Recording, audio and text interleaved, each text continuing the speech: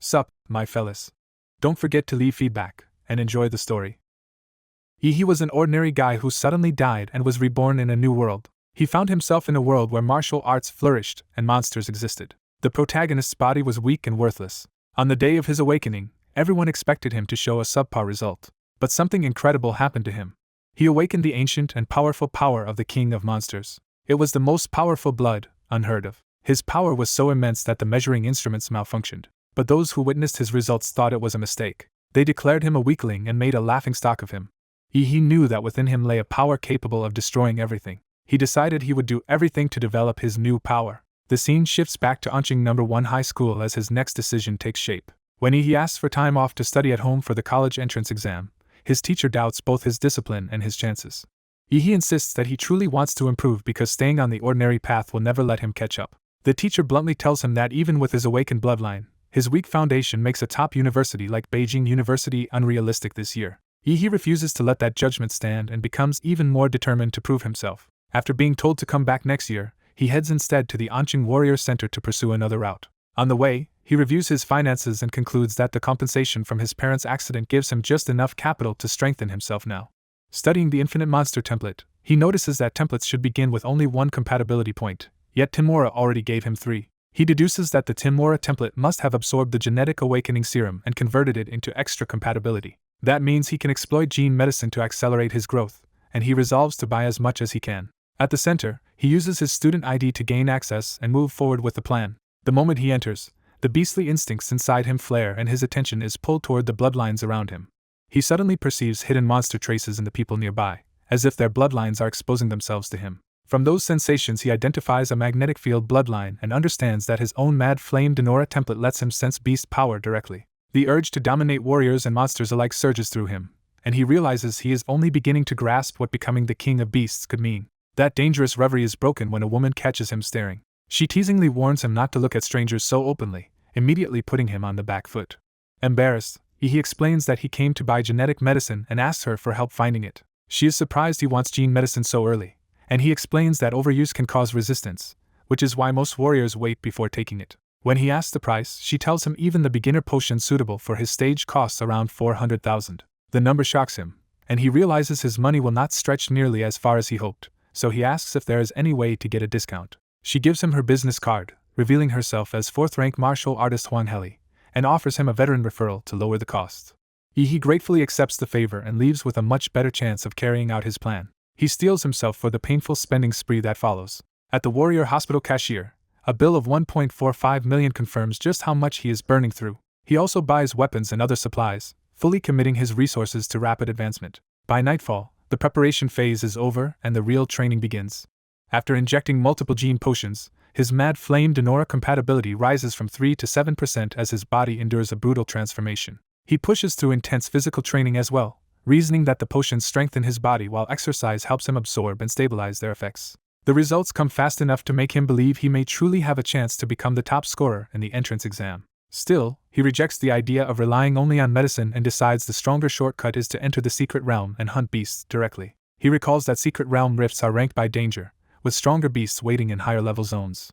He also knows S-class realms are catastrophic threats beyond human control, making any incursion from them a disaster. Choosing a manageable target, he arrives at Anqing No. 3 F-level secret realm and notes that the low turnout likely means the place has already been picked clean. At the reception desk he presents his booking, and the clerk casually hands him a waiver that amounts to accepting death before entry. Standing before the swirling blue rift, he faces the threshold to the secret realm with excitement rather than fear. He steps toward it convinced that this is where his rise toward becoming the king of beasts truly begins. He dives headfirst into the secret realm, eager to begin hunting. His descent carries him through a strange cosmic passage toward the world below. He lands hard but steady, arriving safely inside the realm. Looking up, he takes in the surreal sky and the stars hanging over this isolated dimension. Even though he had read about secret realms before, seeing one with his own eyes leaves him genuinely impressed. As he admires the starry sky, a nearby beast lurks in the grass behind him. The hidden attacker reveals itself as a first-rank Blade Fang rabbit and lunges. He had already sensed the ambush and lets the beast commit to the attack. He catches the rabbit cleanly, turning its surprise assault into an opening. Confident in his life magnetic field ability, he mocks the beast for thinking it could sneak up on him. With a single crushing strike, he kills the rabbit outright. Afterward, he judges the rabbit's white-grade magic core to be worth about 1,000 yuan, and is pleased by how quickly he earned it. Still, he decides farming too many first-rank beasts would be inefficient and starts looking for a second-rank target instead. That wish is answered immediately when a second-rank corpse demon bug erupts before him. Rather than panic, he welcomes the stronger prey as exactly what he wanted. In the Anqing No. 3 E-Class secret realm, the hunt escalates under the alien sky. He strikes first, aiming his blade at the bug's vulnerable underside instead of its armored back. Relying on what he learned from the monster encyclopedia, he targets the abdomen as the creature's weak point. Before he can finish it, the bug counters by hurling a massive attack at him. Realizing brute force and ordinary technique are not enough, he prepares a martial arts trump card.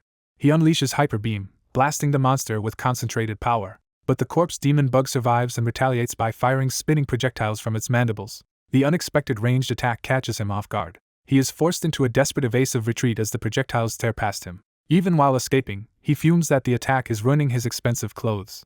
Facing the bug head-on, he admits his current body and martial arts can only draw out about half his true strength, leaving him no choice but to use a dangerous fallback. He activates the Mad Dimola Emperor Demon bloodline. The transformation floods him with overwhelming blue power and monstrous force. The bug tries to answer with another barrage from its mandibles. Its counterattack comes too late to stop him.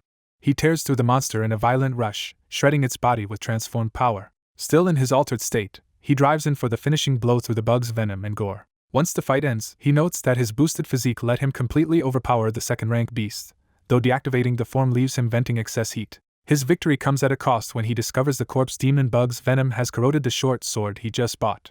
The intense battle also leaves him drained and painfully hungry, and he regrets not bringing food. Then a rich fragrance reaches him and cuts through his exhaustion. He realizes the scent comes from the bug's green-gray magic core, a rarer prize than the rabbit's white one. Ignoring caution, he swallows the core on the spot. He braces as the energy begins to take effect inside him. The core's power erupts through his body in a burst of light. His monster template compatibility rises from 7% to 7.3%, confirming the gamble paid off. Thrilled, he realizes one green core improved him more efficiently than the expensive genetic potions he had relied on before, and he starts valuing white cores as useful gains too. The discovery makes him bitterly aware that he wasted a fortune on pay-to-win methods. He turns that frustration into resolve and decides to spend the night hunting as much as possible. Using his light field ability, he sweeps the area to track down more prey. By the next afternoon, after another 9% increase in compatibility, his Emperor Demon template reaches 9% and his overall physique rises to 15.8. Back outside, he presents 20 white cores and 1 green core, shocking the staff with how much a mere high school student brought back. After surrendering the required government share, he still walks away with 200,000 Xia Kingdom credits in hand. With only 9 days left before the college entrance exam, he heads for another secret realm to keep growing stronger. At the new site, officials discuss a captain who failed to complete a mission there, and note that this realm is considered more dangerous than the last, but he intends to enter anyway.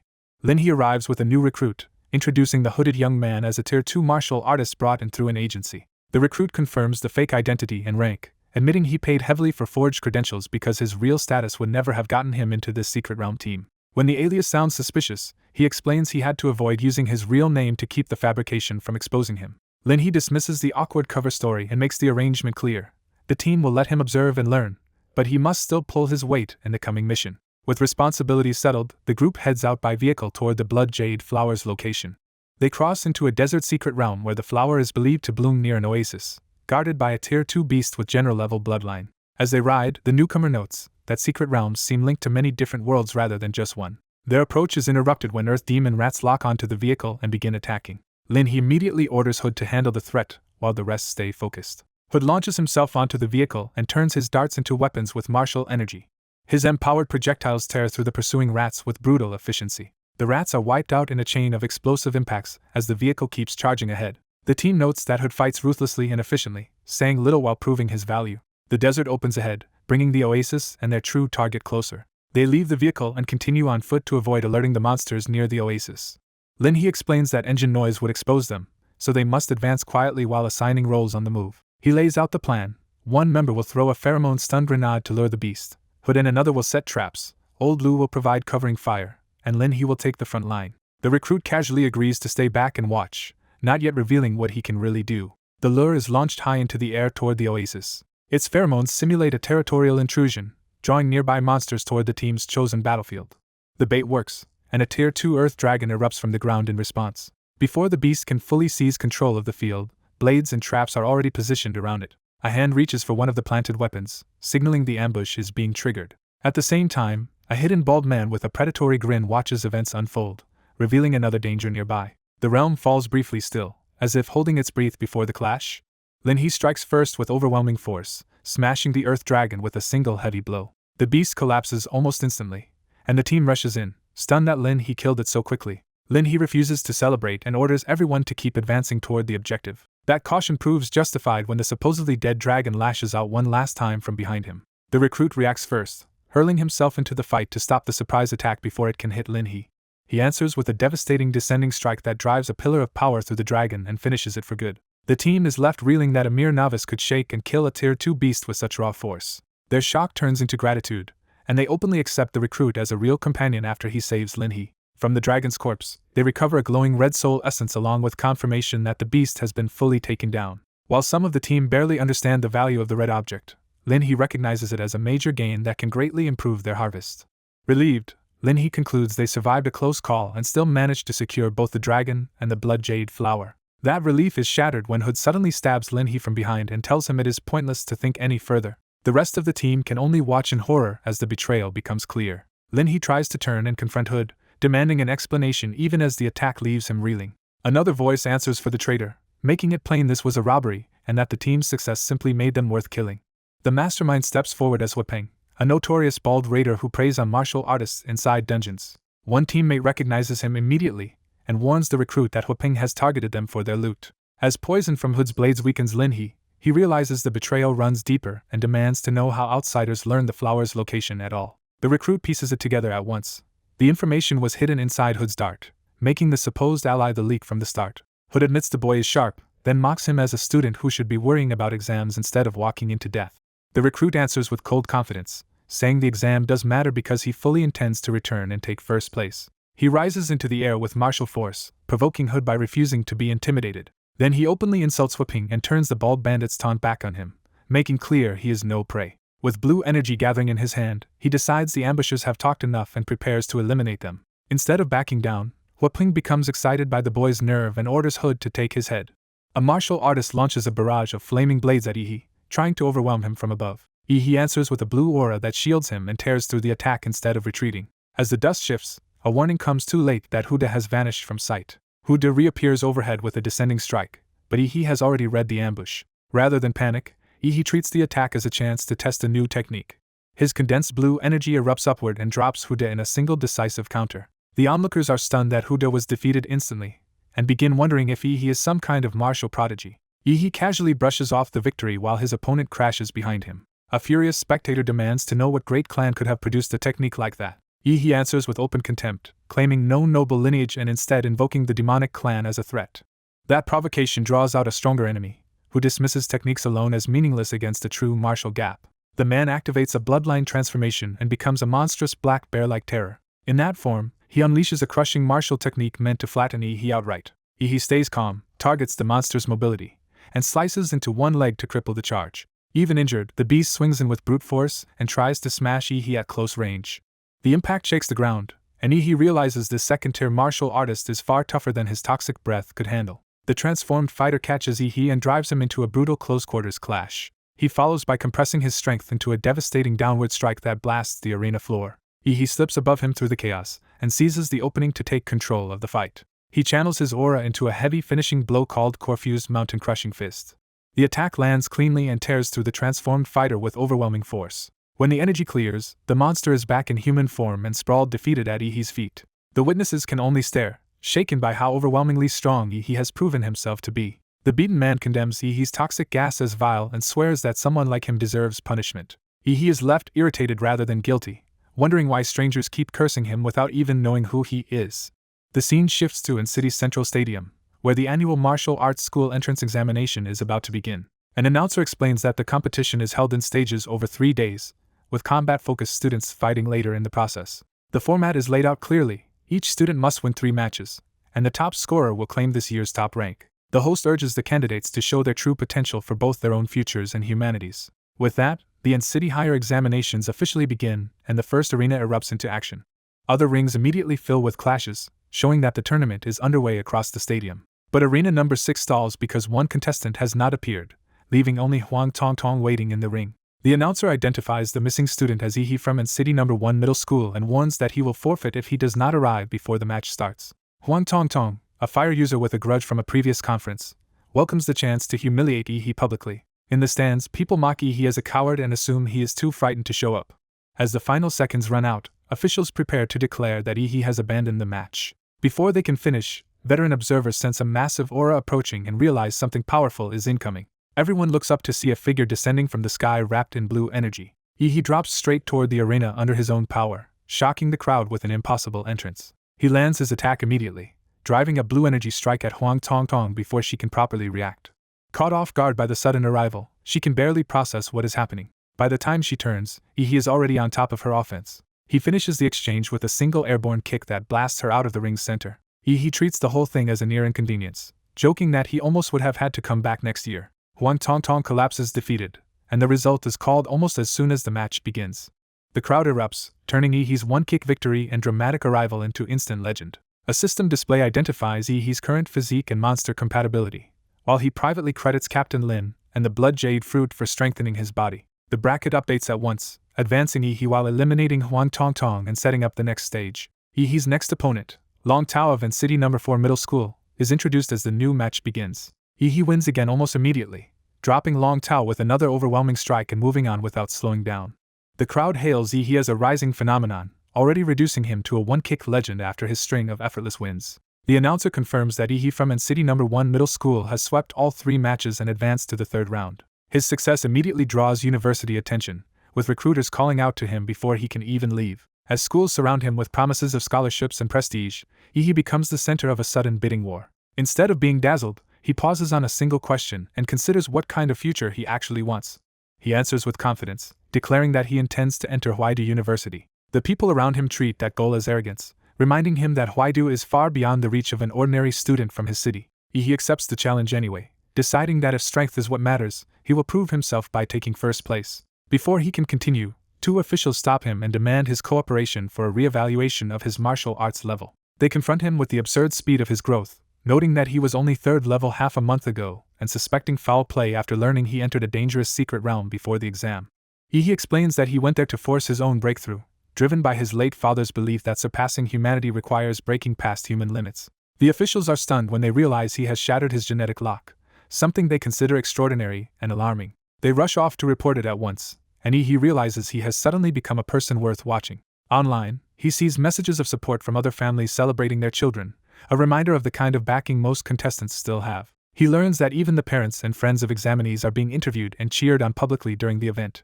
That only sharpens his loneliness, as he admits to himself that no one is waiting to support him because he is an orphan. Then, unexpectedly, an elderly man watching the broadcast cheers for him with genuine conviction, giving Yi the encouragement he thought he lacked. The tournament moves on, and Yi is called into the first match of the promotion round. His opponent is Luo Xian, a heavily favored 8th-level fighter with awakened beast bloodline and a family reputation that makes the crowd expect a one-sided result. Yi stays calm and even grants Luo Xian the first move. Luo Xian takes that as ignorance rather than confidence, and insists the outcome is already decided in his favor. To prove it, Luo Xian unleashes his bloodline power and charges in with full killing intent. He follows with a lightning-fast martial technique meant to end the fight immediately. Yi does not retreat, meeting the attack with unnerving composure. He catches the assault barehanded and reveals that Luo Xian's force is still far below the standard he has already endured.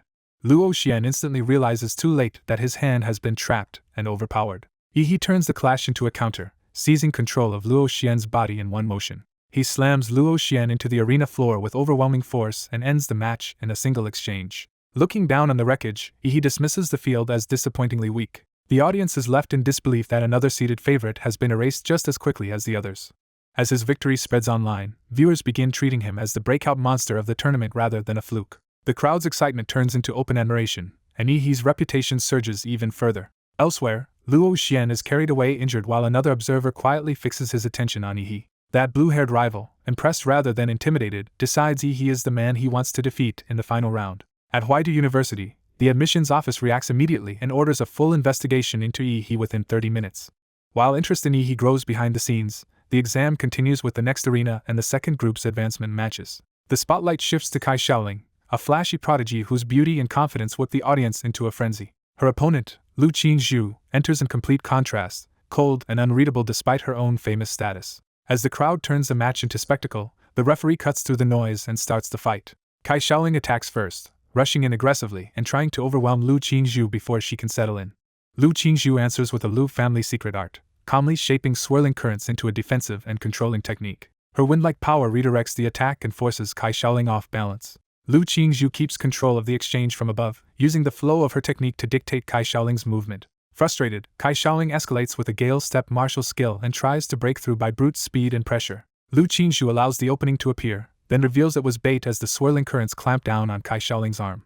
Caught in the trap, Kai Shaoling realizes she cannot free herself from Lu Qingzhu's control. Lu Qingzhu presses the advantage with an even stronger Xianhuang martial technique, pushing the match toward a decisive finish. The spectators are shocked that a college entrance examinee has mastered such an advanced art, marking her as someone far beyond normal standards. But Kai Shaoling answers by awakening a terrifying bloodline power, manifesting the Shadowclaw Tiger King. The arena erupts as observers recognize a rare third-tier royal bloodline, and the match suddenly becomes dangerous enough to threaten Lu Qingzhu outright. Driven by her awakened Nether Phoenix bloodline, Kai Shaoling demands that Lu Qingzhu prove the power hidden in her lineage. Lu Qingzhu refuses to escalate further and declares that what she has shown should already settle the matter. Kai takes that restraint as an insult, insisting that no one below the martial artist level could possibly challenge her. Lu answers not with words but with a precise surge of blue martial energy that cuts straight into Kai's attack. As Kai presses in, Lu's phantom-like movement lets her slip through the assault and seize the initiative. Kai tries to break Lu's mobility with a fierce crippling kick aimed to end the exchange decisively. Lu responds by focusing a higher technique, Primordial Chaos Jade Finger, and commits to a direct finish. Their powers meet head-on in a blinding clash that turns the arena into pure force and light. The collision erupts with such violence that dust swallows the battlefield and hides the result from everyone watching. The spectators can only wait in suspense, wondering which of the two prodigies survive the impact standing. When the dust clears, Kai appears to be the lone victor still on her feet. But even as that conclusion spreads, Kai's body starts to give out and she realizes something is wrong. Kai collapses from exhaustion, revealing that Lu remained capable of standing after all and outlasted her. The officials declare Lu Qingzhu the winner, praising her for overcoming a stronger bloodline through pure technique and extraordinary talent. The crowd erupts, now treating Kai's fourth-tier Nether Phoenix awakening as proof of how terrifying Lu's victory really was. With that upset settled, the tournament moves on to the draw for the top 8 advancement matches. Yi of Anqing First Senior High steps forward to draw his placement for the bracket. His draw places him in Group A. A massive fighter named Xingguan from Qifeng Private High reveals the same group, making their collision inevitable. Xingguan casually notes that they fight second, while the first match will be Luo Shi against Zhu Zhou. As they watch, Xingguan explains that Luo Shi is strong and polished, but his previous opponent was too weak to test him. When Zhu Zhou is announced as the winner, Yi is caught off guard that someone from his own school advanced without his notice. Qingfeng's principal fumes at his school losing the opening match immediately. Yi uses the result to gauge the field and asks Xingguan how Luo Shi would compare to him. Xingguan answers with easy confidence, boasting that even his own teammates together could not bring him down. Then his tone sharpens as he admits Yi is the only competitor he truly considers dangerous. He says his instincts have sensed since childhood that Yi contains something monstrous, like a dormant volcano with a beast sealed inside. Having made his warning clear, Xingguan ends the conversation and heads out for their match. The second top 8 bout begins with Xingguan facing Yi in the arena. Before the first move, the two size each other up, each recognizing the other as a serious threat.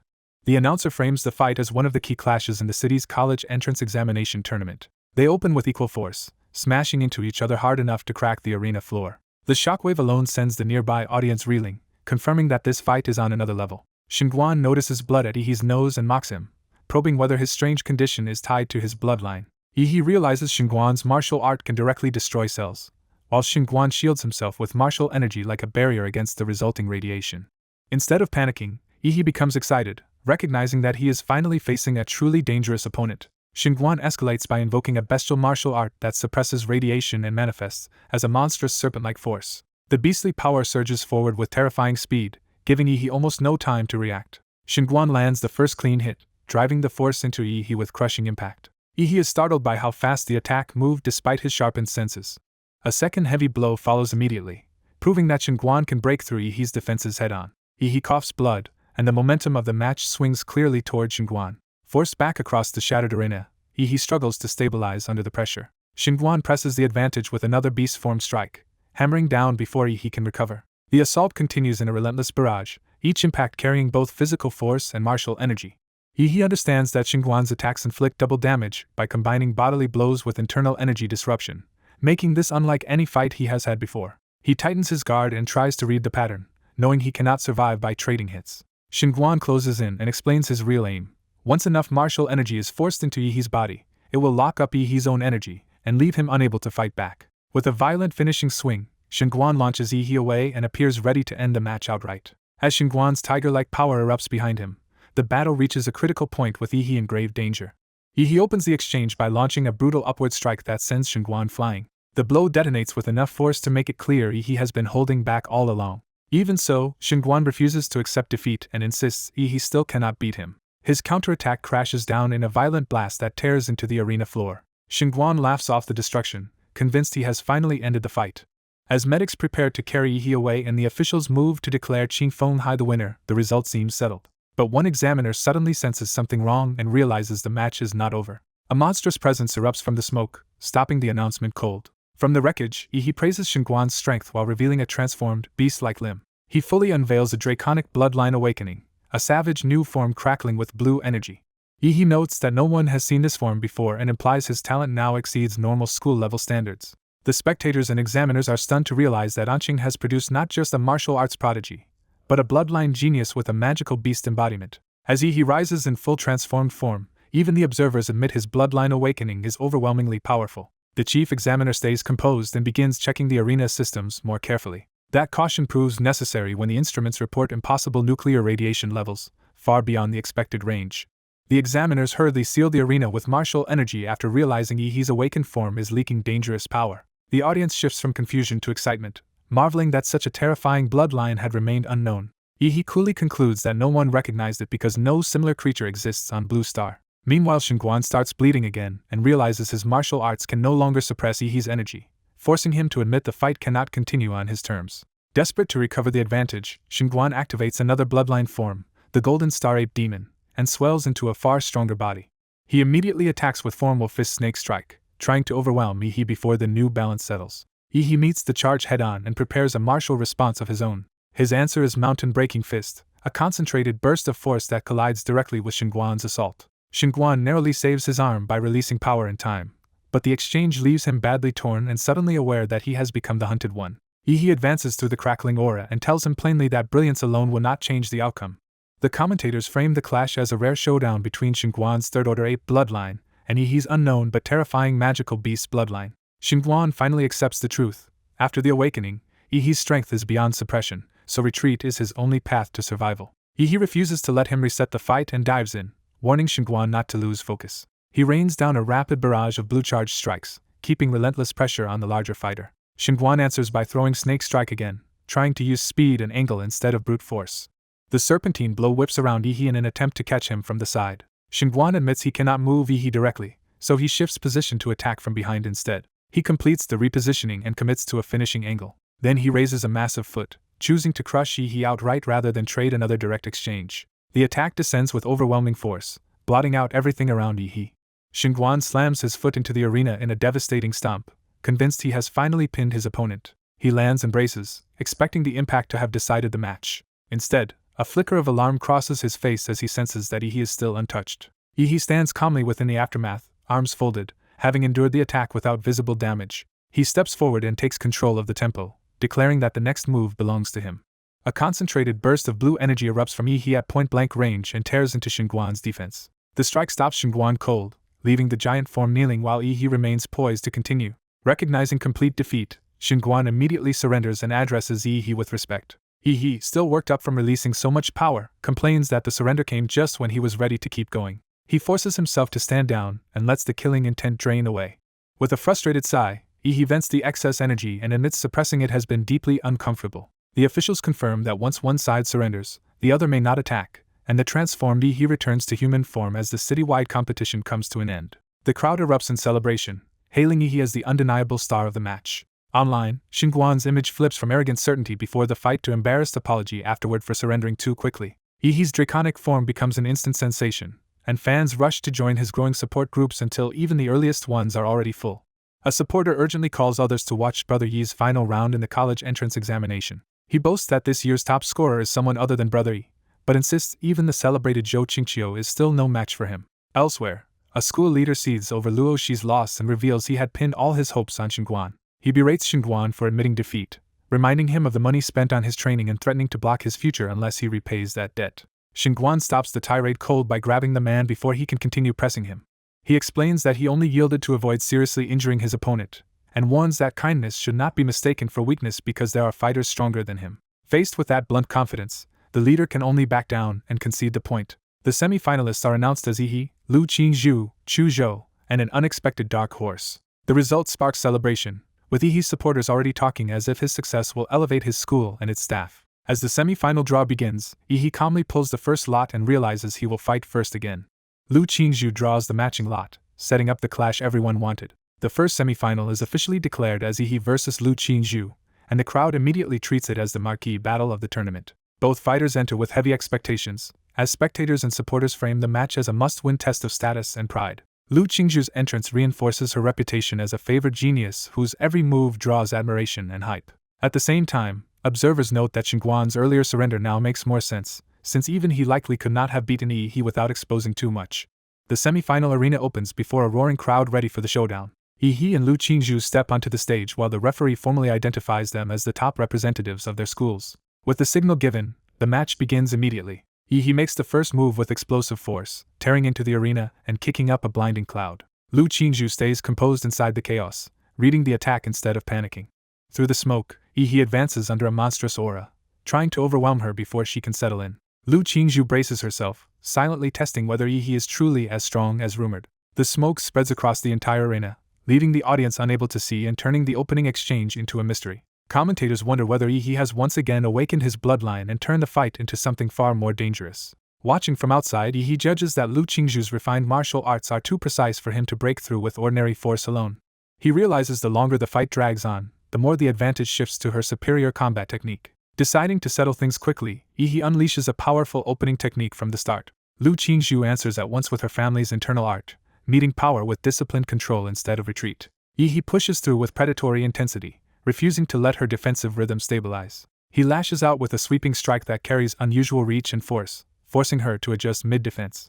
Lu Qingzhu realizes he is using his feet as if they were a steel whip, turning an apparent hand technique into a deceptive close-range attack. The pressure of Yi's assault manifests like a beast bearing down on her, amplifying the sense that he is fighting with more than brute strength. He leaps in again to capitalize on the opening his trick created, drawing outrage from spectators who see it as underhanded. Lu Qingzhu absorbs the disruption and gathers her energy, refusing to let the surprise decide the match. Yi closes the distance and drives into her guard before she can fully reset.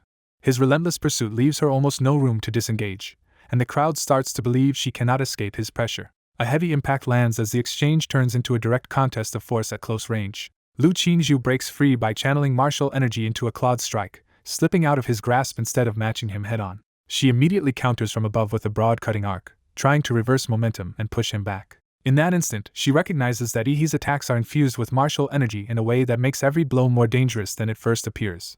She rides her own momentum through the air and brings down a stronger follow-up attack to keep him from regaining control. Her offensive technique detonates against him in a sharp burst, finally forcing him to take the hit. But Yi surges back and almost playfully, taunting her as he gathers power into both fists for another rush. He hammers down with a barrage of crushing strikes, trying to break through her defense by sheer sustained pressure. Under the assault, Lu Qingzhu realizes these blows are not just heavy but physically overwhelming, and she relies on the Lu family's defensive art, Floating Shadow, to endure them.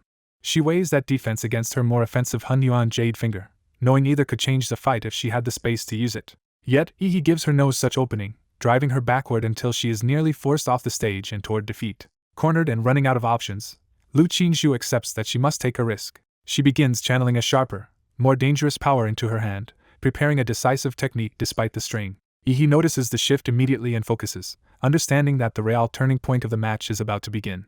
Driven into a corner, the girl decides to gamble everything on her last remaining move. She releases a feather charged with dense purple power, turning it into the core of a desperate transformation. The energy surges upward and begins taking shape before her opponent can stop it. A vast pair of violet wings unfurls, announcing that she has entered a far stronger state. The transformation completes as feathers scatter and the pressure in the arena sharply rises.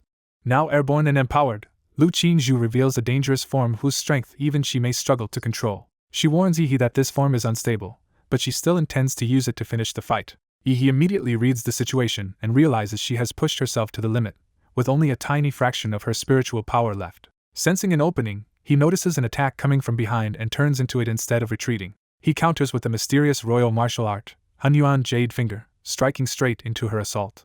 Without hesitation he chains that into Atomic Blast Fist, pouring blue force into the clash. Their powers collide head-on, producing a violent burst that overwhelms the battlefield. The shockwave batters the spectators, making it clear that the exchange is far beyond an ordinary student duel. Lu Qingzhu is hurled back through the air by the impact. For the first time, she is visibly shaken by how much force he can produce. He lands amid cracking stone and gathers even more energy, refusing to let the momentum slip. His body mutates further as a monstrous blue aura forms around him and power concentrates at his mouth. The semi-final escalates into something terrifying as his energy spikes across the arena. Lu Qingzhu senses the fluctuation and realizes the situation is turning dangerous. Observers understand that Yi's magic beast bloodline is no longer just enhancing him but actively accumulating power. That stored energy swells along the protruding spine on his back like a living reservoir. They further deduce that the power is being fed piece by piece into his mouth for a finishing attack. Yi unleashes atomic breath, firing a devastating beam directly at her. The blast floods the arena with blue-white destruction and threatens to swallow Lu Qingzhu whole. She braces behind her wings and tries to endure the full force of the breath. Realizing simple defense will fail, she awakens another layer of her feather ability. Her power condenses into a sharp counterstrike aimed through the beam itself. With feather deflection, she redirects the attack instead of meeting it head-on. The onlookers grasp that Yi's breath has been caught and turned by the feathers on her body. The crowd can only watch in alarm as the redirected force threatens everyone nearby. A golden hexagonal barrier suddenly appears overhead and intercepts the stray destruction. The shield absorbs the redirected blast before it can hit the audience. Even the remaining shockwaves are contained inside the barrier's protective field. The one who intervenes is Mayor Huang Qing, stepping in with overwhelming authority. He declares that this battle will give birth to the strongest champion in the city's history. The announcers and crowd erupt in relief and excitement, crediting the mayor for protecting them. But the cost of the exchange becomes clear when blood begins dripping onto the ground. Lu Qingzhu descends badly wounded, her wings torn apart and her body barely holding together. She realizes in disbelief that Yi broke through her strongest defense with a single move. As she falters, memories of her family's expectations and the burden of restoring their honor close in on her. In that memory, her mother reminds her that the family's future rests on her, and that she must become powerful. Even when she protests that she can hardly breathe under that pressure, the demand remains the same: win now and keep winning forever. Back in the present, exhaustion nearly overtakes her, and she admits to herself that she is reaching her limit. Yet when she looks at Yi still standing in blue flame, she also recognizes just how formidable he truly is. That realization hardens into resolve, and she decides that losing to someone this strong would not be shameful. So instead of preserving herself, she rushes him and openly offers him the chance to exploit her weakness and end it quickly. Her strike lands against his chest, but Yi does not evade or counter. Stunned, she demands to know why he refused to dodge. Yi answers by questioning where her fighting spirit has gone, making it clear he rejects a hollow surrender. His words leave her frozen, forced to confront the collapse of her resolve. The young man snaps at his opponent, accusing her of refusing to truly acknowledge him. He unleashes his power and vows to win the title through undeniable strength rather than any hollow concession. The woman is caught off guard as she realizes his resolve has turned the fight into something far more serious. He closes the distance and drives a brutal strike straight into her, forcing the issue physically. With energy gathering around him, he warns her to stop holding back and face him properly. His assault continues relentlessly, making clear he sees her restraint as an insult rather than mercy. Reeling and injured, she protests that she had intended to hand him the win and cannot understand why he keeps pressing her. Even as she is blasted away, she angrily frames his attack as excessive and unfair. He answers with cold confidence that if she does not want to be struck down, she needs to fight him seriously. Purple power erupts around her as she finally stops pretending and begins releasing her true strength. She reveals the true form of her magical beast, deciding to meet his challenge with the strongest version of herself. Now transformed into a winged, radiant figure, she rises above him and turns the battlefield into a real duel. Instead of fear, he is thrilled that she has finally shown her real power and treats this as the beginning of the true match. Recognizing the danger, he abandons any carelessness and enters his own highest combat state. He invokes Nuclear Light Combat Body, combining his physical skill with hard qigong into a reinforced form built for direct confrontation. Charging forward in that form, he invites her into an all-out fight. She answers in silence, gathering violent pink energy through her wings and preparing a decisive counterattack. She releases a tearing hurricane of power meant to overwhelm him from range. His blue force and her purple storm collide head-on, either side yielding as the clash tears through the arena. He drives into the attack with explosive force, trying to break through by sheer impact. She focuses sharply, refusing to let his advance shake her concentration. Drawing deeper on her transformed state, she amplifies her power into a concentrated, radiant burst. From above, she pours that energy downward in a crushing attack aimed directly at him. He braces inside his hardened body and withstands the descending force instead of retreating. He taunts her, declaring that he can answer overwhelming force with an even greater roar of his own. His body hardens further into a jagged, armored state as he prepares to smash through her technique. She recognizes the pattern from before and decides she will not be baited into defense this time. Abandoning caution, she commits to a direct confrontation and releases her family's strongest move at full power. Their ultimate attacks crash together in a catastrophic collision that engulfs the battlefield. She pours everything into the strike, invoking her bloodline ability, as if this exchange will decide the match.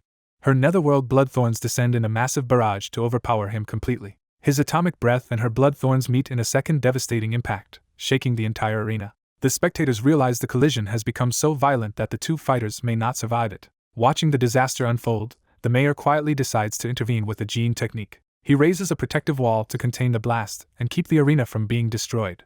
Even with that intervention, the impact still detonates with terrifying force. The crowd is stunned by how much power leaked through and wonders if the mayor himself created the barrier. As smoke and debris spread, it becomes clear that without the mayor's containment, everyone nearby would have been caught in the blast. The mayor reflects that even his prepared walls were nearly insufficient, proof that the two examinees produced a collision far beyond expectations. When the dust begins to settle, blood drips from the woman's hand, revealing the cost she paid in the exchange. She drops to one knee, her magical beast form exhausted and her body badly damaged. Despite her injuries, she forces herself to stay conscious and insists she can still continue. Before she can rise again, the young man steps forward through the wreckage. She looks up and finds him standing over her, intact enough to end the fight whenever he wants. He notes that her attacks clearly landed, then reveals the real danger now is the nuclear radiation left inside her body, which could cripple her later if untreated. His warning leaves her momentarily speechless. Tears welling up, she admits she never wanted the battle to escalate this far and cannot understand why he kept forcing her to fight. He lowers himself to her level, shifting the confrontation from violence to an honest conversation. He challenges her self-deception, suggesting she was not merely being generous but was denying her own desire to win, which he could feel throughout the fight. His words leave her stunned as she begins to confront feelings she had not wanted to admit. As their clash peaks, Lu Qingzhu realizes her opponent was right. In that instant, she truly wanted to defeat him. That realization shocks her, because the urge to win erupts out of her before she can suppress it. She understands that this is why she abandoned defense and poured everything into one attack, even though she normally hates fighting and would rather lose quickly. Looking inward, she admits that when she fought him just now, she felt the thrill of battle for her own sake. The thought leaves her flustered, as if she has been exposed in front of the one person who noticed what she could not admit. He calmly explains that she let distracting thoughts interfere with her fighting, and that lapse cost her the match. As she notices her injuries are already healing under the lingering energy around them, he makes clear that her defeat came from hesitation, not lack of talent. He turns away while acknowledging that she is still the strongest opponent he has faced so far. With sincere respect, he says he hopes they can meet again for a completely honest fight, and he addresses her by name. Hearing that the victor is her own classmate, Lu Qingzhu is left stunned by who has surpassed her. When the smoke clears, the arena confirms it. He remains standing and wins the semifinal. He raises his hand in victory as the first semifinal ends with An City's underdog defeating its top middle school contender. With Chuzhou also advancing as expected, the tournament sets the stage for the final showdown for the city's top scorer title. The crowd hails Yi as the dark horse who has suddenly become the center of the competition. His final opponent is introduced as Chuzhou, the dominant number one from An City's leading middle school. The matchup ignites massive online attention as the live stream audience surges. At the start of the final, Chuzhou enters with overwhelming confidence and invites Yi to attack without restraint. He openly dares Yi to come at him with everything he has, treating the fight as a test of worth. Chuzhou immediately floods the field with dazzling, high-speed assaults and deceptive movement to seize control. He presses the attack from every angle, using relentless momentum to keep Yi under pressure.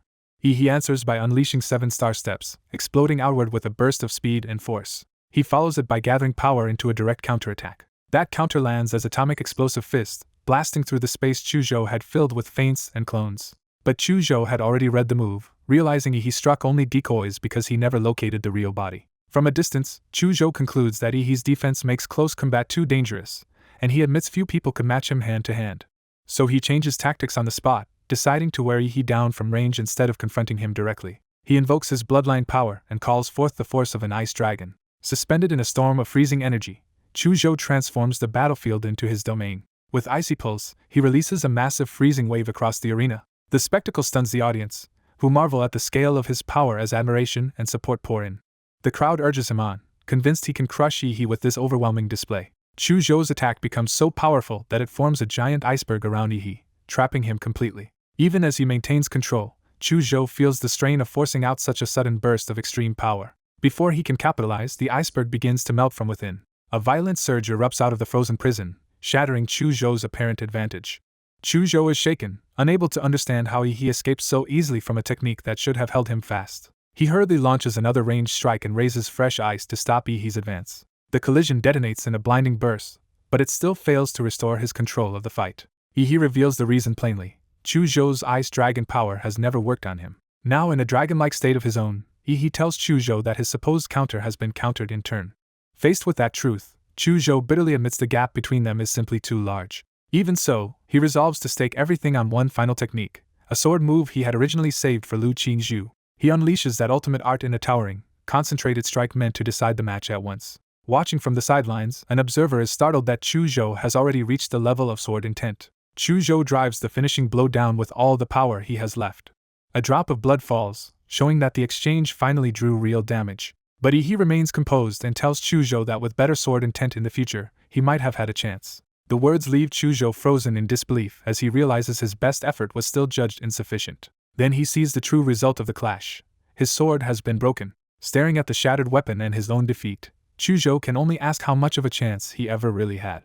He basks in victory and jokes to himself that this triumph matters even more than his old obsession with chasing girls. With the match decided, he openly surrenders, ending the final on his own terms. The result is announced to the entire venue. He has won the City College entrance examination finals. His classmates erupt in celebration, praising him while dismissing Chu Zhou as no longer a real rival. As his image spreads online, people frame him as a dark horse who fought his way to the top.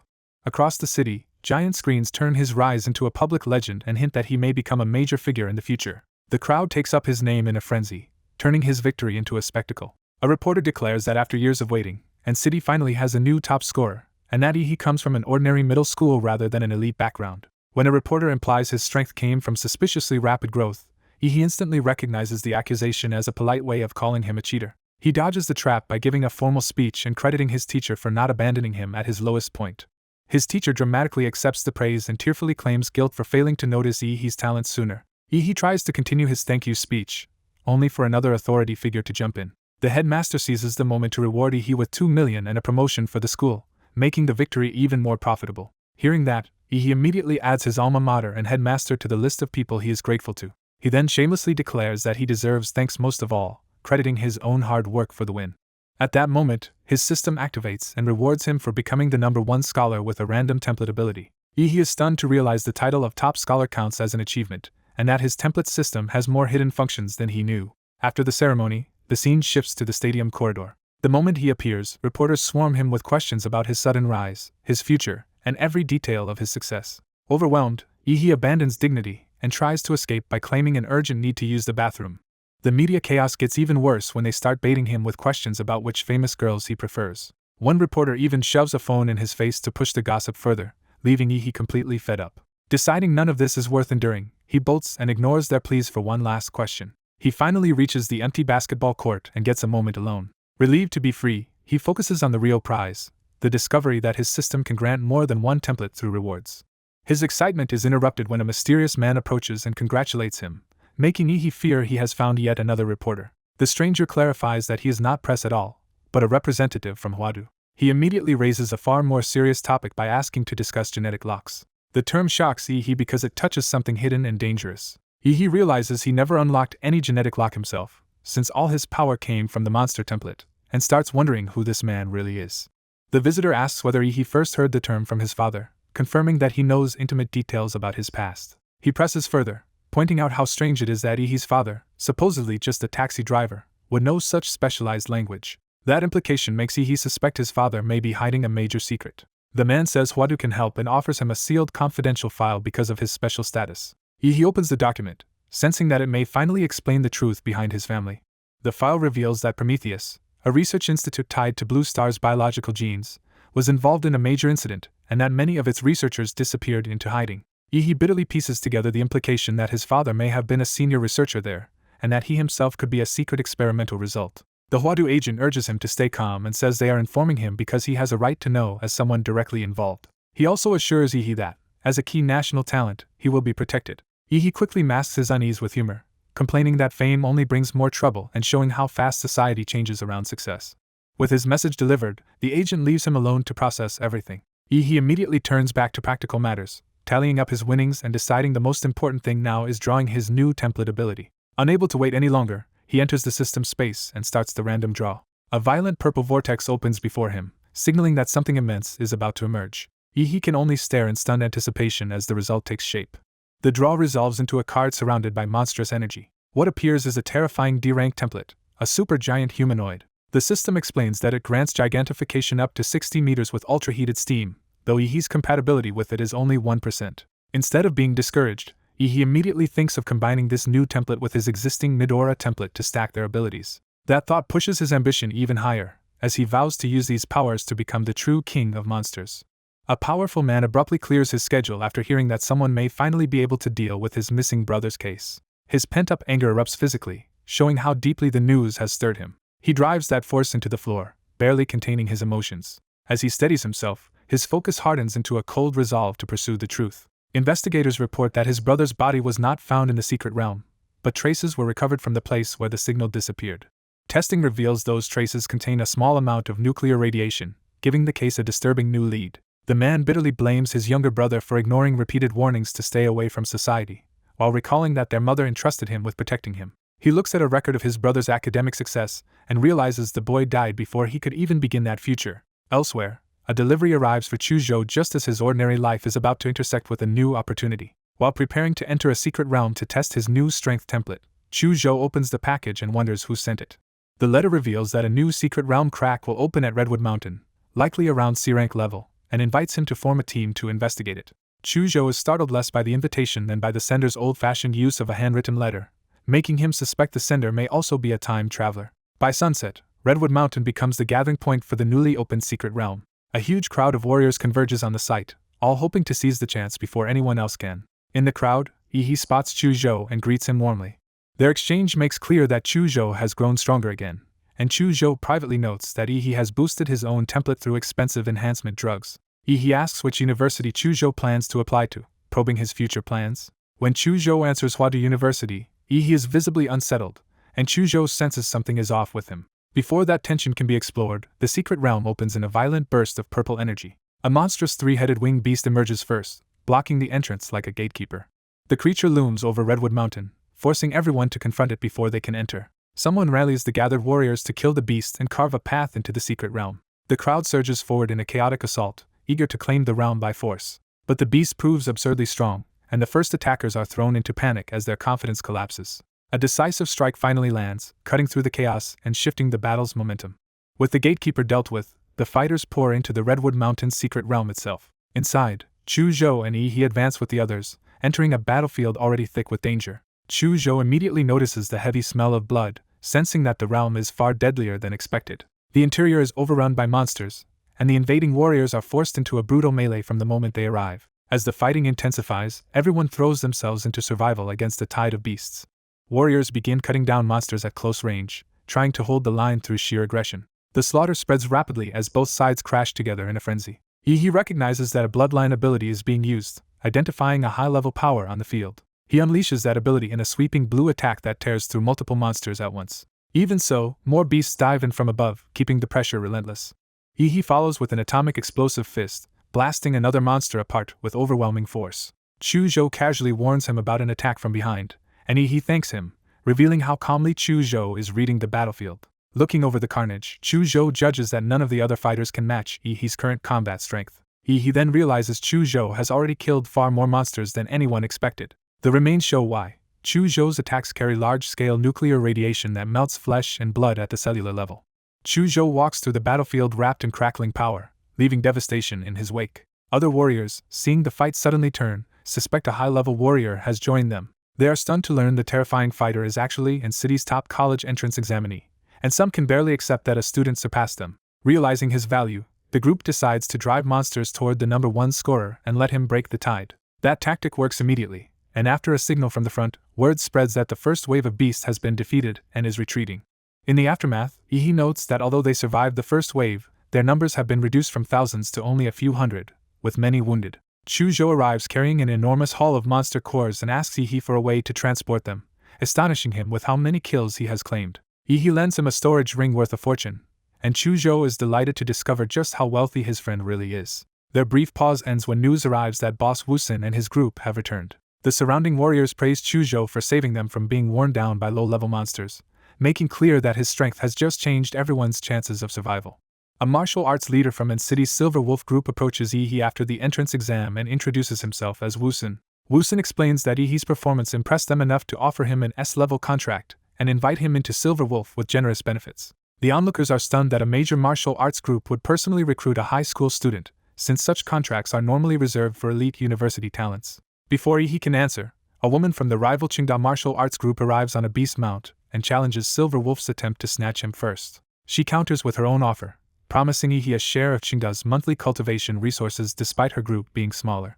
The crowd is even more shocked that both major groups are fighting over him and throwing around rewards rich enough to change a student's future. Yi coolly refuses both invitations, making it clear he has no intention of joining any martial arts group for now. Even after being rejected, both recruiters part on friendly terms and leave the door open for him to contact them later. With the recruitment interruption over, Yi and his blue-haired companion resume exploring the secret realm and decide to scout from the treetops first. They launch upward at high speed, moving fast enough to surprise even his companion. From above, they finally get a clear view of the strange forest stretching ahead. His companion is caught off guard by the scale of what they are seeing. The secret realm opens into a vast sea of giant pink canopies, revealing a landscape far larger and older than expected. Instead of being intimidated, Yi becomes excited and treats the unknown realm as a challenge to conquer and understand. Watching him, his companion realizes Yi's confidence in facing danger far exceeds his own. He admits that Yi is stronger not just in combat but in resolve, while Yi is already thinking ahead to claiming monster cores. Using his magnetic field ability, Yi senses the life distribution in the realm and identifies an unnatural empty zone to the southeast. He reasons that the most valuable opportunities should lie where the environment is most extreme and life has strangely vanished. Trusting that deduction, he immediately leads the way toward the empty zone, with his companion following. They arrive near a lakeside grove of towering twisted trees, a place that feels like a hidden landmark within the forest. Yi suddenly recognizes someone there and calls out to Sister Yuli. Yuli and her team are surprised to learn that this is the same Yi who topped N-City's exam and killed the beast they had just been discussing. When Yi asks how long they have been there, Yuli explains they only just arrived and sent 2 strong swimmers into the lake to investigate. Those 2 explorers burst back out of the water in a rush, interrupting the conversation. One of them excitedly announces that there is a relic hidden beneath the lake, and that they are about to get rich. The discovery electrifies the group, and Yuli immediately shares in the excitement at the prospect of a huge payoff. Since he does not understand the term, his companion explains that relics are remains of advanced civilizations from the secret realms, and the basis of many modern martial and genetic technologies. The mood shifts when one of the divers suddenly realizes outsiders have overheard their secret. He turns hostile at once, but Yuli stops him and identifies he and his companion as the top 2 scorers from N-City's exam. Recognizing their value, Yuli decides it is smarter to recruit them into the expedition than treat them as enemies.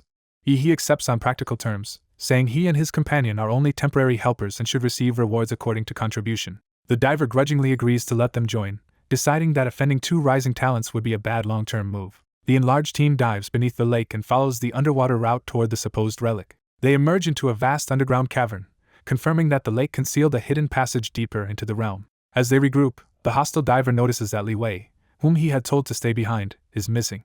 He tries calling Li Wei, but gets no response, and the silence immediately makes the situation feel wrong. Questioned about danger signs, the team reports that they already used monster bait devices throughout the area and still drew no monsters at all. That absence alarms the bespectacled woman, who warns that Li Wei's disappearance may mean the cave is more dangerous than it looks. The diver refuses to retreat, insisting that anyone afraid can leave because he intends to push on for wealth and glory. Since no one backs down, the whole group commits to continuing deeper into the cave.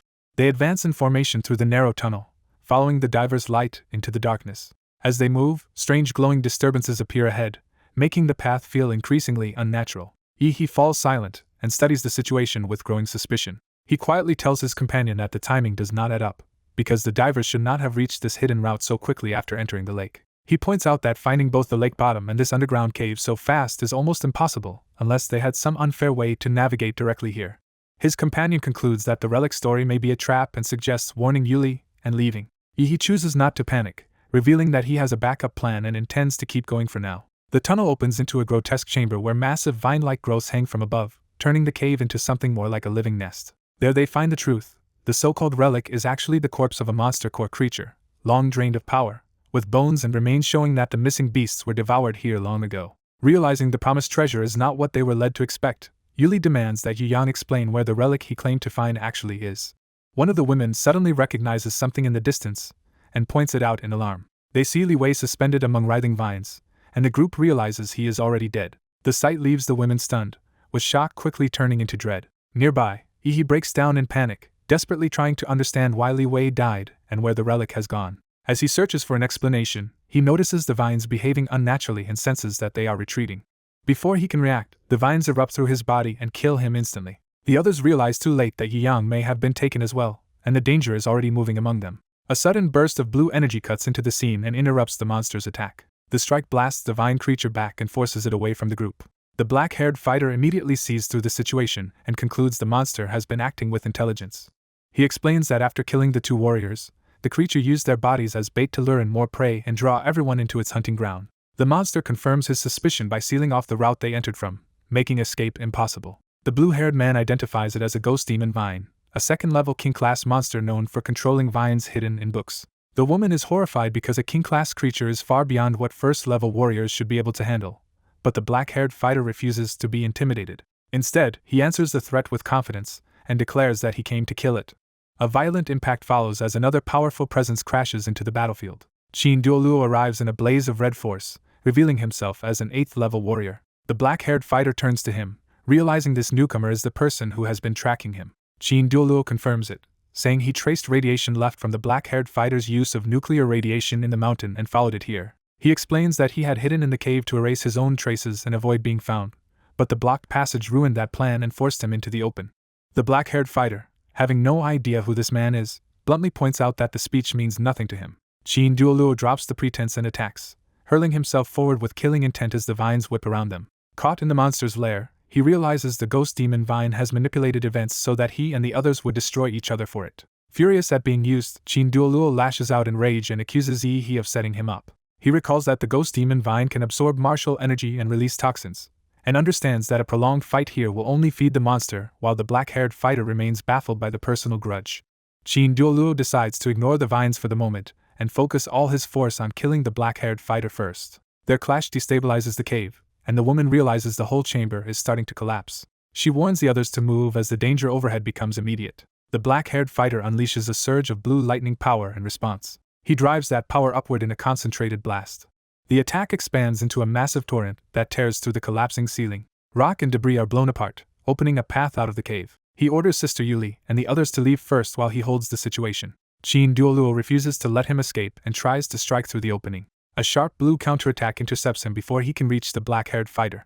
The blue-haired swordsman steps in to protect Yi's side, making it clear he will not allow Qin Duoluo to touch him. Qin Duoluo mocks the attempt, boasting that a mere hail attack cannot hurt an 8th-level warrior like him. The blue-haired man answers by turning the exchange into a trap, drawing Qin Duoluo's attention just long enough to land his real technique. His freezing strike detonates across Qin Duoluo's body. The impact engulfs Qin Duoluo in overwhelming blue force and hurls him away.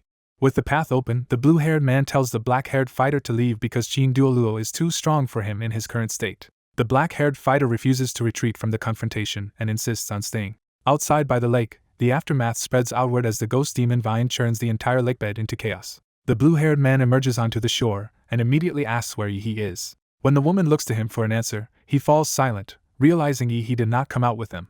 At that moment, a colossal burst of blue lightning erupts from below. The force surges up from the shattered ground and launches a body high into the air. Qin Duoluo is thrown out of the depths, battered and overwhelmed by the blast. The survivors can only watch tensely as the scale of the power unleashed becomes clear. Then an enormous storm of lightning tears across the lake, signaling that the battle below has escalated into something catastrophic. After escaping the water and the destroyed vine, Yi immediately asks Chu Zhou for spare clothes. When the others question the recent blast, Yi claims the mysterious warrior used a plasma bomb and died together with the ghost demon vine. As suspicion rises because the explosion seemed far too strong and even formed a giant in the smoke, he smoothly insists they simply misread what happened. Privately, he is relieved they accepted the lie, since exposing his monster template ability would be dangerous, and he reflects that although he overdid it and destroyed the corpse, he at least secured the vine's magic core. The rescued woman thanks him and promises compensation once they leave the secret realm, but he turns it into a favor between allies rather than a debt to be repaid immediately. With the danger over and his deception intact, he eagerly shifts his focus to hunting more monsters.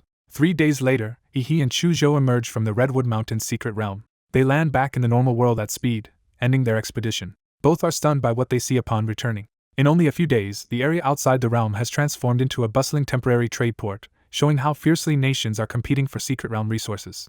He heads straight to an appraisal center and dumps a huge sack of spiritual medicine onto the counter, ignoring the clerk's concern for proper handling. He apologizes with fake politeness, saying he is in a hurry and needs the appraisal finished quickly. While the staff reassure him of their professionalism, he quietly prepares to speed things up himself. He begins unloading the sacks one after another. Using his power like a blade, he rapidly slices open and empties the bags, astonishing the clerk with how casually he handles such a workload. The clerk can barely believe he finished moving everything by himself. He presses them to calculate the value quickly, since he still has plenty more spiritual medicine to bring out. Inside the appraisal center, experts identify rare herbs and realize some are centuries old and extremely difficult to obtain. As more items are examined, the appraisers erupt in excitement, recognizing that even the lesser medicines are worth millions and that this haul could make someone rich overnight. Watching the frenzy, he decides to convert the lower-grade green and white materials into cash since they no longer help his growth. He reviews his real gains instead: 5 blue third-level monster cores and the especially valuable green core with gold patterns from the second-level king-type demon ghost vine. A large deposit hits his account, and he immediately starts planning where to sell the remaining unidentified medicine. Before he can go searching, a luxury car pulls up in front of him. An older businessman introduces himself as Liu Yutian of Pingyi Pharmacy and offers to buy Yihe's Redwood Secret Realm medicines at above-market prices. Yihe realizes the appraisal center leaked his information, but since he needs a buyer anyway, he lets the breach slide. After the deal, Liu Yutian leaves with the goods and asks Yihe to contact him again if he acquires more spiritual medicine.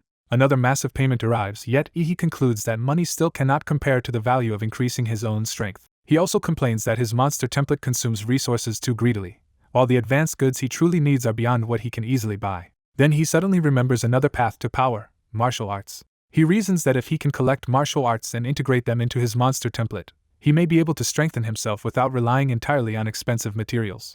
Acting at once, he speeds off to find Old Deng and obtain gold coins for the next step of his plan. His search leads him to an city's #1 middle school and the principal's office.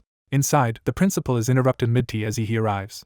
The principal warmly welcomes his former student, praising the once low-ranked Yihe for becoming the pride of the school after placing first in the college entrance exam. Yihe presents medicinal wine from Pingyi Hall as a respectful gift, and the principal is delighted by both the present and Yihe's show of courtesy. Yihe then gets to the point and asks for help finding a martial arts family willing to teach him, since he has not yet entered university. The principal urges patience and says university would normally be the proper path, but Yihe insists he wants to improve immediately, forcing the issue. Flattered by Yihe's praise and convinced by his determination, the principal agrees to make an introduction. By the next day at noon, the arrangement has been made. While taking the call after training, Yihe learns from the principal that he can go meet the martial arts family now. When he hears it is the Liu family of An City, he is shocked that such a major clan is willing to share its techniques with him. Meanwhile, on the outskirts of An City, a flashy biker tears down the road with a woman riding behind him. The woman flatters Brother Jia's speed, and he boasts that he can show her something even more impressive. Their reckless flirting catches the attention of another rider, who is clearly unimpressed. The cyclist rebukes them for driving dangerously, but Brother Jia mocks him for daring to compare a broken bicycle to his machine. Instead of backing down, the cyclist grips the handlebar and prepares to answer the challenge. Brother Jia roars ahead arrogantly, declaring that no one of lower status can match him, while his passenger cheers him on. The cyclist remains silent, showing no interest in his posturing.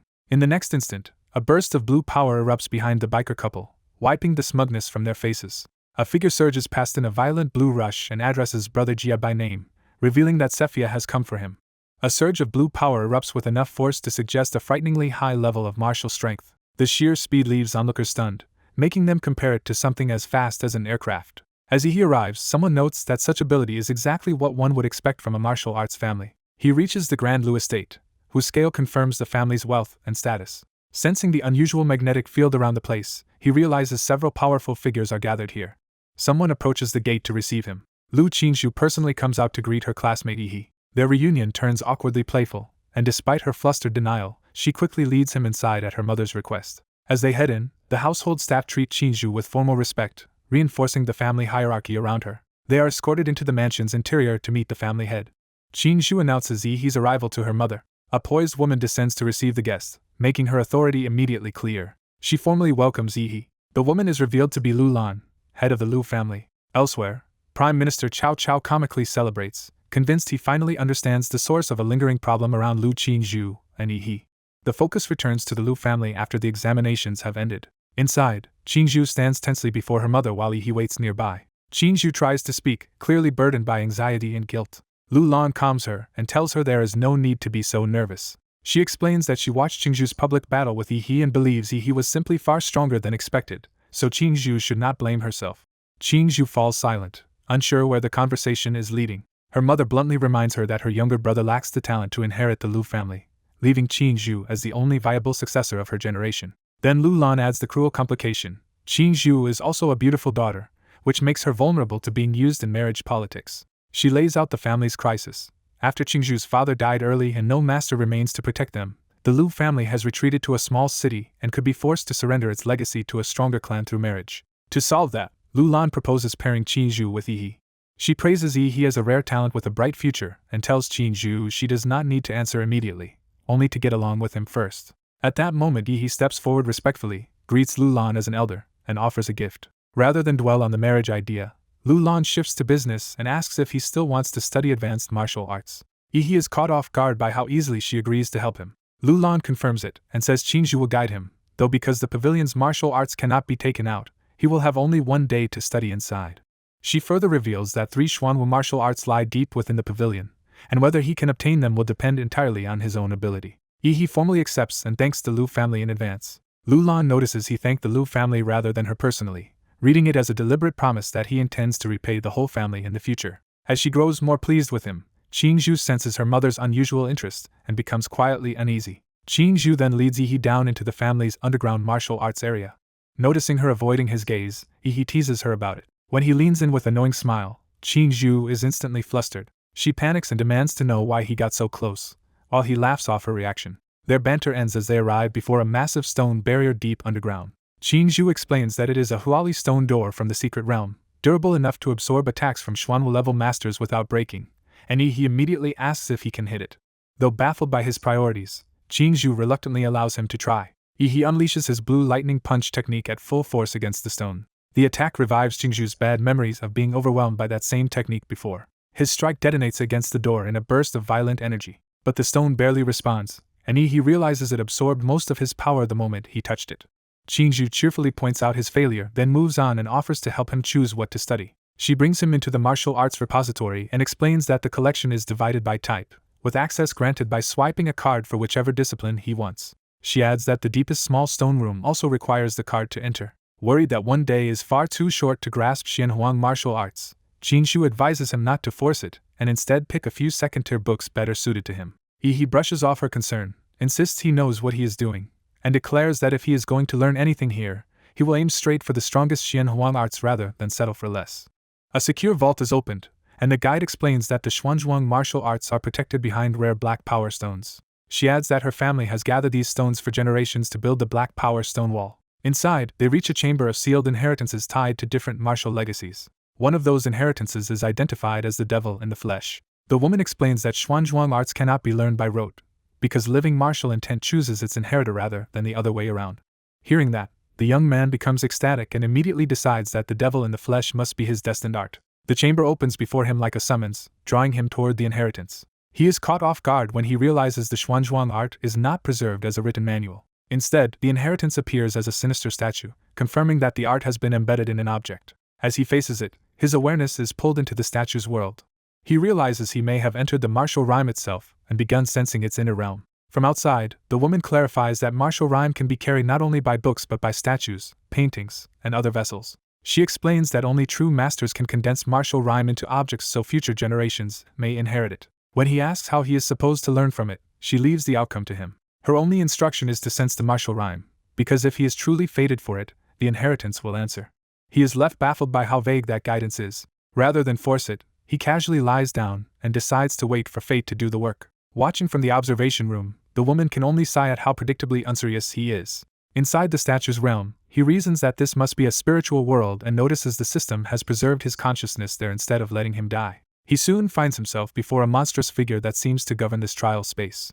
The creature praises him for enduring the martial rhyme without collapsing, treating that alone as proof of unusual resolve. The young man is startled to see that the being looks exactly like the statue outside. The figure reveals the trial's rule: he must guard the temple from evil spirits through the night, and only by surviving can he earn the right to inherit the art. The test begins with rain seeping into the ruined temple. When a raindrop hits him, he realizes the spiritual world has become fully active around him. The temple guardian confirms that the trial has officially started. The young man draws his sword and prepares to meet the challenge head-on. A swarm of red, ghost-like spirits descends on the temple in overwhelming numbers. Instead of panicking, he steadies himself and focuses. He launches himself into the horde, cutting a path through the spirits with a blazing sword. His first sweeping strike tears through multiple ghosts at once. He follows through with even greater force, driving deeper into the mass. As he moves, he realizes the trial was never meant to be fair, because the ghosts are hidden among the storm and darkness. Even so, he keeps attacking from impossible angles, refusing to be overwhelmed. He turns the battle into a one-sided slaughter, carving through the spirits with fierce momentum. Watching from above, the Guardian reflects that these temple ghosts are remnants of a dead master's evil spirit, and that each generation's trial has only grown harsher. The young man continues cutting down wave after wave, while the Guardian bitterly notes that he usually has to collect the failed challengers' bodies himself. More ghosts rush him from every direction, trying to drown him in numbers. Yet none of them can even reach his body before being destroyed. The Guardian is shocked to realize the spirits cannot get close to him at all. The young man understands why. The system is automatically shielding him in this spiritual world and making him immune to attacks. Delighted by the loophole, he laughs that he has effectively become invincible inside the trial. With that advantage, he cuts through the remaining ghosts even more aggressively. The Guardian is left stunned that the martial rhyme's effects are somehow failing to restrain him. The young man dismisses it as simple hard work, hiding the truth of his unnatural protection.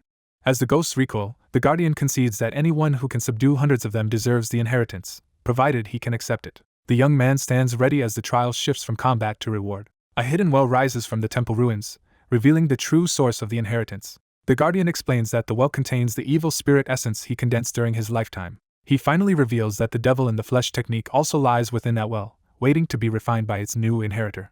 An old master quietly acknowledges that the young man before him has an unusually rare temperament. He recalls that after becoming a hero who crossed the secret realm of the Nine Hells, he gained access to a forbidden art called the devil in the flesh. That power once let him fight with terrifying force, but age and the strain of suppressing evil spirits eventually destroyed his body. Before dying, he sealed his vengeance-soaked soul and martial understanding into a statue so the art would not vanish with him. He warns that even weakened by the martial rhyme world, the evil spirits inside are still beyond ordinary martial artists, and only someone who subdues them can truly inherit the technique. In the observation room, a mother and daughter monitor Ihi's trial from outside. The daughter suddenly senses that something has gone wrong. Inside the chamber, Ihi collapses, convulsing and bleeding as the trial turns violent. The observers rush to assess the crisis as his condition worsens on the screen. The daughter explains that he had only seemed to be sleeping peacefully before this sudden, bloody reaction began.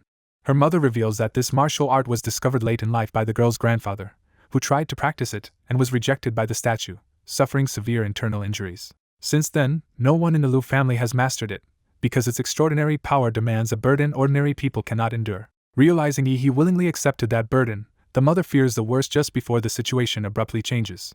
Instead of dying, Ihi wakes up refreshed and stretches like someone who just had a satisfying nap. His casual recovery leaves both women speechless and makes the supposed ordeal look almost ridiculous.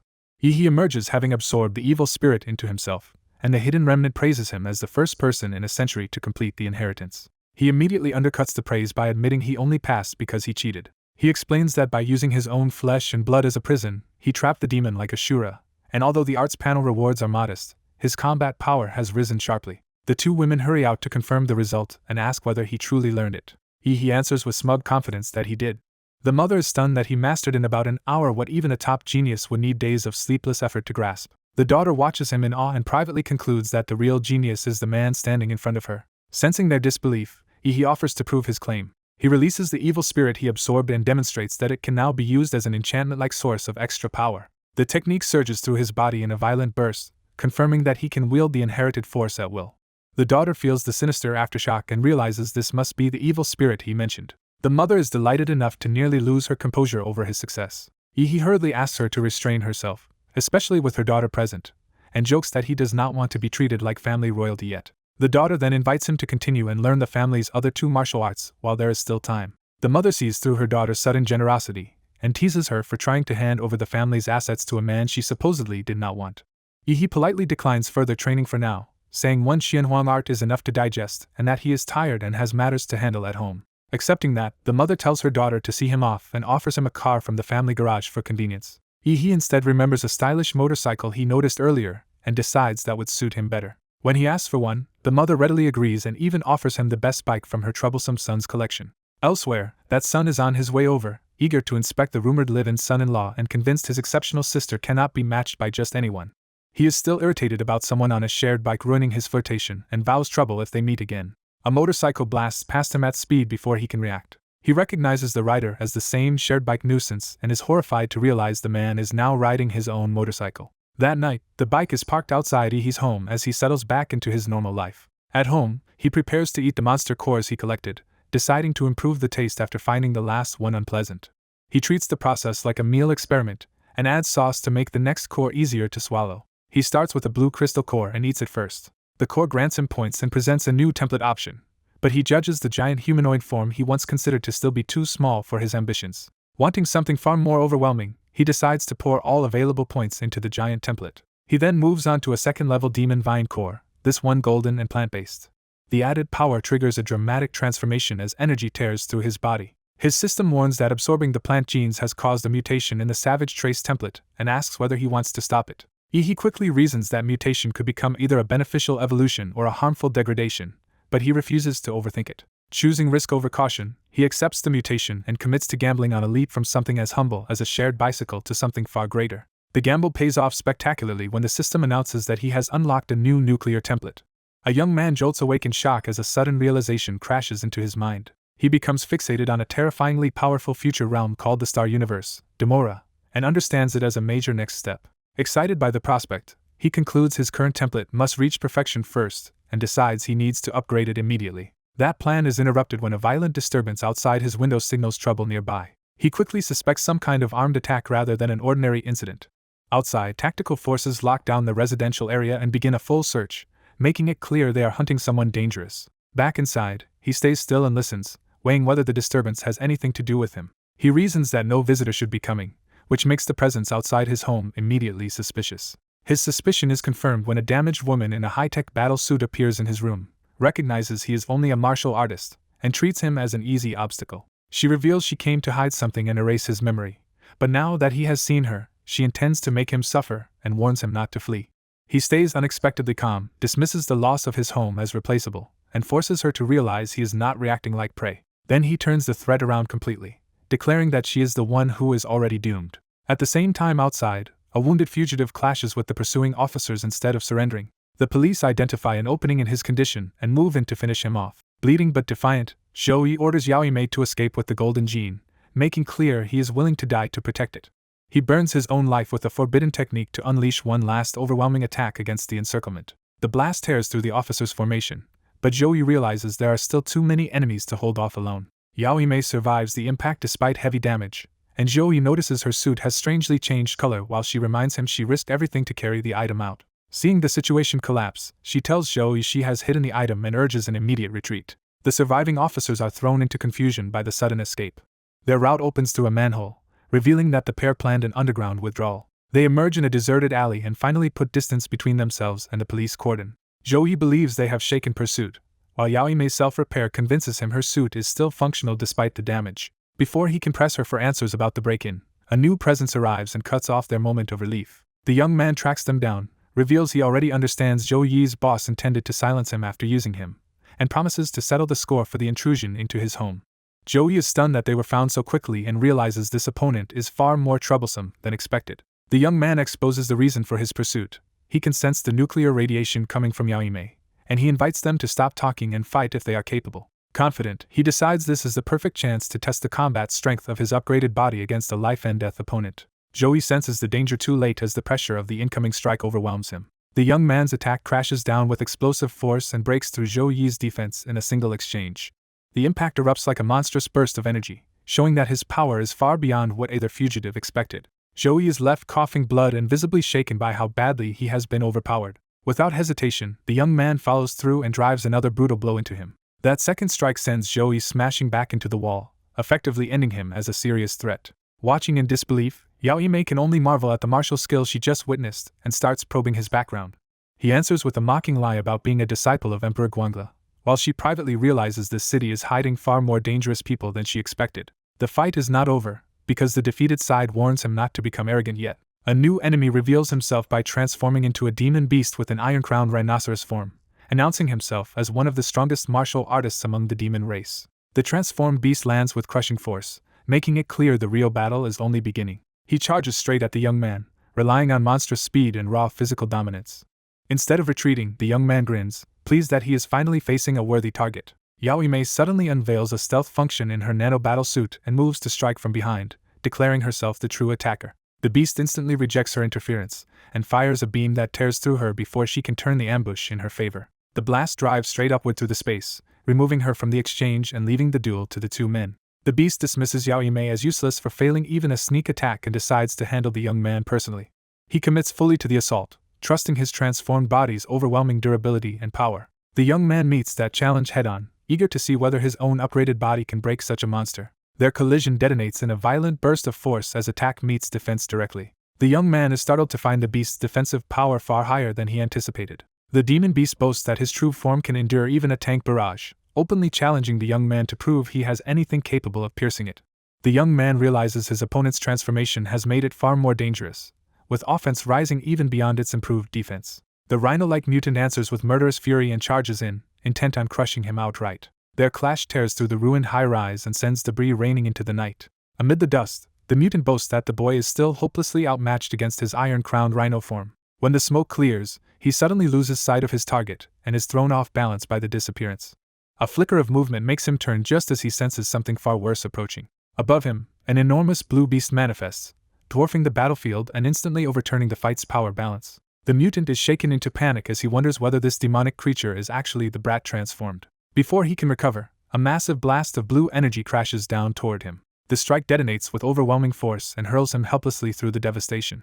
He tries to evade, but another colossal attack sweeps after him without pause. The barrage keeps slamming into the ground around him, leaving no room to regain control. The giant beast shifts tactics and forms concentrated energy overhead, preparing a more precise finishing blow. It rains down multiple crushing projectiles, turning the area into a killing zone. A system scan identifies the transformed host as he in an ultra-gigantic anthropomorphic form with drastically elevated physical stats.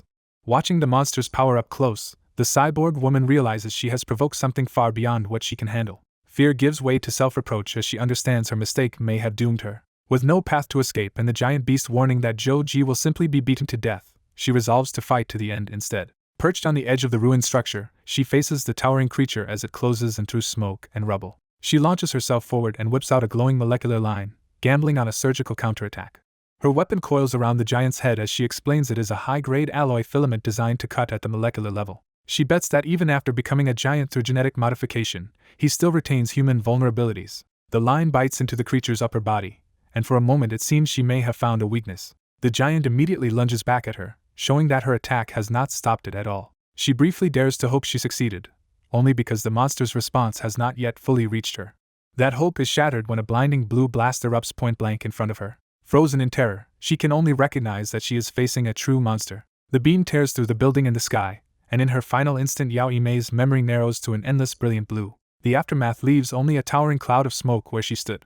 Elsewhere in the wreckage, he returns to human form and walks out through the settling dust.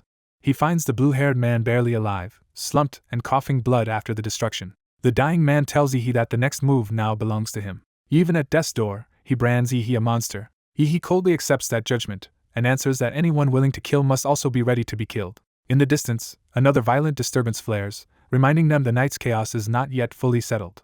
Smirking through his injuries, the blue-haired man decides to leave one last trap by revealing that the woman he killed had something hidden in his room. He names it the Golden Gene and promises that possessing it will make a hunted man with nowhere to run. He cuts off the threat with contempt and stomps him dead before he can say more. Hearing police sirens closing in, he immediately turns practical and decides he has to deal with the body fast. Looking over the shattered tower, he admits the destruction may have gone too far to conceal cleanly. The scene shifts to his apartment, where he retreats to assess the fallout. He contacts Aunt Chin to check how the police questioning went. She reassures him that things are fine for now and urges him to stay quiet until Huadu University starts, while he plays along as if nothing is wrong. Privately, he reflects that warning her in advance was the only reason the authorities did not focus on him after such an impossible blast. His attention returns to the hidden item, and he realizes this must be the golden gene the two enemies mentioned. Examining it, he recognizes the emblem as Laser Bird, a biotech company tied to a gift once given to him by someone from Huadu. He pieces together that the dead pair stole the device from Laser Bird and were hunted down while trying to escape with it. Remembering the blue-haired man's final words, he understands that the entire danger surrounding the golden gene has now been dumped onto him. Accepting that he can no longer stay put, he decides to leave immediately, hide in a hotel, and investigate from there. The story then shifts toward a new location, the B-class secret realm in the inner region of Swan Lake. A hunting party casually tallies its profit from a slain beast, treating the expedition as routine work. That confidence breaks when one of them notices something is badly wrong and urgently warns the captain. The ground and distant horizon begin to split and roar, signaling that a far greater threat is waking nearby. A mass of monstrous creatures surges into view, turning the hunter's successful outing into the start of a disaster. Behind them rises the true source of the upheaval, a colossal beast whose scale dwarfs everything around it. Its enormous body and clustered glowing eyes reveal a sovereign-level monster emerging from beneath the land. As lightning and violent energy gather around it, the creature is identified as a high-tier sovereign beast type unlike anything expected in this zone. The field team realizes this should have been a low-tier area and immediately calls for citywide evacuation, military deployment, and Grandmaster support. The sovereign beast settles its gaze on the humans below, fixing on them with predatory focus. Its eye narrows with intent, making clear that the hunters are no longer witnesses but targets. With a thunderous blast, the monster unleashes a devastating attack. The strike sends massive debris raining down as the hunters flee in panic and try to broadcast an emergency warning. One desperate survivor keeps begging for reinforcements even as death closes in. The transmission is cut off mid-report, confirming that the scouting party has been wiped out. The sovereign beast roars in triumph and begins advancing in earnest. Its feral momentum is framed as a direct charge toward human territory, with no sign of slowing. A violent rift-like storm opens in the sky as the beast tide pushes forward, magnifying the scale of the crisis. In the city, civilians look up as the incoming threat is announced from Swan Lake and confirmed to be heading straight for them. The public learns they have only about 20 minutes before impact, despite military forces already being sent to the front. Soldiers mobilize in force while authorities issue a broader call for every available martial artist to join the defense. Public broadcasts try to keep order, but the warning itself makes clear that the city is entering emergency conditions. Even evacuation becomes chaotic, with transport reserved for children and students because there is no capacity to save everyone. At the mayor's office, officials urgently ask whether any outside reinforcements can still be secured. They are told no help is coming, because every city is overwhelmed and even unaffected regions are fortifying for their own survival. The mayor clings to one last hope by asking whether Huadu can spare even a single grandmaster. That hope is crushed when he learns Huadu's top fighters are already tied down by an S-class outbreak in a neighboring city. Accepting isolation, the mayor resolves that the battle for the city has begun and they must rely on themselves alone. Elsewhere, at Chu-sensei, the story shifts to a training ground just as the emergency reaches those still outside the command center. Two young fighters are in the middle of sparring, unaware for a moment that a real battle is about to replace practice. One lands a clean, forceful strike, showing the match is serious enough to test real progress. The other absorbs the blow and steadies himself, proving he can still keep up. His opponent acknowledges the improvement, recognizing that the punch had real weight behind it. Their banter reveals how quickly the dark-haired fighter has grown stronger in just a month, surprising even his training partner. That conversation is interrupted when they both notice the citywide beast tide alert. The evacuation order names priority groups and routes, making it clear the city expects immediate collapse of normal life. The blue-haired fighter assumes his talented friend should flee while there is still time. Instead, the dark-haired youth makes it clear he has no intention of running and is already thinking about fighting. Outside, the city sits under a darkened sky, bracing for the attack that is drawing closer by the minute. In another household, a younger woman begs her mother to join the defense, only to be met with cold realism about how hopeless ordinary resistance would be. The mother explains that against a sovereign-class beast, even an entire city's fighters are little more than fodder unless true grandmasters intervene. The daughter absorbs that cruelty in silence, forced to confront what her family's values really demand. She answers with the family creed that those unable to fight monsters do not deserve to survive, showing she has accepted that ruthless standard. Before the moment can settle, someone arrives abruptly, signaling a change in plans. An aide informs the mother that they are leaving the city, prompting a final question about the boy named Yi. She decides not to summon him directly, and instead orders that a message be left so he can choose for himself. The scene shifts to Swan Lake's secret realm, where the real defensive line is being assembled under storm-dark skies. Veteran fighters and martial artists gather there, speaking with grim resolve as they prepare for a battle many of them know they may not survive. That resolve turns into action as the assembled defenders charge forward together toward the oncoming tide. The city's military commits its heaviest forces as aircraft and missile batteries line up over the secret realm to support the stand. At the front, the mayor declares that most of the city's military and martial artists have entered the realm for one purpose only: to stop the sovereign beast tide and its lord-class and sovereign-class monsters, no matter the cost. A sudden realization hits as someone notices a critical change in the battlefield. A gravely wounded official struggles to stay conscious, clutching his shoulder as blood pours out. He collapses in front of a medic and the mayor rushes to him as emergency help is called. With his last strength, the dying man hands over a USB drive containing the Vanguard unit's battle data. The mayor urgently demands to know what happened to the rest of the force. The answer is devastating. The entire team has been wiped out. Through tears and blood, the survivor explains that the beast tide annihilated everything and left almost nothing behind. He warns that a terrifying blood-eyed black ape led the slaughter, and that even a force of thousands barely had any chance against it. Before anyone can process that warning, a rift in the sky opens and begins launching massive stone projectiles downward. One of the spikes slams into the city with explosive force, confirming a new phase of the attack. More stone lances descend from above while landmines and defenses lie exposed below. The mayor realizes the enemy is deliberately targeting the minefield beneath the defensive tower. The bombardment triggers a chain of explosions, tearing through the city's unfinished defensive structures. Command understands the enemy's intent at once: destroy the defenses first so the monsters can break through from the rear. Watching the city erupt around him, the mayor sees the attack turning into a coordinated siege. He recognizes the true danger. The beasts are no longer acting like mindless monsters but like an army using human tactics. That realization hardens into fury as he curses the enemy for evolving beyond brute force. The rift intensifies and sends down an even heavier second wave of stone projectiles. Artillery opens fire in response, blasting apart incoming spikes as soldiers try to hold the line. But amid the smoke, something fast slips through the chaos toward the defenders. Winged beasts crash into the rear line, turning the bombardment into a direct assault. One soldier is struck before he can react, showing how badly the formation has been compromised. More flying monsters pour in overhead, overwhelming the defenders from multiple angles. Officers shout that the stone spikes are functioning like artillery and order everyone to stop them before they land. Behind the assault, the colossal ape that led the massacre finally reveals itself beneath the glowing rift. The monster grins with confidence, convinced humanity is on the verge of collapse. It orders the beast tide to trample the soldiers until nothing remains standing. The giant ape charges straight through heavy bombardment, ignoring the explosions around it. Even concentrated fire only wounds it superficially as it tears forward through the battlefield. Elsewhere, a calm figure steps into the war zone, signaling the arrival of someone powerful.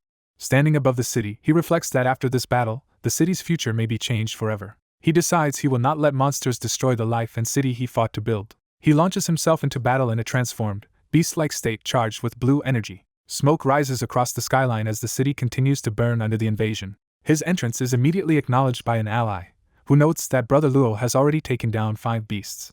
A young woman named Xiao Xiaoling appears and mocks the idea that a few weak kills prove anything about his rank. Another fighter rushes in at high speed, joining the gathering resistance. Chu Zhou arrives holding a blue core, and someone asks if he defeated a third-tier beast alone while also wondering why he never evacuated. Chu Zhou makes his stance clear.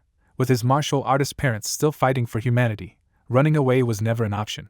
A civilian or ally suddenly screams a warning as a new threat drops toward them. A tank tumbles down from above, about to crush the group outright. The battlefield is now complete chaos, with monsters swarming the streets while the fallen tank adds to the destruction. The absurdity of a tank being dropped into the middle of the fight only underscores how unstable the battle has become. Chu Zhou reacts instantly, drawing power into his blade to intercept the danger. He unleashes a precise energy slash that cuts through the falling tank before it can hit them. The wreck is split apart and crashes harmlessly aside, saving the group at the last moment. Xiao Xiaoling quickly realizes that Chu Zhou was the one who neutralized it. Before they can regroup, a towering Lord-class beast appears in front of them, and the others try to stay calm despite the threat.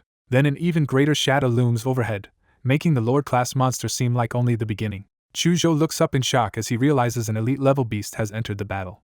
A violent burst of blue power slams into a giant beast, blowing open the clash with overwhelming force. As the huge wolf-like monster reels and howls, a small blue-lit figure hangs in the air before it, pressing the attack. Another massive creature tries to crush the intruder with a descending hand, turning the fight into a two-front assault. He plants himself atop the wolf's snout and catches the incoming strike overhead, refusing to be pinned between the beasts. Grinning through his transformed, armored face, he treats the monster like prey and prepares to tear into it at close range. One of the beasts suddenly notices something is wrong, its attention shifting from brute force to alarm. He drives deeper into the opening he created, forcing his way into the monster's vulnerable mouth. Inside its jaws, he endures the filth and stench long enough to position himself for a killing blow from within. He condenses blue energy in front of his face and decides to wash the creature out with a point-blank surge. The blast erupts straight through the beast's head and body, turning its own maw into the channel for its destruction. Watching from nearby, civilians and defenders realize the mysterious beast fighter is Yi, and panic gives way to sudden hope. Seeing him standing amid the smoke, they conclude the city may survive after all if he is here. He immediately hands local responsibility to Ping Zhou and declares he is leaving this zone to reinforce the rest of the battlefield. Without wasting another moment, he launches away in a pillar of blue energy toward the next crisis. He rises above the burning city, scanning the streets below for where the pressure is worst. Using a detection ability, he searches for the densest concentration of beasts and quickly locks onto a target. He finds soldiers trapped against a towering elephant-like monster that shrugs off gunfire. A field commander realizes bullets are useless and orders the troops to switch to bayonets and fight up close. The soldiers obey at once, fixing blades despite the hopeless mismatch. They charge the monster together, trying to slow it with sheer resolve rather than firepower. The counterattack is catastrophic, and the beast tears men apart in an instant. Its foot crashes down into the bloodied ground, crushing the line and proving how badly outclassed the defenders are. Some soldiers beg to retreat, admitting they are ordinary troops facing monsters they cannot truly stop. Even so, one defender keeps stabbing into the chaos, choosing resistance over collapse. He reminds the others that their duty is to buy civilians time, even if that means dying where they stand. As the soldiers brace themselves, a sinister red-black force suddenly spreads across the battlefield, making them suspect a martial artist has arrived. That dark power lashes around the elephant beast and violently restrains it, interrupting its rampage. At the same moment, Ihi's blue strikes spears down from above and punches through the monster's head. The giant collapses into the street, its charge ended in a single decisive hit. But the victory exposes a new problem as more hound-like beasts rush in to replace the fallen monster. Ihi gathers power again, drawing blue energy over his transformed body for a wider area attack. He drops another devastating beam into the ground, blasting apart the incoming swarm and the street beneath them. Elsewhere, the battle continues to spread across other fronts of the city. Observers notice the beasts are no longer attacking randomly but converging toward one location. They realize that location is Ihi, whose arrival has drawn monsters from every direction. A veteran refuses to leave him isolated, arguing that despite his strength he is still a child and the city's last hope. His group rushes out to support him, determined to protect their top scholar while snipers and fighters cover the advance. Meanwhile, Ihi keeps cutting down giant beasts with direct blue strikes, thinning the horde before it can surround him. The battlefield becomes a cratered slaughter ground littered with monster corpses and blood, showing how much he has already destroyed. From the center of the devastation, he unleashes another radial bombardment that tears through everything closing in. The arriving allies celebrate his survival and throw themselves into the fight, vowing to kill anything that reaches him. Across the city, defenders shout conflicting orders and accusations, but the core message is clear: hold the line until reinforcements arrive and keep Ihi from being overwhelmed. A horned beast charges straight through the chaos, breaking toward the defenders with murderous intent. Before it can break through, enormous glowing barriers or seals rise from the city itself and slam into place around the battlefield. The urban zone transforms into a sealed arena marked by swirling symbols, cutting off escape and containing the monsters. A new martial artist appears in the sky, orders the Earth Vein to lock down the primal beasts, and declares that ending this sovereign-class monster will end the crisis. He dashes across the newly formed seals, using the structure of the barrier as a path into combat. A white-furred beast lunges at him midair, trying to intercept before he can act. He calmly brings his hands together and condenses a concentrated golden technique between his palms. Then he releases the golden blast downward through the attacking beast, answering Ihi's struggle with a second overwhelming force on the battlefield. The man suddenly senses a dangerous shift and snaps to full alert. What he faces is a colossal serpent descending over the ruined city, its sheer presence turning the battlefield into a death zone. He identifies it as the mountain-crushing python, a fourth-tier king species lord-class beast. Realizing this is Blood Eye's strongest mount, he concludes the sovereign ape must be feeling pressured enough to commit its trump card. Instead of retreating, he steadies himself and prepares to strike first. He drives his power into the ground, using the terrain itself as the basis for a counterattack. That power erupts upward as mountain-crushing Dominator Hammer, tearing buildings loose and hurling the city into violent upheaval. The serpent reacts, its many eyes tracking the attack as it braces against the disturbance. His earth-based assault crashes into the python's massive body with explosive force. Even while buried in debris, he reveals this was intentional, using earth-type attacks because he knew the serpent was vulnerable to them. The python's clustered eyes widen as the damage lands harder than expected. He follows immediately with Burst Martial, Serpent Surge, turning the opening into a focused killing blow. Outer Peak Earthquake Strike drills through the serpent's body and rips deep into its flesh. The giant beast convulses as blood erupts from the wound, showing the attack has truly crippled it. The impact spreads through the shattered city, sending glass and debris flying in every direction.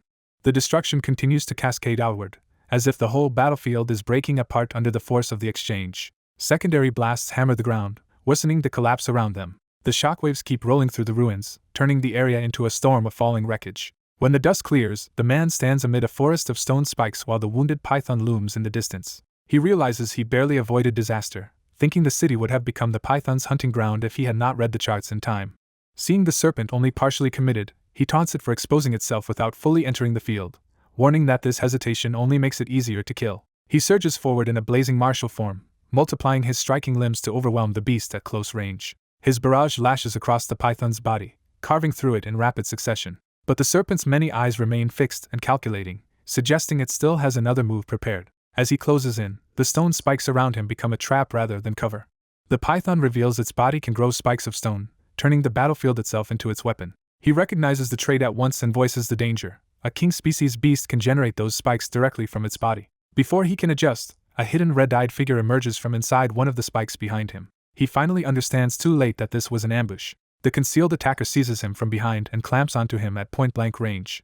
The attacker reveals itself as the blood-eyed black ape and mocks him for trying to target its mount. Pinned in its grasp, he realizes the ape had been hiding inside the stone spike all along. The ape declares its intent to crush his skull publicly and prove how insignificant humans are before it. To finish him, the ape drives him down with brutal force, smashing him into the ground. The surrounding ruins shudder from the impact, showing how overwhelming the ape's physical power is.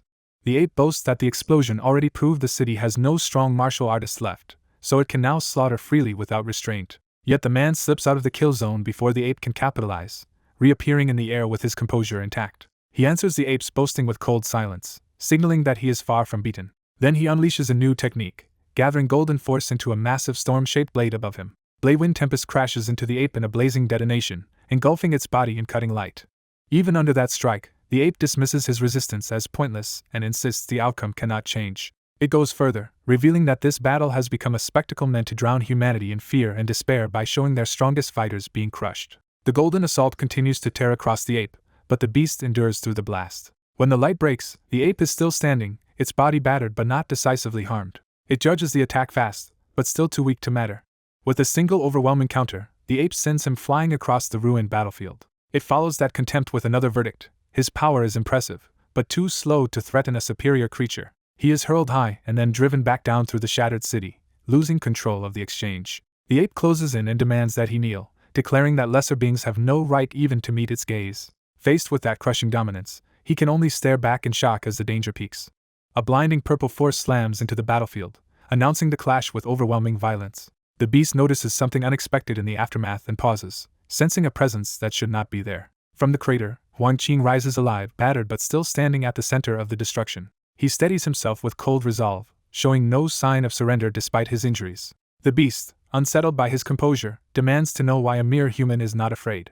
Huang answers by activating a forbidden blood technique, condemning the monster as a brute too arrogant to understand what he has prepared. Golden seals and rings erupt around the beast as his trap springs into motion and begins binding the creature in place. The monster realizes too late that Huang had lured it into this exact formation from the start. The battlefield twists into a massive vortex, turning the ground itself into a prison around the beast. Huang rises above the collapsing terrain and reveals that this was never meant to kill, only to bury the creature deep underground.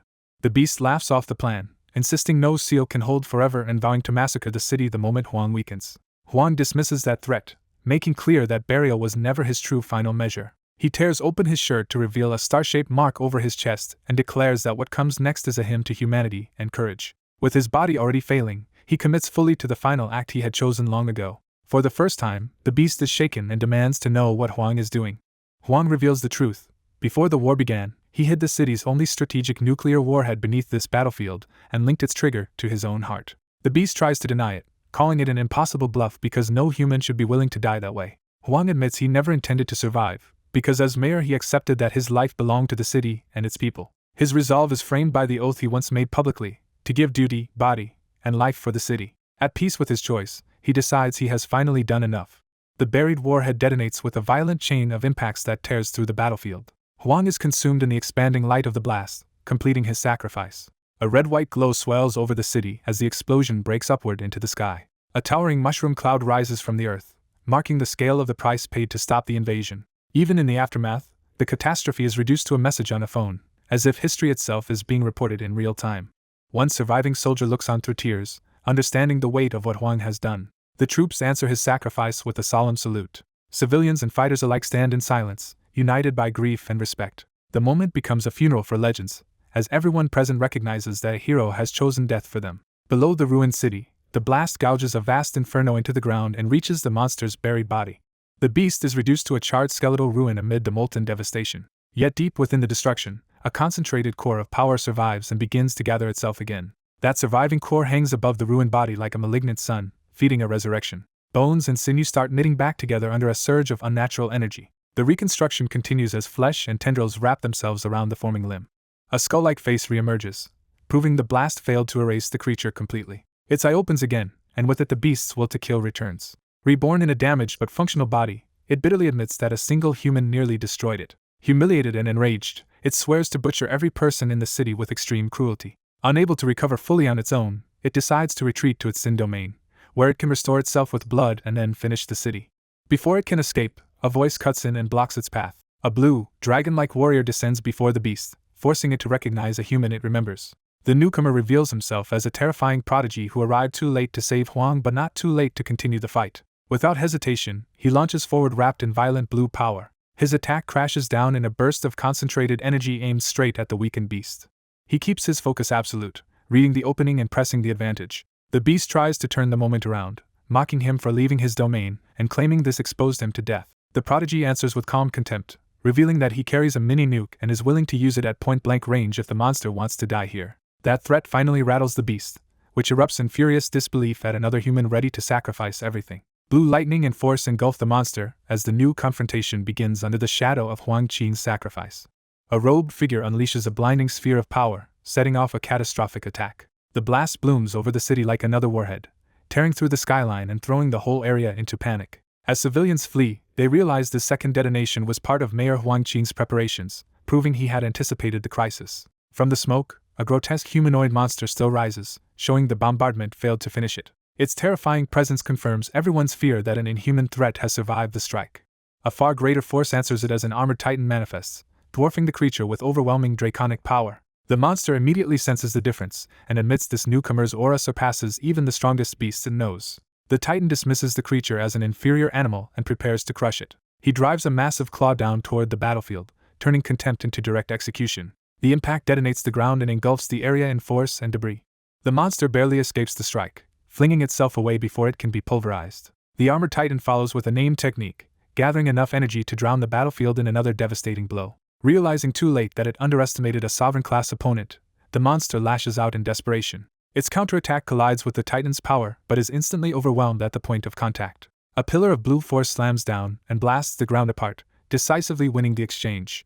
Even while attacking, the titan mocks the creature for being a half-starved monkey that still dares claim sovereign status. He notes that in his weakened state he should have been physically outmatched, yet the monster's injuries and poor condition made that advantage meaningless. Left broken in a crater, the monster is horrified that the titan has already regenerated from its strongest strike. Its confidence collapses as it admits it cannot defeat this human prodigy. That realization turns into full panic, and the monster spirals into a frantic conviction that victory is impossible. Still, it forces itself back up under a fading aura, trying to resist annihilation. The human controlling the draconic power coldly declares that this beast has no right to taint Mayor Huang Qing's sacrifice. He answers with another named attack, firing a radiant pulse straight at the monster. The blast tears through the creature, and even as it is consumed it can only acknowledge the human as a terrifying genius. With the enemy seemingly broken, the victor sits in command of the dragon form, calm and dominant amid the storm of power. The chapter closes and then resumes with the same battle continuing in the ruined city. The fighter reflects that the monster's body has become unstable and overloaded, and he intends to exploit that weakness before the creature can recover. He pins the battlefield under his power, sealing the area and deciding to finish the fight with concentrated force rather than hold back. The dragon form advances and opens fire again, pressing the wounded monster before it can regroup. As the beam bores down, the monster realizes the attack is aimed not just to injure it but to drive it towards something hidden below. The blast drills deep into the ground, carving a path exactly where the human wants it. From within the dragon's jaws, he vows to make the beast pay for defiling Mayor Huang Qing. The monster, now in a more bestial form, reveals a glowing core in its chest and chooses mutual destruction over surrender. It tears out the last of its magic core's power and compresses it into a final explosive weapon. The creature commits to burning away its remaining life just to drag its enemy down with it. Purple energy coils around its body as it begins the suicidal release. The detonation crashes into the dragon form in a violent exchange of energy and tearing force. When the clash clears, the beast has managed to rip away one of the dragon's arms, finally landing meaningful damage. The severed limb spins away, proof that the desperate gamble was not entirely futile. But the human only smiles through blood, treating the injury as confirmation that the monster has exhausted itself. He gathers a massive sphere of power in the dragon's mouth and declares that the beast has reached the end of its road. At that moment, the monster's warped body and mind trigger another ability, accompanied by manic singing and a sudden shift in the battlefield. A forest of spectral hands erupts from below, spreading across the terrain beneath both fighters. The dragon lunges in, but the strange growth surges up to interfere at close range. The hands multiply around the dragon's body, locking its joints and restricting its movement just as the monster intended.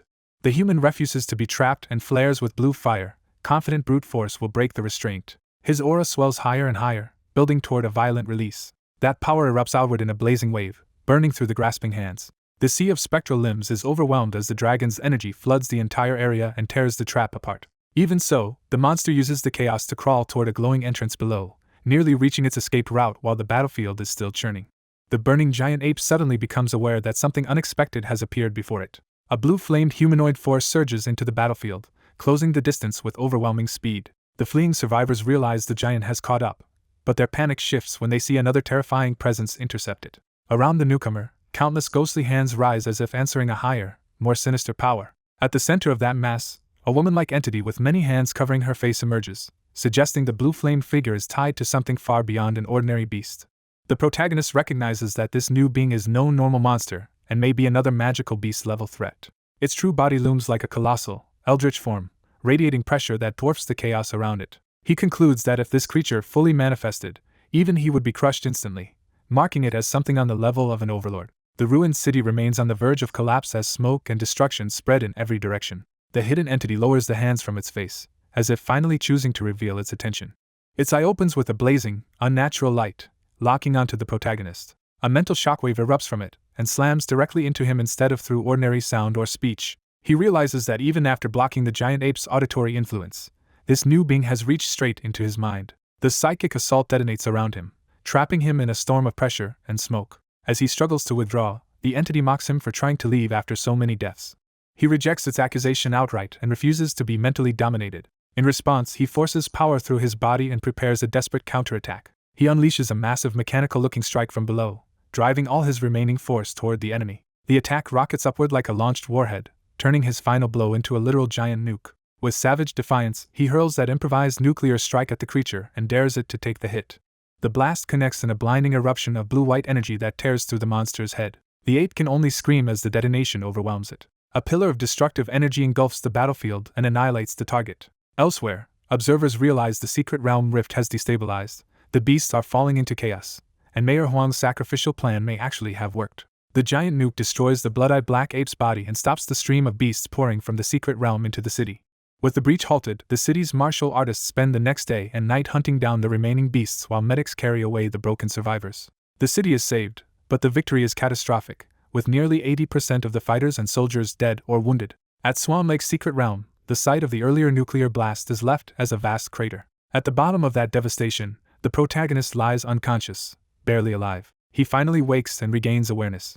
He pieces together that after pouring all his energy into the giant nuke, the radiation and residual fission in the blast zone recharged him while he was out. Looking back on the brutal battle, he realizes Mayor Huang used the rift, the blood ape, and the blast zone itself to erase the monster before the woman's head could be fully rescued. He reflects that even his strongest monster template is still only a class beast, and that victory came from timing, terrain, and luck rather than superior rank. Because the secret realm crisis leaves no time for slow growth, he decides he must quickly reach top tier by finding a new template and advancing through the fastest path available. He concludes that he needs compatible metal or wood element magic cores and must also deepen his cosmic martial arts, since his monster template can resonate with martial cultivation as well. Facing the sunrise over the ruined city, he accepts that being brought here may be part of a larger fate. 1 month after the siege, the city honors Mayor Huang with a towering statue.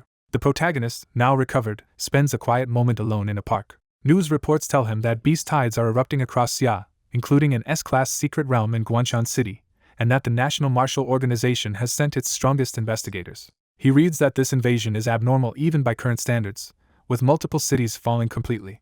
The reports reveal that even Nation Guardian-level artist Fu Hongxing entered the S-class realm and was gravely wounded after 8 hours, forcing a retreat and confirming the scale of the disaster. Realizing that even humanity's greatest protectors are struggling, he decides he can no longer afford to wait. He contacts Sanqin and asks her for help with an urgent matter. She assumes he wants to learn the remaining 2 cosmic martial arts of the Liu family. He awkwardly denies that and instead asks her to help him obtain high-quality plant element magic cores, preferably blue cores or even purple Lord Class ones. Sanqin warns that plant-type cores are rare and Lord Class ones are extremely precious, then asks what he can possibly offer in return. He proposes a deal. At Huadu University's freshman opening, he will team up with Lu Qingzhu to help her take first place. She reminds him not to underestimate the other province's prodigies and points out that even Qingzhu only ranks around the mid-high, never top tier among the best young talents. He confidently doubles down, saying that if Sanqin trusts him with the Liu family's resurgence, Then he can secure Qingzhu's freshman title and any role she wants from him afterward. And Qin teasingly reduces his bold promise to a servant's pledge, amused by how far he is willing to go for the bargain. A woman quietly assures Iha that she will help him this time, setting up support before his next move. The scene shifts to an city central hospital, where the aftermath of recent battles is still being dealt with. Outside, Iha is mobbed by admirers who praise his role in the beast invasion, but he brushes off the sudden celebrity. He heads to a 6th-floor ward to visit someone important. Inside, he finds a heavily bandaged patient joking loudly despite his condition, making it clear his spirit is intact. Another patient recognizes Iha at once and excitedly points him out. Iha struggles to place the man until he introduces himself as Luo Xian, the first opponent Iha faced in the promotion match. The name finally clicks, and Iha realizes who he is talking to. Luo Xian refuses to be pitted, insisting that losing a leg has not ended him because modern prosthetics can restore his fighting ability. Iha sincerely respects him for sacrificing so much while defending the city. Before the moment can settle, Iha's phone starts vibrating again. Annoyed by a flood of spam calls, he almost dismisses the new number as more harassment. He answers with visible frustration, already tired of being bothered. At first he thinks it is another nuisance caller, and nearly hangs up. Instead, he learns Imperial Capital University has advanced its admission schedule and is sending a special train to pick him up in 3 days. At the same time, another admissions office from Huadu University is also trying to reach him, showing that top schools are competing for him. Iha accepts the arrangements without hesitation, while the others in the room are stunned that multiple elite universities are courting him at once. Even with enrollment settled, Iha decides there is still one more thing he must do before leaving. A few days later, he returns to the Swan Lake nuclear blast zone, where the super cloud has plunged the ruined region into permanent darkness. Light breaks through the cloud cover as he prepares to train in the devastated wasteland. Iha activates his monstrous form beneath the opening sky, drawing on the power he has been refining. The transformation completes in a surge of smoke and force as his body takes on a giant, scaled shape. His status confirms a major increase in synchronization with the Wild Trace's Cosmic Emperor template. He notes that the nuclear environment and the cultivation sanctuary have pushed his sync rate even higher, making the training extremely effective. After 3 days of progress, he decides it is time to leave for Huadu. He launches away in a burst of power, departing the wasteland at high speed. At an city station, an announcement calls passengers for the train bound for Huadu West Station. A young man waits on the platform with luggage, apparently expecting someone's arrival. He senses a familiar presence and realizes Iha has arrived. A bright streak tears across the sky, announcing Iha's entrance before he even touches down.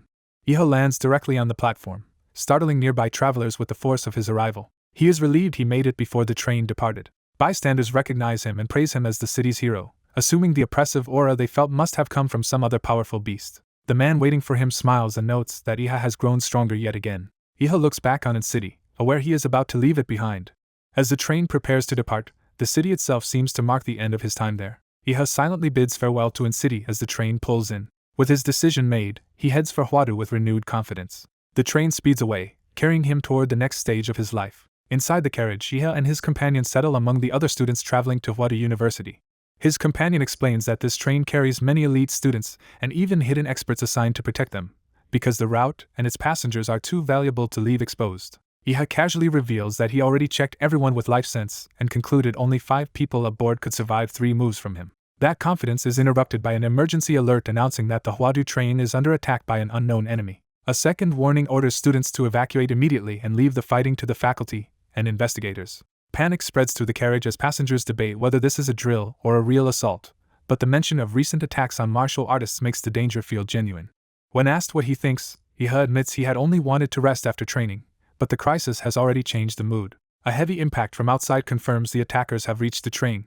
Iha rises with excitement instead of fear, eager to see what kind of enemy would dare strike this convoy. A dark streak races alongside the speeding train, showing the attackers are keeping pace from outside. When Iha opens the door, a bloodied student collapses against the entrance and desperately warns that something is happening up ahead. A bloodied freshman named Zhou Jingxian desperately warns that the front train cars are a death trap, insisting the strongest survivors should not charge ahead blindly. His warning reaches a tense group of capable freshmen, but the mood is skeptical rather than fearful. He challenges Zhou to prove there is any danger at all, refusing to accept panic without evidence. Another top freshman, Yan Jingxiong, dismisses Zhou as too weak to judge threats that elite survivors can handle. The crowd's suspicion hardens into the belief that Zhou may have escaped, but the companion he mentioned clearly did not.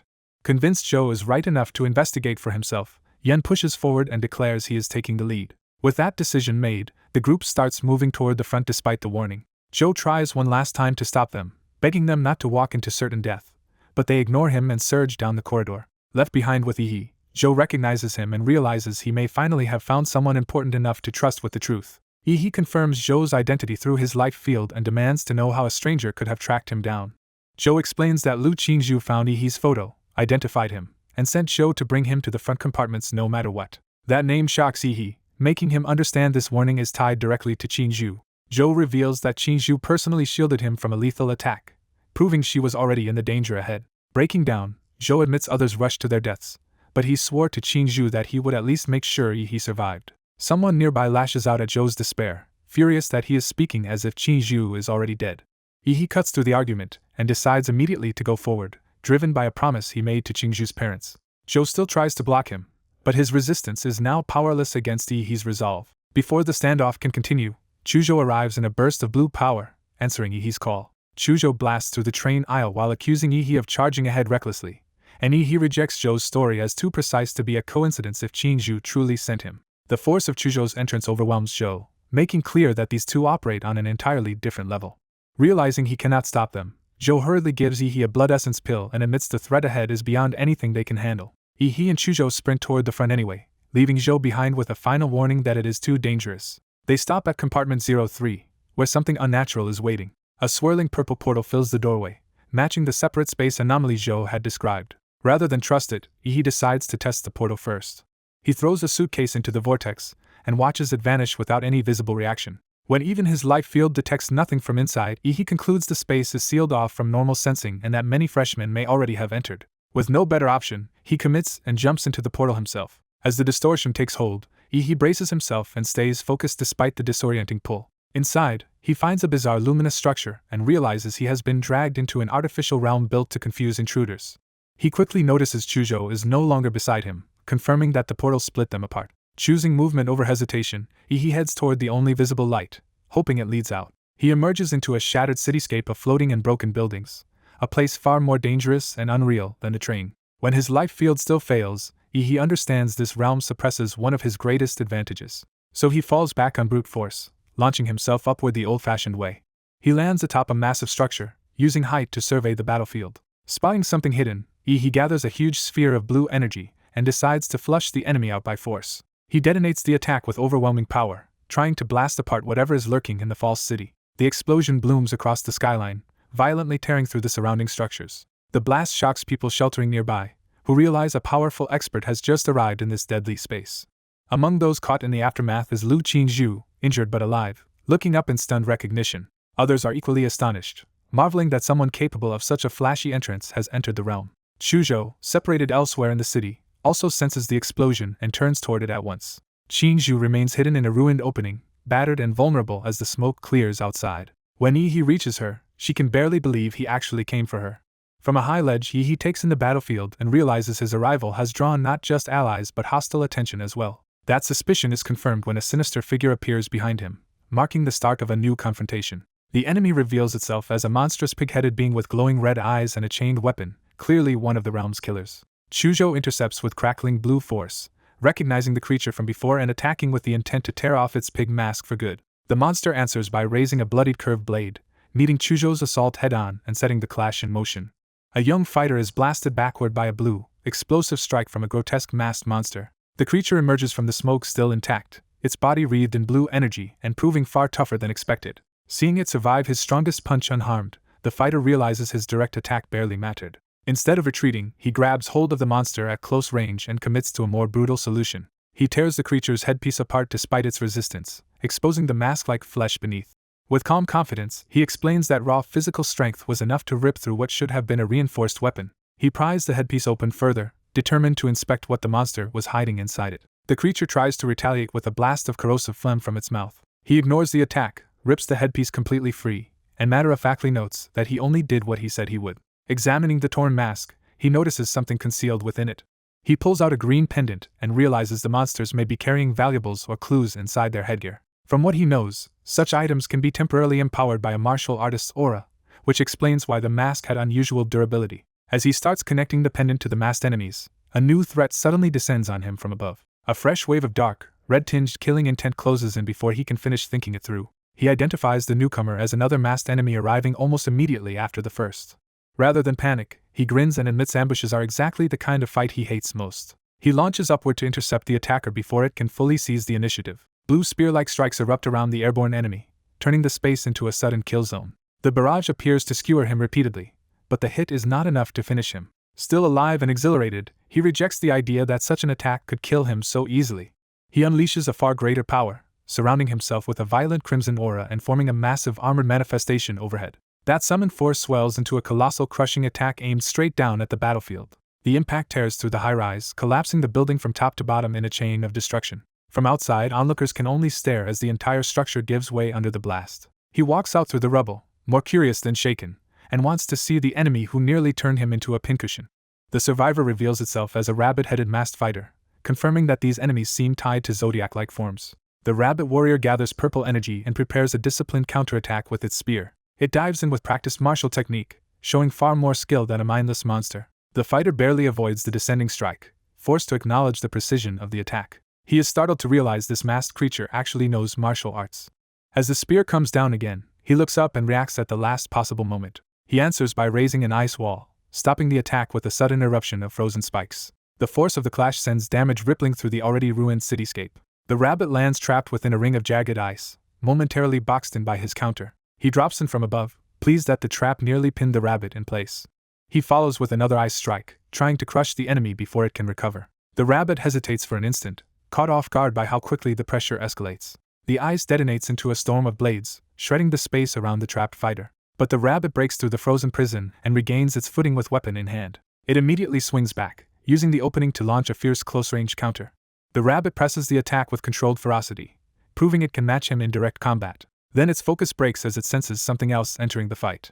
A larger, more ominous presence looms overhead, interrupting the duel before either side can finish it. A horned beast-like masked entity seizes the rabbit, treating it as prey rather than an ally. The newcomer hurls the rabbit away in a violent blast, sending it crashing off toward the surrounding buildings. A short while earlier, people elsewhere had already noticed the rooftop battle go strangely quiet and wondered whether the intruder had been killed. One observer dismisses the fighter as an arrogant local student from Hwadu, and assumes he was outmatched by the masked enemies. Others compare local talent unfavorably to elite students from major regions, noting that several famous prodigies have already begun hunting these masked creatures. The discussion turns to the freshman championship, with some arguing that local freshmen cannot compare to top disciples raised with far better resources. Their speculation is cut off when a massive blue explosion erupts nearby, announcing that the battle is far from over. Two onlookers are stunned that the bizarre blue beam now resembles a railgun, and can barely accept that such a weapon could exist here. Above the ruined city, the blue beam tears into the sky with overwhelming force, making it clear that a terrifying new power has entered the battlefield. A hooded observer turns to Ouyang Zhe for judgment, treating him as someone capable of identifying the attack's origin. Zhe concludes that the attack style does not match the masked group and is more likely the work of a freshman, immediately shifting suspicion toward a new contender. Elsewhere, a brutal strike lands and drops another combatant, showing that the chaos is already claiming lives. The hooded strategist reviews the zodiac pendants already gathered by the masked faction and notes that only a few remain unclaimed. He recounts who has already secured several pendants and warns that if the masked group is truly collecting all 12 zodiac beasts, only the tiger, rabbit, rooster, dragon, and pig are still in play. When the dragon pendant is mentioned, his attention sharpens, signaling that this one matters more than the rest. The dragon is tied to a monstrous figure so dangerous that even death itself supposedly avoids confronting him, marking the boss as an exceptional threat. They also infer that the freshman who fired the blue beam likely holds several remaining pendants, meaning the final stage of the game has begun and major players will be drawn together. Realizing they cannot win by gathering untouched pendants anymore, the hooded figure decides their only path to victory is to steal from others. He fixes his intent on one glowing pendant, turning the contest into open predation. In another part of the ruins, a young man explains that he already killed a masked opponent and took a pig pendant, concluding that the trial is about collecting animal head pendants. His companion immediately asks whether that means they should start actively hunting the masked faction. The first fighter confirms it, revealing that a hidden attacker on the rooftop shot him with an arrow and exposed himself as likely another masked operative.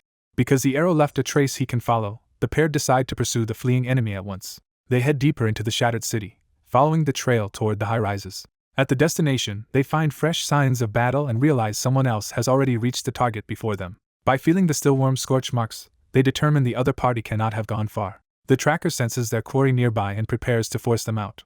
He unleashes his power through a blade, sending a surge into the ground to flush out whoever is hiding. Jagged ice erupts across the area, turning concealment into a trap. A red-haired girl is forced into view and curses the fact that her optical invisibility has been detected. The ruined towers loom over the confrontation as the hidden ambush gives way to a direct clash. The attacker presses the advantage, declaring that hiding in the shadows is useless now that he has pinned down her position. Before he can finish her, a flame-wreathed newcomer named Lan Yusi steps in to shield her, revealing a Jin technique called Flame Demon Battle Body. Lan Yusi detonates a fiery counterattack, blasting the area apart and breaking the ice assault. Another newcomer, Xian Chin, emerges through the smoke, coolly exposing Lan Yusi's weak camouflage and making it clear he has seen through their setup. The red-haired girl hurriedly explains that they are not the enemy he was chasing, claiming they only killed a chicken mask opponent and hid here to lure in more masked fighters. Xian Chin lights a cigarette with casual indifference, signaling that he is not convinced and is in no rush to trust them. The dark-haired fighter challenges their story and demands proof of what they really are. Instead of waiting for an answer, he strikes the red-haired girl with a sudden blow, testing whether her body itself will reveal the truth. She admits the hit only exposed the clone and, rather than panicking, treats the failed sneak attack as a more interesting fight. Xian Chin steps forward to take over, deciding it is his turn to attack. He launches a crushing close-range strike with explosive force, aiming to overwhelm the dark-haired fighter outright. The impact blooms into a dense smoke cloud, turning the battlefield into confusion and cover. The blast throws bodies back across the rubble, but the smoke also creates room for the hidden pair to maneuver. The red-haired girl seizes control of the moment, summoning a fan and warning her opponents not to think about escaping. Calling the wind to her side, she whips up a powerful current to dominate the smoke-filled field. Her wind tears through the cloud, trying to expose and trap anyone concealed within it. Lan Yusi follows by hurling a blazing attack into the turbulence, promising to heat the battlefield up even further. The combined assault erupts into a massive firestorm, as if the two intend to crush their opponents through teamwork and area control. Believing they now hold the upper hand, Xian Chin mocks the enemy and boasts that raw strength alone cannot beat the two of them together. That confidence falters when a hand crackling with blue force rises through the chaos, and someone demands to know what is so funny. A single clap releases a violent shockwave that tears apart the fire cloud and instantly dismantles their layered attack. Xian Chin is stunned that such a simple motion could erase his flames, realizing he is facing a power far beyond what he expected. As he tries to understand it, the dark-haired fighter identifies his own technique as barrier-breaking fist and closes in before Xian Chin can react. He drives the empowered blow straight into Xian Chin, smashing through his defense with brutal efficiency. Xian Chin is hurled away across the ground, his attempted dominance shattered in a single exchange. Watching in terror, the red-haired girl realizes that even if freshmen are restricted by a membrane that seals their true physical strength and techniques, this man's raw body alone is already on a completely different level. A woman realizes too late that while focusing on one attacker, she has stepped into another's freezing trap. Faced with two overwhelming enemies at once, she understands the fight is already lost. Abandoning any hope of victory, she decides her only chance is to escape. She tries to break free through the ice and launch herself away before they can close in. With panic rising, she commits fully to flight. Her escape fails when someone seizes her leg mid-movement and yanks her back. The sudden interception makes her realize she has been caught. A young man slams her down hard and orders her to stay down, ending her attempt to flee. As he recognizes the technique she used, he immediately reads her next move. She unleashes a rapid martial arts sequence to create openings and slip away again. But he sees through it and mocks her for still trying to run. He answers by releasing a terrifying red-black power that fills the area with predatory shapes. The shadows bind and surround her, leaving her unable to move as fear takes over. Caught inside the nightmare-like assault, she can only panic at what he has summoned. Enjoying her helplessness, he tells her resistance is over and she should accept death. She instantly changes tactics, surrenders, and offers up all of her pendants to save herself. Once he takes them, he forces her to explain the trial's rules and identify the strongest remaining contenders, including Ouyang Zhe and Yan Jingxiu. Seeing no path to win, she eagerly offers to stir trouble by leading him toward those powerful rivals so they can destroy one another. Instead of rejecting the idea, he is amused by her treachery and approves of her vicious streak. Elsewhere in the ruined city, the scene shifts to another part of the trial. Zhe and his companion race through the streets, hoping Xian Chin and Lan Yishe may already have found the targets they need and kept them safe for now. Their search is interrupted when they spot a body ahead. They rush closer and find a corpse lying in a pool of blood. The dead man is revealed to be Xian Chin. A few minutes earlier, Xian Chin had already realized the monster marked him and would likely come for him, so he set out to warn the others. Before he could act, he sensed someone behind him and turned in alarm. A figure wearing the dragon mask descended on him with a glowing blade. The attacker's inhuman eyes made clear that this was no ordinary opponent. Xian Chin recognized the dragon mask at once and froze in terror. A nearby streetlight flickered under a surge of power as the attack landed. The flash of light marked the speed and finality of the strike. Blood sprayed across the brightness, confirming Xian Chin had been cut down instantly. The killer walked away carrying Xian Chin's pendant, his dragon-like mask still radiating menace. Back in the present, Aze concludes from the wound that only the dragon mask of the zodiac masks could have killed Xian Chin so cleanly and completely. He recalls that the dragon mask was supposed to be confined to the underground parking lot, where he had once led more than 20 followers to search for him. That mission became a massacre, with the dragon mask slaughtering nearly everyone and leaving only 2 survivors. The memory still shakes him because the bloodshed proved the so-called trial had become real murder. Even now, the recollection leaves him visibly rattled. Regaining focus, he points out that Xian Chen's pendant has already been taken, so the situation has changed. He reasons that because all the other masks except Dragon have been defeated, the final boss is no longer restricted to the parking lot and can now move freely to hunt the remaining zodiac masks. Realizing the danger, he decides they must find the other pendant holders before the dragon mask reaches them and steals their pendants first. He activates his own power, transforming with blazing winged energy. His new plan is to broadcast the signal, draw the remaining pendant holders together, and force the endgame before the dragon mask can pick them off one by one. The signal erupts into the sky above the city like a radiant summons. Elsewhere in the dead city, a wounded woman recalls being dragged there while trying to reach Wada, and remembers that many freshmen have already been killed by the half-dragon killer. Though another survivor and a teacher offered to escort someone out, she refuses to leave while the crisis is still unfolding. Looking at a photo of herself with Yi, she resolves to warn him not to get involved. But weakened and injured, she can only hope he stays away, believing he should survive as long as he does not face the dragon mask. As she hides alone among the shattered buildings, the atmosphere shifts and danger seems to draw near. Sensing that someone may have found her, she braces in fear of being discovered. Unable to outrun the dragon in his weakened state, Lu Qingzhu decides to use the pendant as bait and head for Dragon Mask's parking lot. A winged pursuer recognizes him as Lu Qingzhu and recalls him as a fallen noble who awakened a rare nether spirit bird bloodline. Seeing the pendant with Lu Qingzhu, the pursuer realizes this is an unexpected gain and tracks where he is heading. He follows from above, amused that Lu Qingzhu is foolish enough to walk into Dragon Mask's territory. Convinced Jing Xiong has arranged an ambush, he prepares to strike first rather than be caught. His opening attack tears through the structure below and turns the area into rubble. Emerging through the destruction, he blocks Lu Qingzhu's escape and declares that he cannot get away. The moment he hears another voice, he freezes, recognizing something far more troubling than Lu Qingzhu. A shadowy dragon presence appears, and he realizes Dragon Mask should have been hunting the pendant bearer instead of being here. That contradiction makes him suddenly rethink who the dragon's real target is. He remembers that he himself is carrying 4 pendants, making him the richer prize. He concludes his own greed has drawn the danger onto himself, and the dragon's gaze confirms it. The realization hits him all at once. Before he can recover, the dragon's power drags him into a sealed battlefield. Inside, he is stunned that Dragon Mask can use a field domain. He understands the trap. Once their eyes met, only the caster could leave unless the caster was defeated. The dragon immediately lunges, forcing him into a direct fight. He shields himself with his wings as the first exchange crashes into him. The dragon presses in ferociously, showing no intention of letting him breathe. Outside the domain, the ruined city remains still while the hidden battle rages elsewhere.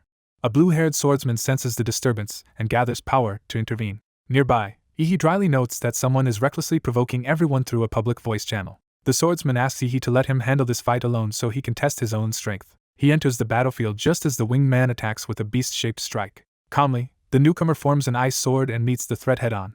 His ice power erupts upward, breaking the assault's momentum. The winged man mocks him and tries to chase him down before he can reposition. He follows with a close-range rush, using his wings and blade to overwhelm the swordsman. The swordsman notices the pressure shift and reads the attack in time. He catches the blow with a solid overhead guard instead of yielding ground. Centering himself, he enters a sword and man as one state and sharpens his control. His next ice strike lands cleanly and cuts into the winged man. The winged man retaliates by unleashing a tiger-like force in a brutal counterattack. The swordsman answers with a storm of blue dragon-shaped slashes that tear through the tiger assault. Watching from the side, Yi remains completely unimpressed by the spectacle.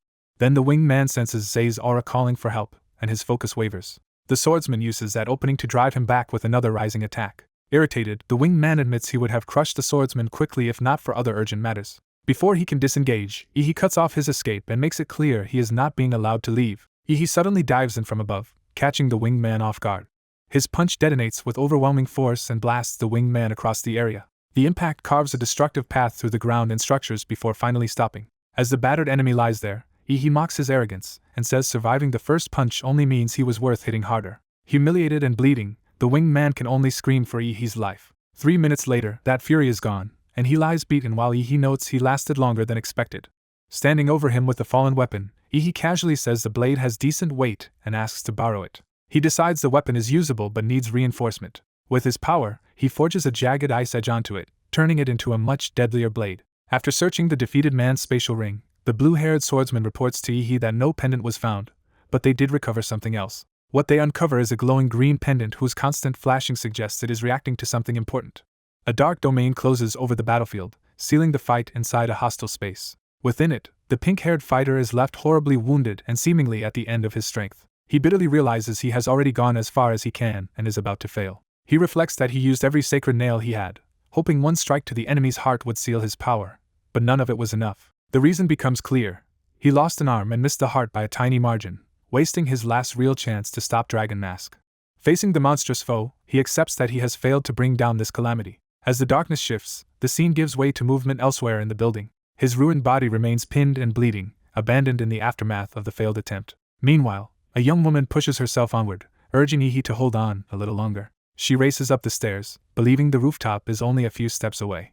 She judges that the dragon-masked monster is far stronger than the earlier enemy, and concludes she will be its next target if nothing changes.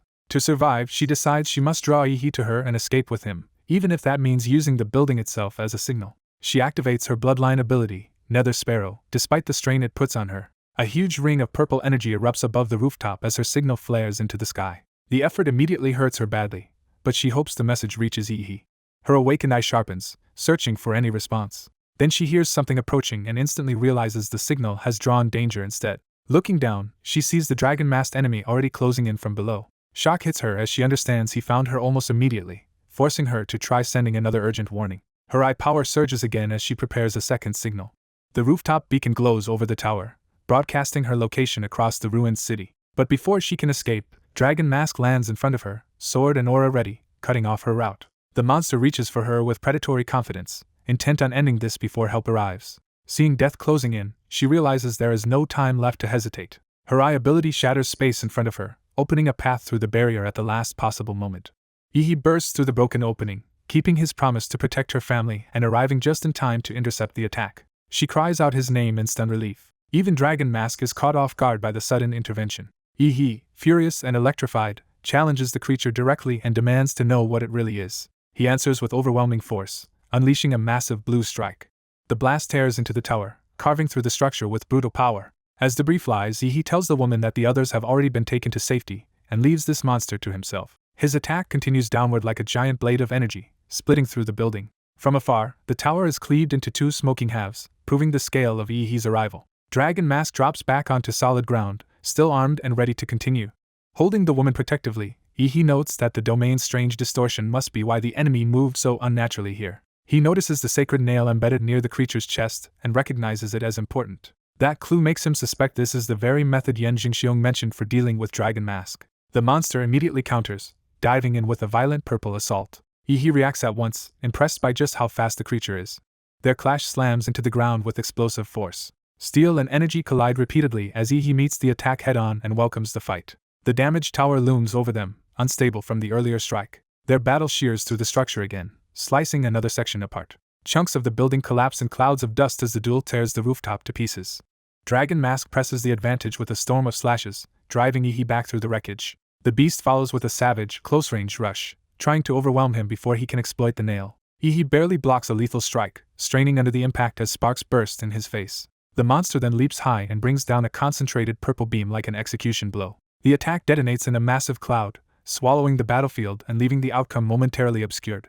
A monstrous presence reveals itself, its gaze locking onto the battlefield with predatory intent. Blue force erupts overhead and crashes down into the city, announcing the start of a devastating clash. The descending energy tears through the structure below with overwhelming power. The impact keeps driving downward, shattering walls and flooding the area with destructive light. From the wreckage, the armored fighter welcomes the encounter, pleased to have finally found an opponent worthy of him. His opponent, hearing that confidence, realizes this enemy will not fall easily either. A sudden strike lands against the rubble, signaling the fight's immediate escalation. The long-haired swordsman stands amid purple power, his broken mask exposing a far more dangerous form. The armored man grins and acknowledges that this is the kind of resilience expected from the so-called invincible Dragon Mask. The swordsman answers by drawing his blade up through a surge of violent energy, preparing a lethal counterattack.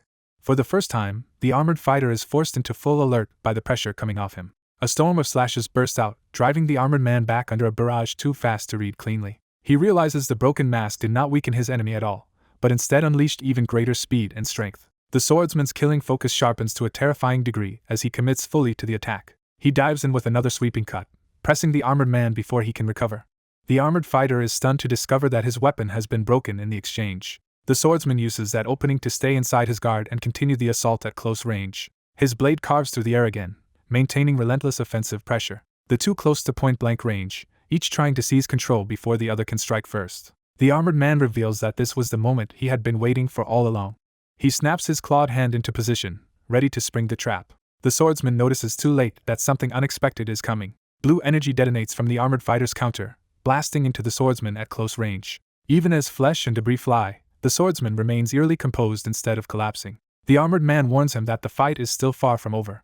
He identifies himself as Technician Number 23 and commits to finishing the job with technique rather than brute force alone. A concentrated strike pierces into the swordsman's body, targeting a vital point. With savage precision, the technician explains that he is attacking the body's most lethal weak points. He lays out the method. Ouyang-Zai's bronze spikes have disrupted the man's meridians, and these baleful energy thrusts into critical acupoints will destroy him from within. The swordsman absorbs the explanation in silence, his expression hardening instead of breaking. At the crucial instant, he releases his sword rather than cling to it. Using that throw as a feint, he twists his body through the opening and attacks from an unexpected angle. The technician admits he had anticipated that his opponent would keep resisting. He unveils a treasure fan and uses it to intercept the surprise attack before it can kill him. He boasts that even this desperate maneuver only had a small chance of succeeding.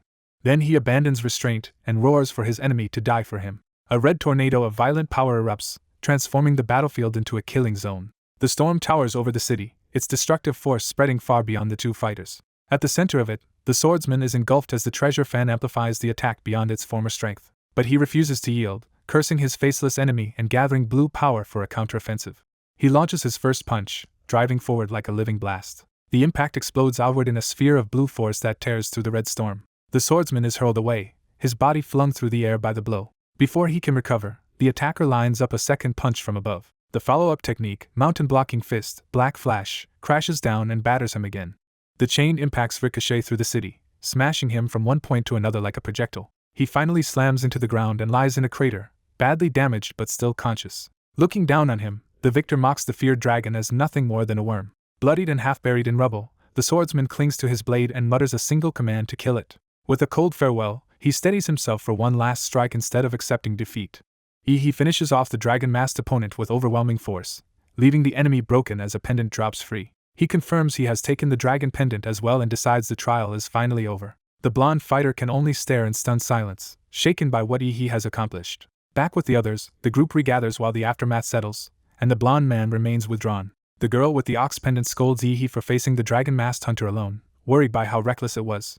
Chuzhou points out that aside from Yi, the rest of them would only have become a burden in that fight. She reluctantly accepts that judgment, and blames her own weakness for forcing Yi to protect her instead of fighting freely. Before she can sink further into guilt, Yi interrupts her train of thought and turns to the pendants. He asks to borrow her ox pendant, and she shyly agrees. Yi lays out all 12 zodiac pendants in order, hoping the full set will unlock the trial's final mechanism. When nothing happens, even Chuzhou questions whether the arrangement is wrong, but Yi keeps thinking. The blonde man explains the flaw in their assumption. The dragon pendant was never meant for a masked hunter, so normal rules may not apply to it. As if responding to that insight, the dragon pendant begins to glow on its own. The group realizes they may have triggered the true mechanism and braces for whatever comes next. A beam of power shoots into the sky, tearing open the clouds above the city. Yi looks up in alarm as the phenomenon escalates beyond anything they expected. The sky transforms into a gigantic eye-like vortex staring down over the city. The sight is so unnatural that shock gives way to outright disbelief. Then the vortex pulls Yi upward, seizing him as if the trial itself has chosen him. He is dragged through the opening and vanishes into the darkness beyond. For a moment he can only register the impossible as everything around him changes. The next instant, everyone finds themselves back on the university train, alive and confused, wondering if the deadly city was only a dream. An announcement reveals the truth. The freshmen were drawn into a magical illusion realm created by the artifact Mirage Eye, and the trial has now ended. The school formally declares that Yi, together with Chuzhou and Lu Qingzhao's team, collected all zodiac pendants and took first place, with Yi singled out for exceptional performance and a special reward. The other students erupt into speculation, struggling to believe that a newcomer from a smaller city outperformed Ouyang-Zai and even gathered every pendant. Yi focuses on the promised reward, sensing that the opportunity he has been waiting for has finally arrived. A system notice confirms that his outstanding result grants him one temple right draw, and he prepares himself carefully before using it. Determined not to be cheated this time, he activates the draw with full caution. The draw reveals a vampire template, a high-grade reward with strong physical enhancement, and a time-freeze ability, though the bloodline itself is only average. As the train speeds onward toward Huadu, the trial gives way to anticipation about what comes next. While he studies the reward, someone approaches and identifies him by name. It is Ouyang Zhe and the blonde fighter, who confront him over the rumor that he defeated a dragon mask. While Ouyang's companion warns against causing trouble on the train, he coldly corrects them. He did not merely defeat the dragon-masked man, he killed him. That blunt answer leaves Ouyang Zhe visibly rattled by the scale of He's strength. Recovering quickly, Ouyang Zhe shifts tactics and invites He to join a new club he plans to build at Huadu, even offering him the presidency. He presents the offer as recognition of He's power and as a chance to create a top-tier organization together. The surrounding students immediately treat the proposal like the start of a major new force on campus. He refuses without hesitation, making it clear he has no interest in student power struggles and prefers to act alone. Ouyang Zhe accepts the rejection gracefully and leaves He a card, signaling that he still wants future cooperation. By the time the sun is low, the long journey is nearing its end. Chuzhou announces that they have arrived, drawing He's attention to their destination. Seeing what awaits outside, He is openly impressed. Huadu appears as a vast futuristic metropolis, confirming its status as the great city he expected. The students disembark into the busy station, entering the scale and pace of the capital. Staff direct the new Huadu University freshmen through the proper gate toward campus transfer. As the crowd moves with their luggage, the flow of arrivals suddenly falters. Several students stop in surprise, sensing something unusual overhead. A sleek aircraft descends dramatically into view, turning the transfer into a spectacle. The university orders the freshmen to board the aircraft in an orderly manner, matching the same seat assignments they had on the train. Just as the next stage begins, He spots Juju in the crowd and calls out to her, catching her by surprise.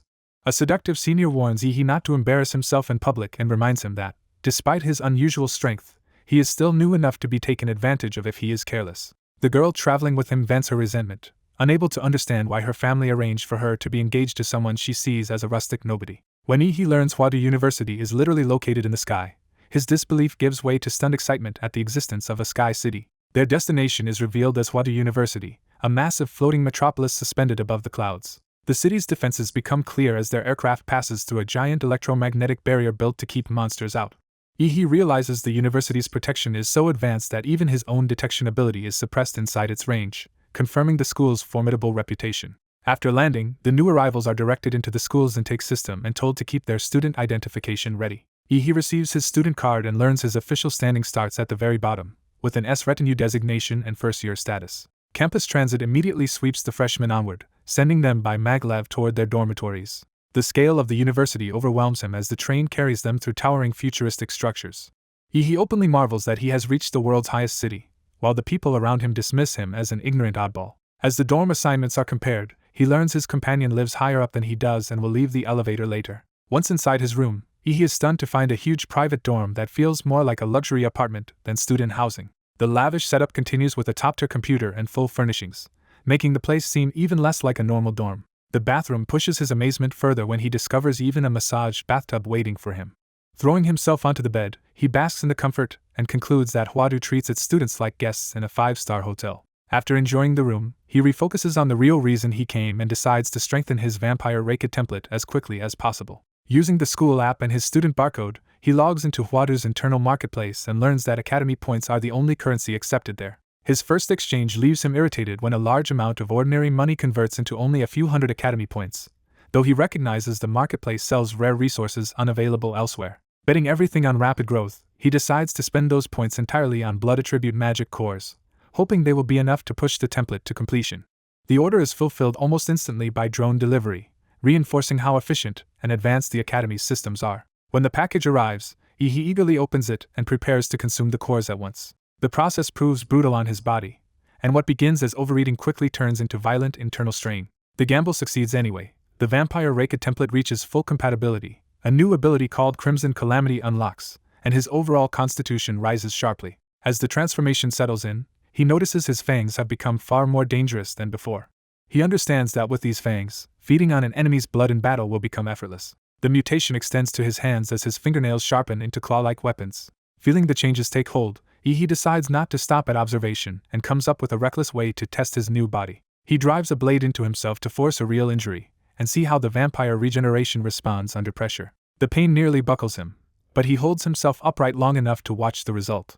Blood pours from the wound, making the severity of the self-inflicted test unmistakable. For a moment the injury remains open, as if daring his new power to prove itself. Then the wound begins closing at a visible speed, faster than his previous healing ever managed. Seeing the flesh knit back together, he confirms that the vampire's regenerative ability is not just real but combat relevant. Satisfied with the healing test, he turns his attention to Crimson Calamity and heads to the dormitory training room to explore what this newly unlocked mutation can do. There he releases the power, and a crimson aura erupts around his body as his physique swells into a far more monstrous combat form. With his confidence rising, he steadies himself and prepares to measure the form's practical strength. A red, demonic training construct manifests before him, giving him a target worthy of the test. Instead of attacking first, he deliberately invites the construct to strike him so he can judge both offense and defense under real impact. The construct accepts and launches a heavy blow with full force. The attack crashes into Ihi's guard, but he holds the impact rather than being instantly overwhelmed. As the clash settles, his transformed body remains standing over the attacker, showing that Crimson Calamity has made him dramatically tougher. He answers with a brutal counterpunch, putting the new form's raw power on display. Even while bracing himself, he feels the strain of the exchange and realizes the form is powerful but not effortless to control. He follows up by unleashing a concentrated crimson blast from above, escalating the test from simple hand-to-hand force to destructive ability output. The backlash or secondary mutation spreads over his arms in a hardened, skeletal layer, revealing another aspect of the form's evolution. The resulting impact detonates through the training room and tears into the structure, proving the attack power is severe enough to damage reinforced facilities. Breathing hard but pleased, he judges Crimson Calamity to be fierce enough and decides the next thing to verify is its time-stop function. He activates the technique and invokes Crimson Calamity, Time Freeze, sending a dark temporal field outward across the room. The ability's limit is immediately defined. He can stop time for only 2 seconds. He forces his body past 3 seconds under extreme strain, treating each moment as a test of how far he can go. The pressure keeps mounting through 4 and then 5 seconds, and his body begins to crack under the burden. Even as he realizes 5 seconds should have been the limit, he refuses to stop and pushes beyond it by sheer will. At 5.2 seconds the backlash turns brutal, with blood pouring from his face as the cost of forcing past the original body's ceiling. By 5.4 seconds, the monstrous opponent is still before him, but the trial has become a contest of whether his body or his resolve breaks first. The accumulated strain finally bursts apart in a violent release, ending the test. He confirms his conclusion: 5 seconds was the former body's limit, but his current self can endure more. The next morning, he heads to Huadi University with Chuzhou as the aftermath of training gives way to school matters. On the way, he admits that merging with the vampire template has left him unusually sensitive to sunlight, though not fatally so. When Chuzhou brings up the university's new academic system, he reveals he ignored it because he spent the night training with Raked. The reform is explained as a mentorship model in which each student studies under a main mentor and can also seek guidance from assistants. Chuzhou assumes they both need mentors, but he is corrected immediately because he has special privileges. A notice in the freshman group announces that, after collecting all 12 zodiac pendants, he may choose any mentor directly, and none are allowed to refuse him. They arrive at the athletics hall, where the formal mentor selection is being held. Inside, the crowd shows how competitive the process is, with freshmen lining up to enter for assessment before mentors make their picks. Since his own choice is guaranteed, he sends Chuzhou in first and decides to wander around instead of joining the rush. Left alone, he dismisses mentor selection as tedious and starts drifting through campus. That boredom vanishes when a scent catches him and his vampire instincts lock onto it immediately. He recognizes it as blood, and the smell hits him with enough force to sharpen his focus at once. What alarms him is not ordinary blood but the murderous intent hidden inside it, a vicious aura that stirs his own killing impulse. Determined to locate the source before it affects him further, he follows the trail. The trail leads to a small silver-haired girl crouching on the pavement and eating, an absurdly harmless sight compared with the aura he sensed. For a moment the threat seems to vanish so completely that he wonders if he tracked the wrong target. He tries to convince himself that someone so cute could not possibly be the source of that terrifying presence. Then her eyes meet his, and the unease returns at once. Without hesitation, she identifies the martial art he practiced as Flesh Prison Demon, proving she knows exactly what he has been doing. When he demands an explanation, she casually reveals that she helped Xiaohu refine that technique, making her sound impossibly senior. The mention of Xiaohu makes him suspect the truth, and she confirms it by claiming that she is Xiaohu himself. She elaborates that she is Xiaohu's disciple from about 90 years ago, speaking with total seriousness despite looking like a child. He rejects the story outright, reasoning that no matter what martial art is involved, a grown man could not be compressed into this form so perfectly. His disbelief visibly irritates her, and the pressure around her starts to rise again. He doubles down with mockery, making it clear he would believe an ancient emperor's impossible youth before accepting her claim. In response, Her killing intent crashes over him so completely that he hallucinates a crimson execution ground and his own impending beheading. The illusion deepens into a death vision, reducing him to helpless prey before her will. Within that nightmare, she stands over him like an executioner, proving that the harmless appearance was only a mask over overwhelming menace. When the vision breaks, he realizes he never actually died and understands that her murderous aura alone was enough to force the hallucination. Shaken but desperate to verify her identity, he starts to call her by Xiaohu's name. Instead of pressing the intimidation further, she abruptly stuffs a strawberry gummy into his mouth, turning the confrontation bizarrely casual. She apologizes for frightening him, explains she can only stay outside for a few hours in daylight, and asks him not to tell the school she is there. Still trying to process the whiplash between terror and childish behavior, he asks who she really is. She grandly introduces herself as a powerful grandmaster, an old rival of Huadu University's president, boasting that she once made him cry. Convinced he is dealing with someone extraordinary, he drops to his knees in sudden reverence. He immediately tries to recruit her as his own hidden master, arguing that if she became his mentor, his future rise through the university would be unstoppable. His abrupt devotion catches her completely off guard, leaving her unsure how to respond. Elsewhere, attention remains fixed on the gymnasium where the official selection is underway. A group of senior faculty and deans watch the proceedings from above, surprised by how many top figures have gathered for the new students. They dismiss the idea that the crowd is there for ordinary disciples and conclude that the real reason is freshman E and the extraordinary result he achieved. It is revealed that the Zodiac trial was secretly broadcast live to every teacher, who were evaluating how each student handled sudden crisis situations from the moment the train broadcast began. The hidden grading also measured combat intelligence, technique, practical teamwork, and performance against the Zodiac masked opponents, so students could score highly without necessarily landing kills. Yi's score stood above everyone else because, after entering the city, he not only survived but repeatedly made the best possible decisions under pressure, and even attempted to secure the highest value target. The officials conclude that he may not even know who Qianlong truly was, and they explain that Qianlong was built from the preserved data of the national martial arts prodigy Fu Hongxing. They stress that while Fu Hongxing's full divine-grade talent could not be perfectly recreated, Qianlong still inherited enough of it to become one of the most terrifying martial arts models ever made. Because Fu Hongxing's records at Huadu University remain unmatched and his potential could have reached Grandmaster level, the group decides to wait for Yi to choose a mentor worthy of that legacy. That discussion is abruptly interrupted when someone rushes in with urgent news for Dean Yi. The messenger reveals that Yi has just taken the unstable special-ranked prisoner Gong Ke as his mentor, leaving the entire group stunned.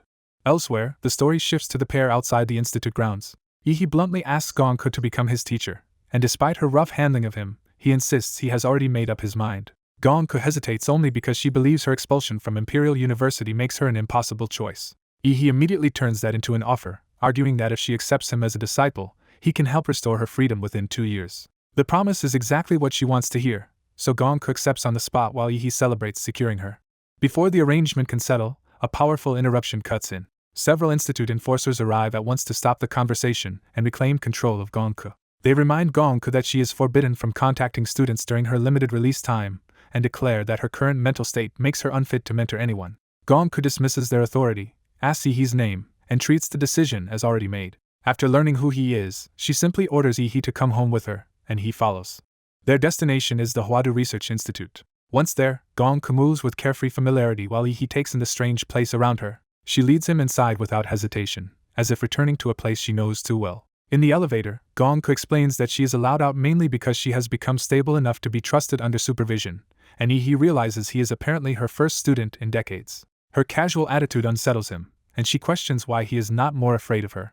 Yi nervously jokes that the obvious fear would be getting cut to pieces by her. A display showing a negative floor count makes it clear they are descending deep underground. When Yi notices the hallway is built absurdly narrow, Gong Ke explains that it was designed for her alone to pass through. He then spots a countdown over the door and asks what it means. Gong Ke suddenly panics and drags him forward, ordering him inside before time runs out. She explains that every time she leaves, she has only 1 minute to return before the institute sounds an alarm and dispatches hunters to capture her. With the deadline closing in, Yi lunges to help pull her through the entrance. The timer hits 0 at the worst possible moment. The heavy door slams shut behind them. An energy barrier seals the room, and Gong Ke relaxes, relieved that they made it in time. Yi immediately senses that the room suppresses martial energy, weakening any martial arts techniques used inside. Gong Ke confirms it and matter-of-factly calls the place her confinement cell. She shows him that her so-called cell is actually a massive 3-level residence built by Shi Jing specifically to keep her from escaping. The place is packed with comforts, training areas, and layered suppressors, all meant to contain her if she ever becomes strong enough to break out. He is left thinking that this is less a prison than a lavish shrine built around a dangerous prodigy. Above ground, attention shifts to Hwadu University itself. President Shurjin Wen is informed that he has chosen Gong Ke as his mentor, but he orders everyone to leave the matter alone. Shur explains that Hwadu's role is to support true geniuses rather than restrain them, and he decides he should train under Gong Ke now that her local freshman guidance duties are nearly over. A report confirms that he has entered Gong Ke's confinement zone and that conditions remain stable for the moment. Even so, predictive analysis warns that Gong Ke still carries a significant risk of going berserk if confined with another person for too long, and He's survival odds in that scenario are alarmingly poor. Shur reflects that special class combatants are either monstrous criminals or martial artists whose power became uncontrollable through extraordinary circumstances. He accepts that if he is to stand against the bloodshed looming over Xia, he must be tempered through danger, because the old powers and hidden sects are already stirring. Looking out over the city, Shur concludes that this new generation has to mature quickly. Back in the confinement zone's training hall, Gong Ke decides to assess he directly by starting with a spar to gauge his current martial stage. She casually admits she nearly forgot the proper teacherly approach, showing how little she cares for formalities.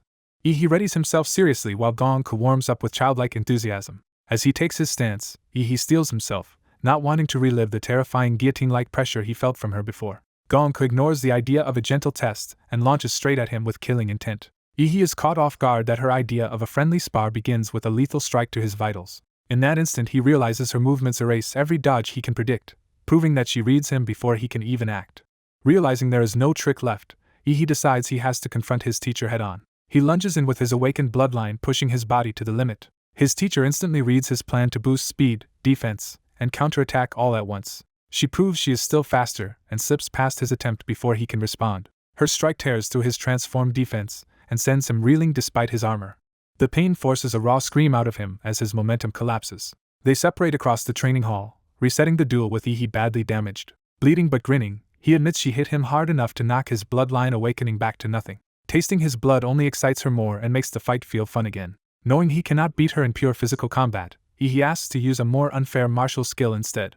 He answers his own request by summoning a massive humanoid combat form crackling with power. He is glad he fully upgraded this giant template in advance, while his teacher realizes her student is becoming something monstrous. Rather than back down, she decides the teacher should answer that power with real skill. She unleashes a red slashing technique that drops like a killing stroke. The slash carves straight through the giant form's arm despite its lightning and armor. The impact detonates through the construct in a burst of force. He escalates again by splitting into an even heavier ancestral mecha beast anthropomorphic form. For the first time, that display makes her pause in surprise. The huge armored body dives at her with crushing force, trying to overwhelm her outright. She calmly exhales, centering herself instead of panicking.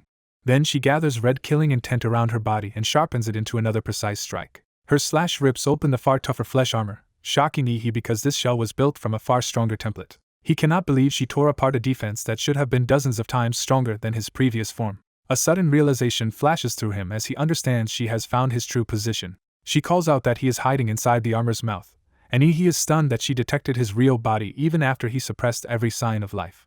With a grin, she warns him to come out before she forces him out herself. She follows by launching another split-form strike aimed directly into the armor. Her attack cuts into the shell and opens a path toward the hidden core. He counters by charging a blinding nuclear breath from the construct's mouth and challenges her to cut through that instead. Confident in the attack's heat and scale, he wants to see how she will defend against it. Before the blast can decide the fight, chains of killing intent suddenly bind him from every direction. The chains drag his mind into a crimson execution realm where he is pinned like a condemned prisoner. Seeing the guillotine above him, he recognizes the technique and knows escape is nearly impossible once trapped inside it. The blade begins to fall, turning the illusion into immediate death pressure. In desperation, he activates Crimson Calamity and freezes time for an instant. That power manifests as a sinister rose-crowned presence, giving him a way to resist the execution. The frozen moment halts the descending guillotine just long enough to break the sequence. He realizes he has been dragged into a mental illusion forged from pure killing intent, and only spiritual resistance can free him. He answers by flooding the illusion with a storm of empowered strikes from his own will. Those attacks crack the execution realm from within. The illusion shatters under the pressure, and the domain collapses. When his vision clears, he is suddenly calm again, back in the real world. He wakes to find his teacher standing over him after violently pulling him out of his armored form, and he can only acknowledge how absurdly tough her defenses are. As he pieces together what happened, he realizes she also smashed through the crystal shield he formed around his real body with impossible ease. That makes him accuse her of cheating rather than winning fairly. She immediately denies it and insists she simply beat him outright. Pressed on the point, She casually admits she may have used a little more force than necessary because holding back perfectly is hard for someone as strong as her. He can only stare at that excuse in silence. She finally senses that her explanation is not helping. Afraid he might leave, she abruptly turns tearful and begs him not to stay angry because she has not had anyone to play with in decades. The battle hall falls quiet as the fight gives way to awkward peace. He tries to calm her down while she keeps sniffling on the floor. Still crying, she asks if he really is not going to leave her. He reassures her that he worked hard to become her disciple and has no intention of walking away now. She instantly recovers her pride and pretends she was never crying, which he silently notes is a shameless save. Now satisfied, she accepts him formally, says he is gifted even if still below her level, and asks what he wants to learn first. He immediately asks for advanced martial techniques, especially the slash that cut through lightning and his humanoid arm. She says that kind of slashing cannot be taught directly because it comes only after cutting enough things to develop the right feel. When he asks what that feel is, she gives him the core concept in a single answer, the line. She explains that every body, beast, or object has a precise line where it can be cleanly severed. That principle is called the kill line, and he immediately compares it to another slashing style he knows. He concludes her method is not about brute force but about perfect precision, like a butcher making the cleanest possible cut. She warns that learning such techniques is complicated and that he must first become a true martial artist with a solid foundation. To begin that lesson, she asks whether he understands the difference between a martial disciple and a martial artist. Her answer is that the real divide is mental rather than merely physical, because martial artists gain inner vision. With inner vision, one can perceive meridians, organs, and pressure points, then reinforce them with martial energy so spirit leads the body. He is impressed by how clearly she teaches and realizes her knowledge remains exceptional despite her unstable personality. He also notes that his fusion with the vampire template and awakening of Zal Warudo have greatly boosted his mental stats, which should help him at the martial artist stage. She moves on to advancement methods, explaining that they are divided into 4 tiers from common to rare. Most ordinary schools only offer unranked advancement techniques. Those unranked methods are easy to use and account for the vast majority of breakthroughs. By contrast, Huadu students begin with at least Xuanhuang tier methods, giving them a much higher baseline.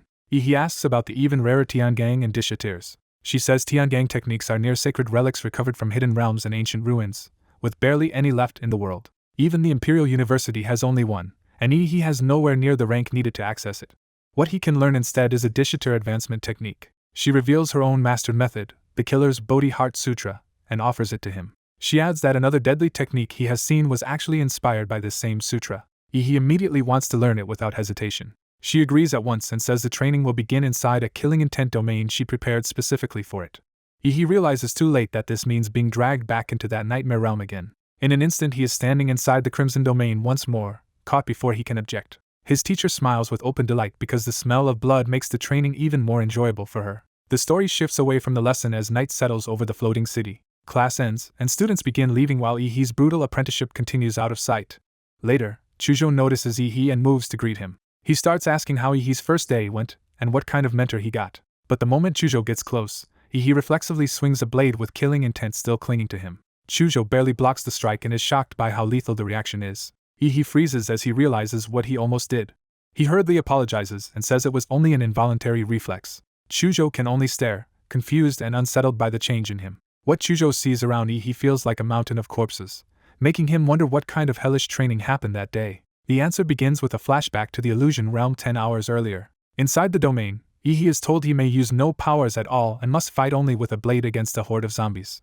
Surrounded instantly, he realizes how absurd the exercise is with such a dull weapon. His teacher explains the point is to make his body remember the sensation of cutting flesh and bone until he can instinctively find the kill line. Once he understands, Yi commits himself to the drill. He begins carving through the zombies in wide, relentless arcs. Watching him, his teacher starts to see that Yi may be far more suited to this dangerous method than expected.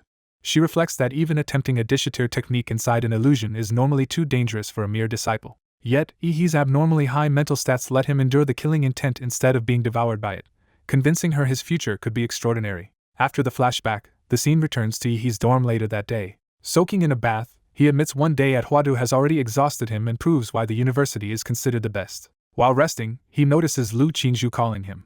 Qingzhu tells him her mother sent over the item he requested and that she has it with her now. She also passes along thanks, saying his help let her rank first in the freshman trial team. Yi offers to come pick the item up himself, but Qingzhu hurriedly tries to stop him and says she can send it instead. Their talk shifts to mentors, and Qingzhu proudly says Dean Bai accepted her as a student because of her potential before asking who took Yi. Yi decides not to mention that he rejected 5 deans first, then awkwardly mumbles an answer she cannot even make out.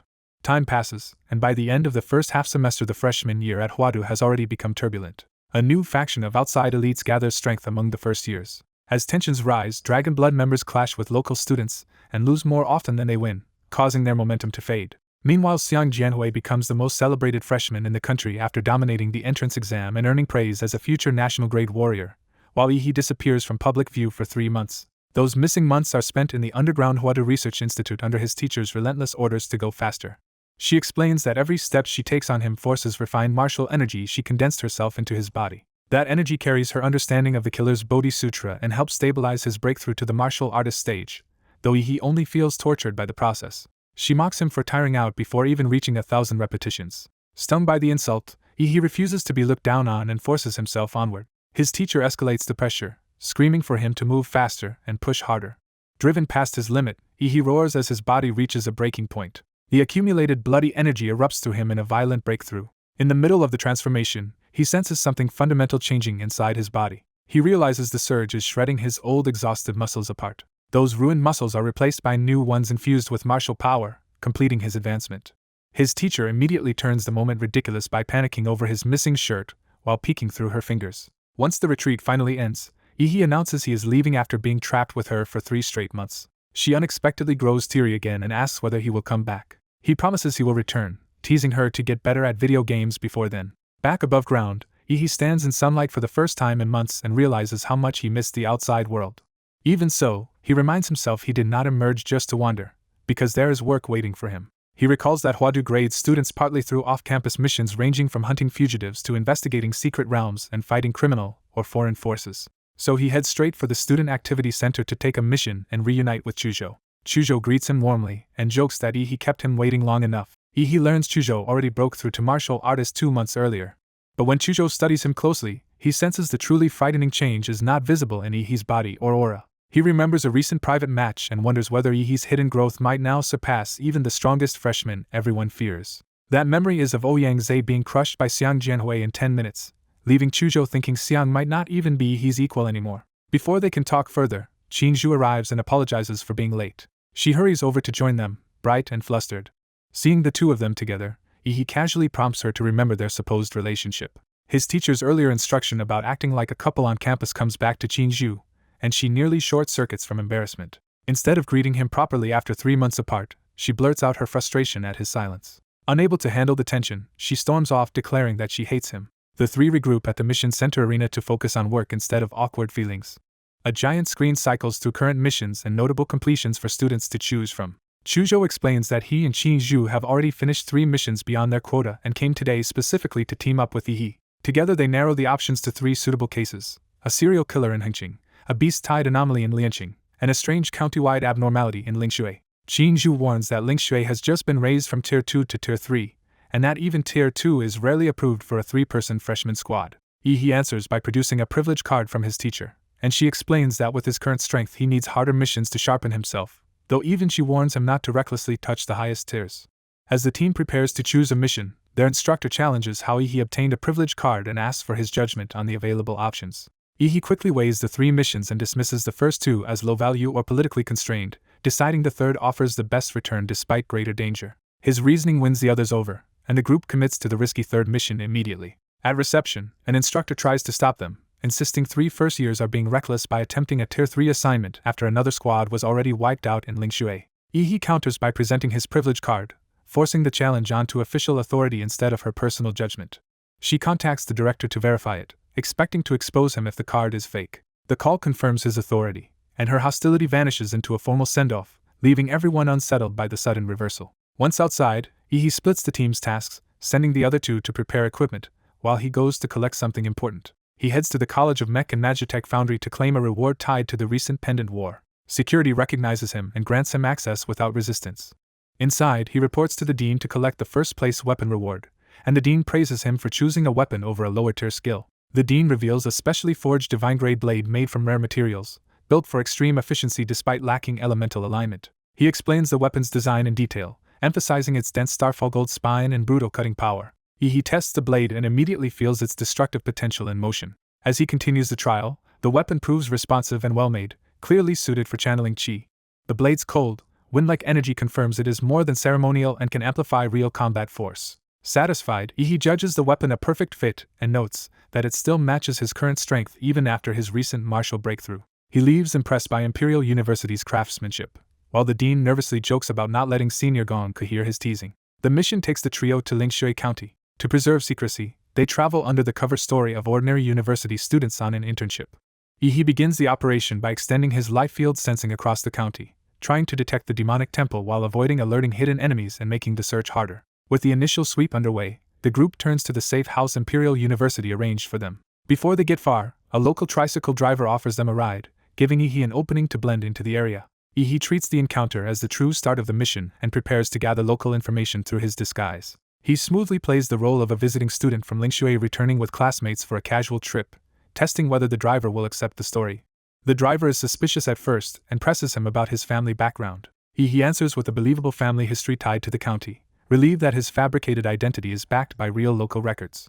The driver accepts him as one of the county's own and warms to the group, giving them a friendlier reception. He drops them at the Huada mission base, an old courtyard house that will serve as their cover residence. As he leaves, the driver mentions an upcoming county event and tells Xiaoyi not to miss it, casually handing them a useful piece of local context.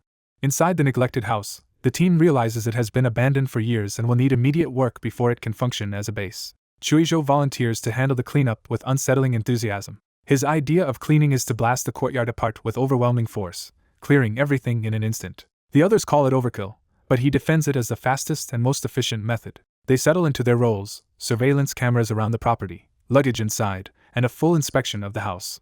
During the search, Xiaoyi finds something unusual and calls Yi over. Yi immediately senses the seriousness in her reaction and asks what she discovered. She shows him a hidden shrine containing a strange clay-covered statue and realizes it does not belong in the old house. Yi confirms the shrine was installed recently, since wood that old would have rotted long ago and the dust only covers the surface.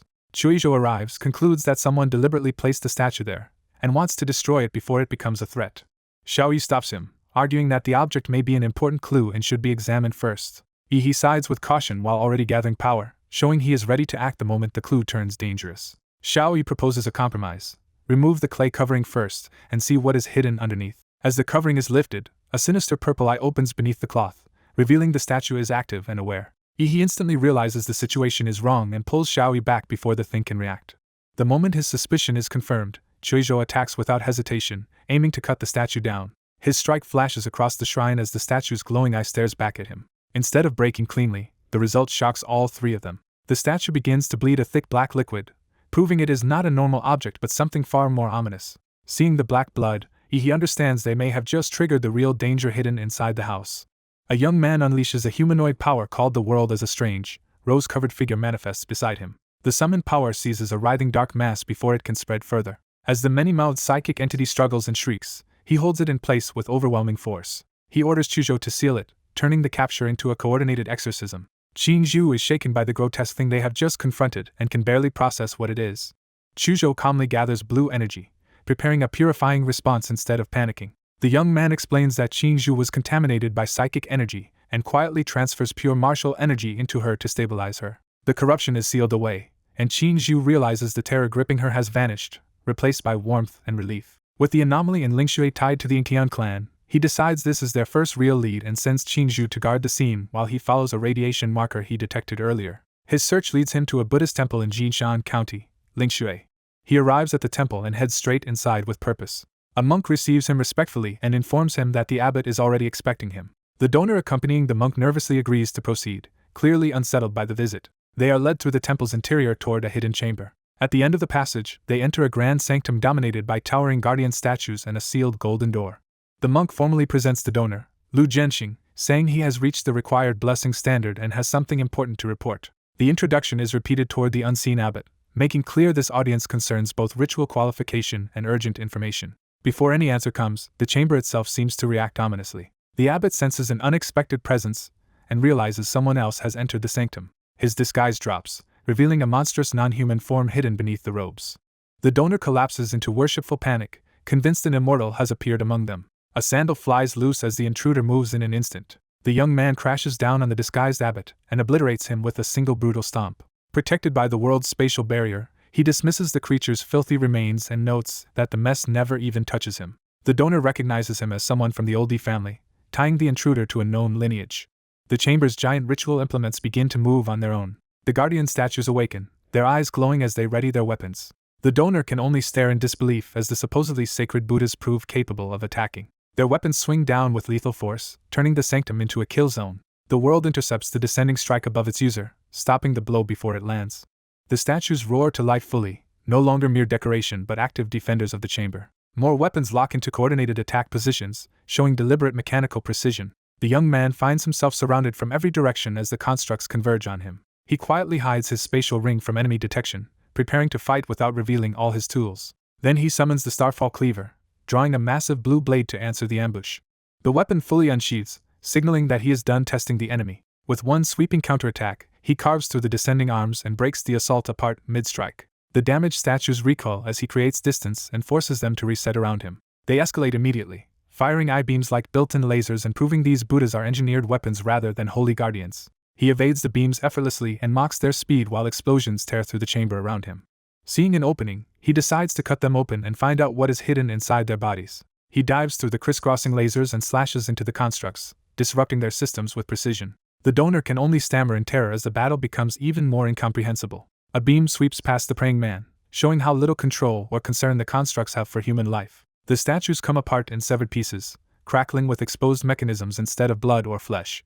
From the start, he sensed no life in them, and the wreckage confirms they were artificial bodhisattva constructs all along. That realization raises a worse question for him: how a remote county like Lingshui obtained technology this advanced. His attention returns to the sealed golden door, and he suspects the real answers lie behind it. He swaps places with the world and approaches the door with casual confidence, joking that even an intruder should knock first. Using the world's strength, he pounds on the sealed entrance, forcing the hidden chamber beyond to acknowledge his arrival.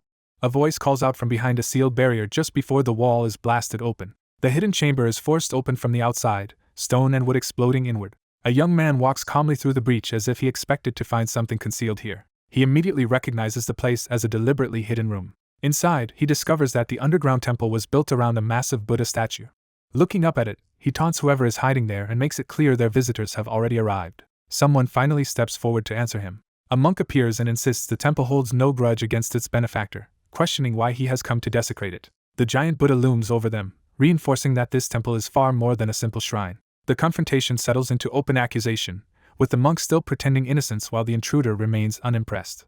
The young man drops the pretense at once, calling the monk BYD and mocking him for acting like a human priest. He attacks without hesitation, swinging his blade straight through the monk's disguise. Even after being cut, the monk only repeats a judgment about the intruder's heavy blood karma, confirming he is not human.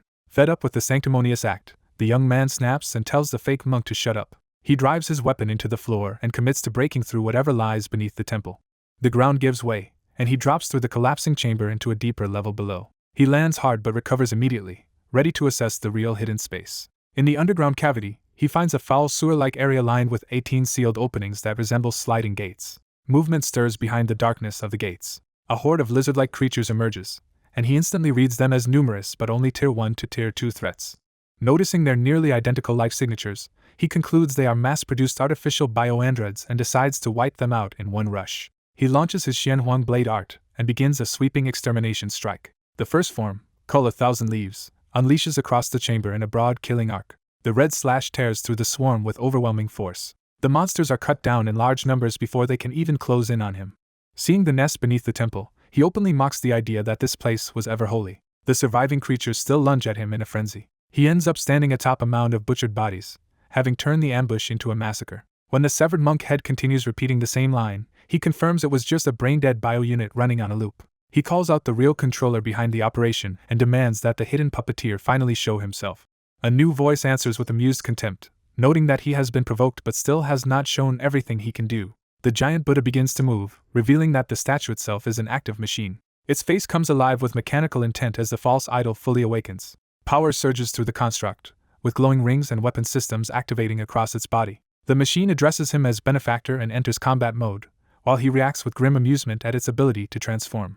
The Buddha swings a massive fist and invokes a technique meant to send him back into the wheel of rebirth. It follows with a crushing descending stomp, trying to obliterate him through sheer scale and force. Instead of retreating, he meets the attack head-on and dares it to continue. The machine drives its giant hand down in a violent impact meant to pin and destroy him. But the force it meets triggers a dangerous energy spike, and the construct's right arm begins overheating.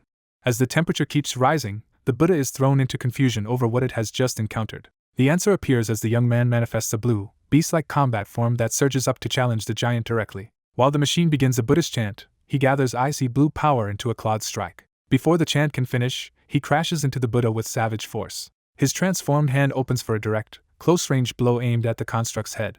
The strike lands across the Buddha's face, tearing into its armored features. Still not satisfied, he declares that he is far from finished. He follows up immediately with a jet-powered iron-hard knee straight into the construct's head. The Buddha's cranial unit shatters under the combo, and its own systems report critical damage. By the end of the exchange, the damaged golden war machine is reeling while the blue beast form attacker remains in close pursuit.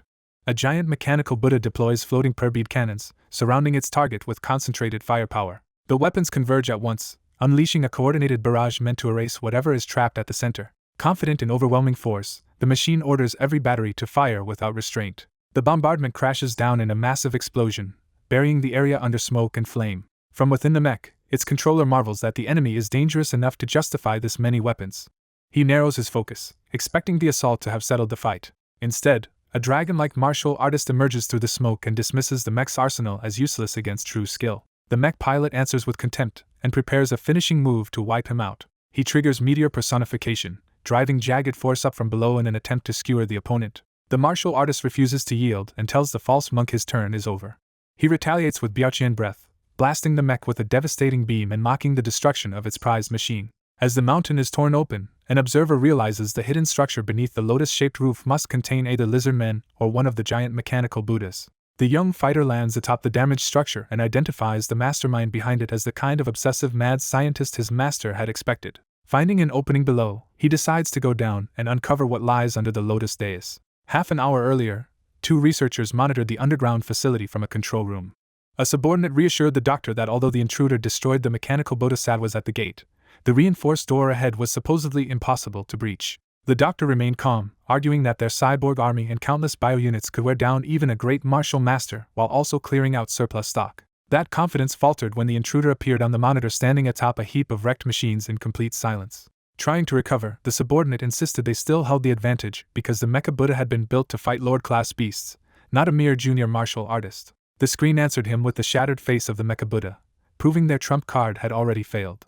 Both scientists were left speechless as the scale of the threat finally sank in. When the subordinate tried to keep pretending things were under control, the older doctor snapped at him for his delusion. The doctor recognized that the enemy was already at their doorstep and judged that the guards might buy only a few more minutes. He immediately ordered a retreat and decided the base must self-destruct so no research data could leak. The truth behind the facility is revealed. Laser Bird had quietly replaced every monk at Jishan Temple and used local faith to brainwash and control the entire county. Under the guise of blessings, residents were subjected to human modification experiments and turned into test material for Laser Bird's biotech. Before the scientists could escape, a beam tore through the ceiling as the intruder broke directly into the control room. He dropped in without urgency, making it clear he had already overtaken their attempt to flee. With a cold smile, he called out the abbot and asked where he thought he was running. Armed guards rushed forward to shield the doctor and buy him an escape route. The intruder moved before they could form a defense. In an instant, every guard was cut down or thrown aside, leaving the doctor exposed. Cornered, the old man tried to stall by offering to negotiate. He revealed that one press of his watch could trigger the base's self-destruction, and that Laser Bird controlled its staff with implanted microbombs and threats against their families. The young fighter seized his wrist before he could activate anything, stopping the trigger by force. He clamped the man's mouth shut as well, preventing any desperate last command or coded phrase. At the same time, he pinned down the doctor's hand and body so he could not reach another hidden device. The doctor's artificial eye began glowing red, signaling another failsafe had engaged. Forced to his knees under the intruder's control, the old man lost any remaining leverage. The young fighter demanded a full account of everything done in Lingshui County. Shaken and sweating, the doctor hesitated on the edge of confession. In the underground laboratory, the interrogator pressed further, asking whether this man had murdered the 3 young martial artists found earlier, and what exactly was being done here. The doctor's panic turned into a final, desperate resolve. He admitted he could not speak openly about the experiments because company keywords would trigger the bomb in his body, then chose to die on his own terms by biting a poison capsule hidden in his mouth. The poison took hold immediately, leaving him convulsing and foaming as his body shut down. Realizing too late what happened, the young fighter identified the capsule and cursed Laser Bird's people for all being prepared to die rather than talk. As red warning lights flooded the room, He confirmed the doctor's heart had stopped and that the base's automatic self-destruct had likely activated. His expression hardened as a murderous aura rose behind him, and he decided death was far too easy a punishment for what had been done here. He acted on that thought at once, striking into the corpse with brutal precision. Using a grotesque technique, he ripped the dead man's heart from the body, refusing to let even death count as mercy. He explains that ordinary corpse-born created by vampires are usually little more than rotting zombies, with almost no intelligence or recovery. But he has combined a vampire's gift with ancestral humanoid power to create something far superior. The transformation is sealed through a strange implanted device, marking the process as deliberate and engineered. The newly made servant drops to one knee and submits himself as master and subordinate are established. The master defines his retainers as perfected corpse-born who keep their memories, regenerate, fear no sunlight, and obey completely in both body and mind. He tells the kneeling man that his old identity no longer matters, and the servant accepts that his only purpose now is to serve. With the servant bound to him, the master decides to search his memories and uncover when the city was first infiltrated. The memory reading begins as the servant's mind is forced open for inspection. A past scene surfaces, returning them to the servant's life before his conversion. In that memory, a researcher catches Xiao Lu secretly eating during work, exposing his hunger and instability. The meal itself reveals the horror of the place. What passes for food is human flesh, and the staff discuss it as routine. Another memory shows a temple where people in prayer have inexplicably fallen asleep or collapsed, hinting that something unnatural is spreading through the county. As the bodies pile across the prayer hall, it becomes clear this is not ordinary fatigue but the sign of a wider contamination. The phrase divine descendation appears at the center of the mystery, tied to idol worship and the temple. A coded number carved into a wrist is recognized as a clue rather than a random mark.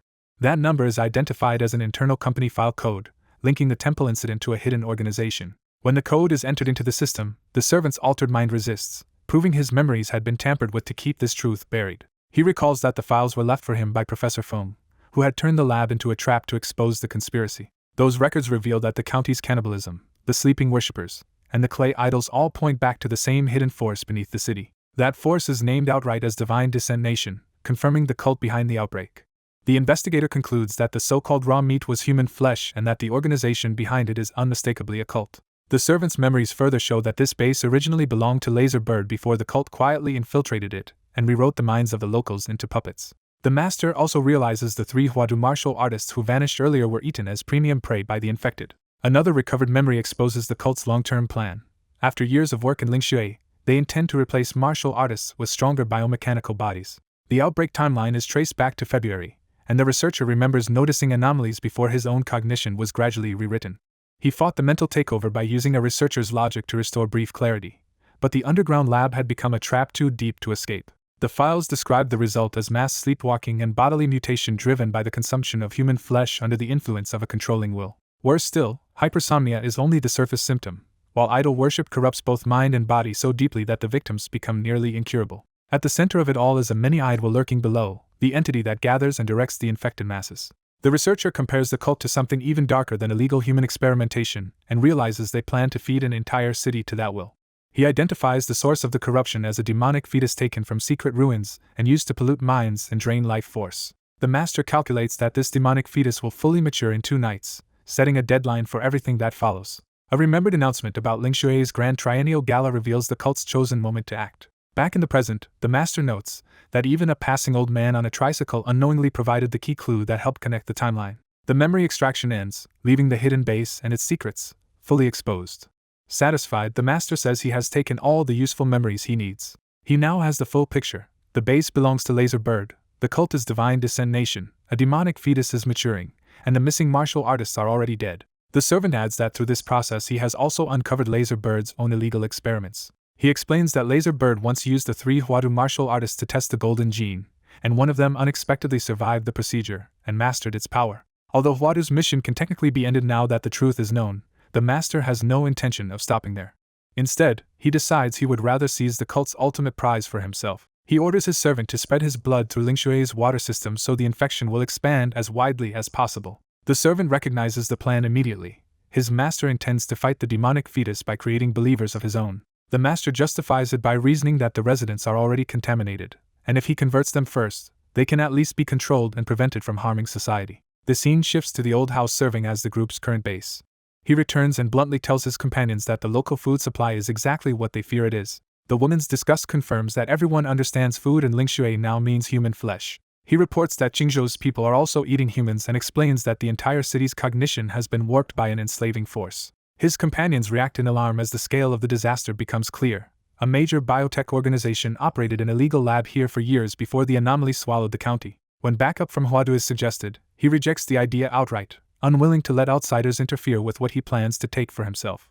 The young leader shuts down any thought of retreat, insisting the real danger lies in the city's strangeness, not in their immediate survival. He decides they will hold their ground until night, because the only anomaly they have not yet faced is mass sleepwalking. He suspects the city's true nature will only reveal itself after dark. Elsewhere, Laser Bird Headquarters learns that the Jishan Temple base briefly triggered self-destruction, then went silent, forcing the board to decide how to respond. One executive proposes the harshest solution: kill every researcher remotely to erase witnesses, then send a cleanup squad to Lingshui.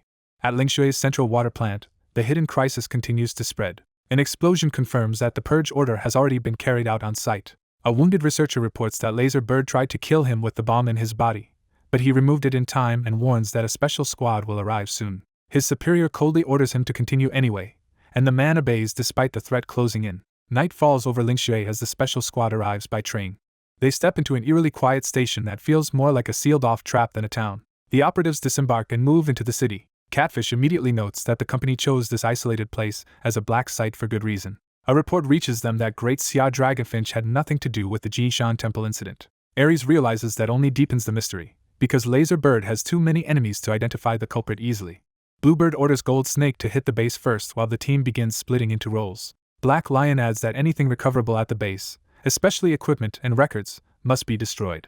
Their banter reveals a mismatched team, but also that their captain is a feared killer despite his ordinary past. The captain cuts the chatter, sends Gold Snake and Bluebird to survey Lingshui, and takes Catfish and Ares to inspect the Jishan Temple base. Meanwhile, Gold Snake and Bluebird enter a house in the city to investigate the local disturbance.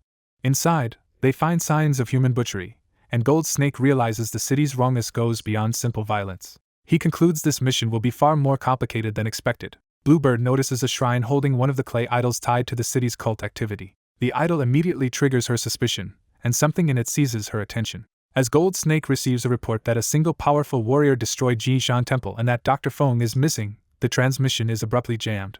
He looks outside and realizes the interference is not random. A crowd of townspeople is converging on the house in a trance, confirming the mass sleepwalking they feared has begun. Gold Snake understands at once that their presence has been detected. He tries to snap Bluebird out of her fixation and orders her to move. Instead, Bluebird suddenly stabs him, turning on her partner without warning.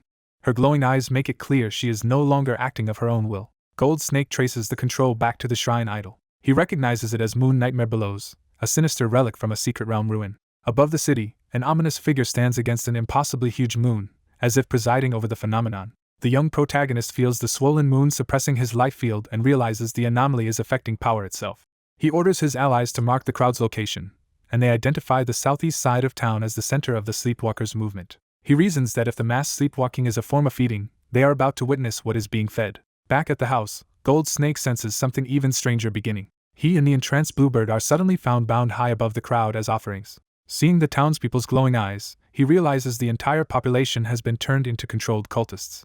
He desperately tries to wake Bluebird, but she remains lost to the idol's influence. He attempts negotiation by invoking his powerful organization, only to realize the crowd has no mind left to bargain with. Faced with people stripped beyond humanity, he understands fear and pain no longer restrain them. Then he hears a bell and senses the ritual reaching its next stage. The moon swells so enormously that even the cultists are stunned by it.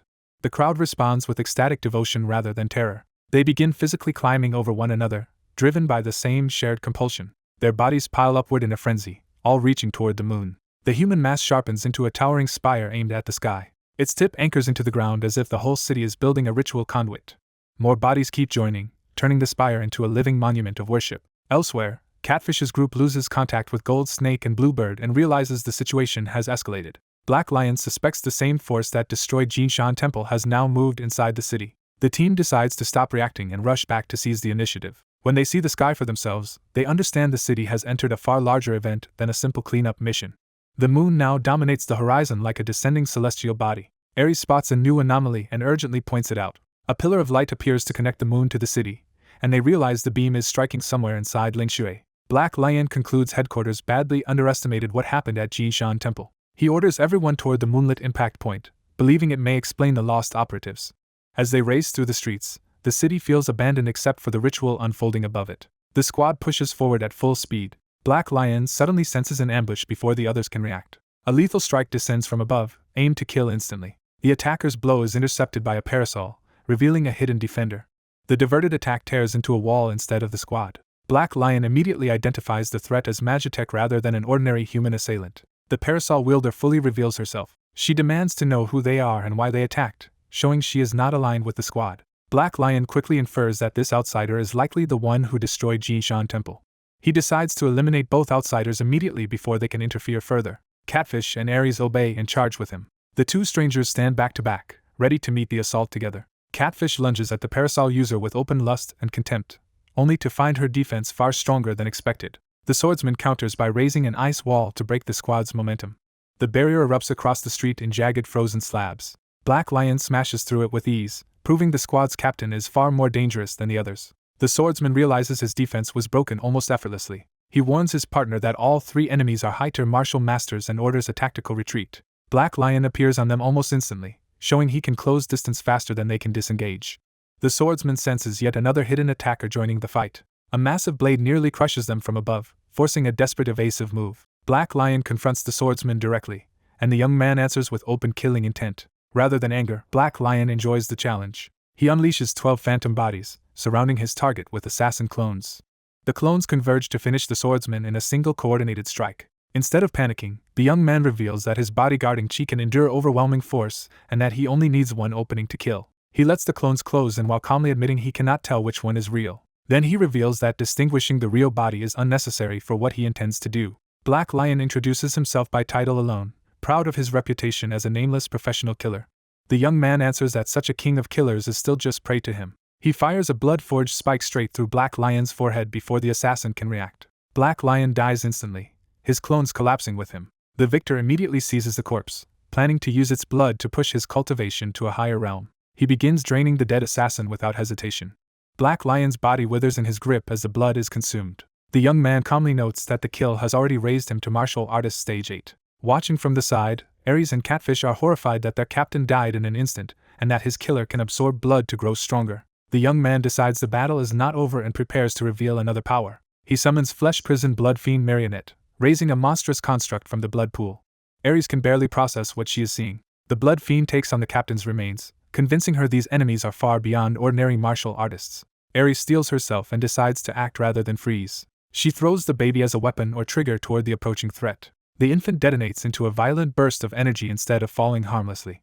From that blast emerges a giant Biomon, and Ares orders it to hold the enemy back while she escapes. Catfish and Ares break away at once, abandoning the direct fight. The parasol user orders her ally and his demon shade to pin the Biomon in place while she hunts the fleeing pair. The young swordsman agrees and turns his attention to the remaining two laser bird operatives. He awakens his bloodline as Ice Demon Dragon, transforming into a far more powerful state.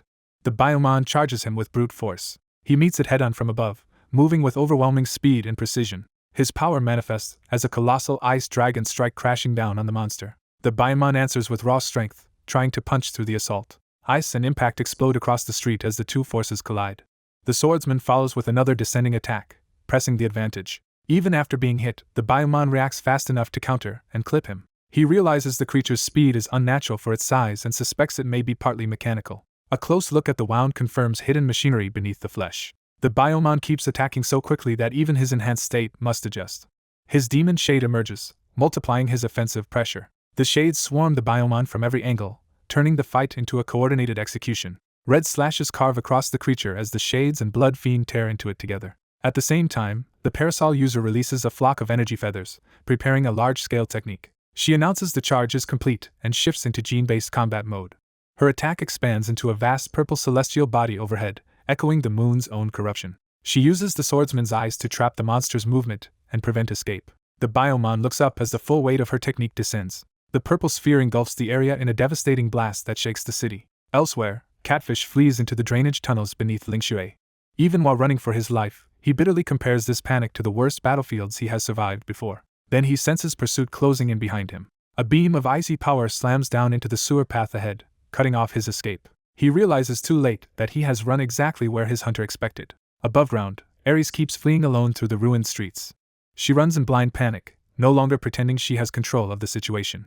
A distant impact tells her Catfish has been intercepted as well. With her captain dead, her teammates missing, and Catfish likely finished, she understands she may be the last one left. Terror gives way to desperate survival instinct as she refuses to die. Then she suddenly remembers the greater phenomenon hanging over the city. She looks toward the moonbeam and realizes the descending figure there may be the true key to survival. Deciding that any bargain is better than death, she resolves to stake everything on reaching that power. She fixates on it as her only remaining chance. When she reaches the ritual site, she finds a mountain of fused bodies rising toward the sky, and the sight alone nearly paralyzes her. Before she can act, the blood-wreathed young man catches up and taunts her with the climb ahead. She decides she can no longer worry about anything except escaping upward.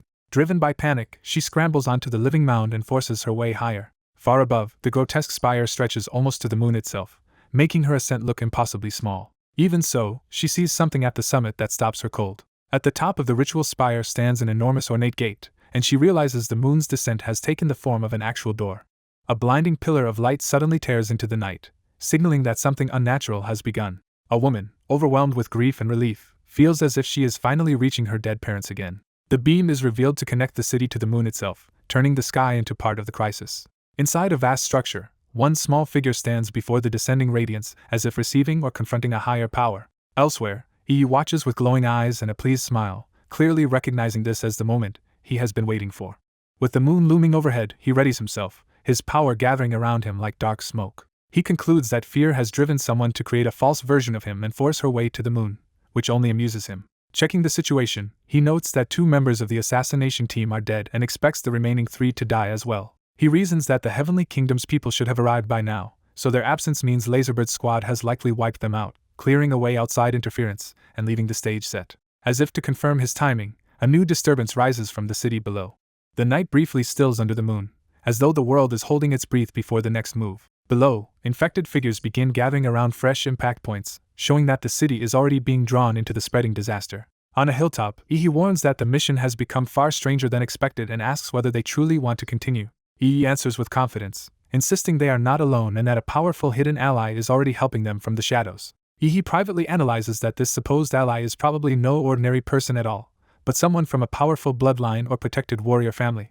Ihi abruptly shifts from watching to commanding, summoning violent red power and assigning Chuzhou and Qinzhu an urgent task. His summoned force surges outward, making clear that his orders are backed by overwhelming control. He sends them with his demon shadow to smash every clay statue hidden throughout the city's homes. Chuzhou accepts immediately and rushes off to carry out the order. Qinzhu hesitates, troubled less by the command itself than by Yi's habit of carrying everything alone.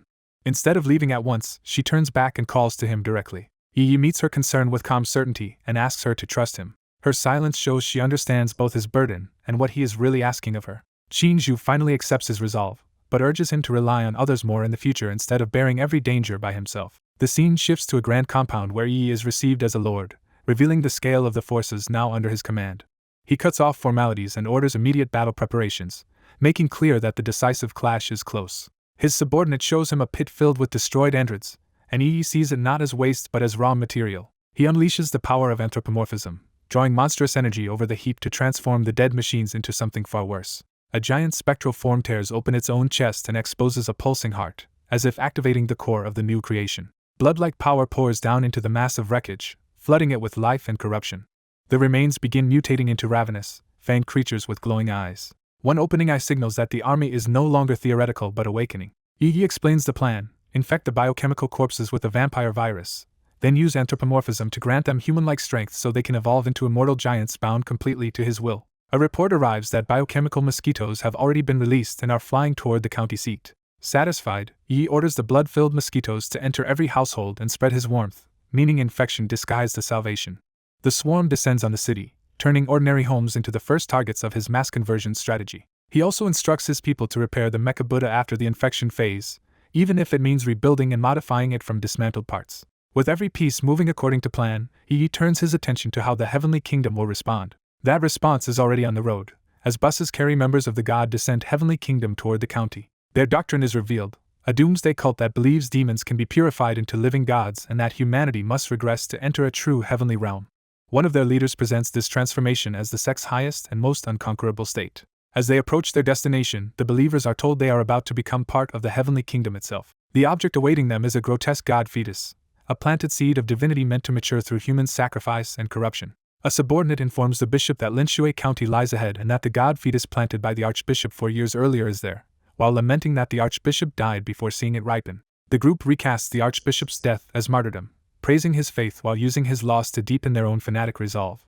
Their leader declares that the archbishop's sacrifice must not be wasted and frames their coming atrocity as a righteous act to save the world from ignorant enemies. The followers erupt in zeal, welcoming the arrival of gods and convincing themselves that they are rescuing humanity. Their frenzy escalates into a collective call to bring heaven to earth and fight in God's name. By the next night, the moon itself has become a monstrous face above the city, with the earlier beam now feeding directly into it. Watching a towering growth rise beneath that warped moon, the bishop reflects that god fetuses have always existed throughout religion, and that one has now successfully matured.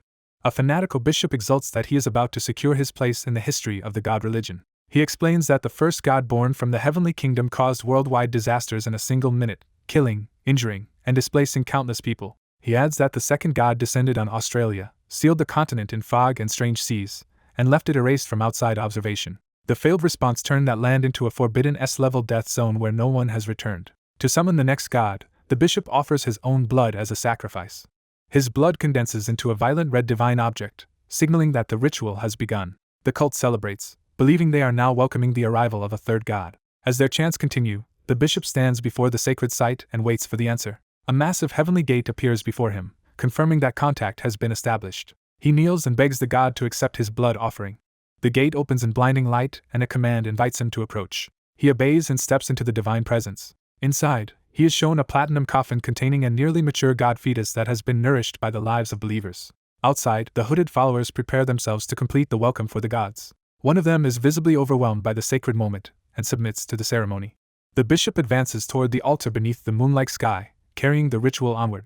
At the center of the blood-red formation, he presents himself before the unborn god. He formally calls upon the great moon, nightmare of the dreaming world, and asks to address it by name. He invokes the title Moon Nightmare Baros, trying to establish reverent communion. Instead of a blessing, a strange white spirit begins pouring over him. The phenomenon spreads wildly through the ritual space, turning the atmosphere unstable. The entire altar reacts as the energy races through the structure. A violent shockwave erupts, breaking the ritual's expected course. The once pure white spirit suddenly changes, and the cult realizes something has gone wrong. Blue polluted spirits rain down over the ceremony, threatening the divine fetus itself. The bishop panics, unable to understand how an unknown roar could corrupt the fetus's spirit and sabotage the summoning. The contamination closes in around him, turning the ritual into a trap. A new voice coldly notes that the ritual cannot be reversed and that the polluted spirits are now trying to infect the divine fetus. That speaker arrives in person, apologizing mockingly for being late as he enters the ruined ceremony. The bishop, shaken for the first time, demands to know who has dared interfere. The intruder answers with contempt, implying the bishop should already understand who his enemy is. He immediately unleashes a lethal attack rather than wasting time on introductions. The strike tears through the air with overwhelming force. The bishop is cut down before he can defend himself. The attacker reveals himself as the devil, making clear that he came to destroy the ritual, not negotiate. A bell tolls over the scene, underscoring the bishop's sudden fall. Dying and stunned, the bishop can only begin to grasp the scale of what has struck him. The name Moon Nightmare Baros hangs over the blood-soaked ritual as the failed summoning collapses into dread. The devil dismisses the bishop as pathetically weak, saying even multiple life-saving tools could not have saved him. Another voice interrupts to praise the blow, revealing that a more important figure is still present. A red-robed leader appears and calmly invites the devil to join the Church of God instead of opposing it. He introduces himself as Lian Shi, the current top leader of the Xia Kingdom's god religion, and casually reveals that the man just killed was only his archdeacon. Lian Shi treats the death as acceptable collateral, saying service to the religion is naturally a high-risk role. The devil realizes he was deceived by a stand-in, and that the true leader deliberately let a subordinate pose as his superior. He charges at Lian Shi at once, refusing to let the real target slip away. Lian Shi stops him effortlessly with a restraining power, insisting this sacred place for welcoming gods is not somewhere the devil can disrupt at will. The devil is pinned in midair by multiple bindings, his momentum completely stolen. As the pressure tightens, he realizes he is being seized by some kind of telekinetic force. In response, he calls on Verudo, summoning a massive demonic power behind him to break the restraint. For the first time, Lian Shi shows a flicker of surprise at the devil's answer. Someone notices a sinister figure reflected in another's eye and presses the question of whether he has trained in magic as well. Before that can settle, a surge of power erupts and someone curses in frustration as the situation turns violent. The young man unleashes crackling force and bluntly explains that he wants to leave for one reason only. He has no interest in fighting over the ghost coffin. His attack tears into the monstrous threat, but the challenge only invites contempt from the other side. The bald man in red dismisses the danger with absolute confidence, insisting these evil beings are incapable of harming him. He charges straight through the storm of attacks as if proving his own claim by force. The impact detonates through the area, turning his advance into a destructive shockwave. The surrounding buildings shake under the blast, showing the fight has spilled into the whole neighborhood. He emerges from the smoke battered and coughing, his bravado dented but not broken. His wounded arm immediately mutates and regenerates under purple energy, confirming he can recover unnaturally fast. Recomposed, he declares himself favored by God, framing his survival as divine proof rather than mere toughness. The young man dryly notes that rapid healing makes this opponent far more troublesome than expected. At the same time, a grand proclamation about God descending to the human world turns the cult's ritual into something openly apocalyptic. Hearing that, the young man realizes something is off and hesitates at the implication. He then notices a crowd of white-robed followers gathered behind him and realizes he has ignored the cultists while focusing on the stronger threats.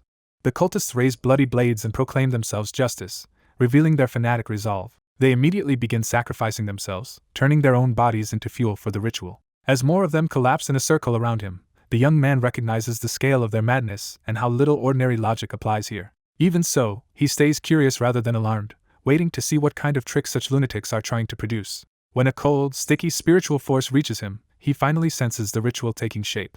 That force gathers around a glowing core in a cultist's body, as if something is being birthed through the sacrifice.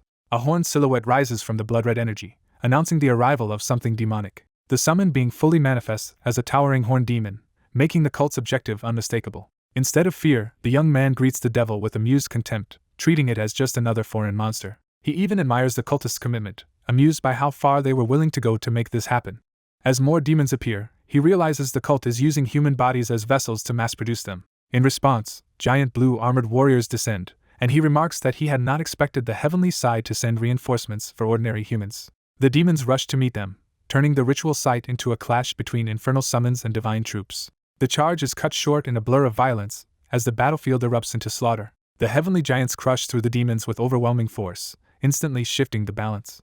Watching this, the red-robed bishop is thrown into confusion, unable to understand why heavenly giants have appeared or why that boy seems tied to them. He urgently uses spirit sight to identify the one directing events. What he sees confirms the danger. The boy stands at the center of the disturbance, and the bishop warns everyone to stay away from the divine entity. Two heavenly fighters descend and openly claim the bishop as their opponent, cutting off his escape. The bishop realizes with growing panic that the cult's entire operation may have been exposed from the beginning and that this mission is collapsing. Meanwhile, the young man approaches the coffin and notes the unnatural chill coming from it, as if it can freeze the soul itself. He concludes that whatever lies inside the coffin bears him extreme hostility, which only confirms it is the deity he has been tracking. A system-like hint explains the connection. During the final rite of the heavenly descent, the host gained a fragment of divinity from the moon, and that same power now lets him sense the hidden demon inside. He admits he never took the heavenly descent fighters seriously, because from the start his real enemy was always the deity tied to the moon. So he directly calls out the being in the coffin, mocking it as a false god hiding inside a divine vessel. But when the coffin responds, his confidence falters for the first time. He finds the coffin empty, which means the enemy he expected is no longer where it should be. He demands to know how a self-proclaimed god could hide so pathetically, still trying to provoke it into revealing itself. Instead, he is met by eerie silence, and he realizes the battlefield has become unnaturally still, as if everyone else has vanished. A familiar presence finally reaches him, and he recognizes with alarm that someone else is here with him. The bishop appears beneath an enormous moon and reveals the truth. This is not reality but a dream, and the moon itself is an illusion meant to hide one's true self. The young man is shaken as he tries to understand when he was pulled into this false world. The bishop calmly answers that it happened the moment the young man fell into the dream, confirming he has been manipulated for some time. Outside, the night city remains still, emphasizing the split between the real world and the dream trap. Back in the larger conflict, heavenly and demonic powers continue colliding overhead, while a beam of force tears through the chaos, showing the battle has not stopped even as the mind game unfolds. A desperate woman realizes their only chance is to delay the enemy with a large-scale spell. As she tries to focus, her thoughts turn to Bishop Lynchie and whether he is still holding on. She suddenly senses that his presence has vanished, and fear sets in that something has gone terribly wrong. Forcing herself past the shock, she decides she has to reach the divine embryo immediately. She activates a blood-based divine art, using blood as a medium to seize control of a target from within. Driven by faith and vengeance, she throws herself forward, declaring that Sing's soul will be judged by the gods while she personally destroys his body. Elsewhere, Yi realizes the attacker is charging straight toward him. Lu Qingzhu orders Yi to be saved while he stays behind to block the threat with a forbidden blood art. He unleashes a massive freezing technique that traps the charging monster in ice. The effort nearly empties him, but he still urges the others not to hesitate because Yi matters more than any of them. A winged ally accepts the order and rises to act, determined that Chuzhou must survive. Before the frozen enemy can be fully sealed, its internal fire surges and starts breaking the ice apart. The beast bursts free, towering over the shattered frost, and resuming its assault. It slams down with overwhelming force, blasting away the frozen terrain. Even while wounded, the monster refuses to die, driven by unfinished revenge. In response, huge ice spikes erupt upward in an attempt to impale and pin it down again. The attack lands hard enough to make the beast roar in pain. At the same time, another fighter calls on the bloodline power of the Huadi branch. That bloodline power swells and reshapes his body into something far more dangerous. He completes a dragon-like transformation and reveals a secret martial technique that doubles his speed by burning his own lifespan. Knowing the cost, he decides it is worth it if it sends the demon back to hell. He gathers a colossal storm of icy power into a descending strike. Then he drives that attack down with full intent to finish the monster. The beast screams as it recognizes this as a bloodline technique. The impact detonates in a violent burst of ice and force. Yet, from the center of the blast, the monster withstands the attack instead of being destroyed. The transformed attacker is stunned, sensing that the power resisting him is deeply abnormal. The beast surges upward through the attack, still roaring and alive. To his disbelief, it has actually caught and stopped his storm chi sword. He realizes too late that his sword was absorbed by the monster's flames, and he has almost no martial energy left. At that critical moment, a red armor-piercing projectile drops into the battlefield. It punches straight through the beast's open mouth. The shot tears through its head and blows it apart from within. A blue-haired man lands after making the save, crackling with residual power. The exhausted fighter immediately understands that another expert has arrived, possibly the ally he mentioned.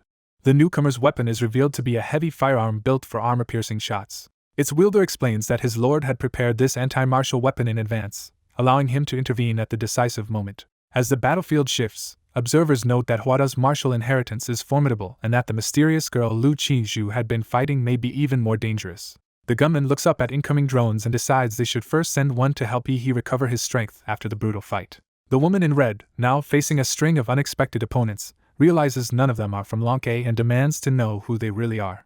The newcomers confront her openly, with one of them dryly introducing them as ordinary freshmen from Huada. Around them, several coffin-like metal containers begin to open. Those containers crash down onto the battlefield, surrounding the woman in red. From inside, multiple figures emerge, and she is horrified to realize they are corpses. A winged girl identifies them as Huada's missing sophomore squad, including one enemy they had fought before.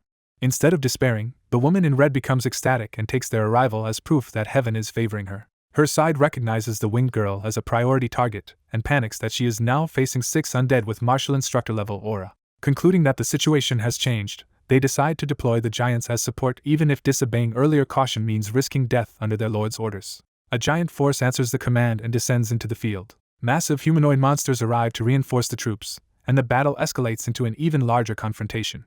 Realizing the danger, the winged woman decides he must be rescued before anything else. She launches herself forward with her purple wings, forcing her way toward him. An enemy immediately tries to stop her, warning the others not to let her reach the divine seed. Several apostles attack at once, firing energy to cut off her advance. She slips through the barrage while more enemies close in around her. Even under heavy fire, she breaks through their formation and keeps pushing ahead. Spotting Yi below, she calls for him to hold on until she reaches him. A fresh strike tears through her wings, nearly bringing her down before she can arrive. Though badly hit, she refuses to give up while the rescue is still unfinished. She forces herself back into the air and drives onward through the pain. With the last of her strength, she reaches out and urges herself to endure just a little longer. One of the enemies realizes too late that she is about to succeed. She finally reaches Yi and gathers him into her arms. Her only thought now is to carry him away from the battlefield as fast as possible. Although the blood thorn in her arm is causing intense pain, she suppresses it with purple flame so it will not slow their escape.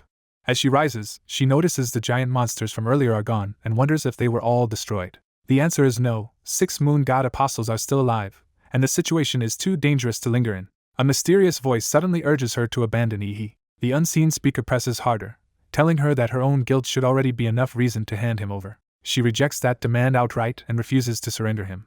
Trying to drive the presence away, she spreads her wings and pushes forward with defiance. Instead, a psychic assault crashes into her mind, and she realizes she is being attacked mentally. The torment intensifies into unbearable laughter that racks her head and threatens to break her will. Even as the pain overwhelms her, she fights to keep her focus. Her resolve narrows to one thought: she cannot let Yi be harmed.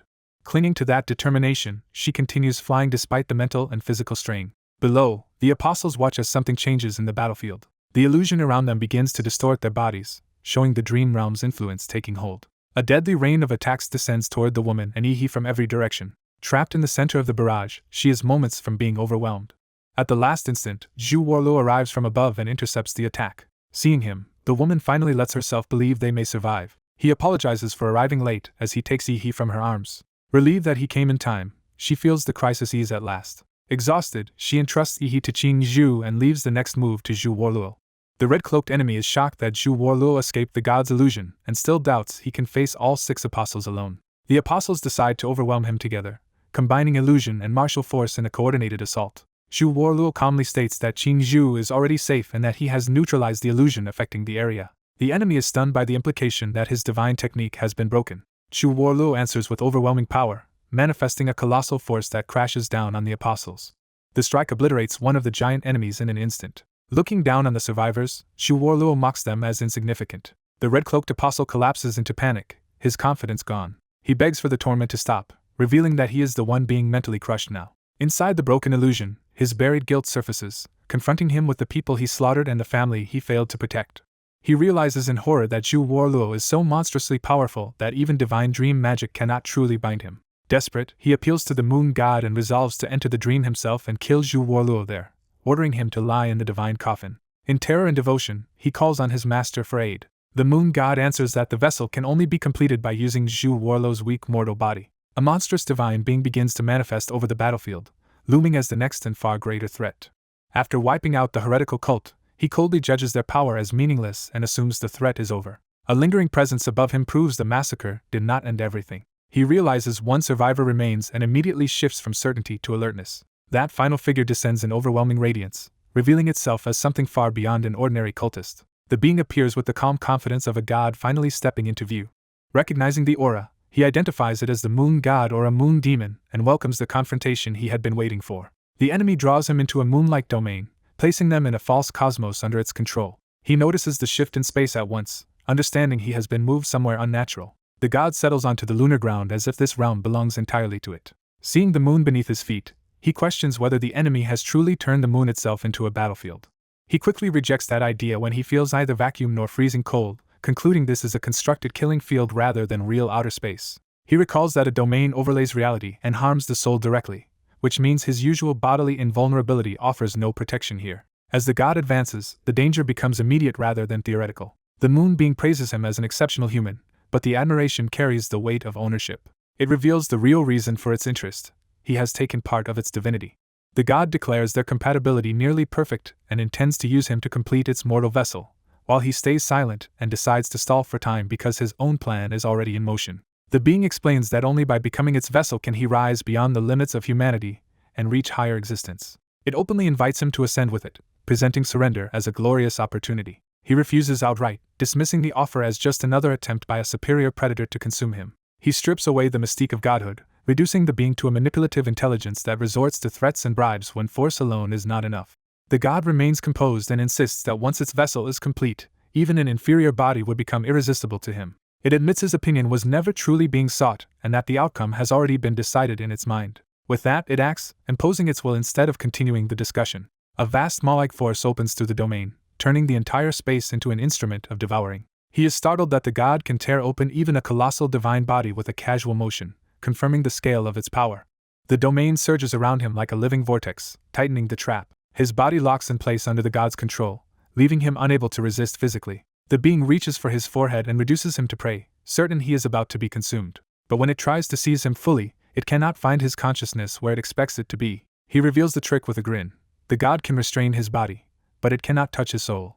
He explains that he prepared for this by empowering his spirit separately, knowing his body might fail against the true god. He adds that he used the vampire template's extreme regeneration as part of that contingency. His hidden setup is revealed.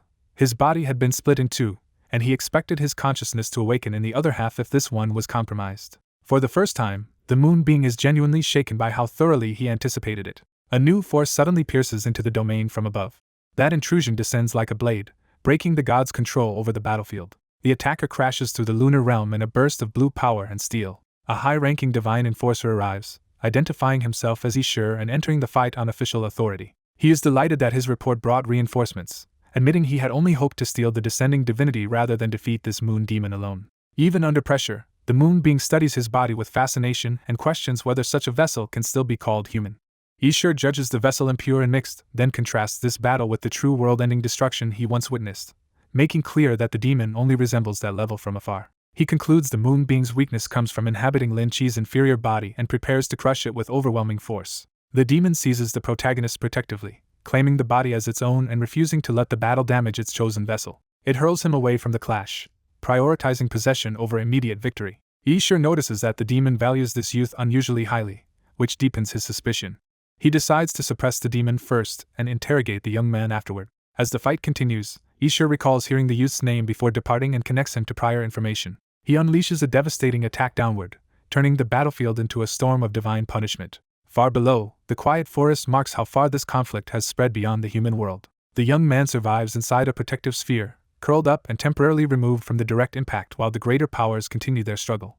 Yi is abruptly teleported into a forest again, disoriented and immediately trying to understand where he has been sent. He realizes he is far from Linshui County and takes relief in knowing Mad Doctor already evacuated Chuzhou, Lu Qingji, and the other injured before the Azure Dragon's clash could wipe out the area. At the same time, he recognizes fellow Basmuti's instant teleportation and the Moon Demon's dream-linked gaze as a serious threat, leaving him with the sickening sense that he is being constantly hunted. He briefly undercuts his own fear with a joking thought, but the danger still weighs on him. Turning to his system, he finds he has earned divinity points from surviving the battle and decides to spend them carefully rather than waste a rare reward.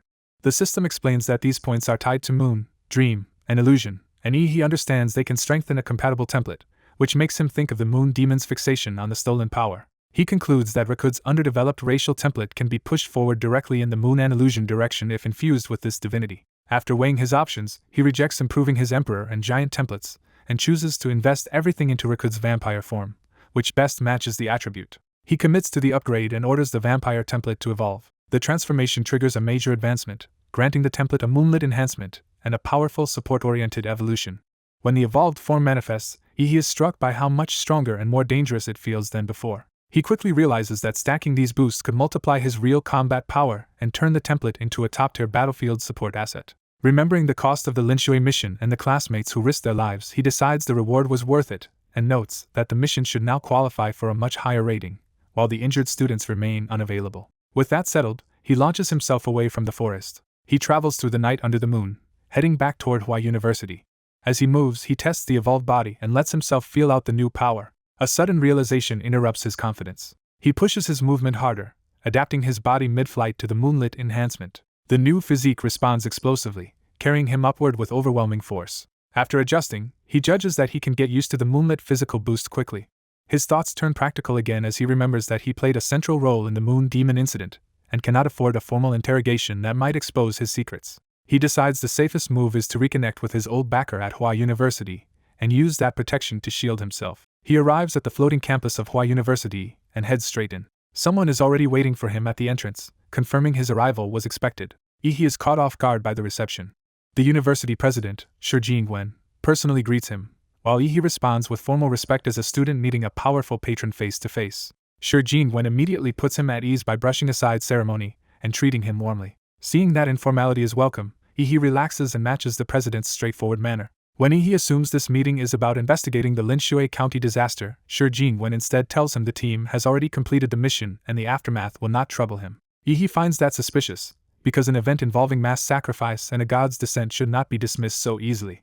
Shi Jingwen reassures him that higher authorities will handle the fallout and promises that Yi's personal secrets will be protected by reporting the anomaly anonymously. The president further explains that the public credit will be limited to a lower mission grade to avoid the scandal of first-year students being recognized for a level 5 success. But the university will still reward them as if it were level 5. Yi is stunned by how favorable the arrangement is and wonders if the old man has already guessed he is exploiting the system somehow. The next day, while waiting in the president's reception office, Yi receives the post-battle footage from Mad Doctor and prepares to compare the Azure Dragon and the Moon Demon. The report shows Linshui County reduced to a colossal crater, and Yi is shaken by the scale of the destruction and by the possibility that the silver-haired stalker truly caused it. The devastation reinforces how dangerous this world is, and the memory of Basmuti's promise to keep watching him leaves Yi too uneasy to even sleep properly. He recalls telling Shi Jingwen that the Azure Dragon might be able to expose the Moon Demon's mark inside him, which is why the president arranged this meeting with one of the kingdom's strongest martial artists. That long-awaited visitor finally arrives. He eagerly turns to greet the Azure Dragon. The moment he sees who entered, his confidence falters. The Azure Dragon appears in a battered, weakened state, making it obvious the recent battle cost him heavily. The meeting remains confined to the reception room, turning private and serious. The Azure Dragon admits the Moon Demon injured him badly, and that his body is now crumbling after the fight, even though he still won. He adds that if the Moon Demon had not relied on escape tricks, he would have killed it already, and he makes clear that Ihi's visit is about sealing the lingering gaze mark. Ihi is surprised to find the legendary Azure Dragon unexpectedly direct and almost endearing rather than distant and unreadable. Without wasting time, the Azure Dragon agrees to begin sealing the mark. He sheds the outer layer of his appearance, revealing a more monstrous and inhuman body beneath. Before acting, he tells Ihi that Shijingwen trusts him enough to share a classified truth and asks whether he has ever considered that monsters were once intelligent beings like humans. The idea horrifies Ihi as visions of monstrous figures loom behind him, forcing him to confront a far darker history than he expected. The Azure Dragon begins explaining that this truth comes from a ruin expedition in his youth, where everyone but him died, leaving him as the sole survivor of whatever they uncovered. Ihi reveals that a terrifying rune curse had taken hold of him, shocking his listener. He explains that the curse twisted both body and mind so badly that even top doctors could only delay the outcome, leaving him either to lose himself or be killed after turning into a monster. Resolved to die before harming anyone, he went alone to a secret realm in the Great Atlantic, but a violent storm stranded him on an uncharted island instead. He cuts off the rest of the tale as classified because it concerns Xi'an Nation's future, leaving his audience disappointed but forced to accept the limit. What he does share is that beings on that island saved him from fully becoming a beast.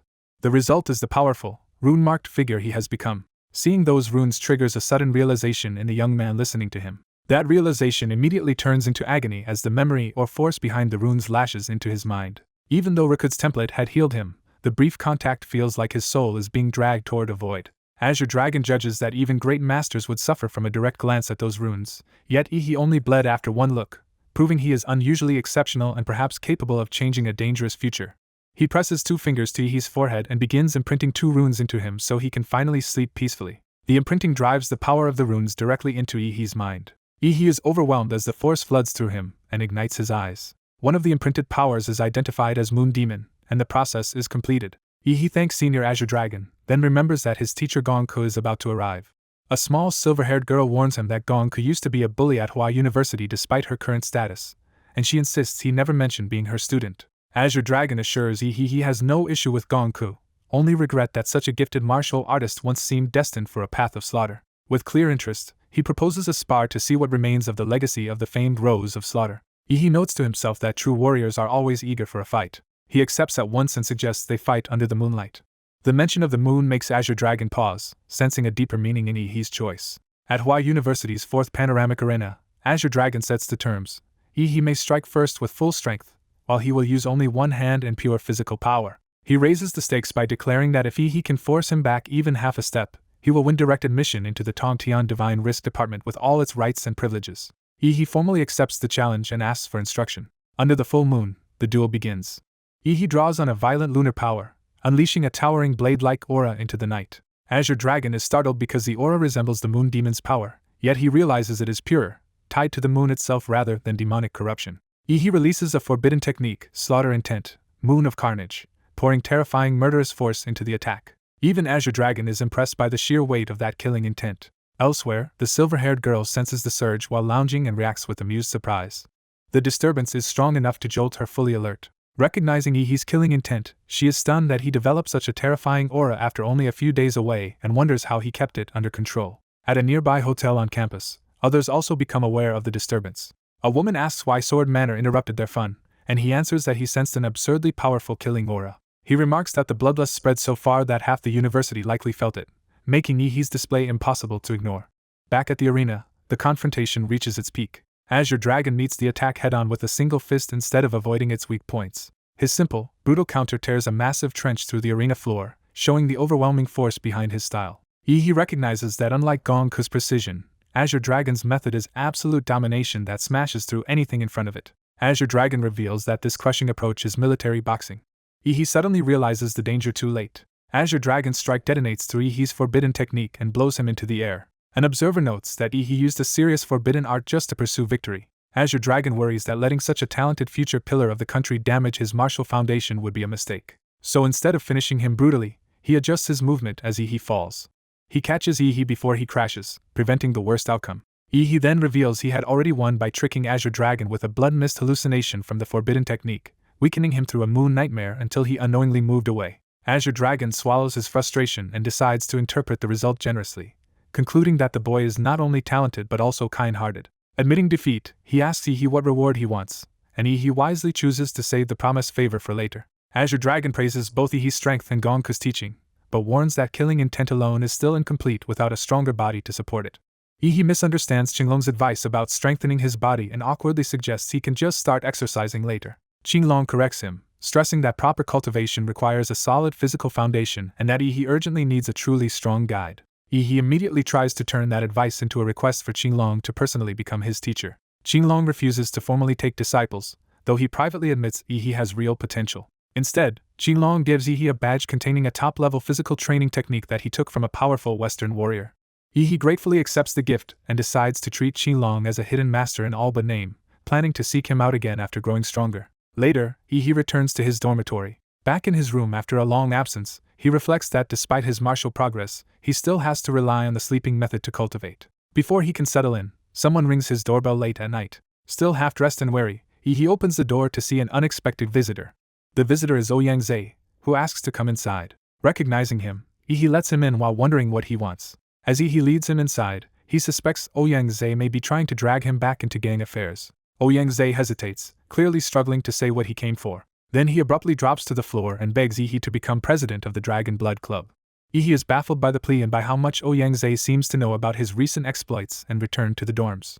Ouyang reveals that members of the club have been quietly watching for Yi's return. Yi realizes they were tracking him through surveillance, and is immediately irritated. He drags Ouyang out into the corridor to confront him more directly, while Ouyang hurriedly explains they only monitor the hallway, not the room itself. Rather than arguing about the spying, Yi demands the real reason the club suddenly wants him as president.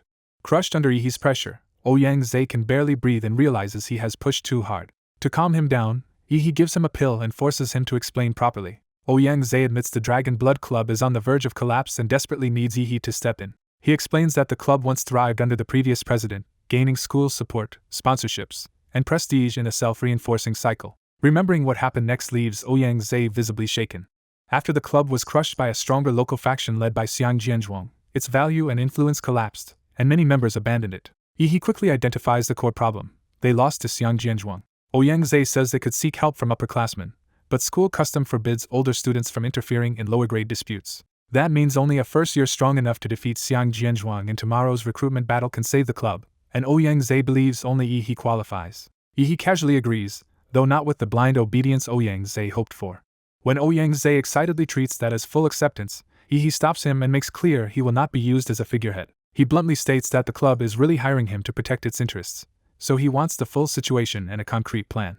Ouyang presents the answer: the Daxia Recovery Plan. He explains that this National Martial Arts Recovery Initiative is a major state-backed program, and top performers can gain extraordinary opportunities and rewards. For the Dragon Blood Club, Yi's role in that plan is simple but crucial: he must achieve the highest score possible. Yi accepts that objective but says there is another issue that must be handled first. Ouyang nervously asks what else could still be wrong. Yi orders him to remove the surveillance camera watching the corridor. After complying, Ouyang leaves while thanking Yi and sharing one more useful insight: greater achievements improve the odds of drawing a stronger cultivation template. Left alone, Yi realizes Ouyang talent could help elevate the Dragon Blood Club, while his own path now depends on mastering both martial arts and templates. The next day, the Dragon Blood Club gathers beneath its banner for the coming confrontation. Inside, the club members wait tensely around a table, expecting the arrival of the person meant to turn their fortunes around. One member complains that Ouyang is late, remembering that he used to show far more respect when the club was still powerful. That disrespect is taken as a bad sign, and suspicion spreads that Ouyang may be acting with ulterior motives. The vice president tries to steady the room by insisting the real president of the club will arrive soon.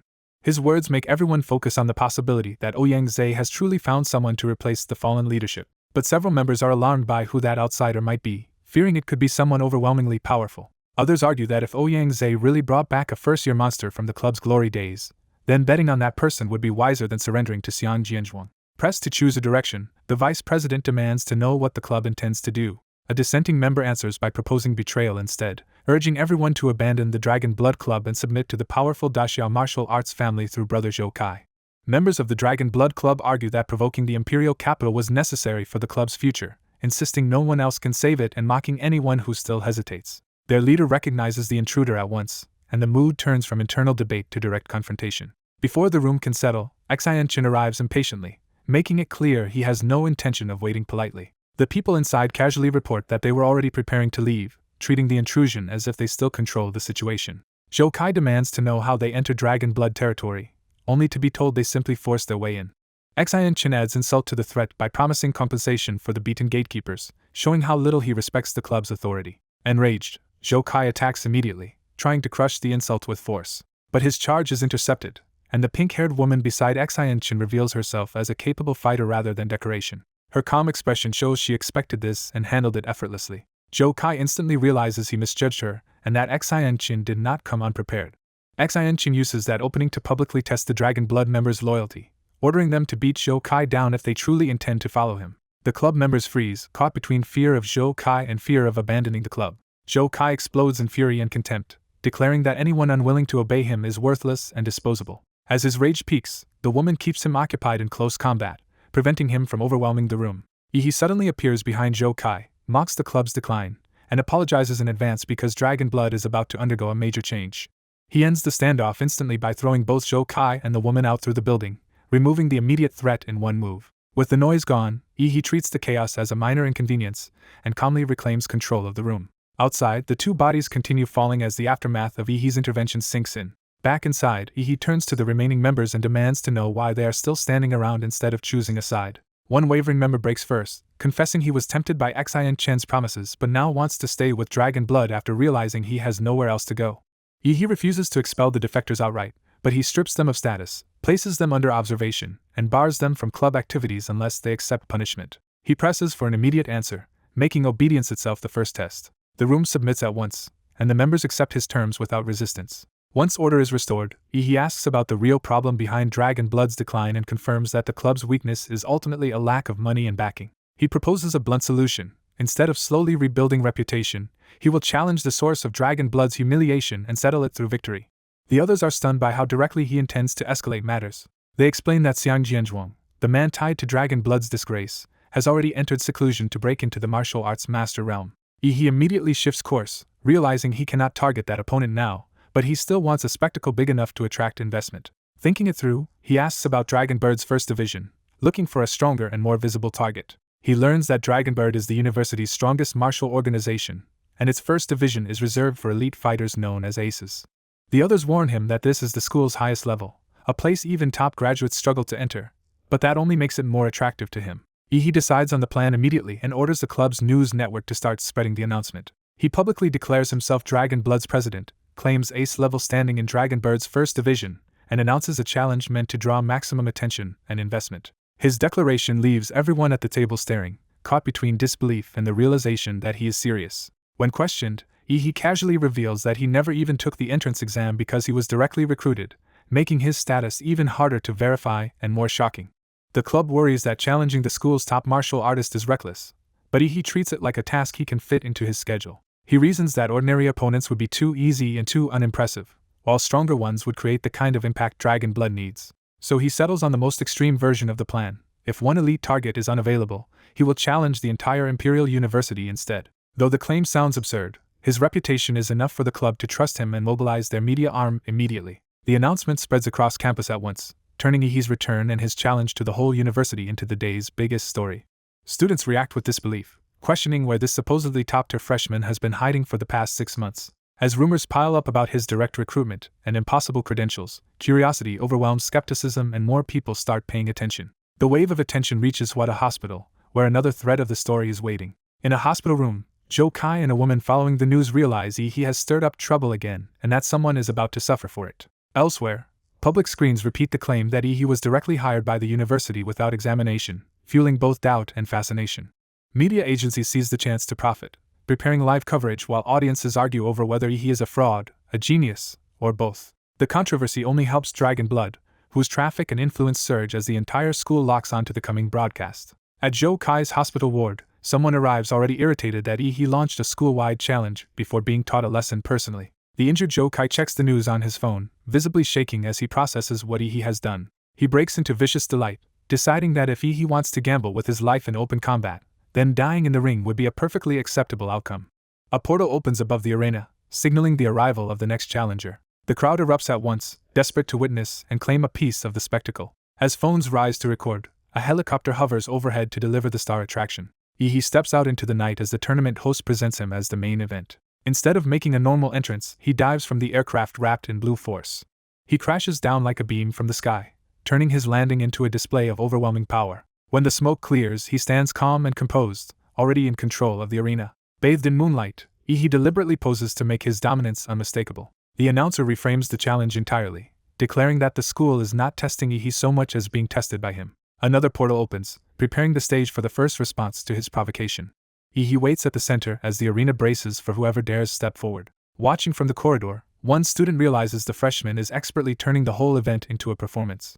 A senior named Long Tao decides to seize the attention for himself and step in first. He openly admits he only cares about fame, figuring he profits whether he wins or loses as long as the spotlight stays on him. Long Tao charges out and formally challenges He as the opening match begins. The audience roars for the fight to start, feeding the frenzy around He's challenge. He ends the first bout almost instantly, blasting Long Tao aside before he can matter. Even while coughing blood, Long Tao mourns the influence he thought he was about to gain. He coldly calls for the next opponent without giving the first one any weight. A second-year spear user named Yao Ling leaps in, and the crowd recognizes her as a far more serious martial artist. He dismisses her technique as too weak even before her attack can land. He breaks through her assault head-on and knocks her away with the same effortless force. Without changing expression, he tells the rest to stop wasting time and come at him together. His contempt pushes the remaining students into a group attack, each trying to salvage pride or reputation. He answers the rush with a sweeping burst of blue power that tears through multiple attackers at once. He follows with another crushing strike, keeping the momentum entirely on his side. The combined assault collapses as his energy sends bodies flying and smashes the arena floor. A final blast detonates in the middle of the crowd's cheers, leaving no doubt that the challengers have been overwhelmed. From the sidelines, one observer panics that anyone else who steps up now will only end up hospitalized. He then thinks of one person from the Zhou family who might still be able to stop Yi, the eldest son, Zhou Yanting. Realizing that possibility, he begins to scheme around it. Moments later, a new figure answers the call and claims the role everyone was waiting for. The defeated students immediately hope this newcomer can end the humiliation before their school loses all face. He advances with measured confidence, unlike the reckless challengers before him. The announcer reveals him as Zhou Yanting, a top-ranked martial artist whose body is protected by a powerful nano-battle suit. The crowd shifts again, convinced he may finally have met someone who can punish his arrogance. Zhou Yanting introduces himself, and says he has come to make Yi repay the damage done to his club and family. Yi notes that Zhou does not seem driven by petty revenge and asks what truly brought him here. Zhou answers that he is not fighting for his disgraced brother, but for the honor of the Zhou family itself. He accuses Yi of crossing the line by insulting that family's reputation. Yi brushes off the accusation as the usual excuse powerful families use to dress up personal grudges. Zhou demands a public apology before the entire school, and Yi replies that such an apology can only be taken by force. That refusal snaps the last restraint between them and the real duel begins. Their first clash erupts in a violent burst of energy, showing that Zhou is far stronger than the earlier opponents. The collision expands into a sustained shockwave as both sides finally meet on equal intensity. Zhou presses forward aggressively, trying to overpower Yi through sheer force. Yi gathers blue energy into his fist and prepares a direct counter. The next exchange tears across the arena in a massive explosion that cracks the battlefield apart. In the aftermath, Zhou's nano-battle suit begins to recede and his body shows signs of dangerous overheating. Yi immediately realizes the suit is failing because the temperature around Zhou is suddenly rising.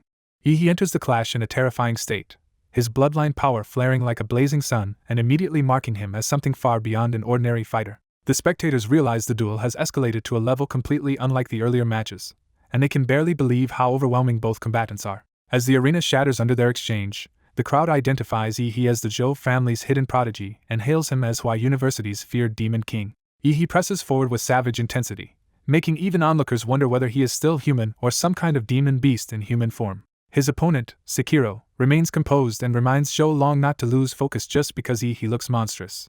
Sekiro counters instantly and warns that hesitation means defeat, forcing Yi to stay on the attack. The audience throws its support behind Yi, urging the fiery newcomer to bring down the so-called Demon King of Hua University. Even while fighting, Sekiro judges Yi's style as crude and barbaric, and questions how Long Ke ever chose someone like him. Still, Sekiro begins to sense that Yi is growing stronger in the middle of the battle. Yi confirms it himself, revealing that instead of releasing all his bloodline power at once, he has been gradually unlocking the vampire bloodline hidden in his body.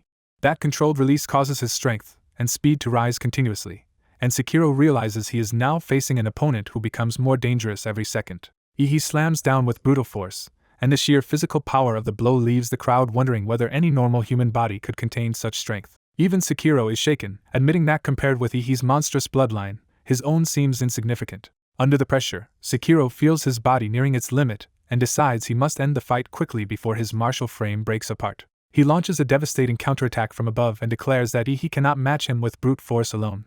Sekiro follows by mocking Ihi for entering the fight without studying his combat data, convinced that ignorance will cost him the match. Ihi answers the taunt with contempt and keeps charging straight through the assault. As the danger spikes, Ihi recognizes that Sekiro is about to use a move lethal enough to kill him. Rather than retreat, Ihi drives his bloodline power to an even higher state, fully igniting his body in a desperate all-out transformation. He gathers that infernal power into his hand, preparing a finishing technique built entirely on overwhelming heat and force.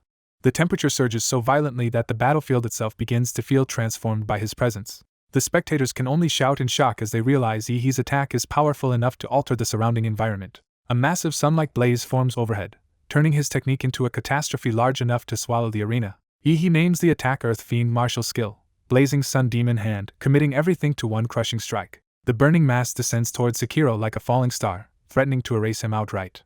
Instead of panicking, Sekiro finally shows excitement, pleased that Ihi has produced an attack worthy of a serious response. He reveals that unlike the borrowed powers around him, he is the sole creator of his own martial art and intends to answer Ihi with its strongest form. With manic confidence, Sekiro unleashes heaven-bombing dragon cannon. A colossal blue dragon-shaped beam erupts upward to meet the descending sun, turning the fight into a direct collision between two ultimate techniques. The impact detonates in a blinding explosion that engulfs both powers at once.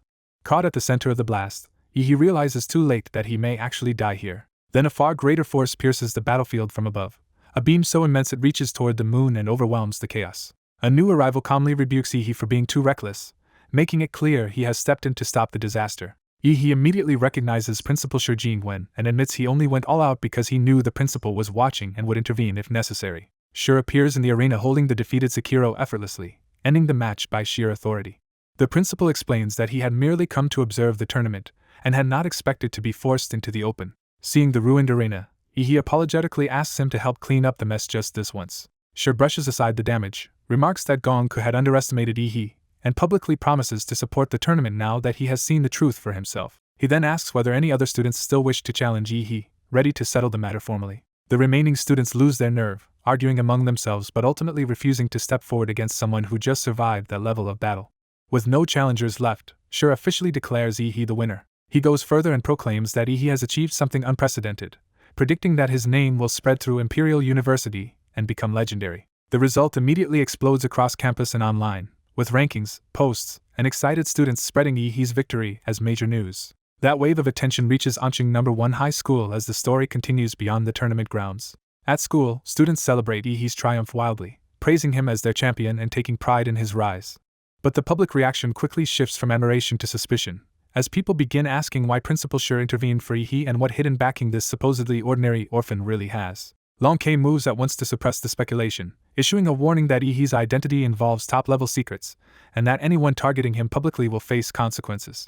Among Ihi's allies, the victory sparks fresh ambition, with his supporters convinced their group's fortunes are about to rise with him. Even as they celebrate, they discover Ihi has already rushed off to handle something else, leaving his friends wondering where their new number 1 hero went. The trail leads toward a new destination, marked only by a quiet corridor, and the room labeled 42FA3. A holographic subordinate reports that he has recovered the golden gene hidden in Anqing, and the young master immediately asks whether it can be opened. The subordinate confirms he knows how to unlock it because in his previous life he helped engineer the Golden Gene project. He warns that the container carries a Prometheus tracking signal, meaning anyone who keeps it exposed will be hunted by Eden headquarters, so the young master asks for a way to block it. The subordinate says a shielding room can be built in half a month, but cracking the container's mathematical lock will take at least another half month, and the young master urges him to prioritize safety. With that settled, the young master puts away his device and turns to his own next move. Reviewing the mad doctor's memories, he realizes that the doctor once had unexpectedly deep ties to the heavenly kingdom of God's descent. Those memories reveal that Prometheus secretly used a demon from the heavenly kingdom of God's descent as a living experimental specimen. The demon was nearly fully dissected, and its remains were preserved in a specially engineered organism. Because Prometheus gained a living otherworldly demon far beyond blue star lifeforms, its biological research advanced rapidly and produced major results. Among those results was Eden, a sensational project built from research on the demon's body. Another branch of that work was Project Fire Seed, an attempt to alter human genes and elevate the species, which became the precursor to the Laser Bird Golden Gene Project. Realizing how deeply Prometheus is tied to gene locks and forbidden research, he suspects he will inevitably be drawn into matters connected to it. Since he finally has time, he decides to study the badge Senior Qinglong gave him and prepare for the sleep cultivation method. Once he enters that method, his consciousness is pulled into another world. He awakens there in armor, lying in cold rain on a battlefield littered with corpses and weapons. As he rises, he judges from the wreckage that a brutal battle has just ended here and that the combat was not purely human. Unquenchable scorch marks still burn across the ground, confirming that extraordinary forces were involved. He also notices claw marks among the destruction, strengthening the conclusion that non-human creatures took part. Surveying the wider field, he sees the devastation spread in long fiery trails across the landscape. When the rain stops, he decides the heavy Western armor is too cumbersome and needs to come off quickly. Unable to use his own strength in this martial rhythm space, he resolves to rely on local weapons for now and expects a guide tied to the trial to appear soon. Right on cue, a strange carriage drawn by spectral blue-flamed horses charges into the battlefield toward him. An old man inside dismisses him with open contempt instead of offering help. The carriage tries to leave, but the young man stops it by sheer force, startling the driver. He plants himself in its path and refuses to let the old man escape.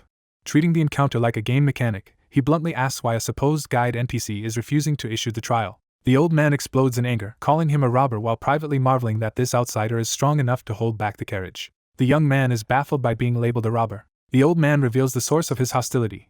The young man's martial rhythm and sword style resemble those of a hated family whose descendants once slaughtered his sons and grandsons. Unmoved by that grievance, the young man insists the old man still has to perform his role and guide him. To force the issue, he smashes the carriage apart with a single sword strike. The old man is horrified that the boy has destroyed his ride. The young man apologizes only in the most practical sense, saying this was the only way to stop the guide from running off while he explored the map. With the carriage gone, he politely but firmly demands that the old man, as master of this martial arts space, lead the way. The old man grudgingly relents, noting that the trial site can be found by following the spray-like burn marks left across the land. They track the marks until they vanish at an open plain, leaving the trail unclear. The old man secretly gloats, believing he has stranded the boy in this world without ever taking him to the true trial site. But the young man studies the terrain and realizes the lack of footprints means the target did not travel along the ground. He looks upward and concludes the creature they are tracking must have gone into the sky. The old man is shocked that he found the key clue so quickly and regrets that such talent belongs to the bloodline he despises. The young man reasons that flying creatures do not nest in low places, so their destination must be the highest point in the surrounding plain. Now certain of the route, he cheerfully asks to borrow the old man's horse again, leaving the old man speechless. Their pursuit shifts toward the towering peaks beyond the plain. Riding the blue-flamed horse at full speed, they race across the frozen expanse toward the mountains. The horse suddenly senses something ahead and reacts before either rider can fully see it. It rears violently, forcing them to stop as danger reveals itself nearby. The young man immediately understands that the horse's fear means they have reached the true destination. A colossal many-headed winged serpent appears in the storm, and he recognizes it as the legendary Hermes serpent said to destroy all flying life. The monster answers their arrival with a devastating torrent of fire and lightning. The blast erupts into a massive explosion, engulfing the area and throwing the trial into open deadly combat.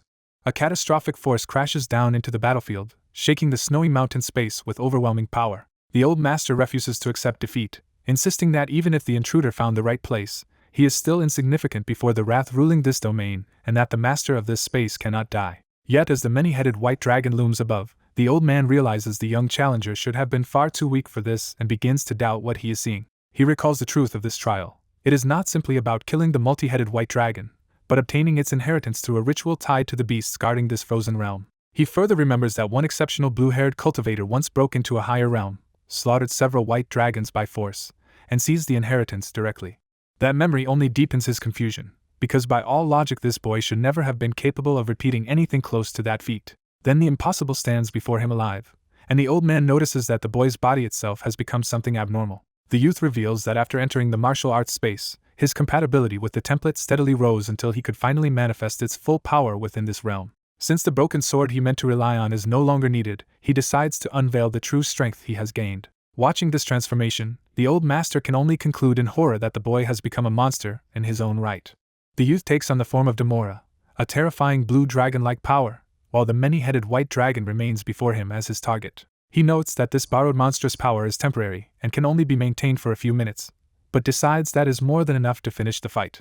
Demora strikes first, tearing into one of the dragon's heads with brutal force. The attack rips through the neck and leaves the many-headed beast suddenly vulnerable. The old master is stunned into open panic as the battle turns far beyond his expectations. The transformed youth drives the fight downward with crushing momentum, smashing through the battlefield and forcing the dragon into close combat. The white dragon surges back up, trying to recover its position despite the damage. Demora presses the advantage, surrounding the beast and refusing to let it regain control of the fight. In response, the dragon gathers its remaining heads and power together, preparing a larger counterattack. The youth mocks the creature for thinking flight gives it safety, making clear that distance will not save it. Blue energy begins to flood outward from Demora as he charges a ranged attack. He reminds the dragon that even from afar, he can still strike back with devastating force. Demora unleashes a concentrated breath attack straight at the beast. The blast collides with the dragon's power in a violent explosion of blue and gold. The impact tears through the dragon's formation and blows apart more of its body.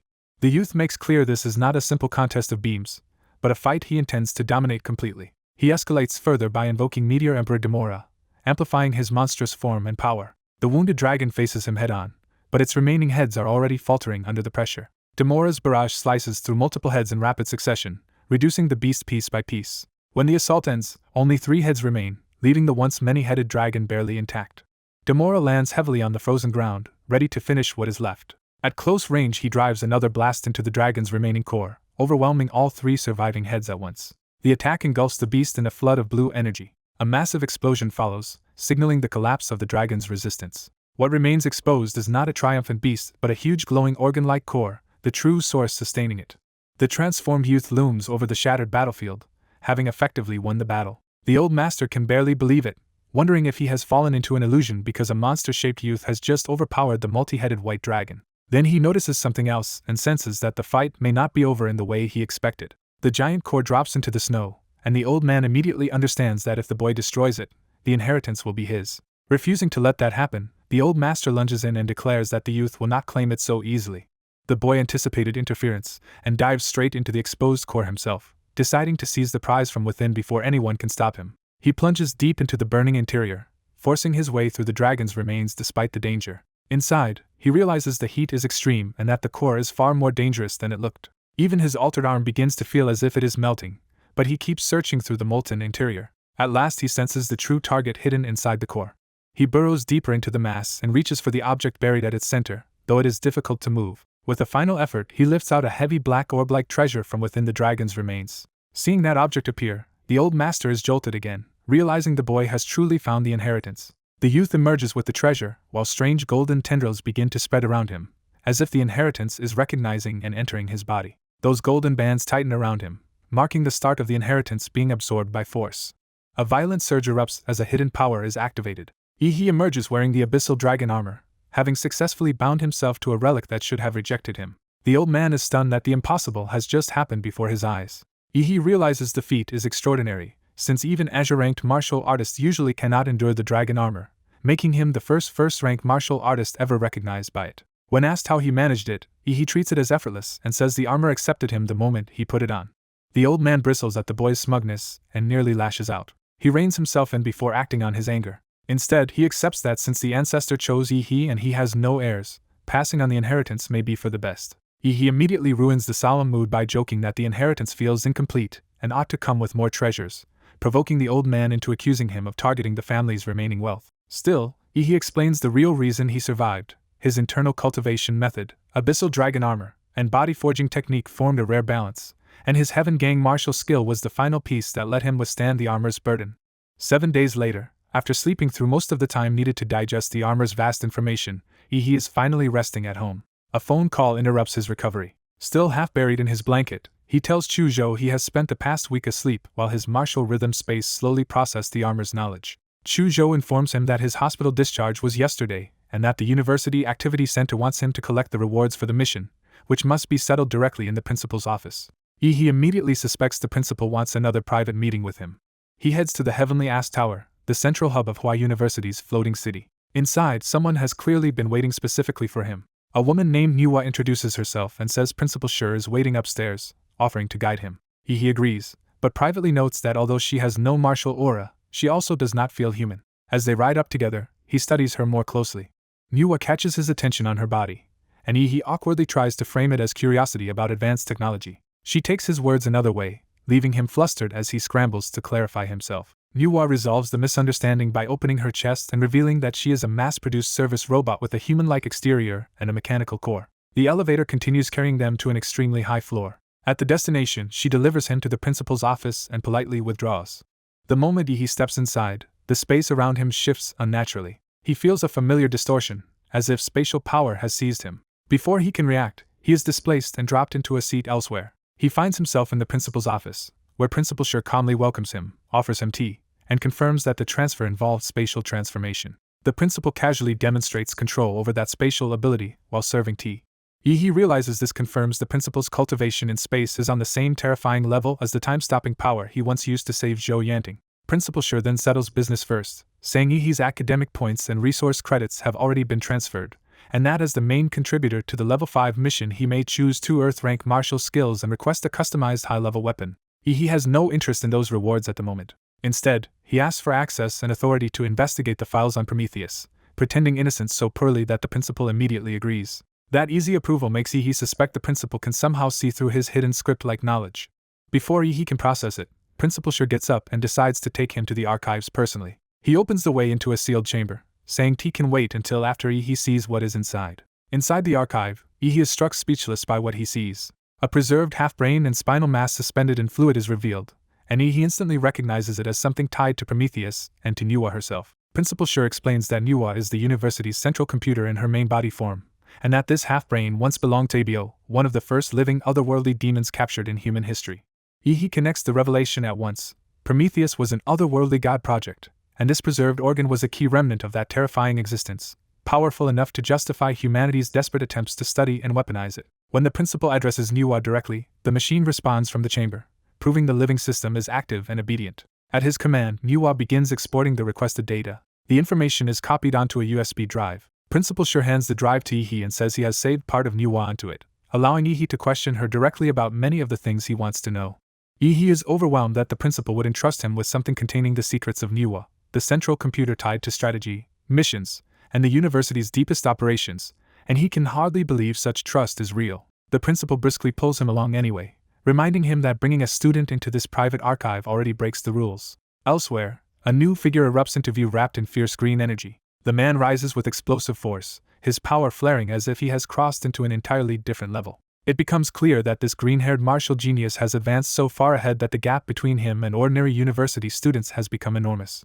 A green-haired thug barges into the training room, loudly announcing himself as Xiang Jianzhuang and demanding attention from the student inside. Recognizing the target Ouyang Zhe mentioned, Xiang assumes the boy has conveniently come to him on his own. He refuses to play along, dismisses the Dragon Blood Club connection, and bluntly says he only wants the room cleared so he can train. Xiang tries to intimidate him by boasting that he once humiliated Ouyang Zhe and nearly wiped out the Dragon Blood Club. Before Xiang can finish, he drops in with a single overwhelming strike, leaving only a stunned recognition of the Shaman King.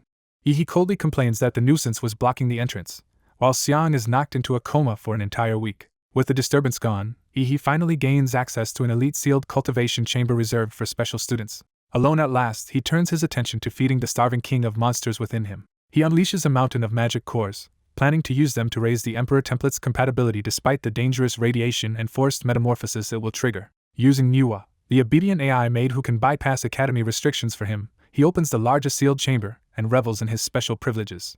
He orders Manhwa to activate the chamber's shielding and begins the absorption process. Even as the system responds, the template keeps demanding more, and the level up still falls short. He realizes again that high-grade templates become exponentially harder to advance, consuming terrifying amounts of increasingly better resources. When the chamber warns that the energy has exceeded safe limits and alerted control, he reminds himself that even cheat-like advantages can kill their owner if used carelessly. Time passes as the dangerous cultivation continues deep into the night. Inside the chamber, he enters a crystal-like cocoon as the transformation pushes him into a suspended state. He declares that once this crystal coffin opens, the king of monsters will emerge. Elsewhere, warships rise into the sky as a national military campaign begins.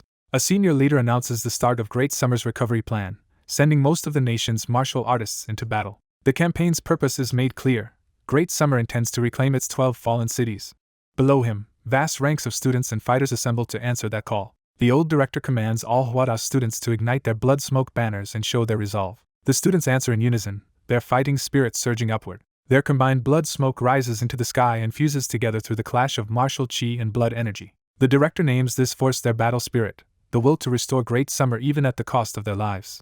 Yet he immediately tempers that fervor by reminding them that sacrifice alone is not enough. He insists that they must survive, because hope exists only for the living. Promising that Huada will always remain their home, he gives them something to return to, not just something to die for. He then leads the entire university in a formal oath before the campaign begins. The first vow is absolute confidence that no enemy can stand before them. The students thunder the oath back, fully committing themselves to the war ahead. At that same time, Ihi's crystal coffin begins to crack open. From within the darkness, his awakening presence stirs. A woman's heels announce an abrupt shift to another hidden scene. Yu Yen, once a Prometheus researcher and now a Laser Bird executive, arrives to report directly to Director Yu. She recounts Laser Bird's recent disasters, from the stolen golden gene to breached bases and lost elite squads, and says the board suspects one unseen enemy is behind them all. Because Great Summer is focused on retaking the fallen cities, she says Laser Bird finally has room to act and release a monster they had been holding back. That monster is a failed first-generation golden gene experiment, a dangerous hound that can still sense other golden genes and is their only lead to the stolen one. She approaches the sealed containment unit that holds the creature. With a hidden key, she begins unlocking the prison by hand. One by one, the restraints disengage under her control. She opens the chamber fully, stepping back to let the thing inside awaken. The creature identifies itself as -1. Its full prison is revealed as a massive coffin-like capsule wired into the facility. Yu Yen, trembling with fanatic excitement, decides the world should now witness the terror she has unleashed. A stealth aircraft cuts through the sky as the operation moves into the field. -1 is transported under guard inside the aircraft. The Hound obeys only one instruction for now: keep flying in the direction it senses. The escort team reports that the Hound is pointing toward West City. Their captain immediately connects that destination to the fallen city Long K is preparing to retake. His subordinates reassure him that unless the golden gene thief is at the very top level, they can surround and kill the target and escape before stronger Long K forces arrive. The captain secretly gives a very different order to his AI, telling it to jam the aircraft's signals and seize control of the flight system. The aircraft is quietly forced off normal control. When the crew notices the plane is no longer responding, panic begins to spread. The captain answers that panic by slaughtering one of his own people without hesitation. The surviving escorts realize too late that their captain has turned on them. He calmly explains that this is not betrayal because he was never truly one of Laser Bird in the first place. The remaining crew are left horrified and helpless before him. Amused by the massacre, he approaches -1 through the blood of the dead. The Hound, now smelling the carnage, asks for blood because it is desperately thirsty. The captain offers the hearts of the dead Grand Marshal Masters as its first meal. He tears away the last restraint and formally sets the Hound free. -1 immediately demands everything, no longer willing to be fed in scraps. The captain reveals his true allegiance as a secret agent of North Baidun and mocks the role he has played feeding dogs inside enemy territory. The Hound asks what it is expected to do once released. The agent tells it to indulge itself however it wants in Xia, because North Baidun wants to sabotage Daxia's resurgence while it is reclaiming lost cities. Knowing the Hound will eventually turn on him too, the agent abandons the aircraft and leaves the corpses behind as its first feast. He escapes into the sky while the monster remains aboard. -1 revels in becoming a mad dog finally slipped off its leash and dreams of tearing everyone apart. Its prison bolts begin to loosen under the pressure of its transformation.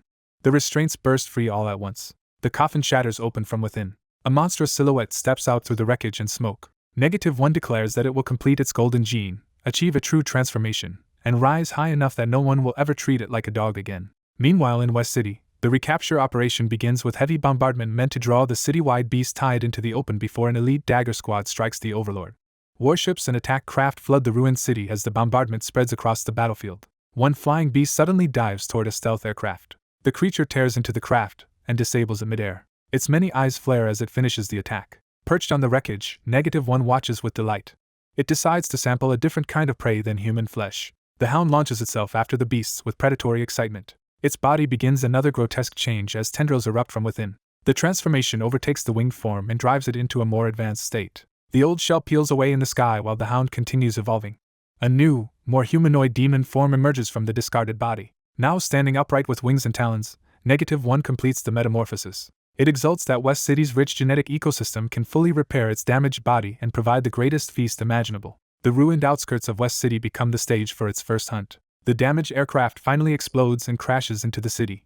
The wreck slams into the streets in a violent fireball. A nearby martial arts team rushes toward the crash to rescue survivors, though one member warns that the monster that destroyed the plane may still be close. Encouraged by their strongest fighter, Sister Lu, the team decides to press on despite the danger. Instead of survivors, they find a field of dead demonic beasts and a lone figure standing over the carnage. The team is stunned that one person seems to have wiped out everything drawn to the crash, and they suspect he may be an unstable martial artist who slipped into the battlefield. That figure is actually -1 in human disguise, feeding on fresh flesh. It smiles to itself, pleased that the bait has worked and prey has come to it. Dark tendrils erupt around the team, trapping them inside its killing zone. One young fighter attacks first with Chi-Wind Slash, hoping to cut his way through. His blade sinks into the creature's body with almost no resistance. He instantly realizes in horror that the target's flesh behaves like mud rather than a normal body. -1 opens a monstrous maw around him before he can retreat. The hound swallows him whole in a single motion. Sister Lu and the others are left frozen as they watch Xiaozhong get eaten alive. A sudden flash interrupts the slaughter. Sister Lu explodes forward in fury, attacking the disguised monster head-on. -1 casually answers with the exact same Chi-Wind Slash Xiaozhong used. Seeing the copy technique, Sister Lu is shaken to the core. The hound's counterattack tears through the exchange and knocks her back. As she lands, she realizes the monster can imitate the martial skills of those it devours. Then she hears Xiaozhong's voice calling to her, making her think he may still be alive. A mass of black flesh rises before her, continuing to call her name. The flesh blossoms into screaming faces begging Sister Lu to save them, weaponizing the victim's pain against her mind. Terrified, she can only tell everyone to run. But -1 is already behind her, looming over her panic. Now wearing a woman's form, it mockingly comments on the taste of an older man and says it can sense the golden gene elsewhere in West City. It decides to blend into other martial teams on the way there and start eating people once they lower their guard. Drunk on freedom, it boasts that once it devours Grand Master-level humans and Overlord-level beasts, no one in the world will ever command it again. Elsewhere on the battlefield, a report reaches the front that a Lord-level demonic beast has broken through to the rear. A veteran immediately moves to intercept and orders everyone not to panic. A mounted lancer descends into the war zone as reinforcements arrive. Chen Tianyu, Dean of Hua University's Grandmaster Academy, charges in with overwhelming green force. He reflects that against the endless beast tide, humanity's firepower is only a fragile flame, so elite killers must strike the strongest monsters directly. As captain of West City's elite recapture dagger team, Chen explains that their mission is to cut through the tide, kill high-level beasts, and draw out the Overlord. His student Dai Chiming notes that the route to the Overlord's nest has grown strangely quiet, even though it was supposed to be the safest path. Chen warns him that powerful martial artists must trust their intuition, because sharpened spiritual vision can sense even the shadow of one's own death. He halts the team and orders everyone to stay alert at once. Centering himself, Chen uses a detection technique to read the danger ahead. The moment he confirms it, he realizes the threat is already upon them. A burning mass drops from above like a meteor.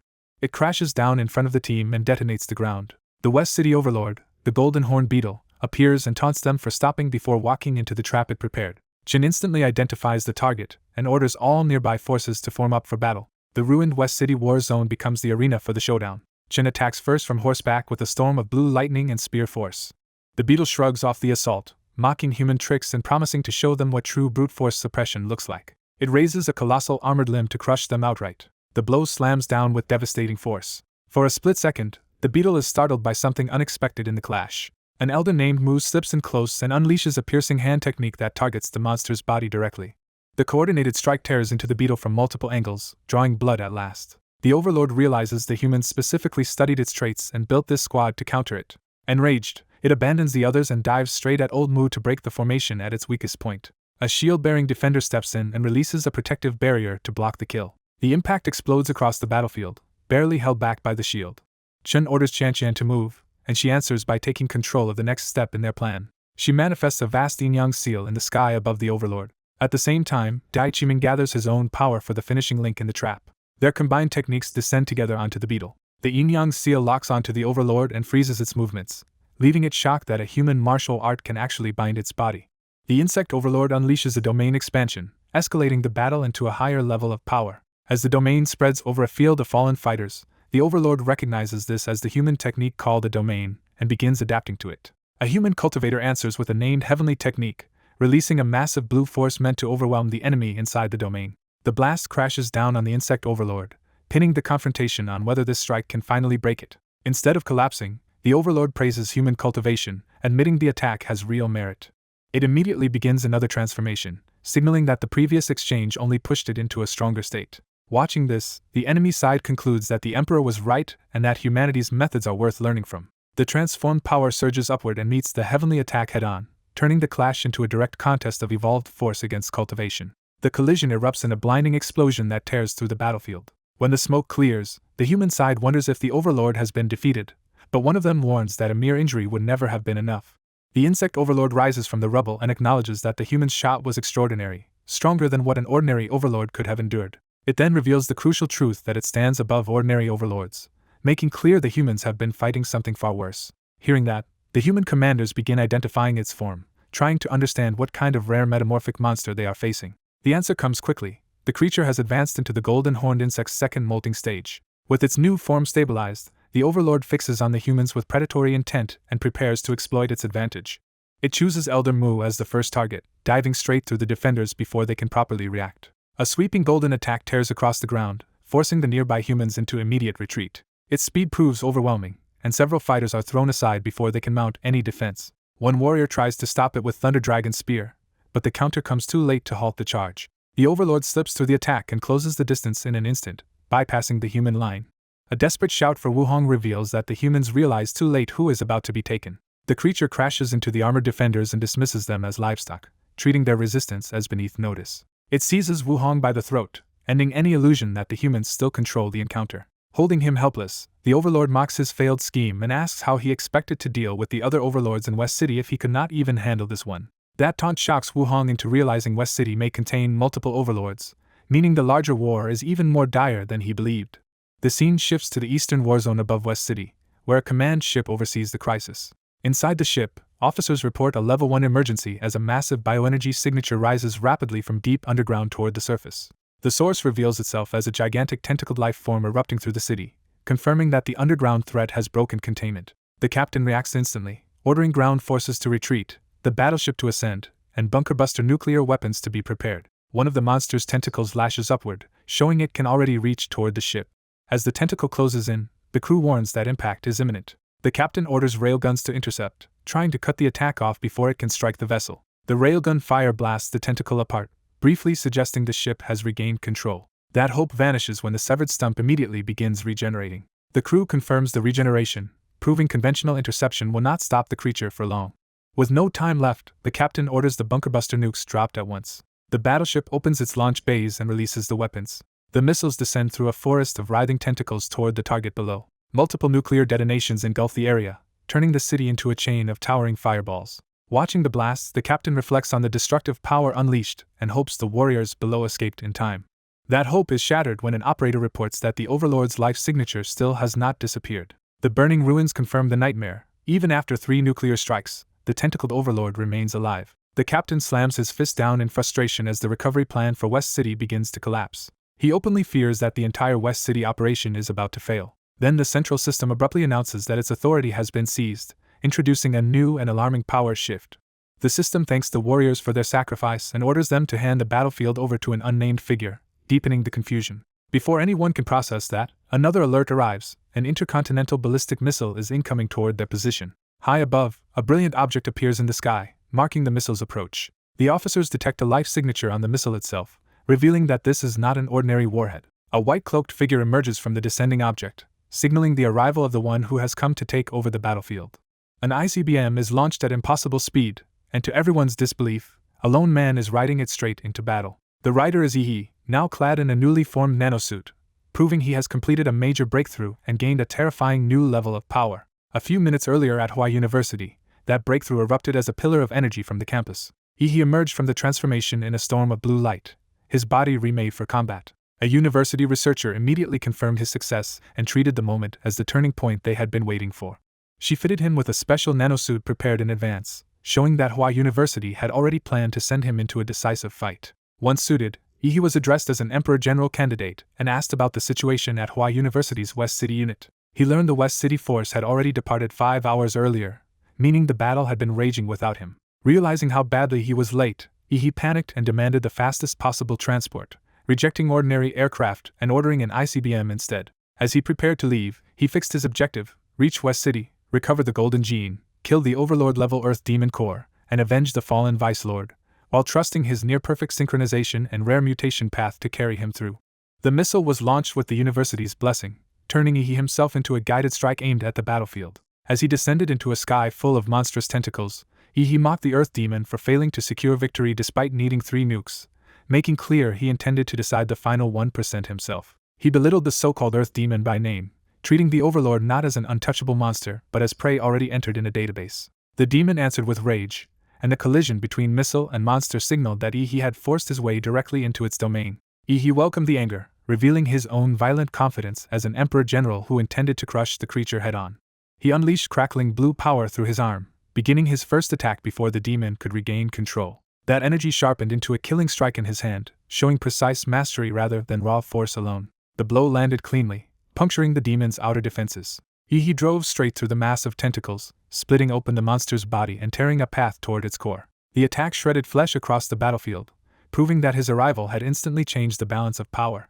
Watching from afar, West City's defenders realized why University had sent a Grand Master-level reinforcement, and hopes surged through the command center. For the first time, the exhausted defenders believed victory might actually be possible. Yi's assault continued downward like a blue spear, carving deeper into the demon with overwhelming momentum. He exposed the Earth Demon's central core and coolly noted that the monster was not handling the pressure nearly as well as it pretended. Sensing the opening, Yi declared he would end the fight in a single breath. He gathered a far larger mass of energy, committing to a finishing technique rather than a probing strike. That power erupted as the Emperor Mora's secret art, Nuclear Sky Kick, a concentrated execution move aimed at the exposed core. The impact detonated with enough force to swallow the battlefield in blue-white light. From above, the strike looked like a beam driven from the heavens into the earth, leaving no doubt that a catastrophic blow had landed. Even people elsewhere in the city saw the blinding pillar and realized something extraordinary had happened in West City. But the aftermath revealed that another threat still remained. Wu Hong, thought dead, was standing again in a ruined half-human state. Wu Hong mocked the fallen shield expert he had pierced through, exposing that he had survived by sacrificing others and was still active despite his condition. At the same time, a golden armored king-class enemy confronted a battered human grandmaster, forcing him into a desperate final stand. The human fighter knew his blood-burning secret art was almost spent and accepted that even survival in this battle would leave him with little life remaining. Even so, he resolved that his own death meant nothing as long as he could kill this monster and stop it here. The king dismissed human techniques like martial intent and forced attacks as strange tricks, refusing to see them as a real threat. It insisted that no technique could overcome the absolute difference in power between them. In answer, the Grand Master unleashed Earth Fiend martial art, Thousand Fathom Thunderstrike, staking everything on one last attack. A torrent of green-white force crashed into the king at point-blank range. The strike carried the result of the Emperor's perfected old civilization conversion experiment, making it far more dangerous than the king expected.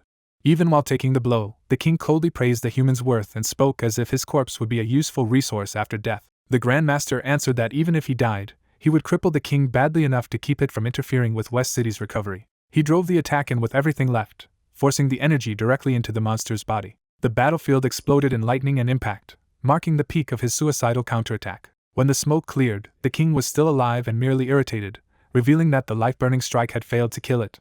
It pointed out that the human had only prolonged his own death by burning away his lifespan for a result that should have been fatal but was not. The king then explained why it had held back. It wanted to preserve such a powerful human corpse intact, but now intended to crush the remaining humans into worthless slag instead. Before it could act, the resurrected Wu Hong casually appeared beside it, and remarked on how lively the fighting was near the city outskirts. The surviving human was stunned to recognize Wu Hong, because by all accounts he should already have died in battle. Wu Hong turned his attention to a fallen white beast-like body and paused, as if something about this new scene had caught even his interest. A grotesque elder, seemingly revived or transformed, laughs in confusion and asks whether he has died. Before anyone can answer, a violent eruption of dark flesh and spikes bursts outward from him. The survivors recognize Wu Hong in shock just as the mutation turns lethal. One nearby victim is instantly torn apart, proving the creature is no longer human. The monster revels in devouring strong prey and sets its appetite on the remaining humans as well. A golden armored alien warrior suddenly intervenes and strikes the creature aside. Seeing the abomination, the alien realizes it carries traces of the Darkway Star aberrance and decides humanity may be too dangerous to leave unchecked. In response, the creature swells into a larger, red-black mass of writhing tendrils. It completes a more monstrous form and greets the alien with predatory amusement. Calling itself negative, it openly declares that it has come to eat the alien, while the alien bristles at its arrogance. Their clash shakes the ruined city and fills the air with debris and smoke. The alien attacks first and assumes the mutant can be put down easily. That confidence breaks the moment he senses something deeply wrong about the creature's body. Negative's flesh and blood begin invading and consuming the alien from contact alone. The alien tries to pull away, but Negative reveals that the distant body was only bait for its true form. The battlefield itself becomes a trap as a giant maw closes around the alien like an anglerfish's lure in Jaw's ambush. The trap slams shut and crushes down into the ground. Negative reemerges with the alien swallowed into its bloated body. It admits the alien is too dominant to digest immediately, but boasts that the prey is still struggling inside. Elder Mu sees the opening and urges the others to use this moment. He orders them to take Ding Chen and flee, even as they hesitate to abandon him. Negative refuses to let the bystanders escape and promises to save them for dessert. Its attention is abruptly broken by a new disturbance overhead. A pillar of blue power descends from the sky, forcing everyone to look up. The survivors first mistake the incoming force for another overlord, then realize it is heading straight for them. A blue energy wave tears across the battlefield toward Negative. Negative braces as the attack closes in. The blast detonates on impact in a massive burst of blue light. Amid the chaos, the group's only thought is to shield Dinshin. One of them realizes the newcomer is not an ally of the overlord at all, but someone hunting a different target. The strike gouges a crater into the earth and batters Negative's position. The attacker reveals himself as someone who had assumed Din Chen's side had already defeated the overlord. He explains he came to take Din Chen and end the others, but the sight of Negative's dark red matter changes his priorities because it resembles the substance that once made him vomit. He gathers a far greater mass of blue lightning into a concentrated sphere. Then he unleashes that power as an overwhelming torrent aimed directly at Negative. Negative is blasted apart and left reeling in midair, barely able to respond. The newcomer refuses to let the creature die quickly. His body mutates with crackling energy, taking on a more monstrous combat form. He rockets high into the sky to prepare a finishing blow. From above, he invokes Earth Throne and commits to a crushing descent. He drives down like a living spear and slams his attack into the ground with catastrophic force. The impact leaves a vast crater with Negative buried at its center. The attacker lands at the rim, asserting control over the battlefield. A system identifies him as Yuhi, now fully compatible with the Infinite Monster template, and having unlocked a dangerous Flame Lord form. At the bottom of the crater, Negative's remains begin knitting themselves back together.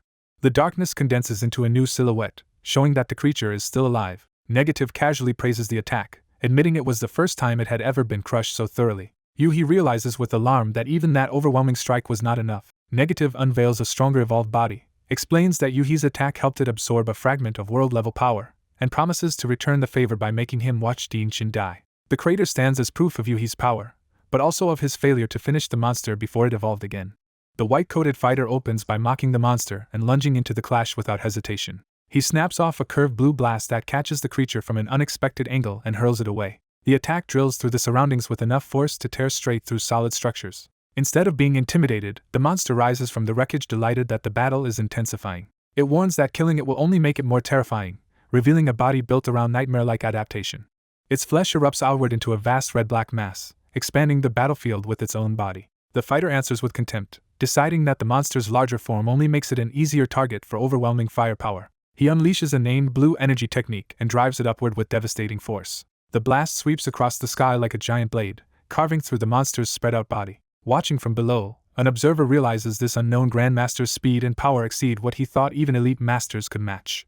Another observer is equally stunned by the unfamiliar blue energy, though both take comfort in the fact that this terrifying ally is fighting for them. Inside the flood of blue power, the monster declares the attack useless because every split only multiplies it further. It explains that the fighter's destructive energy is not only tearing it apart but also accelerating its cell division and regeneration. The fighter is disgusted, but he also realizes his bond with the Emperor has sharpened his perception enough to read the creature's chi and blood in detail. He gathers more power overhead, preparing a heavier barrage while studying the monster's internal changes. The monster boasts that this endless division is its true evolution and claims that, in time, it will consume the fighter instead. Then its tone shifts as it senses the extraordinary quality of the fighter's genes, far beyond even the high-level bloodlines it has devoured before. Unable to understand the gap, it wonders why a being that has consumed countless lives still cannot compare to the man before it. Its confusion turns into hunger and rage, and it resolves to devour him alive to claim that superiority for itself. The monster reshapes into a colossal serpent-like body that coils through the ruined city and bears down on him. Its massive form surges like a living tidal wave, threatening to swallow everything in its path. The onlookers can only watch in fear, unsure whether even their mysterious protector can handle a monster this powerful. The fighter remains calm, dismissing the giant creature as nothing more than food and stepping forward to finish it. He releases the seal on one arm of his dragon armor, drawing out a stronger combat form. With that limiter removed, he condenses his power for a single decisive strike. He swings, sending a blue arc of force straight into the monster's enormous body. The blow rips a long channel through the creature from end to end, splitting its mass apart. The attack continues upward in a piercing column, overwhelming the monster's attempt to contain it. For the first time, the creature can only stare in disbelief at what has been done to it. Its giant body collapses into a hollowed, broken shell hanging over the city.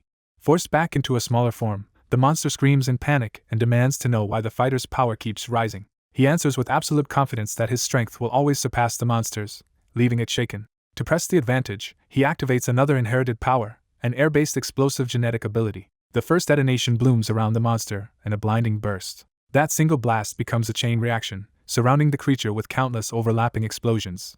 The barrage engulfs the battlefield completely, denying the monster any room to recover. When the smoke parts, the fighter emerges untouched, framed like the center of the storm he created. He pauses almost casually, as if the exchange still has not demanded his full effort. With a grin, he challenges the very idea that this level is his limit. The monster's ruined mass looms over the city again, but now its size feels less like dominance and more like desperation. It suddenly rushes in with a corrosive elbow strike, trying to break through at close range. The assault continues with molten, crushing force, as if it is throwing every stolen trait into one attack. As more bizarre powers appear in rapid succession, even the monster is horrified by what kind of being it has tried to consume. Still clinging to its pride, it insists that it must be the perfect life form and cannot accept being outclassed. It unleashes an ultrasonic roar as a final overwhelming attack, flooding the area with destructive red force. The fighter dismisses the effort as meaningless and reveals that after his physical strength evolved, his body and defenses also rose to a far higher level. He states bluntly that the monster could attack him all day and still fail to break his defenses. That certainty finally cracks the monster's confidence, and it begins to fear that it truly cannot defeat him. Even while admitting it is still evolving and perfecting itself every moment, the creature can no longer ignore the difference between them. In the end, it is forced to admit that the gap in strength is simply too great. He dismisses the tiny gap between them as meaningless, making it clear that at this scale the monster has nowhere to hide. -1 realizes he still had a path to surpass E through further evolution and gene predation, but understands that chance has already slipped away. He bitterly blames his current weakness on the collapse of the golden gene's aura, knowing that setback left him unable to reach the perfected state he needed. Forced to concede Yi's superiority, -1 drops his denial and begins bargaining instead. He proposes a truce, arguing that he is too dangerous to leave alive and offering to redirect his ambitions toward conquering other nations rather than this city. To tempt Yi further, he paints a vision of the two of them dividing the world, with Yi ruling one half and himself the other. He sweetens the offer by promising bioweapons made from the blood of the world's strongest beings, enough to eliminate all of Yi's enemies. He answers the grand proposal with a single raised finger, reducing all that ambition to a simple condition. -1 is caught off guard and demands to know what he means. He makes the answer plain. The monster has 10 minutes. He coldly adds that if -1 is still alive after that, he will acknowledge him as family. When the monster lunges in confusion, he casually explains the rule, telling him to make use of every bit of space he can by himself. -1 rejects the threat outright, insisting his body is overflowing with the drive to evolve and that death itself should be impossible for him. He closes in at point-blank range and invites him to test that belief for himself. He begins by ordering the monster to separate from him.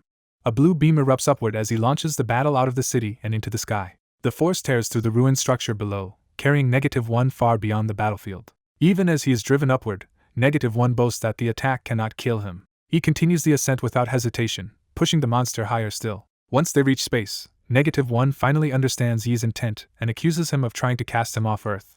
He claims even the vacuum and cosmic radiation cannot end him, and vows that if left in space he will keep evolving until he can return and exterminate humanity. He reveals that this distance is exactly what he wanted, because from here he can act without harming West City. He then exposes the real weakness he has deduced. At this range, -1 should have lost contact with the detached body parts he uses as backups. The monster is shaken that he has seen through the mechanism of his survival. He recalls that -1's true form was never truly invincible, since a being that could be captured once can still be worn down.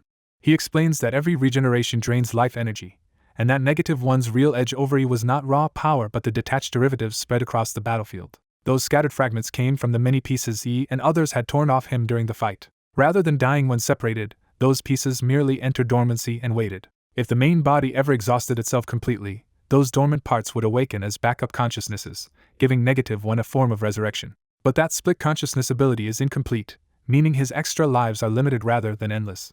He admits he traced the connection through -1's life magnetic field and measured its weakening until he could infer the distance limit with certainty. He delivers the verdict plainly: cut off from those backups, -1 is down to his last life. For a moment they hang above Earth in silence, with the monster stripped of the safety he relied on. -1 panics, suddenly confronting the reality that death is now possible, and that dying here would erase him forever. Desperate, he detonates himself into countless fragments, betting that if even one piece reaches Earth he can survive. He recognizes the move for what it is, not confidence, but instinctive terror in the face of death. He responds by expanding into a gigantic form capable of covering the entire cloud of fleeing flesh. Rather than chase every fragment individually, he decides to trap them all at once in his grasp. With nowhere left to escape, -1 finds himself funneled straight into Yi's waiting maw. The giant body closes around the fragments and completes the capture. As he is swallowed, -1 can only stammer in disbelief that he intends to eat him. He confirms it without shame, treating devouring his enemy as a practical method of extermination. Even the severed head that slips free is immediately enclosed again, and its brief hope of escape collapses. He swallows him and states that consumption is only the first step of the plan. Inside E, a far more lethal force is unleashed as blazing power erupts around the trapped monster. -1 is engulfed in a furnace-like inferno that leaves him no room to adapt or flee. He realizes too late that he is subjecting him to conditions like the sun itself, far beyond anything his stolen genes can endure. As the stellar heat crushes him, he screams that he is using him like medicine, reducing his grand existence to fuel. His resistance breaks into denial, and all he can do is repeat that he refuses to accept this end. Even while dissolving, -1 clings to his delusion of perfection and begs for more time to become what he imagined he could be. A violent red energy eruption tears across the sky with overwhelming force. 10 minutes earlier, in West City's war zone, Dai Chiming reports that the beast tide has been completely wiped out and the city's overlords have all been killed. He learns headquarters already knows and credits the victory to a mysterious Blue Radiance powerhouse, then asks for that savior's identity so he can personally thank him. When headquarters reveals the man is merely a student from Huaqiao University rather than a professor, Dai Chiming is stunned that someone so young could display such destructive power. The shock deepens when he is told the student is actually his junior by 3 years, making the feat even more unbelievable. Meanwhile, the red phenomenon continues plunging downward like a catastrophic meteor. The transformed youth coolly judges Yen Jun's high-temperature body as unimpressive, noting the heat has already burned away the nanosuit. He decides to use -1 as a test subject and measure the true limits of his new power. His body mutates further as black and red biomass erupts from him in writhing tendrils. He realizes the advanced vampire bloodline fused with the evolutionary god template lets him absorb and refine -1's abilities.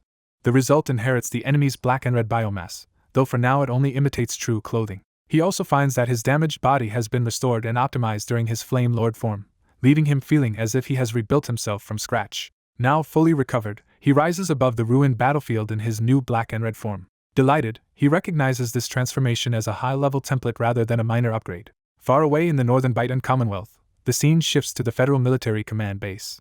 There, officials witness the same colossal red disturbance blazing across the sky. General Duller can only stare in disbelief at the unknown phenomenon. The federal supercomputer Eve identifies it as a massive high-energy reaction at the border of the troposphere and thermosphere above West City, with a blast range of about 600 kilometers and power on the scale of tens of millions of kilotons. When Eve also detects life at the center of the explosion, the general refuses to believe anyone could survive it and orders a satellite zoom in. The image reveals a lone humanoid figure floating alive inside the aftermath. Seeing that the survivor is just a young man leaves the general even more shaken. The youth notices the surveillance immediately, and coldly calls out the hidden observer. Back at North Baton's command base, the military realizes its remote watch has been exposed. The officers panic over how someone could detect satellites in orbit, and demand his face be identified, wondering if Great Xia has produced a fourth Grandmaster. As blue energy gathers around him, they can only guess at what he intends to do next. Their fear spikes when the satellite reports a fresh concentration of energy building. The next instant, the satellite is destroyed in a single blast. The youth explains that the Emperor's template has expanded his life magnetic field to planetary scale, allowing him to sense not only life but even artificial signals, so he casually eliminates the northern spies first. With West City's western district recovered, he turns his thoughts to a new plan involving the forbidden life zones scattered across the land. He unfolds his magnetic field to begin a far broader scan. A red wave sweeps across the ruined city as the field spreads through the urban landscape. By combining -1's biomass with the life magnetic field, he constructs a complete regional distribution map. That map lets him clearly read the urban layout of Daxia. Then something in the data catches his attention at once. He identifies Guangzhou City as a fallen S-level secret realm and concludes its collapse was expected, since even top humans are helpless before an S-class realm. That discovery makes him wonder how many other restricted areas may have already failed. He resolves to extend the magnetic field across all of Great Xia and eventually the entire southern continent, then investigate and develop everything in a single sweep. Elsewhere, on Shaodong Island, a sacred mountain sanctuary comes into view. Inside Jingwu Palace, attendants urgently summon their hidden sovereign. The being behind the curtain, apparently frail and in need of medicine, stirs at the disturbance. Sensing a perception ability spreading from Dongni toward Great Xia and the western continent, the hidden ruler suspects someone has noticed his long absence and is probing him, so he orders the legendary Day Realm object Blue Star to be brought at once. At the same time in the western continent, worshippers celebrate as a giant idol appears to answer prayers and promise divine salvation. That awakening is traced back to the same intrusive gaze that has roused another sleeping power. A monstrous deity-like face opens its eye and grins, fully alerted by the distant scrutiny. A hand reaches out and touches a torn boundary, as if testing or opening a passage in response. A golden-robed servant kneels before the immense being, who calmly orders him to continue resting while it handles the matter itself. Far to the north, the scene shifts again to the icy waters off Ao. There, a massive steamship forces its way through the frozen sea under the night sky. At the helm, a long-haired captain recognizes the same probing gaze and wonders if it belongs to Ihi. Rather than alarmed, he smiles in admiration that Ihi has advanced so far in such a short time. While recovering from severe damage to his human body, he bitterly blames the blue-haired man for leaving him weakened and delayed. Far above the sea, he rises alone beneath a sky choked with unnatural plumes, hiding himself as he prepares his next move. He reflects that his magnetic field can imitate places where blue planet life cannot be tracked, making this a perfect place to disappear. Confident in his concealment, he notes that Earth's waters are deep enough to bury him from pursuit. Then a familiar voice reaches him, and he realizes it may be Principal Shurjin when calling out across the distance. The warning is urgent.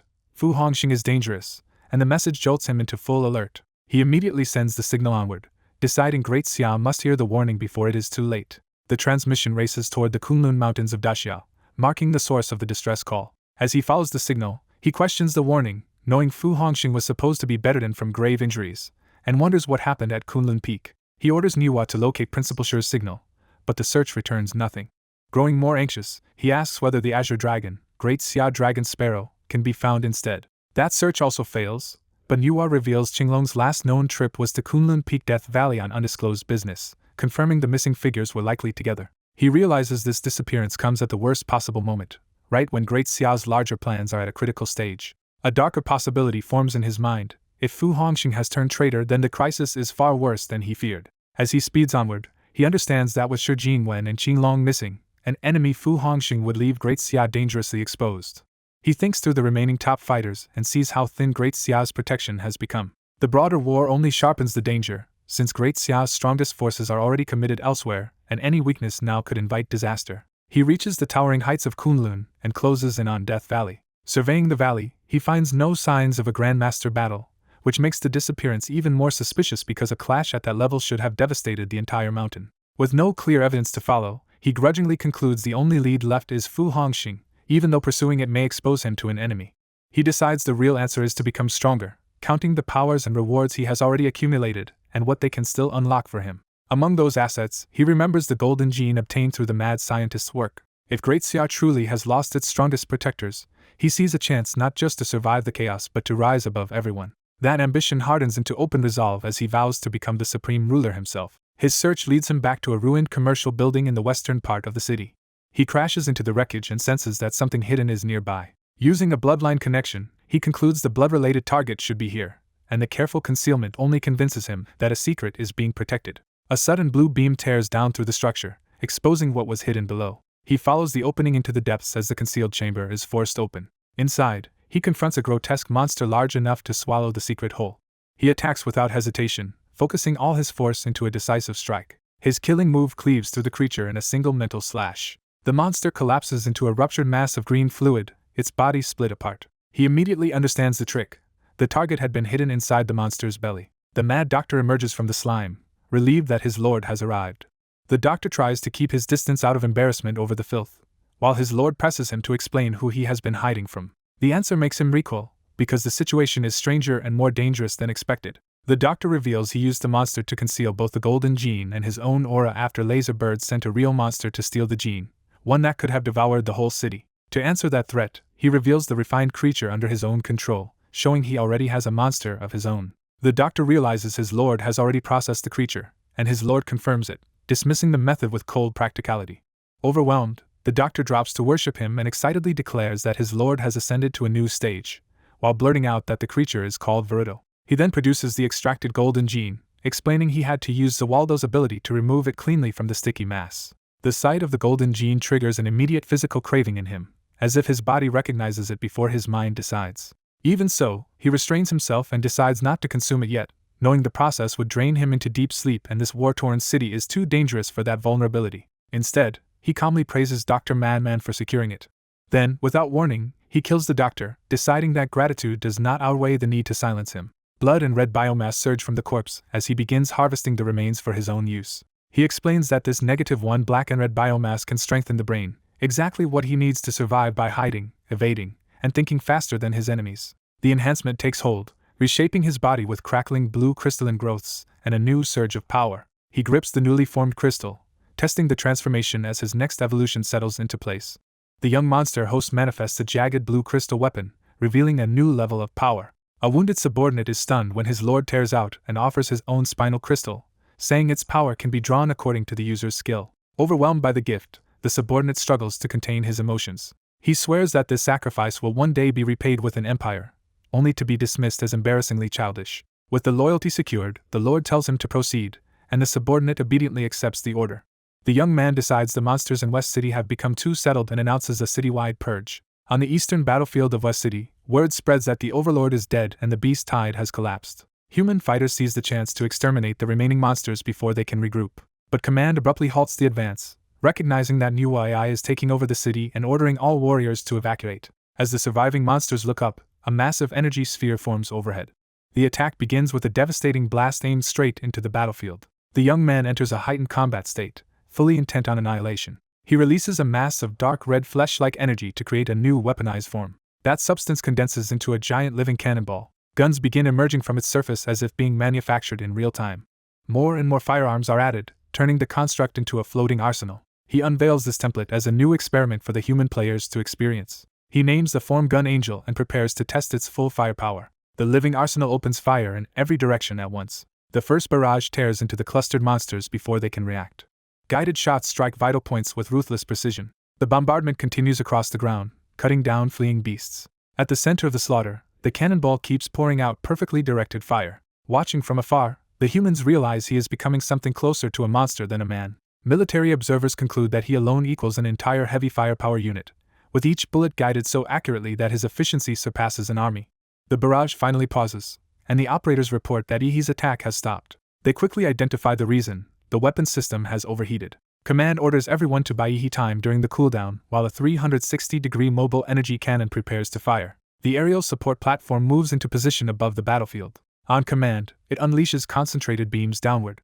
The surviving Lord-level monsters realize human weapons have advanced again and understand the aerial turrets are coordinating with the cannonball, forcing them to destroy it or lose their chance to escape. Even so, none of them is eager to be the first to charge into that killing zone. Before they can decide, the gun array begins spinning back up. The cannonball starts its second round of bombardment. Low-level monsters are wiped out so completely that retaliation becomes impossible. The attack is so thorough that even underground hideouts are destroyed, threatening to erase the beast tide entirely if it continues. Then the cannonball stalls once more, creating another brief opening. The Lord-level beasts order an immediate assault, knowing they must destroy the recovering weapon or none of them will survive, especially now that humans have already retaken the West City outpost. At that moment, an operator detects a massive energy reaction inside the city. Sensors reveal at least 20 Lord-level magical beasts gathering in one place. A powerful monster force appears on the horizon, clearly moving to break through. The human fighters resolve to shield the cannonball with their lives until the turrets can fire again. They throw themselves into the path of the incoming lords and refuse to let them pass. Just as the pressure peaks, the cannonball splits open from above. A pillar of blue energy erupts out of it. The blast engulfs the gathered Lord-level beasts in a single overwhelming strike. The frontline soldiers realize the threat has been erased so completely that they have been reduced to spectators. Ihi reveals he was never idling during the cooldown and declares that retaking Xiqing is now inevitable. He promises that after tonight, no monsters will remain in West City. A blinding explosion marks the end of the purge across the ruined city. Satisfied, he quietly enjoys the result. The system rewards him for saving West City with a template draw and notes that because he contributed more than half in a large-scale event, he can fuse achievements for a guaranteed A-level reward and a chance at something higher. He immediately decides to save his lesser monster templates and use the completed capture achievements for a major pull, hoping for at least an A-rank template comparable to the Emperor. News spreads that the first battle to recapture Great Xia was a huge success, with 3 cities reclaimed in a single day. Lianqing is credited to the 1st Division of Dragon Sparrow. Lan City is credited to the Evil Warriors. Xiqing is publicly credited to Dean Qingtianyu's team from Huadai University. As the nation celebrates continued reclamation, someone notices that Dean Qin is being named the hero of Xiqing. A woman immediately rejects the official story, certain that the blue light could only have belonged to one person. At the headquarters for the recapture campaign, the aftermath is being tightly managed. Officials decide Ihi's identity must remain top secret because revealing it would shock the world and attract too many interested parties. Soon after, Ihi personally appears before an administrator and bluntly asks for help. Ignoring the man's panic and deference, he gets straight to the point and demands official recognition as the top student of his graduating class at Huazhong University of Science and Technology. The administrator is baffled that someone already stronger than a dean still cares about a student title. He explains that certification normally requires confirmation from the University of Washington's Student Union and takes about a month. But because Yi's case is extraordinary, he offers immediate certification through the visiting president of that student union. Yi simply asks where that president is. The student council president arrives at once to meet him. The newcomer approaches with unusual intensity. Yi is caught off guard when the man stops right in front of him.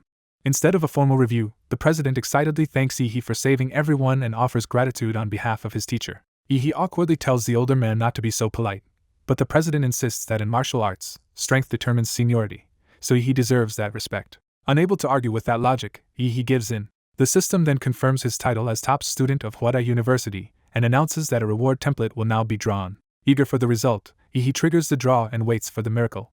A massive purple vortex opens before him as the reward begins to materialize. The portal brightens with a dramatic surge of power. He braces himself as the result finally emerges. The draw produces a B+ template called Hellstar. The template reveals a strange core-like structure bound in tentacles. Its abilities include sensing cosmic radiation and light energy, altering particle density, guiding light energy trajectories, and a devouring technique called Great Dark Sky, though its compatibility with him is only 1%. Even so, Yi is pleased that it is a skill template rather than a useless low-grade physique boost, and he immediately sees enormous development potential if its light and energy control can be combined with the Emperor's nuclear power. The story then shifts to the fallen city of Qinqing. Inside a temporary camp, martial artists complain that after a full day they have only barely retaken 2 counties around Qinqing, and even a decapitation squad of guild leaders failed to locate the overlord. They explain that Qinqing's beast tide is mostly made of rat-like magical beasts, small but extremely troublesome in war. Those rats built a vast underground transport network and turned the city into a tunnel battlefield, ruining the Alliance's plan to lure them out and strike the overlord directly. The enemy effectively invited the humans into urban warfare, their weakest environment, and inflicted heavy losses for minimal territorial gain. Fresh reports confirm that other cities have already been recaptured, making the stalemate at Qinqing even more humiliating. Frustration boils over among the commanders. They conclude that the overlord is hiding deep underground behind countless rats, making a direct strike practically impossible and exposing the Alliance's lack of resolve.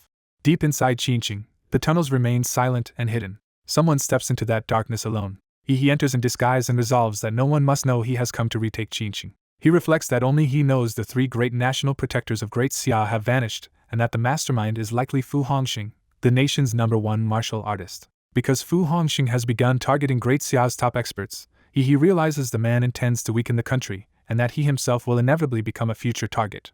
He accepts that a battle with Fu Hongxing is unavoidable. Until then, he plans to stay hidden, grow stronger first, and exploit the information gap created by Principal Shi's message and the Infinite Monster template. He decides that the recapture of Qinqing is the perfect chance to develop further, and begins scanning the city with life magnetic field detection. The overwhelming density of biological signals, likely hundreds of millions of rats, disrupts his senses so badly that he still cannot isolate the dominant entity. He admits that even he can understand now why the Qinqing Alliance failed to find the overlord. The situation reminds him of the blood-eyed black ape of Anqing, a cunning beast known for provoking bloodlust. Confident that one of his many abilities will work here, he prepares a different approach. He drops into the underground system and spreads his dark red substance through the tunnels. The substance seeps across the infrastructure and takes control of the underground routes. The rats surge through the tunnels in a massive swarm. Their alarm spreads as they sense the intrusion. They notice the strange substance above them too late. It pours down like a living flood and seals off their escape. The red-black mass branches through the tunnels and starts engulfing the swarm from every direction. Individual rats struggle as the substance wraps around them. Their resistance weakens as they are steadily swallowed. The engulfing mass thickens into a complete trap. Soon entire sections of the swarm are immobilized inside the living substance. Watching his plan work, he laughs to himself. The rats continue to thrash helplessly inside the trap. He even pulls out his phone and jokingly urges them to group up and team up. He then compresses the trapped swarm into a spiraling mass. After most of the city's rat monsters are eliminated, he notes that his dark red substance has already spread hundreds of meters underground and should soon reach the surface. The substance finally erupts upward through the city. Bulging red nodes begin surfacing within it. The eruption intensifies into a violent breakout. The ground above starts cracking under the pressure. At last the overlord reveals itself as a giant multi-headed rat hegemon. The beast is surprised to find only one human waiting for it instead of an ambush team. It boasts that Yi's black-red power is formidable but claims its sonic roar completely counters it, and that he has come to die. Yi calmly reminds the beast that he has more than one move. He raises a hand to invoke the new template. A colossal purple stellar vortex forms above the city like a cosmic storm. The rat overlord is shaken by the unfamiliar energy. Yi names the technique Heaven's Punishment as the vortex looms over the planet itself. The attack condenses into a focused celestial strike. A beam of purple light descends from the vortex into Qinqing. Terrified, the overlord abandons its taunts and tries to flee. He mocks the attempt, pointing out that no beast can outrun light itself. The beam catches the Overlord and detonates around it. Though badly blasted apart, the hegemon survives by revealing a tougher inner body and insists it will not die so easily. He answers with a simple command for it to fall. The vortex responds by concentrating its force again. The Overlord screams as the pressure becomes unbearable. A second crushing strike slams down and obliterates the battlefield. When the dust clears, he notes that although the hegemon's body has been reduced to pulp, its demon core remains intact. He moves in to claim the demon core as his prize. The core suddenly cracks open from within. He is caught off guard by the unexpected reaction. A fiery burst spreads outward from the core and stirs the surrounding swarm. Recognizing the familiar trick, he sarcastically compares the beast to Musen. He answers by summoning a forest of red tendrils behind him. The tendrils lash out toward the surviving rat fragments. The scattered remains begin regenerating into smaller rat bodies around the battlefield. As the split-off rats multiply and rush him from all sides, the fight continues instead of ending with the Overlord's death. A violent blast erupts as the rat Overlord's attempt to survive is forced into the open. His hidden enemy dismisses him as a cowardly hegemon whose talent lies only in clinging to life, not ruling. The masked man invokes Zawarudo and reveals a towering power behind him, making clear the hunt is already decided. He extends his reach across the swarm, targeting the countless rats spread through the city. He explains that his time stop has evolved to sense living vital cores, so once he shatters each one, the rat can no longer split and escape. Even while calling the rat the weakest of the Overlord tier creatures, he admits its survival ability is extraordinary and protected by a health-locking trump card. Still, he resolves to erase it completely and refuses to turn such a slaughterer into a subordinate. The pursuit leads into the underground rat palace, the creature's hidden refuge. Inside, the palace is packed with countless rat bodies concealing glowing cores. At the center, a single golden core containing the rat's true form is exposed. Deep within that core, the rat's eye opens in alarm as it senses danger closing in. The surrounding mass is torn inward as the attack drills straight toward the true body. The rat's silhouette rides inside the core as its last defense begins to fail. It bursts out in panic, realizing it came close to dying for real. Abandoning the outpost, the rat orders a full retreat back to the sinful realm. While fleeing, it bitterly blames the king's orders and the low-grade demon cores for drawing human forces to its side of the war. It also rages over the human who can release mysterious bastion beasts and wield star power, then comforts itself that the human only killed a clone while the real body escaped. The rat races toward a giant rift that serves as a passage back to the sinful realm. Certain it has survived, it prepares to slip through the portal and leave the battlefield behind. But just as it enters, it senses overwhelming danger and tries to turn back.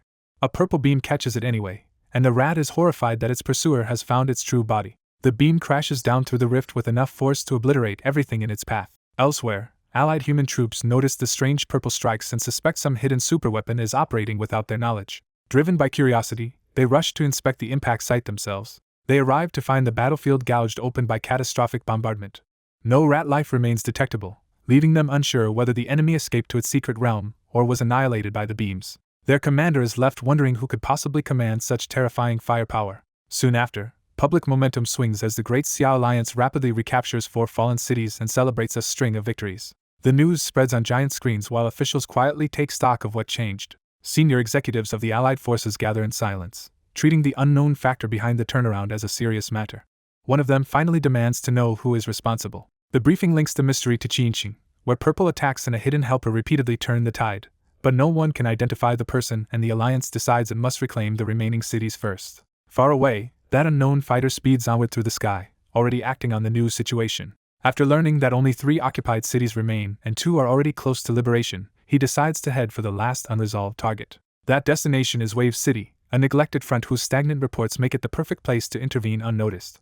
To avoid exposing his usual powers, he decides he must adopt a new identity. He begins transforming, wrapping himself in red tendrils as his appearance changes mid-flight. A mane of white hair forms as the disguise takes shape. A demonic red mask grows over his face, completing the new persona. He emerges as a horned, monstrous warrior built to inspire fear and conceal his true self. He draws the Starfall blade but alters its appearance as well, determined to hide even his weapon's origin. Red tendrils coil around the blade, reshaping it into something savage and unfamiliar. With disguise and weapon complete, he descends toward his next battlefield as a different kind of killer. He decides this identity will specialize in killing techniques and martial arts, trusting that almost no one knows he possesses that skill set. Before vanishing into the night, he sends one more strike toward Manhwa, confident she will still sense him despite the disguise. By nightfall, he reaches the ruined streets of Wave City. There he overhears guild fighters grumbling about being summoned to the front, treating the coming battle like an inconvenience rather than a cause. One man admits he fears he may die before seeing his newborn son again. Left alone for a moment, the same man breaks down and curses himself for being a martial artist too cowardly to face real war. The disguised newcomer steps in, mocking the display and recognizing that Wave City's overlord has been operating in near silence. The hero realizes Wave City is not under an illusion at all, but trapped in something far more horrifying. To test his suspicion, he strikes one of the seemingly living people and exposes the corpse beneath the surface. He concludes that Wave City's coalition has already been dead for some time, and the true horror is that they never knew it. Their bodies kept repeating the final day before death, letting the Allied forces and even the Xia kingdom believe the city still stood. Enraged by such contempt for life, he vows to wipe out the one responsible. He lashes out with blood power to break the false life animating the corpse. The dead woman can only weakly question who he is as the spell collapses. He identifies the trick as blood magic and spiritual hypnosis, and tells her the truth that she is already dead. As awareness returns, she remembers the overlord of Wave City slaughtering the guild leaders and turning them into living dead. With her last clarity, she begs that only a grandmaster can stop that monster. The final light in her eye fades as the false animation gives way. He confirms that once a corpse realizes it is dead, the force sustaining it vanishes. He bids his fallen colleague farewell and promises revenge. Taking on a demonic form, he sets out to hunt the monsters behind the massacre. The story shifts deeper into ruined Wave City. He scans the city and finds no dominant life signal from the supposed overlord, while the monsters all register with the same puppet-like fluctuations. The uniform readings among the undead and monsters confirm they are mass-produced puppets rather than independent beings. Sensing something hidden, he focuses on the source behind the deception. Unable to draw the hidden enemy out directly, he decides to force it into the open. His dark power spreads through the city like a vast tide, tearing through the streets. The lurking monsters react in alarm as the pressure sweeps over them. When the hidden presence still refuses to emerge, he calmly continues the hunt. He sharpens his senses and locks onto the concealed target. At last he declares that he has found where the enemy is hiding. His gaze turns toward a distant mountain beyond the city. There stands Li Chongjin, leader of the Hongwu sect and the strongest surviving member of the Allied forces, already in Grandmaster form. Li Chongjin calls all remaining warriors to obey his command. The assembled human troops answer him in unison. He rallies them by claiming the overlord of Wave City is alone ahead, and that killing him will free the city. The soldiers are swept up by the call to liberate Wave City. But the supposed Grandmaster is actually the hidden monster, smiling behind the borrowed body. A violent purple vortex opens in the sky above the battlefield. The troops look up in confusion, wondering whether reinforcements have arrived. Someone descends from the vortex. The hero emerges from the sky wrapped in overwhelming power.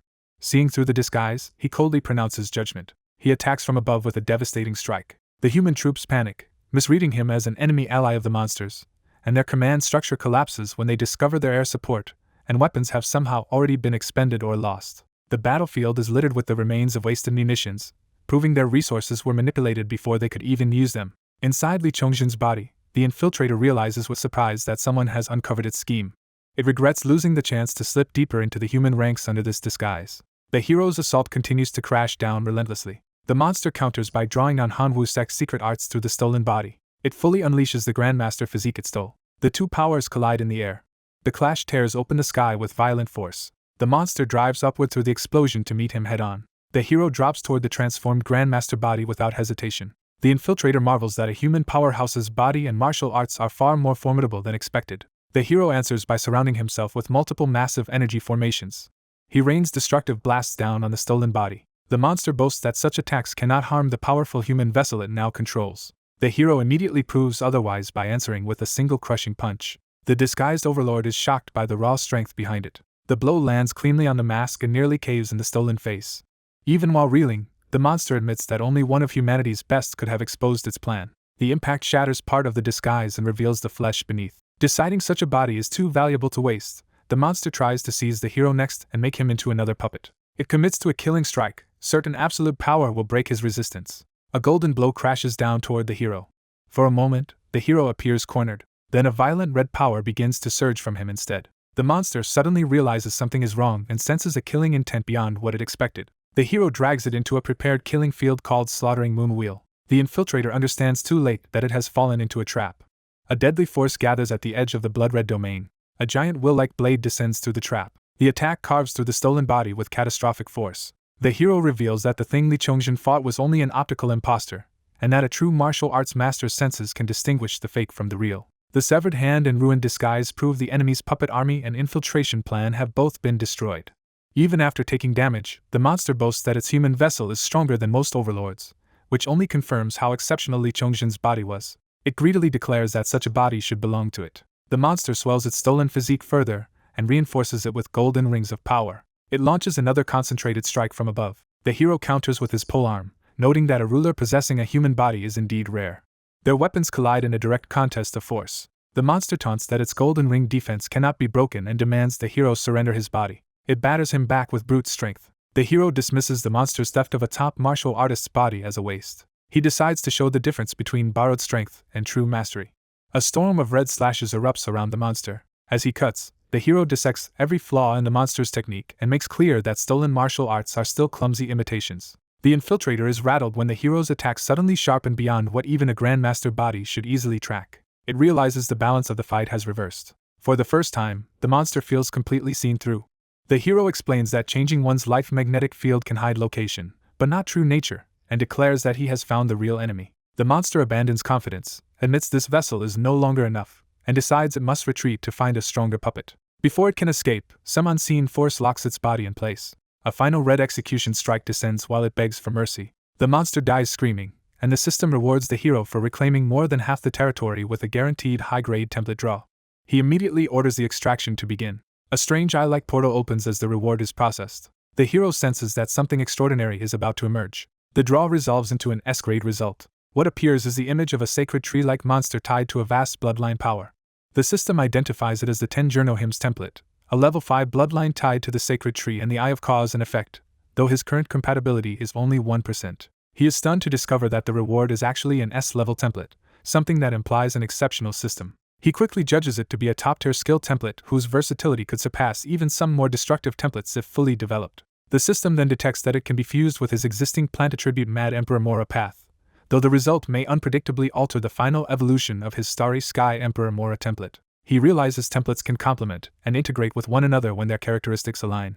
Comparing it to fusion in card games, he understands that success could create a stronger super template while reducing future upgrade costs, but failure could produce an unknown outcome. He weighs the risk and decides that even a failed merge would not completely ruin both templates, though it might lower their growth potential. Then the system reveals one more advantage.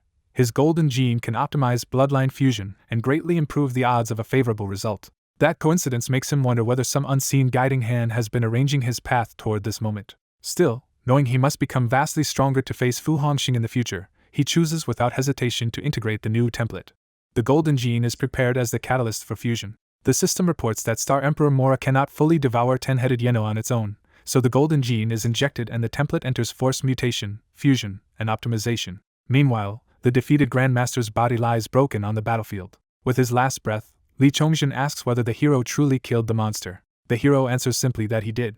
Li Chongzhen's final concern is not himself, but the warriors of Wave City's allied forces. He warns that they will all soon die as well, and the hero promises at least to keep their corpses from being desecrated. Examining the parasite-like creature that had controlled him, the hero realizes this thing alone should not have been enough to destroy the entire allied force. Li Chongzhen urgently tells him to be careful. He reveals that the true killer was an overlord-level magical beast, one of the 4 Emperor's envoys, stronger than a butterfly-stage Grandmaster and even capable of using martial arts with Grandmaster-level domain comprehension.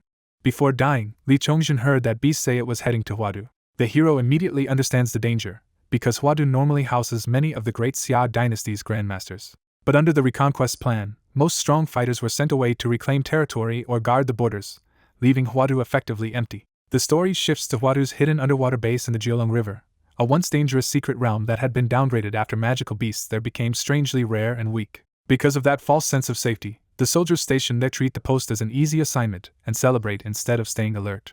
They joke that even collateral members of Huadu's great families can live comfortably here without ever gaining real power. Their revelry continues, and even the lookout abandons discipline to join the drinking. They dismiss the base as a worthless ruin and lower their guard completely. Outside, the quiet forest gives no warning. Then something enormous descends from above. A powerful figure lands lightly but with terrifying control. Its arrival carves a dark path straight through the forest. One monster scout gleefully reports that the human garrison ahead is feasting and unaware of its impending death. Another orders a full slaughter so humanity will feel an emperor's might. A higher-ranking being silences the bloodlust with a single word. That commander is revealed as Azura, one of the 4 envoys of the Emperor of the Sinful Realm. Azura explains that the Emperor sent them to exterminate as many of humanity's strong forces as possible, using intelligence provided by Fu Hongxing himself. He insists they must kill efficiently and not waste effort on insignificant humans. The lesser envoy immediately submits to that authority. The others obey as well. Azura declares that they will now set out to bring the planet under the Emperor's command. The first victims die before they can even understand what is happening. One envoy mocks the humans as so weak that even the wind of the monsters passing kills them. A spatial rift opens nearby as part of their movement, or deployment. The rift crackles violently when touched. Azura notes that powerful beings suffer immense repulsion from spatial rifts, which is the only reason the Emperor has not already conquered the far side of the world. Because of that limitation, they still have to rely on what the otherworldly demons left behind, a fact Azura finds disgusting. He raises a strange fleshy object connected to that alien legacy. The object bursts open into a spreading pink mass. The growth rapidly expands into a cloud-like organic field. The envoys move within the spreading mass as if it were part of their operation. The substance begins attaching itself to them. It anchors to the ground and stabilizes their presence. The lesser envoys thrust upward together through the pink cloud, advancing under its support. Azura pauses, sensing something unexpected as the invasion of Huadu begins. A colossal armored being surges up through the river with enough force to tear the water apart. As the monsters emerge, one of them identifies their destination as the world called Blue Star. At the Huadu 9 councils, an encrypted emergency from Dragon Sparrow headquarters warns that Manhwa has triggered a crisis requiring a Grand Master to return to Huadu at once. The elders are shaken that Fu Hongxing still has not come out of seclusion even though the capital is in grave danger, while Shi Jinwen and Qilong have also gone silent. The only update is worse news: the two missing experts remain unreachable, and the search for Fu Hongxing has produced nothing. When pressed further, the answer is blunt that Fu Hongxing has given no response at all. One elder warns that this silence means either Fu Hongxing is at a critical point in cultivation, or he is deliberately refusing to answer. Another immediately turns that suspicion into accusation, arguing that Fu Hongxing may be using the chaos to weaken Huadu and seize greater power. The council is split between defending Huadu now and preserving the elite fighters who uphold the 9 families, fearing a reckless battle could destroy their foundation even in victory. A retreat is proposed instead, with the idea of delaying any final decision until the nation's strongest warriors can return to the capital.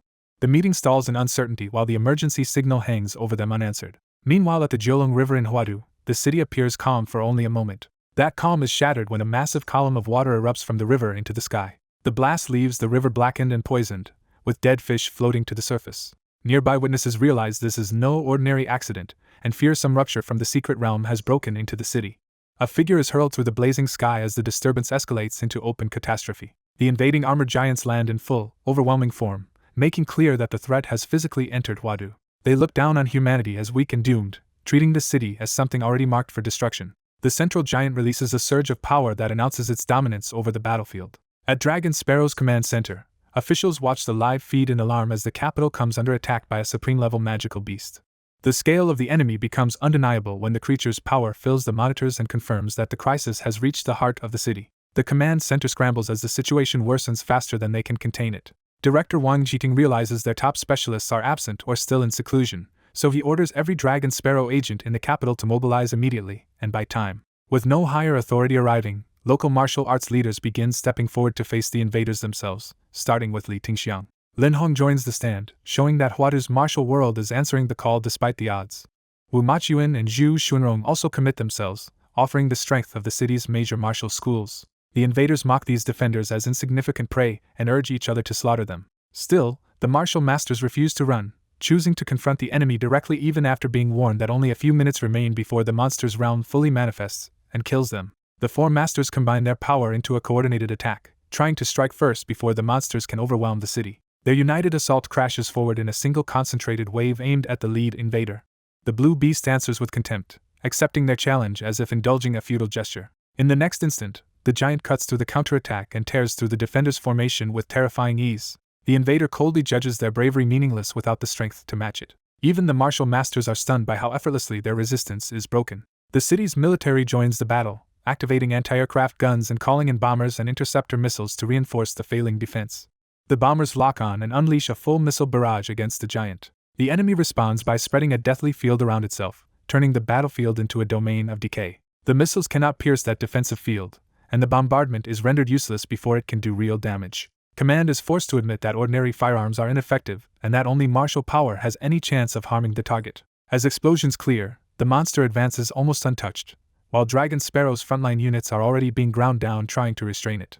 One of the invaders relishes the resistance at last becoming interesting and prepares to kill freely. Dragon Sparrow's remaining fighters dive back in under orders to use everything they have and stall the monster for as long as possible. Their charge becomes a desperate sacrifice rather than a realistic attempt at victory. The reports that follow are devastating. Multiple Dragon Sparrow sections are wiped out or crippled, with only a few survivors left after repeated heroic losses.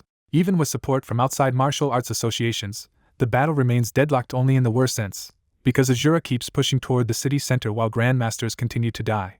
Wang Jiting is left reeling as the defense collapses around him. He demands answers about the missing Grandmasters and the silence of the 9 families, unable to understand why Huadu's strongest figures have still not intervened while the city bleeds. The cost of delay becomes visible in the ruined bodies of those who tried to hold the line and failed. Realizing that Huadu and perhaps the entire Great Xia dynasty may fall if this continues, Wang Jiting accepts that normal measures are no longer enough. With no other option left, he orders the release of the special combat power. Inside the command center, subordinates admit they cannot restrain the monsters, and the director orders their release anyway, accepting the risk because the situation has become too urgent. One of the released creatures bursts out into the city, entering the battlefield with overwhelming force. A human fighter rushes in to stop it, trying to block its advance before it can escape or rampage further. The monster swats the attack aside without slowing, making clear that ordinary resistance means little to it. As it moves, it dismisses Dragon Sparrow as a disappointment and treats the organization as beneath contempt.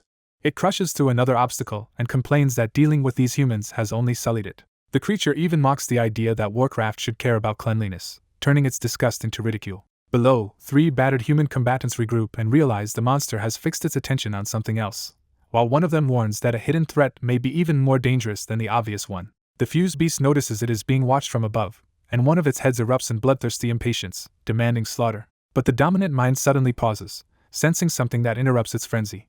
It decides the 3 humans on the ground are worthless compared with the far more valuable target in the sky. Opening its eyes fully, it reveals that its true interest is now focused on the being above, whom it considers the real prize. Its companion is shaken by that change, realizing their leader has become serious enough to give this celestial target full attention. The dominant head confirms that judgment with a cold, intense stare. One wounded human answers the threat with bravado, refusing to cower even while facing certain death.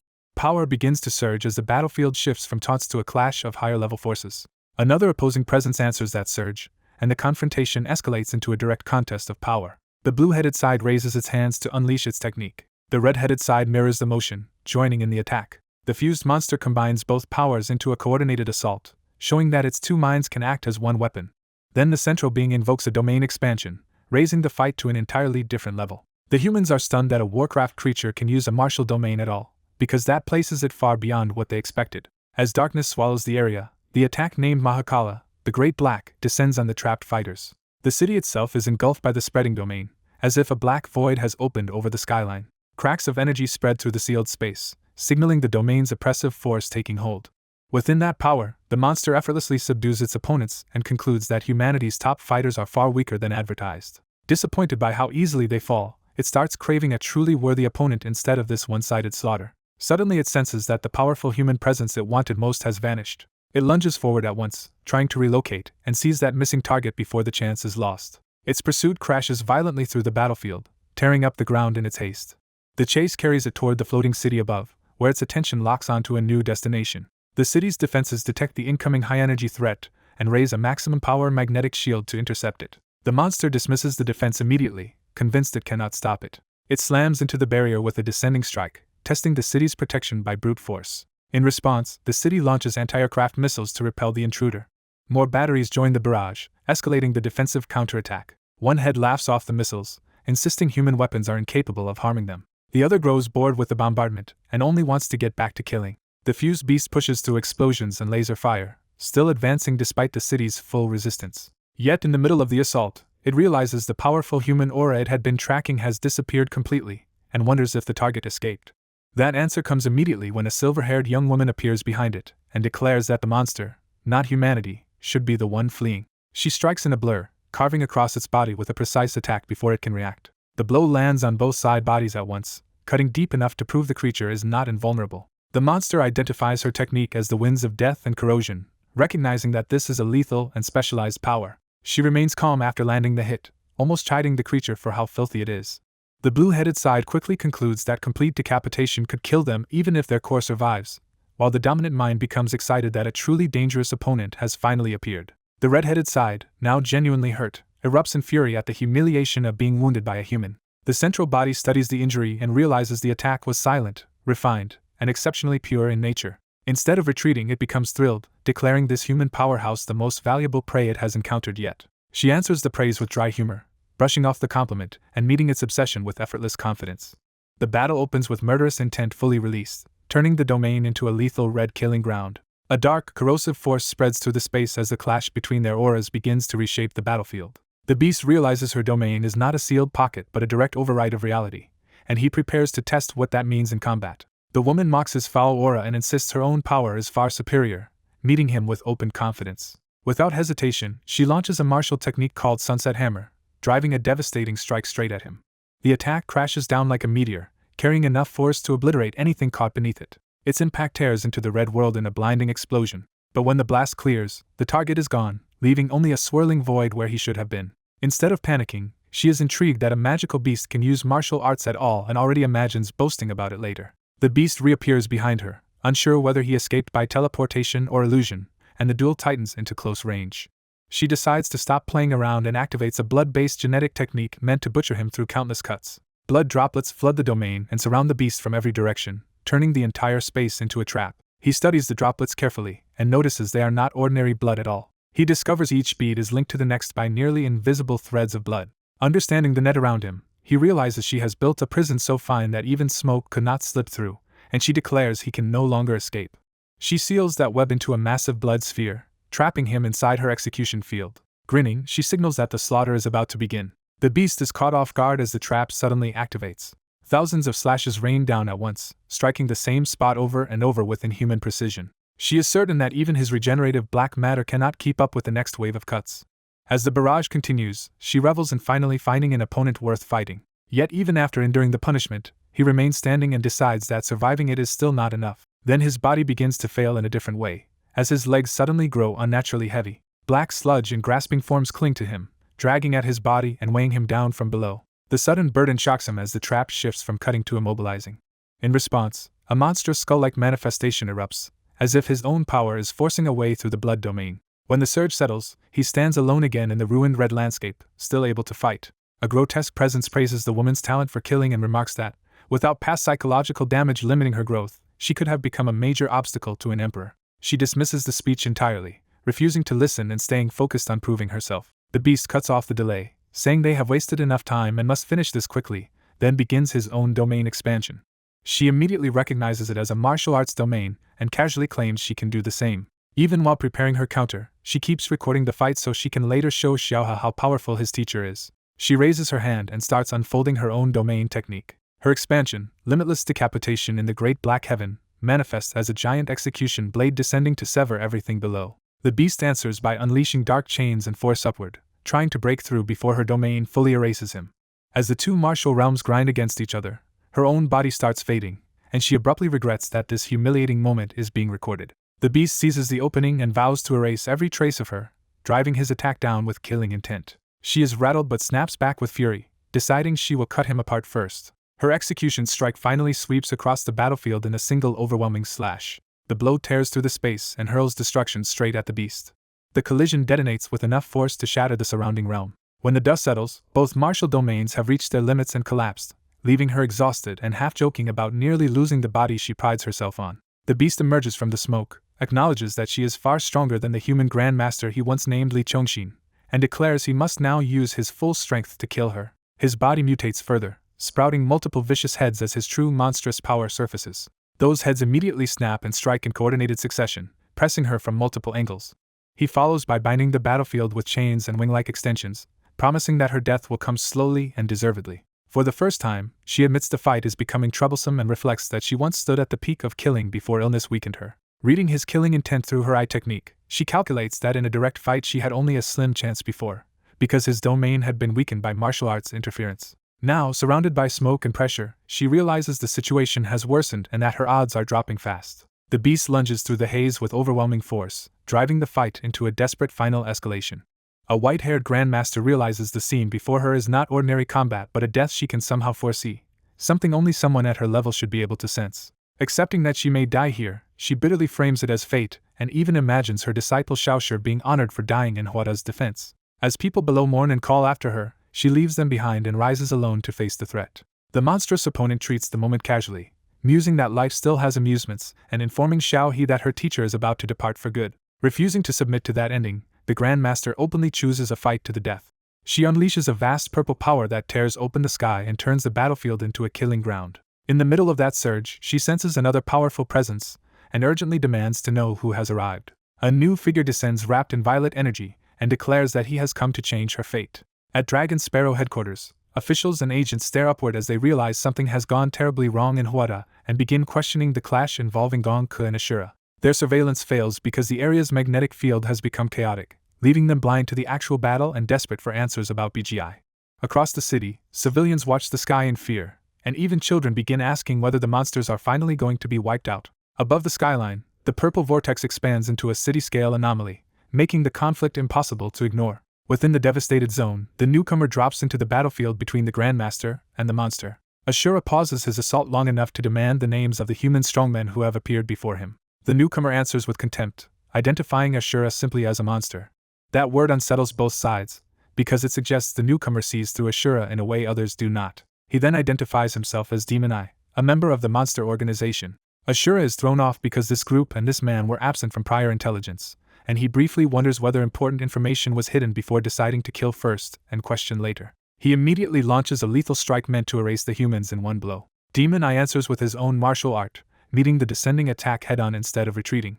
For the first time, Demon Eye's composure tightens as he measures the exchange in silence. He slips through the attack with unnatural precision, avoiding what should have been a killing blow. Ashura senses the slash failed to land properly, and realizes his target may still be alive. Demon Eye counters by detonating a massive black energy blast that engulfs the battlefield. Even Ashura is startled by the scale of the explosion bearing down on him. The blast swells into a dome over the city, turning the clash into a disaster-level event. Demon Eye calmly explains that even though his current template and technique are still immature, they are already enough to handle a monster like Ashura. He reveals the reason for that confidence. The Emperor has already evolved, and Demon Eye is drawing on that advancement. Hovering over the wreckage, he calls Ashura out and insists a creature of that level should not die so easily. Ashura rises from the dust amused rather than broken, now genuinely interested in his new opponent. A pillar of energy spears down into the crater, signaling the next phase of Demon Eye's attack. Ashura laughs as more force converges around him, treating the escalating danger like entertainment. Demon Eye reveals that after gaining the passive skill Eye of Cause and Effect from the 10th Yeno, the world now appears to him in slow motion. Ashura studies him in return and recognizes that this human has become far more dangerous than expected.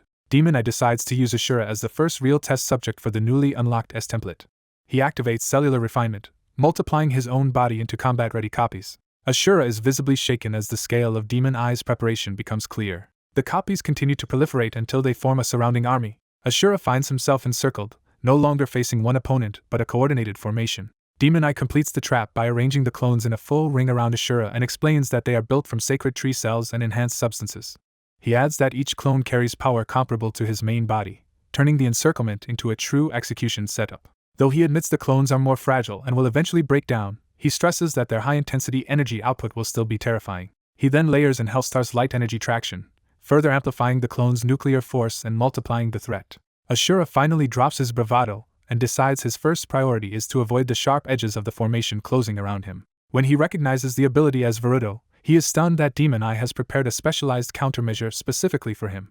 The ring of clones channels blue energy in unison, locking the battlefield into a synchronized kill pattern.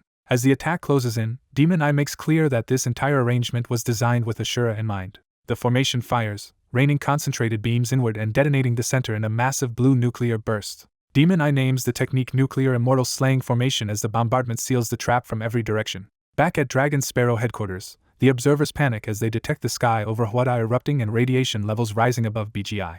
Alarms spread across the city as reports warn that temperatures are spiking and a second sun has appeared in the sky. The false sun blazes over Huadu, turning the sky into a crisis zone and drawing every eye upward. Within seconds, the phenomenon erupts with catastrophic force as its energy begins to discharge downward. The shockwave tears through the capital's buildings, showing that the attack is not an illusion but a direct strike on Huadu. The destructive field expands across the city like a man-made apocalypse, swallowing whole districts in its radiance.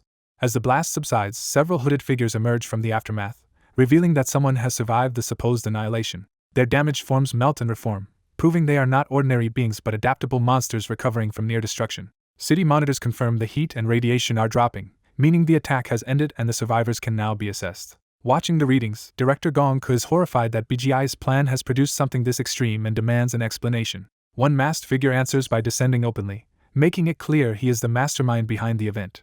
He coolly praises Gongke as a worthy expert from the secret realm and acknowledges the prestige of serving one of the four emperors. Above him, The surviving creature gathers itself inside a mass of dark energy, preparing to continue the confrontation. The masked man admits even he did not expect anything to live through the nuclear energy immortal slaying array, and he becomes interested in the creature's value. The monster's remaining heads awaken with murderous intent, refusing to die quietly. It immediately tries to regenerate its ruined body through a magic artifact, betting on recovery before its enemy can finish it. The masked man refuses to allow that and lunges in, determined to interrupt the healing. He dives like a comet toward the regenerating mass, committing to close combat. His strike lands directly on one of the creature's skulls, halting its recovery and reasserting control of the fight. Realizing another blast of this scale would destroy Huadu, he decides to drag the battle away from the city. As he drives the monster outward, it admits humans have wounded their kind more severely than ever before, though not enough to kill them. The creature shifts tactics and offers him recruitment, saying their emperor has perfected an ancient transformation ritual and inviting him to abandon humanity for their superior race. It sweetens the offer by promising that with his talent he could rise to become the emperor's fifth envoy within a few decades. He mocks the proposal as an insultingly low reward and treats their so-called test as beneath him. Then he dismisses the offer entirely, leaving the monster confused for a split second. He uses that opening to launch another brutal attack from above. As he closes in, he reveals that whatever human identity they are trying to tempt no longer defines him. He declares he stopped being human long ago and slams the enemy down into the mountains outside Huadu. The monster crashes hard into the earth, losing the aerial advantage and being forced into a ground battle. A pillar of blue-white power follows the impact, turning the landing site into a new battlefield. Even after taking the blow, the creature accepts his refusal and answers by formally sentencing him to death. Away from Huadu, he no longer needs to hide what he is and decides to fight at full strength. He transforms into a towering nuclear battle form, revealing a monstrous armored body fueled by blazing blue energy. The enemy is shaken to realize he had concealed this level of power even during the battle over the capital. As the monster reassesses him, it starts worrying that the organization called Monsters may be strong enough to threaten the Emperor's larger plans. Its skeletal limbs spread out as it prepares a desperate counteroffensive.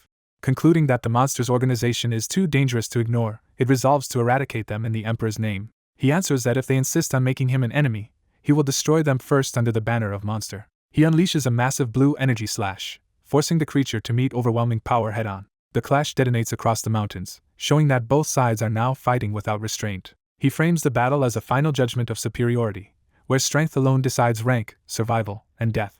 The creature roars back, refusing to submit to that verdict. Their collision tears through the landscape and briefly obscures both fighters in dust and shockwaves. He presses forward eagerly, wanting to measure the true combat level of the Secret Realm's elite forces. The monster rejects his confidence as human arrogance and braces for another exchange. Blue and red energies crash together again, escalating the duel into a contest of raw destructive force.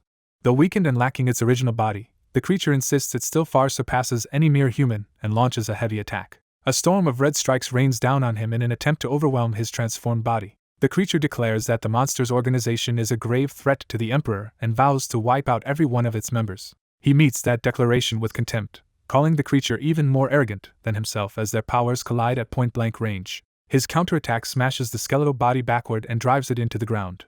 One of the monster's limbs is pinned and damaged, showing that its structure is starting to fail under sustained pressure. The creature reels in shock as the momentum turns decisively against it. Then he reveals a hidden move, releasing spores made from the fusion of Celestial Emperor Mora's cosmic cells and 10-headed Xeno cells, which he calls YH cells. Back in a more human-looking form, he watches calmly, already certain the experiment will work. He pauses to explain that the true value of the spores lies not in damage, but in what they do next. The battlefield fills with dark clouds of living spores that spread around the trapped creature. As the spores latch on, the monster panics when it suddenly loses control of its own body. It realizes too late that its limbs no longer obey it, even as it protests that it has not finished the Emperor's mission. The infection deepens, swallowing the creature from within and reducing its resistance to futile struggling. He explains that Mora's cosmic cells can contaminate an entire planetary ecosystem and gradually assimilate all life into themselves. But he has infected this target with a more advanced YH variant, meaning the creature will not merely be contaminated but repurposed. He orders the conquered being to become his avatar, turning a former enemy into a servant body. The transformed giant immediately recognizes him as its lord and submits. Pleased, he begins testing the obedience of his new avatar with simple commands. When he tells it to squat and jump, the giant obeys without hesitation. The avatar launches upward with explosive force, proving the takeover is complete and functional. He rewards the performance and continues the test by making it fetch an object. The giant responds with dog-like enthusiasm, opening its jaws for the throne rock as if eager for praise. He laughs and orders it to retrieve the object, treating the once terrifying being like a trained pet. When it complies, he notes with satisfaction that the YH cells were inspired by the parasite Kingpin in Boston and are working exactly as intended. Elsewhere, At Dragon Sparrow headquarters, officials gather as the crisis over Huadu continues to unfold. An aide urgently reports to the director that they have identified the cause of the strange sky phenomenon over Washington University. Their investigation concludes that a masked man caused it all, and that he has been appearing in fallen cities under different masks while hunting overlords and exterminating monsters. Satellite data further shows that each time he appears, the sky turns purple with cosmic light, implying he can manipulate atmospheric cosmic energy. The director briefly wonders whether this masked man might be some savior reclaiming the fallen cities for Great Xia.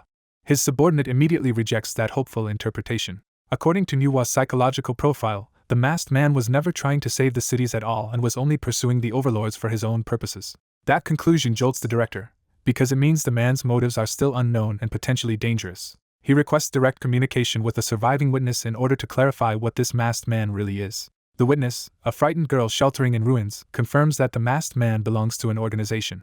She names that organization as Monsters and says his codename is Demon Eye, shocking everyone listening. The director is left baffled, because neither the organization nor the codename matches anything in his intelligence records. As the witness repeats the claim, the room absorbs the implication that a powerful hidden faction has entered the war. The officials openly question what kind of group would call itself Monster, and whether it is even a legitimate martial organization. Privately, the director is disturbed that his own agency knows nothing about a force this strong and wonders why it is revealing itself only now, at such a critical stage of Great Xia's reconquest.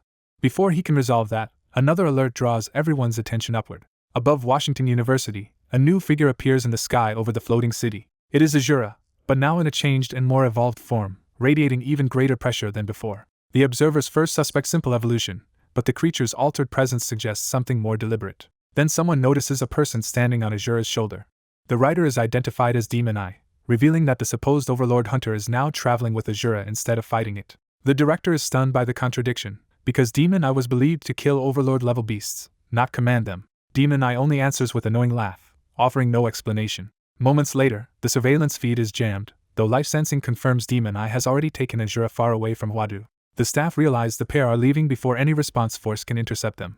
The director bitterly reflects that Great Xia, once the strongest nation, has fallen so low that it cannot stop an enemy invasion even in its own capital. He condemns the cowardice of Huadu's great families, mourns the deaths of top commanders and elites, and refuses to let the matter end in humiliation. Meanwhile, news of Huadu's attack spreads to the public, who can barely believe the capital itself has been struck. Online discussions explode, with many dismissing the reports as fake news because Huadu seems too powerful to fall. Others insist the rumors are hostile disinformation meant to sabotage Great Xia's recovery, and public opinion turns chaotic and defensive. In another location, a pink-haired woman asks a young man whether the reports can possibly be true, and he confirms them with inside information. He explains that the remaining Martial Association presidents, 4 Dragon Sparrow section chiefs, and 7 grandmasters in Huadu were all wiped out, with even special forces nearly destroyed. She desperately asks about the nation's highest protectors, believing they should have been able to reinforce the capital within minutes. Her question hangs unanswered, because the absence of every top-tier expert is itself the most alarming part of the disaster. The young man confirms that not a single supreme expert appeared in Huadu, and that they have all effectively vanished, making the incident even worse than the fall of the 12 cities. He concludes grimly that the old order is about to change. The scene shifts to Lily Island, where a craft approaches a remote stronghold in Great Xia.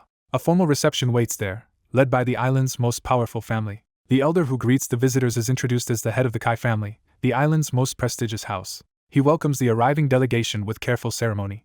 Their representative is a hard-faced envoy from the Northern Commonwealth, signaling an international meeting rather than a local visit. Despite the long history of conflict between their countries, both sides agree that business must continue when the stakes are high enough. The Kai patriarch stresses that the matter at hand is no ordinary negotiation but something of major consequence. The envoy drops formalities and says that if Great Xia's last national guardians are truly missing, then his own side was not the only one preparing to act. Elsewhere, Demon Eye formally inducts the young man he conquered into the Monsters organization and gives him the codename Hook. He tells Hook that being the first member is an honor, because in this world power and influence matter as much as personal strength. Demon Eye explains that the world is descending into chaos, so he is building his own force and will start by placing Hook under Dr. Mad's guidance. Seeing public rumors already linking Monster to Huadu's attack, he decides he can no longer travel openly. He uses Hellstar's light control ability to turn himself invisible and move without attracting attention. The pair arrive in a hidden forest whose unnatural atmosphere suggests it is more than ordinary wilderness. Hook immediately senses that the trees themselves are strange. One trunk opens a red eye and reveals itself as a living watcher, confirming the entire forest is under surveillance. Another eye opens fully, making the forest feel like a nest of biological sentries rather than a natural place. Hook startles and blurts out that he has walked into demon territory. The tree creature reacts sharply to his hostility, ready to defend its master's domain. Hook instinctively tries to punch it before understanding what it is. The creature hurriedly identifies itself as a servant of his lord, stopping the attack just in time. Hook realizes this grotesque thing is connected to Dr. Mad and is thrown off by how far the doctor has changed. The living tree politely asks him to calm down, treating his outburst as a misunderstanding. It explains that the whole forest is a network of biological monitors synthesized through biotechnology. Hook, half impressed and half unsettled, praises Dr. Mad's genius while joking about how absurd the talking forest is. The forest then guides him toward the hidden base, apologizing that it was built recently and is still crude. As they enter, Hook questions how Dr. Mad could establish a secret base and advance his research so quickly. Dr. Mad answers that funding and facilities are easy to obtain because he sells a self-healing factor from his own blood to rich people desperate to avoid death. He adds that he is also selecting socially powerful candidates for vampire transformation so their influence can help expand his lord's organization. Hook allows it as long as no one is forced and reminds Dr. Mad to follow the same voluntary methods used by the old laser bird. Dr. Mad accepts the restriction and leads Hook deeper inside to review the results of his scientific work. An elevator carries them down into the core of the facility. When the doors open, Hook steps into a large underground laboratory. The base is already fully staffed with researchers and lined with advanced equipment and towering biotanks. One scientist turns toward them wearing a strange red cybernetic visor and exposed neuromodifications. Dr. Mad explains that these workers are cyborgs whose brains have been altered for research efficiency. Hook notices the grotesque contents of the tanks and realizes the lab is conducting experiments far beyond normal science. Before he can process it, someone addresses him directly from behind. The speaker is Dr. Mad himself, now appearing through a cyborg vessel rather than a normal human body. Hook asks the obvious question of where Dr. Mad's real body has gone. Dr. Mad proudly reveals that he transformed his body entirely into a brain through black and red biomass, discarding all unnecessary organs to devote everything to research. He explains that while most beings can only project part of their consciousness into a carrier, he has gone much further by making intellect his true form. Hook can only respond with dry disbelief, joking that Dr. Mad sounds ready to go on a blind date with the new cybernetic system itself. In the end, Hook gives up arguing and accepts the madness for what it is, letting Dr. Mad continue in whatever form pleases him. He explains that the giant mechanical hook beast outside is only his external vessel and can be transferred into his real body at any time, then warns Dr. Mad not to tamper with it recklessly. Dr. Mad eagerly accepts the trust placed in him and promises to treat that vessel as if he was serving himself, assigning cyborgs to care for it daily. Awkwardly tries to stop the excessive devotion, making it clear he did not mean for the doctor to go that far. As they continue through the aquarium-like facility, Dr. Mad prepares to reveal what he considers his greatest research achievement. He activates a hidden mechanism to unveil the centerpiece of his work. A sealed tank rises into view, signaling that something dangerous and important has been kept under strict containment. Inside the tank, a twisted aquatic creature is revealed as Dr. Mad's artificial Demoira project. Dr. Mad excitedly draws his attention upward, eager for his lord to witness the result in full. He explains that the creature was engineered from the original Demoira's genes and refined through black and red biomass to gain controlled nuclear fusion, allowing it to adapt and evolve to any environment. Proud of the result, Dr. Mad declares this monster the peak of all his creations and offers it as a tribute to He. He immediately recognizes it as a genuine Demoira cub and realizes with unease that if it matures, it could eventually target Shaodong Island with a devastating special attack. Even so, he outwardly praises Dr. Mad's success, choosing approval over revealing his concern. He goes further by rewarding Dr. Mad with newly developed YH cells, while hinting that he expects even greater results in the future. Overwhelmed by the reward, Dr. Mad throws himself into gratitude, while he dryly notes that the doctor's title of Grand Inventor may need some adjustment. With that business settled, he decides it is time to return to Huadu. Back in Great Xia, the nation celebrates the successful reclamation of Great Xia with help from a mysterious master, but the triumph is short-lived. Almost immediately, the government imposes a nationwide curfew and seals the country off from outside transport and communication under wartime conditions. Police patrols, drones, and supply restrictions spread across the cities, and although rumors surge online, the authorities suppress them to preserve order and block foreign influence. Amid this tense lockdown, he arrives in the city and briefly questions whether he is truly back in Huadu. He quickly realizes that the city has been rebuilt with astonishing speed, as if the recent destruction had never happened. He asks his AI assistant to guide him to Dragon Sparrow headquarters, and it immediately plots the route. At the headquarters building, he reflects that this is effectively his first day as an intern there. He passes the entrance checkpoint without trouble and proceeds inside. The building's systems grant him access deeper into the facility. He rides up in silence, preparing to enter his new workplace. When he steps into the office, he finds a mostly empty workspace and announces himself. A staff member named Lin Zhu identifies him as the special admissions student recommended by Section Chief Qinglong. He politely introduces himself, and Lin Zhu downplays any seniority while directing him to his desk and onboarding materials. She immediately makes clear that she is swamped with work and has no time to babysit him, while he notices just how overburdened she is. Lin Zhu explains that although Huadu was fortunate during the war, heavy losses among specialists elsewhere have pushed enormous amounts of review and administrative work onto the First Division, leaving her exhausted. Seeing how drained she is, he quietly judges the situation as pitiful. He secretly produces a small piece of black and red biomass in his hand. He decides to help her by offering a harmless secretion from his black and red matter that can improve mental efficiency and relieve stress. Disguising his move as simple kindness, he offers her coffee, and Lin Zhu is struck by how naturally considerate he seems despite his elite admission. Trusting the gesture, she drinks what he gives her without suspecting anything unusual. Before the moment can settle, an emergency alert announces riots across several cities in the southern border region and orders immediate suppression. Lin Zhu is forced to abandon even the meal she was about to enjoy as duty suddenly takes priority. He steps in at once and volunteers to handle the mission in her place. Lin Zhu refuses, warning that his recommendation only proves future potential and that these emergency assignments are too dangerous for a freshman. He presses the issue with a calm challenge, asking whether she truly doubts him. Caught off guard by his confidence, Lin Zhu demands to know what he means. As the doctor drink takes effect, she notices something strange in its taste. The hidden influence suddenly triggers in her mind, and her perception is seized by an illusion. In an instant, the office is replaced by a vivid scene of a cafeteria table loaded with food. Lin Zhu is overwhelmed with delight when she sees all of her favorite dishes laid out before her. Dropping all restraint, she happily gives herself permission to indulge. Realizing she has been completely fooled, she marvels at Yi's skill and wonders whether he is merely quick-witted or a true master of illusion. Yi modestly claims he only took advantage of her exhaustion rather than calling himself a master. Lin Zhu rejects that explanation, saying trained specialists resist ordinary hypnosis even when tired, so only a pure and powerful illusion could have bypassed her defenses and manipulated her so precisely. She concludes that Yi's illusion ability alone already surpasses what ordinary Xuanwu warriors can handle. Ren casually announces that he is leaving despite his senior's concerns. The woman tries to stop him, insisting his rare talent is too valuable to risk and that she could not bear responsibility if he were harmed. Instead of arguing, Ren leaves behind a bottle on her desk. She watches him go and grumbles that he is still an unruly special admissions student. Then she notices he has left something for her, and is caught off guard.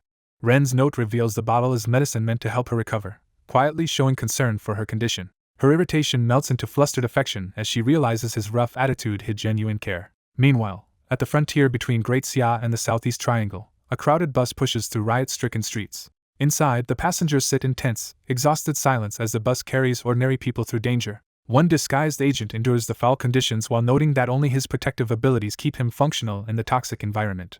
He reviews the situation. Other agents have already eliminated the visible riot leaders along several borders, but those men were only expendable fronts for foreign-backed forces. With the top agents now exposed, he resolves to work from the shadows to uncover and destroy the true source of the unrest. Before he can proceed, a van suddenly cuts off the bus and forces a violent stop. The bus driver protests, unaware he has just run into something far more dangerous than reckless traffic. A heavily tattooed blonde man steps out of the van, signaling that this interception was deliberate. His cold stare makes clear he is in control of the ambush. He orders the bus opened, and the driver immediately falters under the threat. The hijackers board and confront the passengers directly, turning the bus into a trap. The disguised agent realizes crime in Great Xia's borderlands has become brazen enough to imply powerful backing behind these thugs. The gang's spokesman mocks the passengers with false reassurance, pretending they are harmless while brandishing a knife. He claims their leader only wants cooperation, making it clear this is not a robbery but forced participation in some larger operation. Panic spreads through the bus as the passengers recoil and try to get away from the armed men. The agent, crushed in the chaos, worries that the pressure and fumes are pushing his body toward collapse. The knife-wielding thug drops the pretense and threatens to butcher anyone who resists, or even retreats. He steps forward to enforce that threat with violence. Then he reveals the scale of the coercion. 2 massive tattoo artists accompany them to mark everyone by force. He announces that no one will be spared, not even the weakest or youngest passengers. To prove it, he tears open his shirt and shows the mark everyone is expected to receive. The symbol is a bleeding, thorned heart pierced by an arrow, clearly the emblem of the group behind the riots. The agent recognizes it as the sign Yua had warned him about and realizes ordinary civilians are now being dragged into the enemy's network. An elderly passenger denounces the hijackers as traitors disgracing their families and country. The thug answers by lunging at the old man with his knife. He fully intends to kill him as an example to the rest. But the blonde leader suddenly intercepts the strike, taking the blade himself and stopping the murder. Bleeding, he glares at his subordinate and treats the attack as unauthorized rebellion against his authority.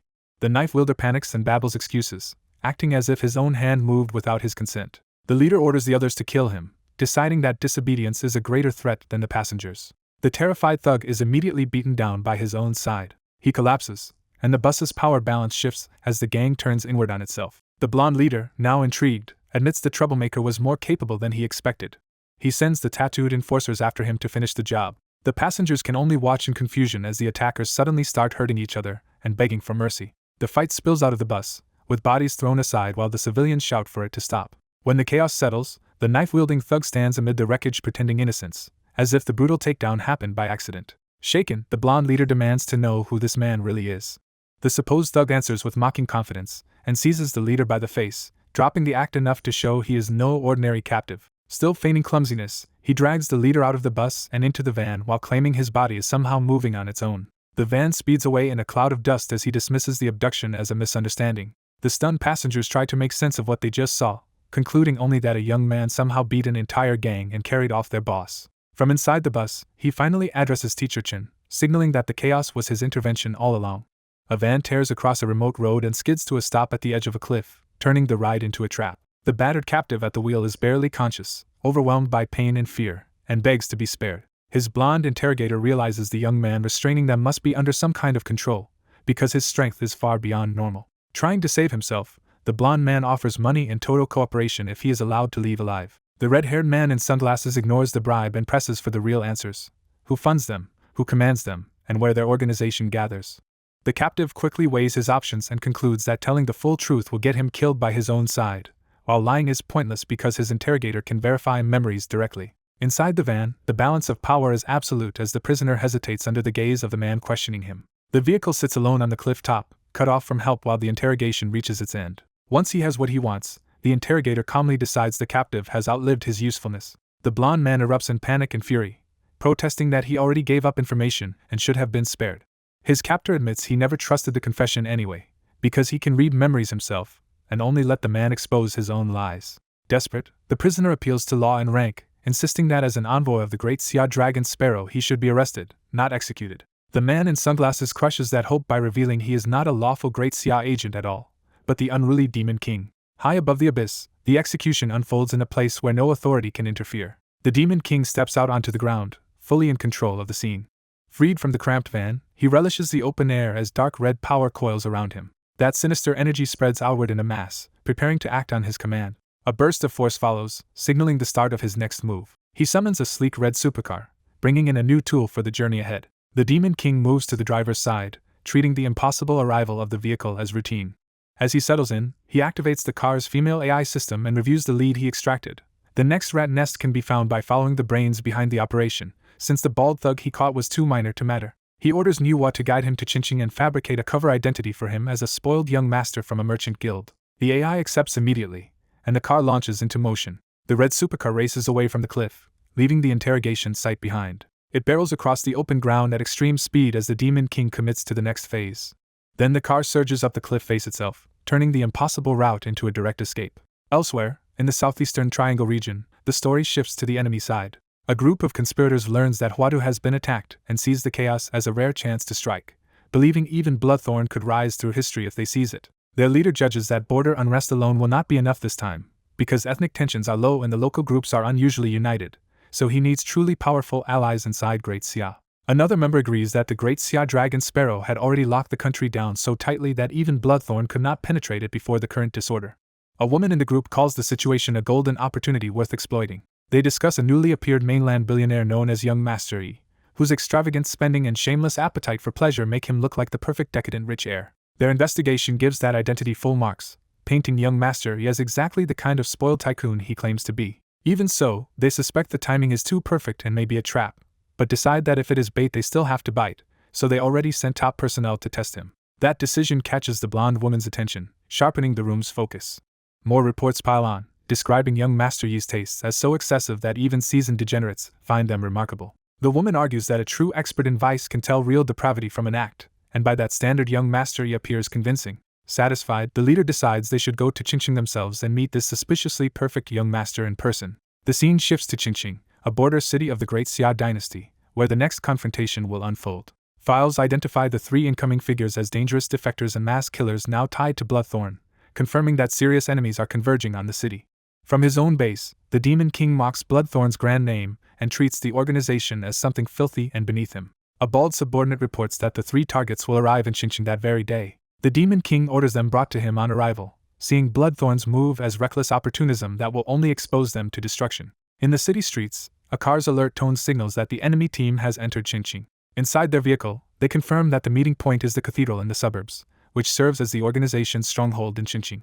The blonde woman asks for an assessment of the city itself. Her companion dismisses Xinjiang as an ordinary backwater with no martial artists worth noting, which is why even Longke stationed only a light guard there. But another member senses something wrong immediately, feeling a constant hidden scrutiny from the moment they entered the city. He notices the pedestrians are too controlled to be natural, with heart rates impossibly steady, and realizes the whole city may already be under surveillance or manipulation. That realization silences the group at once as they understand they may have driven straight into a prepared trap.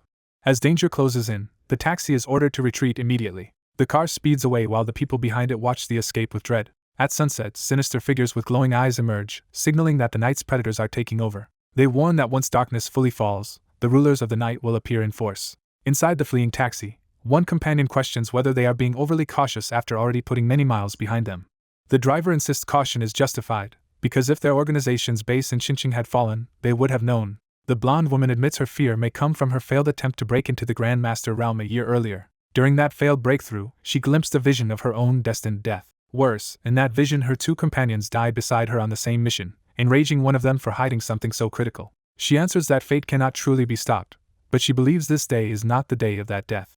The key detail from her vision was a dark and threatening forest surrounding the scene of death. Since they are still on open roads with no forest in sight, she takes that as proof the fatal moment has not arrived. Clinging to that logic, she declares that even fate can be defied and that her life remains in her own hands. A strange black-red seed-like mass suddenly lands on the taxi, unnoticed by the passengers. That mass grows into a human vessel as the hidden pursuer manifests above the cab. He reveals that his YH cells can now form an independent body carrying his consciousness, and by combining them with the sacred tree and Mora cells he can summon the power of the one once destroyed. Under the full moon, his power gathers over the moving taxi. He unleashes a technique called Dark Forest Descents. The road is instantly swallowed by a twisting mass of roots and trunks, trapping the taxi inside a conjured forest. From that forest rises a monstrous dragon-like presence under his control. He coldly concludes that fate really can be rewritten. Standing atop the summoned forest, he adds that the right to decide that fate belongs to him. The blonde woman realizes in horror that this is exactly the death scene she foresaw. The certainty of her prophecy shatters her last hope. From the crushed taxi, a trapped survivor begs for help. Another man, bloodied and pinned, pleads to be freed and reveals that Jeff is already dead. His panic turns into a desperate scream as the forest tightens around him. The blonde woman breaks down and accepts that no one can escape their destined death. The trapped man curses her even as death closes in. He is abruptly silenced as the crushing forest kills him before her eyes. She collapses into despair, convinced fate cannot be changed after all. The masked man descends before her atop the dragon-like beast, now holding absolute power over her life. She closes her eyes, resigned to death. But the scent of blood from his offered fingertip stirs a violent hunger inside her. A drop of his blood hangs before her as temptation. He tells her that her fate is now in his hands and offers a choice between dying as a human or surrendering body and soul to survive under him. The choice is made brutally clear: death with dignity or life through submission. Driven by terror and instinct, she accepts by drinking his blood. She confesses that she wants to live at any cost, and he notes that the answer was obvious. The blood immediately ignites a transformation within her. Her body begins mutating as dark power floods through her. The change intensifies into a full monstrous awakening. He remarks that he only meant to turn her into an ordinary bloodthorn pawn, but because she drank so much blood, she risks self-destruction unless rebuilt with black and red biomass. Armor-like growths erupt across her body as the mutation stabilizes. The monstrous shell continues forming, replacing her human vulnerability with weaponized flesh. She completes her transformation into a powerful armored bloodthorn creature. He approves, noting that she adapted to the power better than expected. He then probes her mind to learn what the Bloodthorn organization is really hiding. From her memories he discovers that the Bloodthorn leader is concealed in a submarine at the bottom of the sea and that the matter is tied to unrest in the Southeast Triangle. He decides that if this is the kind of landlord behind the chaos, he wants no part of that role anymore. The transformed woman immediately renounces her former master. She kneels and pledges herself entirely to him instead, and he accepts her submission. He gathers red orbs of YH cells in his hands to create new agents. Those cells scatter across the ground and begin taking shape. He produces 15 elite duplicates and orders them to wipe out every Bloodthorn stronghold in Great Xia along with the riot leaders the organization cultivated, while he personally heads to the Southeast Triangle. She obeys without hesitation. Even in submission, she watches him carefully, trying to understand the being she now serves. When she looks up again, he is already gone. Over the next 2 weeks, the southern border riots in Xia vanish and public order returns so completely that crime nearly disappears. Only the police know that a mysterious and overwhelming martial artist has been secretly hunting down rioters and foreign spies. Each day, the police receive anonymous letters directing them to collect another body. Meanwhile, far out on the high seas, he begins the next stage of his hunt. Using a life magnetic field, he searches for the hidden submarine and notes that its absence from detection only proves how skilled his enemies are at hiding. Still, he takes satisfaction that since his Mora trainees were unleashed, countless hidden enemies have already been erased. He dives toward the ocean depths, declaring that the submarine will be no exception. He releases the Mora Ultimate Unleashed and transforms into a colossal sea warcraft. In the deep ocean, his new form becomes a living abyssal predator. The full scale of the sea beast emerges, vast enough to challenge military hardware head-on. He releases Y cells through the water to widen his search. The moment those cells lock on, he announces that he has found the target. The hidden submarine finally appears in the darkness below. This vessel, called Butcher's Knife, once served the Snow Country Alliance and later became a mobile base for Bloodthorn.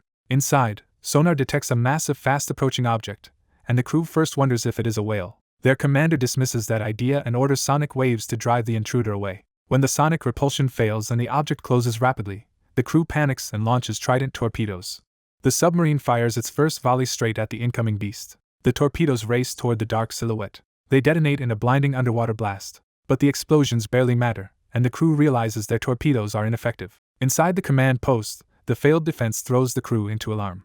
The officers report that the monster was not stopped at all. Radar shows the target accelerating instead of slowing, leaving the crew only seconds before impact. Before they can react further, the beast is already upon the submarine. It slams into the vessel with overwhelming force. The impact rocks the ship so violently that the crew is thrown to the floor.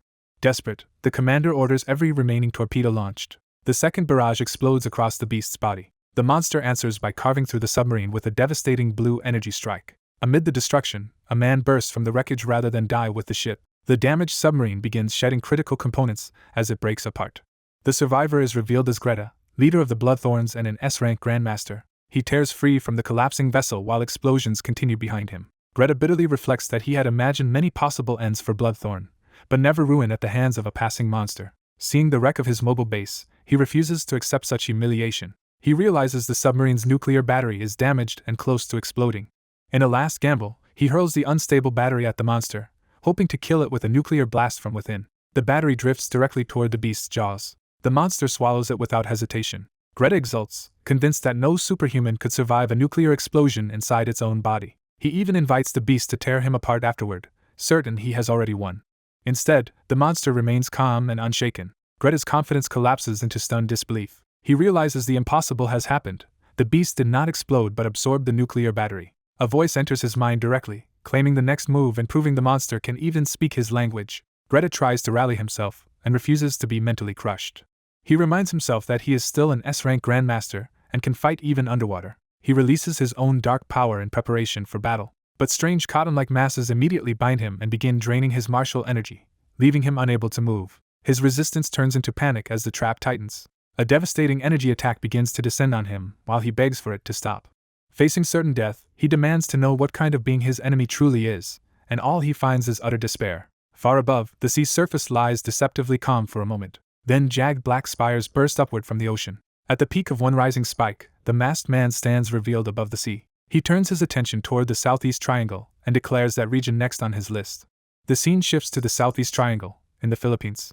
A coastal sentry notices islands appearing where the tide should not have exposed anything. His companion is more interested in recent American military shipments, and the growing talk of taking action against Xia. They boast that with backing from the Northern Baitan Federation and powerful allies from Little East Island, the southeast triangle can move against Xia because Xia's top combat power must already be gone. Their confidence swells as they imagine a historic opportunity.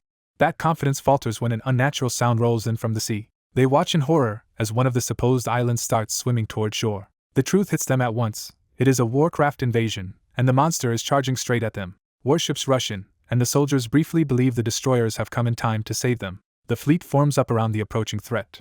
The sea beast surfaces among them and announces that since it has reached its destination, it will annihilate every enemy present. It immediately unleashes a technique called nuclear black ball. The attack detonates with catastrophic force beneath the fleet. The blast throws up a towering wall of water. That wall swells into a massive tsunami racing toward the coast. The soldiers on shore realize too late that the sea itself is about to destroy them. At the Philippine naval port, an urgent report confirms that an overlord-level beast has entered territorial waters, already sunk 2 warships, and is about to make landfall. The command orders newly acquired American weapons activated, demands the monster be sniped before it lands, and mobilizes every fleet while calling for regional support. The commander greedily imagines that if they win, the Philippines will rise to global fame under his leadership. That fantasy is interrupted when operators report the monster's signal has suddenly vanished. His triumph turns to confusion.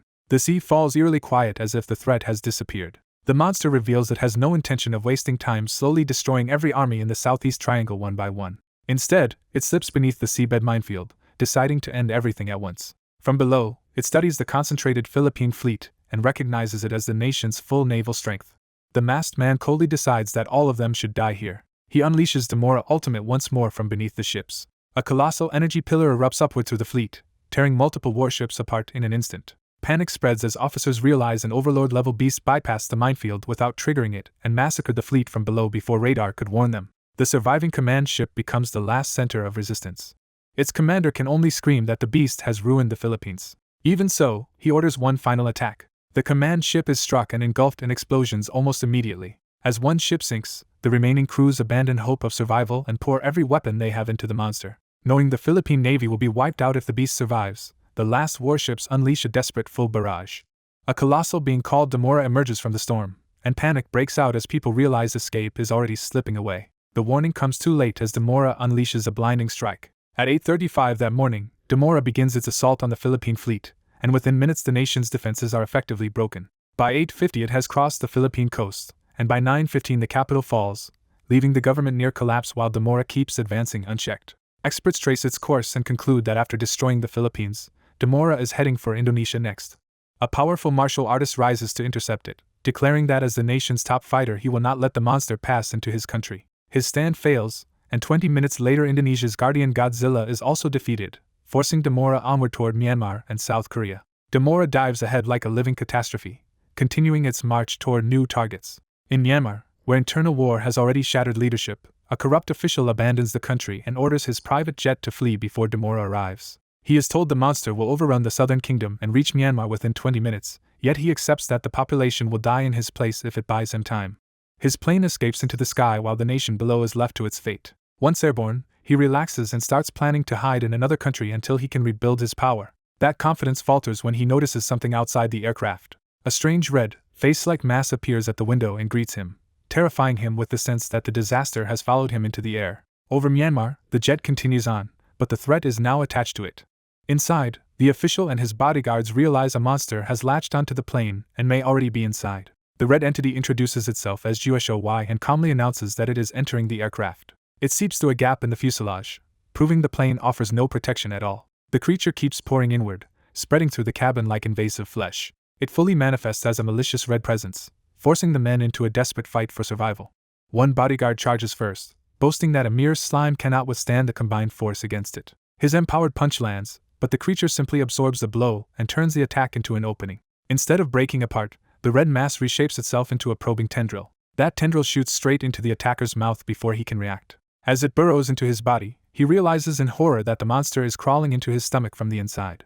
Another guard answers with a cutting technique, trying to carve the creature apart before it can spread further. The attempt fails as the red entity erupts into multiple piercing tendrils around him. The official and his men are all impaled, and the creature reveals that this form drains both life force and martial energy the moment it pierces a victim. The victims are reduced to hollow, dying husks almost instantly. GSOY treats the massacre as routine cleanup, noting that his lord is interested in stronger opponents while elite forces move to eliminate the rest of the region.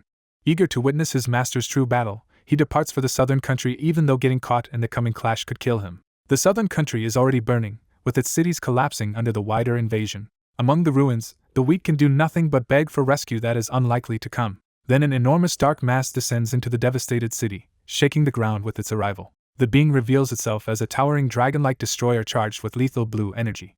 A blue-haired young man identifies himself as the true destroyer and embodiment of death, vowing that Demora's terror will haunt the region for ages. His monstrous shadow looms over the skyline, turning the city itself into a monument to Demora's cruelty. Watching this, another powerful figure condemns Demora's rampage as intolerable. He is introduced as Paila Adu, the Ice Demon King of the Western continent, and he notes that Demora has already conquered 3 countries in a single morning. A hovering envoy approaches him and asks whether even a wizard famed for freezing mountain ranges finds Demora dangerous enough to intervene.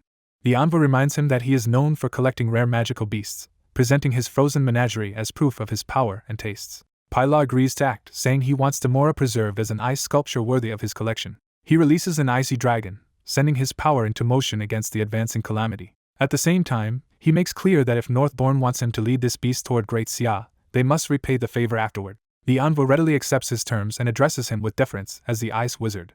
The narration shifts to the Western continent's witches, women born once every century with terrifying natural disaster powers that let them sense heaven and earth and summon catastrophe. One example is a witch whose command of ocean and storm was said to have drowned ancient Atlantis. Another is the Witch of Earth, blamed for burying Pompeii beneath lava and volcanic ruin. A third is the Black Witch, remembered for a plague so devastating it erased half a continent's population. Because such women were feared as living disasters, kings and churches hunted them relentlessly, slaughtering countless innocents on mere suspicion of witchcraft. The story opens by explaining that the Black Witch has terrorized the Western continent since childhood, surviving every attempt by the Holy See and governments to kill him. The reason for that survival is finally revealed as a white-robed mage appears in the sky, poised with unnatural calm. A strange blue power gathers beneath him, hinting that his true nature is not what it seems. It is exposed that the feared Black Witch of this era was actually a conjoined twin, not a single ordinary person. The scene shifts into open sky as the confrontation fully begins.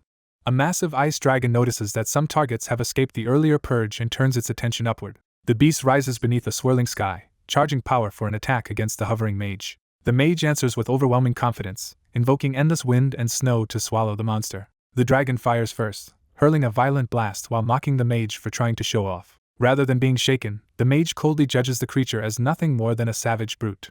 The dragon's attack surges forward with enough force to erase everything in its path. The mage counters by unveiling a super magic spell instead of dodging. He creates the Ice Mirror of Divine Reversal, a giant frozen barrier meant to turn the attack back. The dragon's blast collides with the mirror and is redirected. The reflected power swells into a massive returning sphere of destruction. That redirected force crashes back down in a violent explosion. The impact engulfs the battlefield in freezing energy and blinding light. Watching from below, someone realizes the mage is not from the east and suspects he may be a Western magician. A blue-haired observer grows excited, eager to measure the strength of another nation's elite magic user. The dragon also becomes intrigued, taunting the mage for relying on copy techniques and demanding to see his own real magic. It answers by launching a barrage of giant icicles toward the mage. The mage dismisses the attack as the flailing of a fool. He vanishes from the barrage before the icicles can strike him. The dragon immediately suspects that what it hit was only a decoy or clone. As the hail continues, the dragon searches for the real target. The mage reappears behind the beast, belittling the attack and comparing its icicles unfavorably to those of Chuzhou. Provoked, the dragon fires another concentrated blast and demands that the mage reveal his true skill. The mage escapes again in a flash, leaving the attack to detonate harmlessly. The dragon grows irritated, wondering if the man knows only how to evade. Even so, it senses from his life force that he is no ordinary martial artist, and cannot understand why he keeps avoiding a direct clash. The mage multiplies his presence with more cloud-born doubles, making himself even harder to pin down. Elsewhere, a taunting exchange reveals that this chaos is part of a larger scheme to lure a powerful target into the Great Xia and expose him publicly. The dragon moves through a ruined city while the provocation continues, tying the destruction of several countries to that same plan. Back in the sky, the mage realizes the bait has worked and that the enemy has followed exactly as intended. But as he studies the dragon more closely, he notices it is slowing down and suspects its energy is being depleted. The beast descends heavily, no longer moving with the same force as before, and the mage abruptly senses something is wrong. His confidence breaks for a moment as he struggles to understand the sudden change. The dragon remains still, as if frozen in place by a hidden limitation rather than by the mage's attacks. The mage calls it out for pretending, trying to force a reaction and test whether the weakness is real. The dragon offers no meaningful response, only looming there with its power dimming. Taking advantage of that stillness, the mage sends down another rain of ice spikes, convinced the beast can no longer resist properly. He presses the assault, determined to see how long the dragon can endure in this state. Yet the monster remains standing, battered but not truly defeated. The mage then concludes that Northbourne's plan has succeeded, implying the dragon's condition was engineered in advance. With a cruel smile, he identifies the truth. The beast has exhausted its energy and fallen into a standby mode. The dragon's huge body slumps in place, confirming that its power has indeed dropped sharply. Now fully reassured, the mage openly mocks it for failing to live up to his expectations. He reduces the once terrifying creature to nothing more than a beast and closes in without fear. Preparing the finishing move, he declares that he will seal it in absolute ice and add it to his collection of rare trophies. A vast freezing spell erupts around him, expanding outward to imprison the powerless dragon. The pink-haired fighter realizes the monster may be baiting him and briefly loses confidence. He tries to recover by relying on his speed, convinced his flash-like movement makes him untouchable. The dragon sees through that bluff and tracks him anyway, exposing that his evasions are failing. As the pink-haired man keeps moving through the clouds, the dragon's anger hardens into a direct threat. A massive blast of blue power tears through space toward him before he can regain control. The dragon reveals it was never being outmaneuvered at all, because its life force can follow his position in real time even across vast distances. Having made its point, the dragon decides the chase is over and moves in to finish him. Its attack detonates around the fleeing man and overwhelms his attempt to escape. He is struck head-on and can only register the hit in shock. The dragon immediately follows with another sweeping strike, refusing to give him any room to recover. That force drives across the landscape like a destructive wave. Thrown down into the forest, the pink-haired man erupts in outrage and takes the attack as a personal insult. Humiliated and bloodied, he drops all restraint and swears he will kill his enemy. But before he can act, another presence interrupts and coldly questions who he thinks he can kill. The sudden aura startles him, and he immediately senses that this newcomer may be a major figure from the east, perhaps Great Xia. The newcomer, a dark-haired man, mocks his obsession with his sister and attacks his pride with brutal contempt. That insult confirms the stranger knows his deepest secret, making the confrontation instantly more dangerous. The pink-haired man snaps and threatens him with death. The dark-haired man remains calm and makes it clear he came here with a purpose the other should already understand. He states that purpose plainly. He is here to kill him.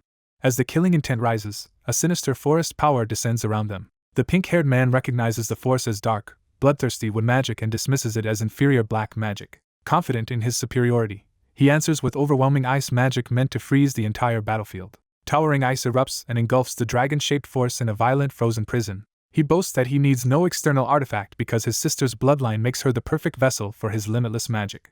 The ice spreads upward into a colossal frozen formation, as if sealing victory. He ridicules plant magic for daring to challenge his ice and believes the contest is already decided. The frozen mass tightens around the target, seemingly locking everything in place. He doubles down, insisting his ice can freeze anything completely, no matter how fierce. Then something inside the ice bursts with heat and pressure, cracking his certainty. He realizes too late that the plants inside the ice simply shed their outer layer and escape the trap. A blazing force punches through the frozen prison and shatters it from within. From the wreckage emerges a radiant golden, plant-born dragon form that has overcome his ice. For the first time, the pink-haired man is forced to admit he has actually lost a magic clash. The battlefield is left as a field of jagged ice under a dark sky. Then giant roots and vines burst through the frozen terrain, tearing his spell apart. As ice falls around him, he spirals into grievance, dwelling on how others mocked him instead of understanding him. He fixates on being called a conjoined twin monster, and that old humiliation reignites his fury. He recalls a childhood shaped by ridicule and self-loathing, especially over the body he shared with his elder sister. Yet he also believes that very bloodline and body are the source of a divine awakening and immense power. He reframes his suffering as a trial that must be endured to ascend beyond mortals. In his mind, passing that trial should have earned him supreme power and worship rather than contempt. So being mocked by a mere mortal who can also overpower him becomes, to him, the deepest possible humiliation. Unable to accept that disgrace, he decides only the dark-haired man's death can erase it. He unleashes another violent surge of blue power across the battlefield in a final attempt to crush him. But the dark-haired man stands above the chaos on a vine, dismissing the attack as a trivial trick. With complete composure, he begins his true technique, the art of image manipulation. That technique manifests as the art of Pangu, summoning a colossal red-black giant with a single blazing eye. He follows it with the art of Candle Dragon, adding a serpentine divine force to the manifestation. The two powers combine into a towering godlike entity, signaling that the battle has entered a far more dangerous stage. A lone figure stands atop the horned giant as a storm of ice and force crashes around him, facing a monstrous threat without retreating. He explains that the celestial eye of Yoro lets him perceive natural energies, giving him direct insight into how the world's forces move. Using that understanding, he argues that controlling nature is simply an extension of one's own power rather than a mystery beyond reach. From that logic, he concludes that anything his opponent can do with natural forces, he can reproduce himself. He immediately proves it by drawing out a vast, predatory fire presence in answer to the cold wind being used against him. That power takes shape as a raging fire dragon, turning his theory into an overwhelming counterattack. He follows by invoking Black Flower, Bloom, preparing a second layer to his assault. Dark blossoms spread through the flames, seeding the battlefield with destructive fire-born growth. The flowers erupt, signaling that the attack is no mere display but a chain reaction. A blazing demonic face surges out of the inferno as the spell reaches full force. The explosion expands upward through the sky, swallowing the area in fire. He names the technique Hell Tree Sea, unleashing a vast burning field meant to overwhelm the enemy's cold-based preparation. His opponent realizes too late that the forbidden magic he had been building depended on gathering huge amounts of wind and water and condensing them into ice, and the sudden sea of fire has disrupted that process. Shaken, the pink-haired mage admits the scale of the ritual was enormous even for him, and now the heat has shattered the cold current he painstakingly summoned, making him fear he has lost the battle of wits again. Before he can recover, the horned giant moves, and the dark-haired fighter warns him not to freeze up. The mage is stunned that such a massive body repositioned behind him in an instant. He reacts by launching himself away at high speed to avoid being crushed. Regaining some confidence, he boasts that no matter how fast the giant is, it still cannot match his flash-like movement. He shoots straight up into the cloud layer, trying to reset the fight on his own terms. Hidden among the clouds, he decides his only chance is to conceal himself and finish everything with forbidden magic in a single decisive strike.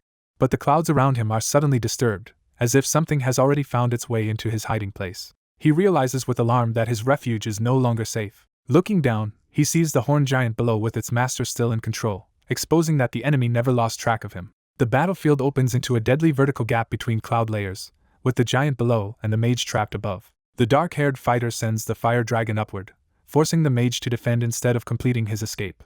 In response, the mage manifests a persistent ghostly three-headed cold dragon to intercept the attack. Fire and ice collide violently, the summoned dragon sacrificing itself to block the flames. The mage admits the cold dragon was never meant to win, only to buy him enough time to flee. He bitterly concedes that he underestimated this opponent and came into the battle without the tools he would normally rely on. The dark-haired fighter cuts off that excuse, declaring that if he had truly feared the mage's full preparation, he would have killed him before he ever got the chance. He follows that threat by unleashing a massive surge of violet lightning-like power. The energy lances upward through the sky, chasing the mage's retreat. The attack closes in relentlessly, turning the clouds into a corridor of lethal force. The mage mocks his pursuer's aim and promises to return later prepared enough to kill him. Instead of letting him go, the dark-haired fighter rises wrapped in dense violet power, taking command of the sky itself.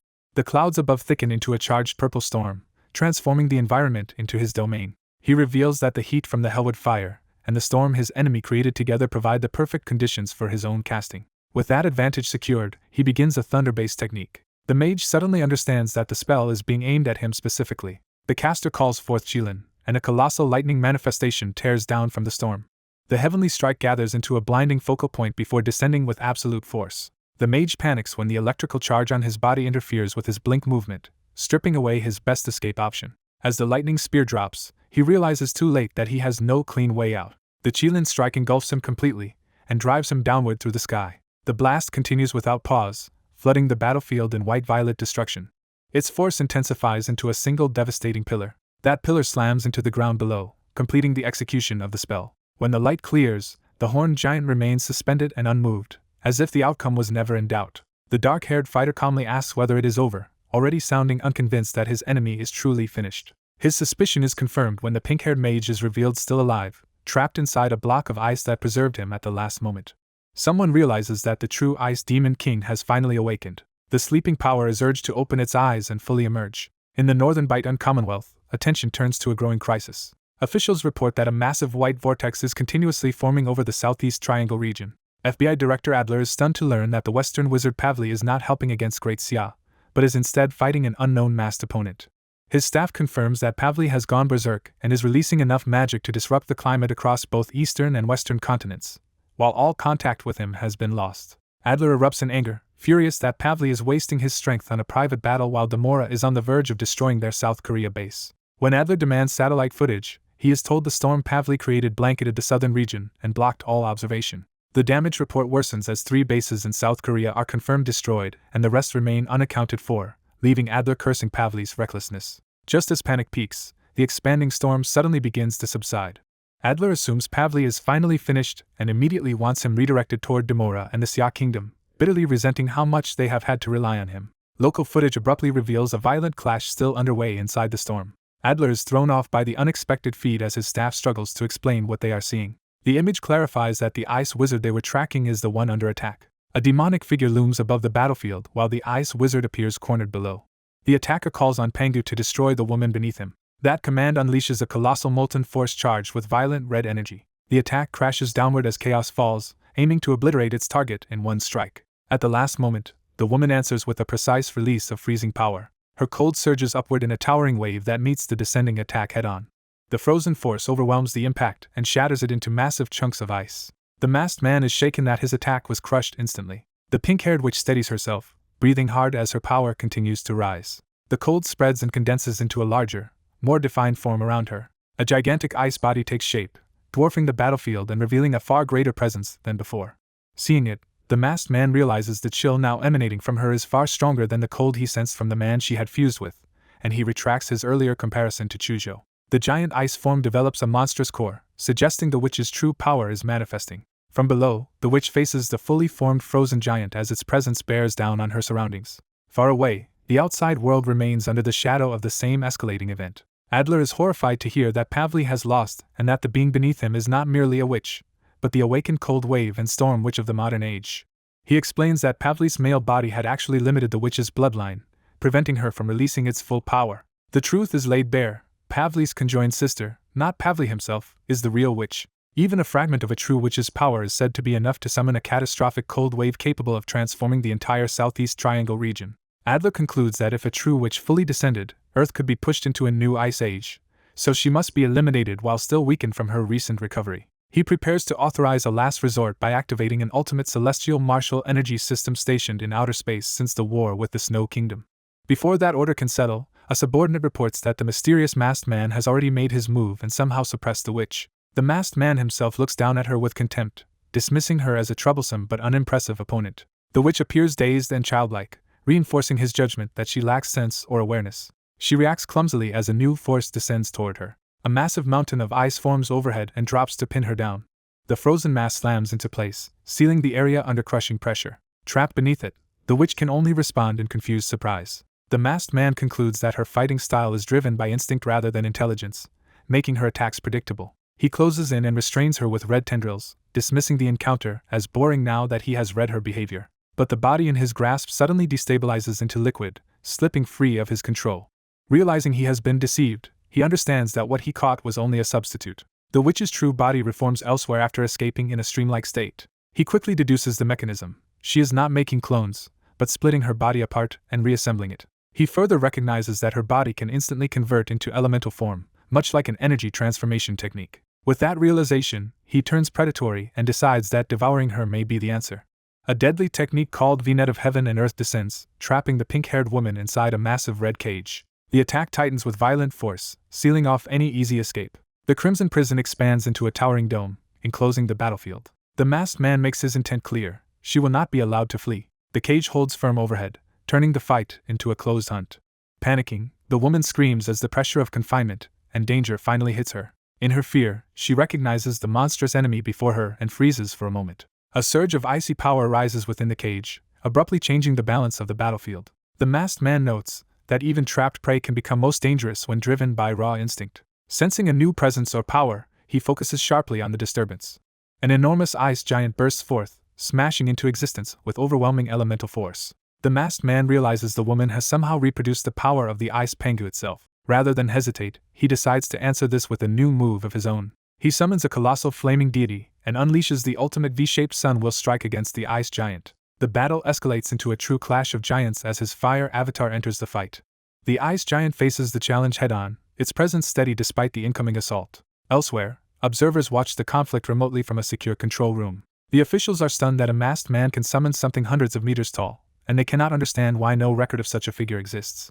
An analyst answers that while there is no direct file on him, other intelligence may still identify who he is. Archived footage is brought up showing the same mysterious masked fighter repelling Azura invaders in an earlier crisis.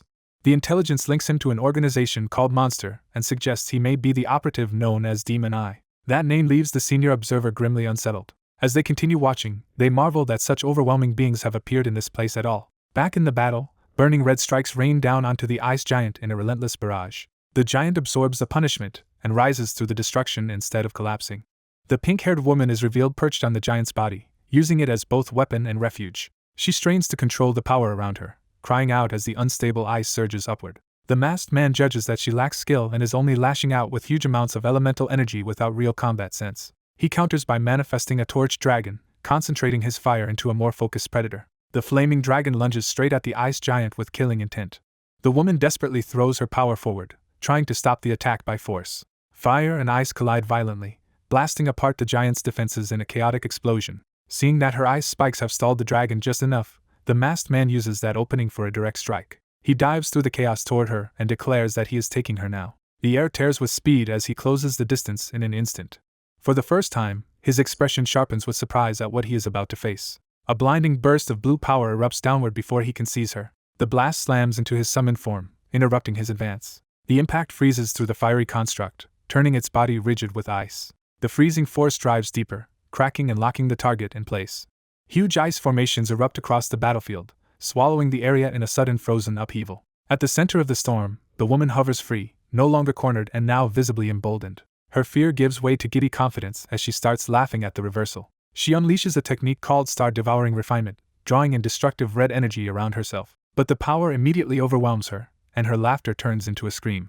A blazing demonic head forms out of the unstable energy, taking shape beyond her control. The masked man steps forward through the flames and answers with a technique named Soaring Fire. He sees through her state at once, recognizing that her strength depends entirely on borrowing vast natural elements. He explains that once she is cut off from that environment, her power will rapidly weaken, and he begins crushing her attack with concentrated fire. As the candle dragon's refining flames engulf the field, he declares that her death is now only a matter of time.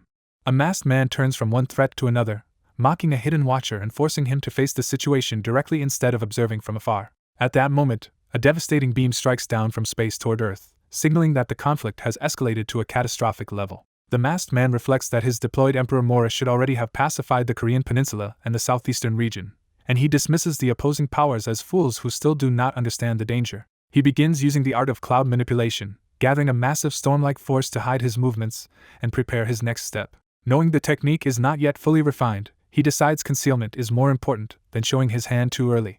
Elsewhere, at Dragon Sparrow headquarters, intelligence on the wider crisis is being formally reviewed. A senior figure concludes the report and confirms that they now understand Manhwa's involvement. He explains that the Southeast Triangle's rebellion alone could not shake Great Xia, and that the real danger lies in the outside powers backing it. He warns that once Great Xia committed its military to the south, the oceanic superpower across the sea would likely intervene under the pretense of freedom and democracy. He adds that Great Xia's old neighboring enemy would also seize the chance to strike, making the situation spiral into a far broader war.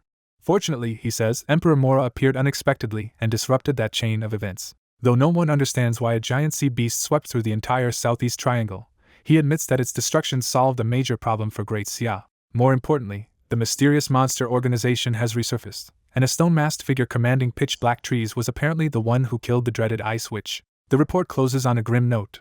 Powerful unknown actors are emerging one after another, and the future has become dangerously uncertain. Meanwhile, the masked man's summoned serpent-like beast rises with its head engulfed in fire, embodying the destructive force now under his control.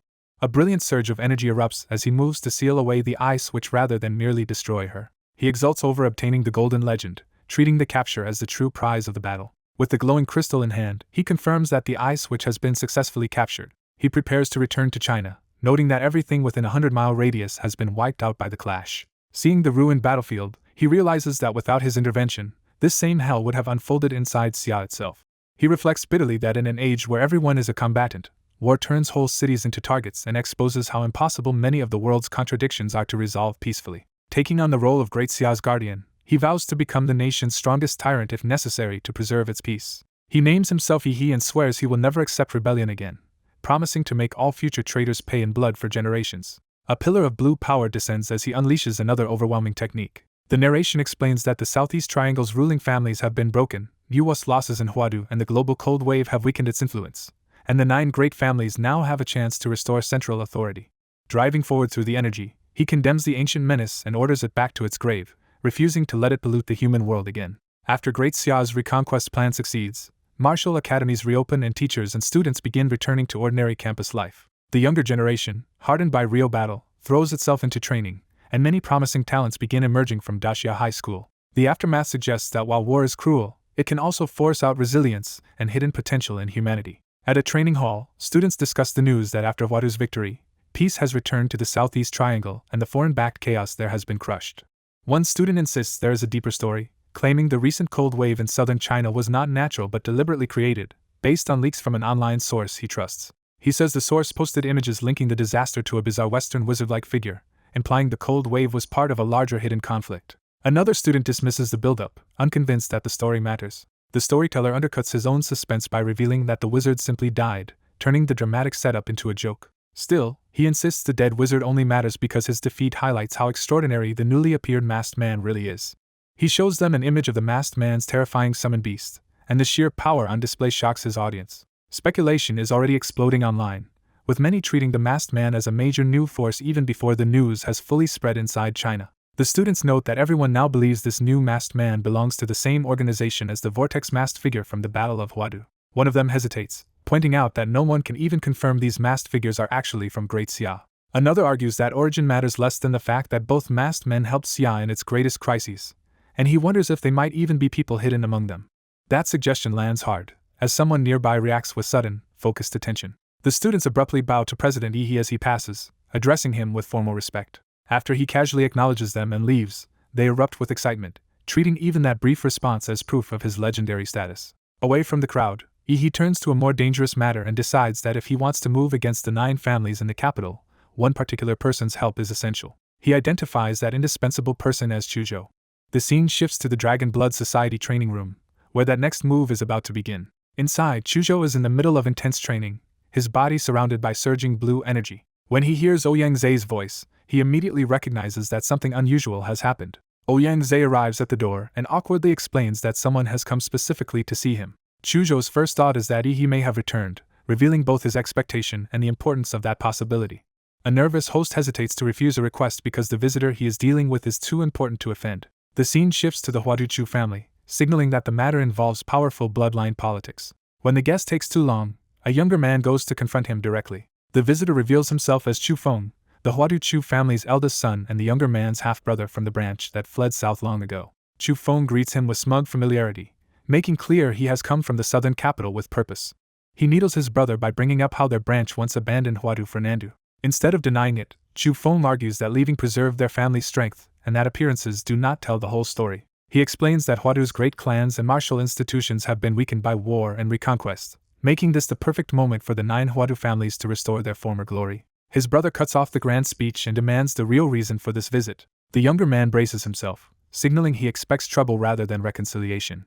Chu Feng finally states his offer. After years away, his brother should return to the family and come back under their banner. The younger man instantly rejects even the gesture, refusing to let Chu Feng frame him as family. He insists he is not Chu Feng's younger brother at all and identifies himself by his mother's surname, Chu, severing himself from the Chu family line. Chu Feng drops the reunion act and admits he did not really expect to take him back so easily, then pivots to a more practical lure. That change in tone makes the younger man pause long enough to hear the real proposal.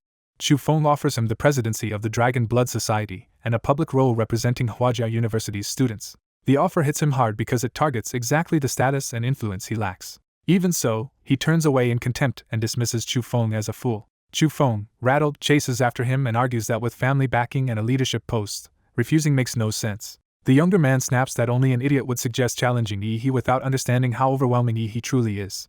As a final push, Chu Feng reveals that Yi is already the president of the Dragon Blood Society. That revelation leaves Chu Feng momentarily speechless. His frustration erupts into resentment as he recalls being used by his family, who only valued him as a tool to seize influence through his position. He remembers being told to stop wasting time and to think of the family, while the pressure of stronger warriors loomed over him. Crushed by the gap in power, he admits to himself that the strength of true elites is far beyond him, and that he is still too weak. He also remembers the cruel arrogance of those above him, who believed the lowborn deserved suffering so they would learn submission. Driven to his knees by humiliation, he fixates on one desperate thought: if only he had Yi's power. At that lowest point, a mysterious voice asks whether he desires power. He is suddenly drawn into a strange red space, as if his desperation has summoned something. Disoriented, he demands to know who is speaking and wonders if he has fallen into an illusion.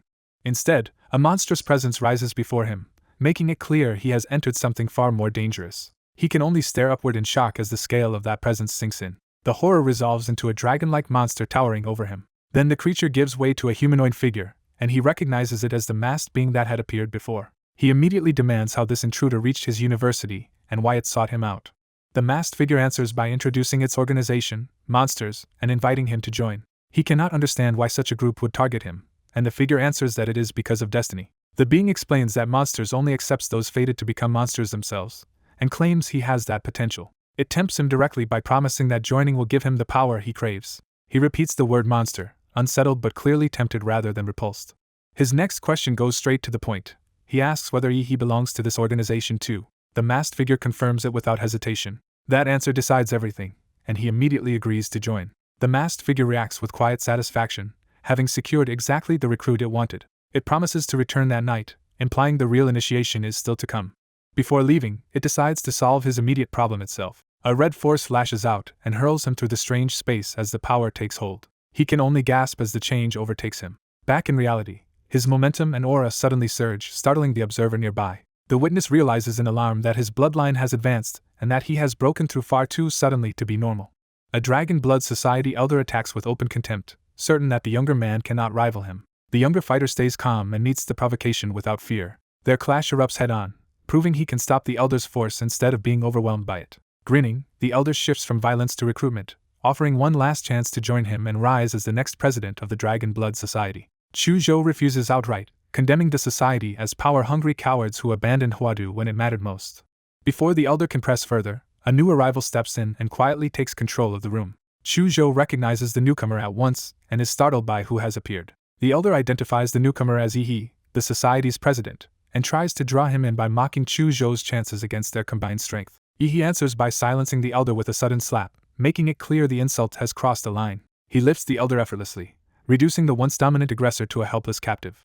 Humiliated, the elder lashes out and vows to maim Yi in retaliation. His counterattack fails completely, and Yi crushes his resistance without even needing to move. Yi coolly asks whether the elder is finished, while the man realizes in disbelief that his full strength could not budge him at all. That impossible gap in power leaves the elder shaken. Yi pins him down and announces that it is now his turn, exposing the Dragon Blood Society as far weaker than its arrogance suggested. A panicked subordinate begs the president to calm down and spare the important guest, only to suggest throwing him out the window instead. Yi does exactly that, sending the elder crashing through the glass and out of the building. The subordinate can only despair that all their scheming has come to nothing. With the threat gone, the room falls silent around the shattered window, and Yi's casual brutality makes him seem monstrous. Chu Zhou wonders whether someone like that could also become a monster in the same way as their enemies.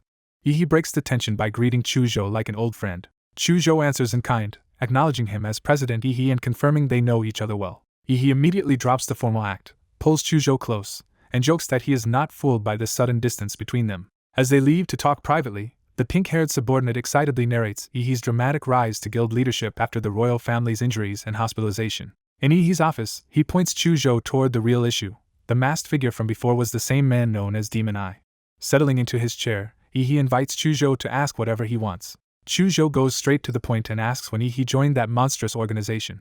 Yi explains that after returning from Linshui County, Mo Tong approached him and brought him into the group. He then reveals that the mysterious powerhouse who saved West City was actually himself. He boasts that his strength had already surpassed the Grand Master back then, though he smugly credits most of it to his own talent and effort. When Chu Zhou asks what the organization truly wants and how many monsters like Demon Eye exist within it, Yi admits he still does not know its full purpose. What he can confirm is far worse. There are at least 5 others in the organization whose strength is comparable to his own. That number convinces Chu Zhou that this hidden force exceeds even the foundation of a great nation, and that Great Xiao would be nearly helpless if they invaded openly. Yi tells him not to spiral yet, reminding him Demon Eye plans to visit again tonight and insisting the organization currently stands on Great Xiao's side. Chu Zhou prepares to leave, but Yi still has more to say. A sudden interruption at the door halts the moment. Left in thought, Yi insists he would never harm Chu Zhou, yet admits the plan now depends on Chu Zhou's involvement. His thoughts turn to the ancient royal bloodlines that survived dynastic collapse and were preserved through the ages. He questions the logic of any new emperor allowing the previous dynasty's family to continue existing and growing stronger. He reveals that Nuwa's confidential documents finally gave him the answer.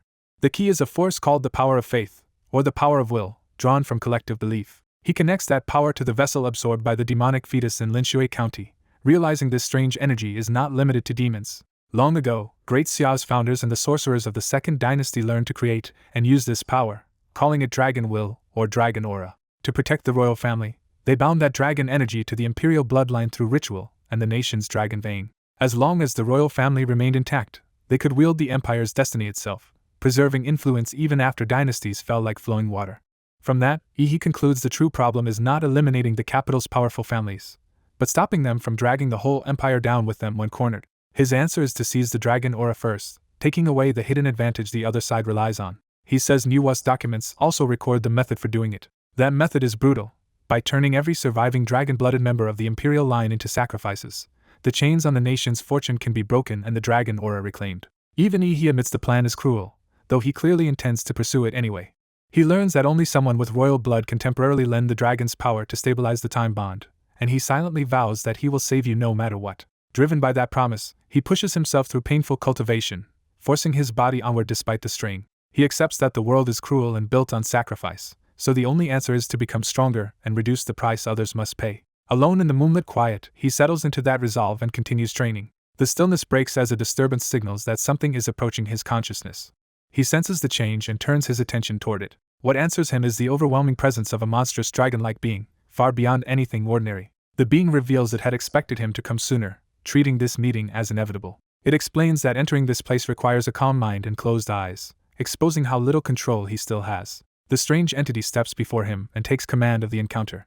Without wasting time, it declares that his weakness is unacceptable and begins a harsh special training. The lesson starts brutally, as pain erupts through his eyes before he can understand what is happening. He recoils in alarm, realizing he is completely at the creature's mercy. The agony intensifies until he can do nothing but scream and clutch at his face. The being orders him not to open his eyes, making obedience the first condition of survival.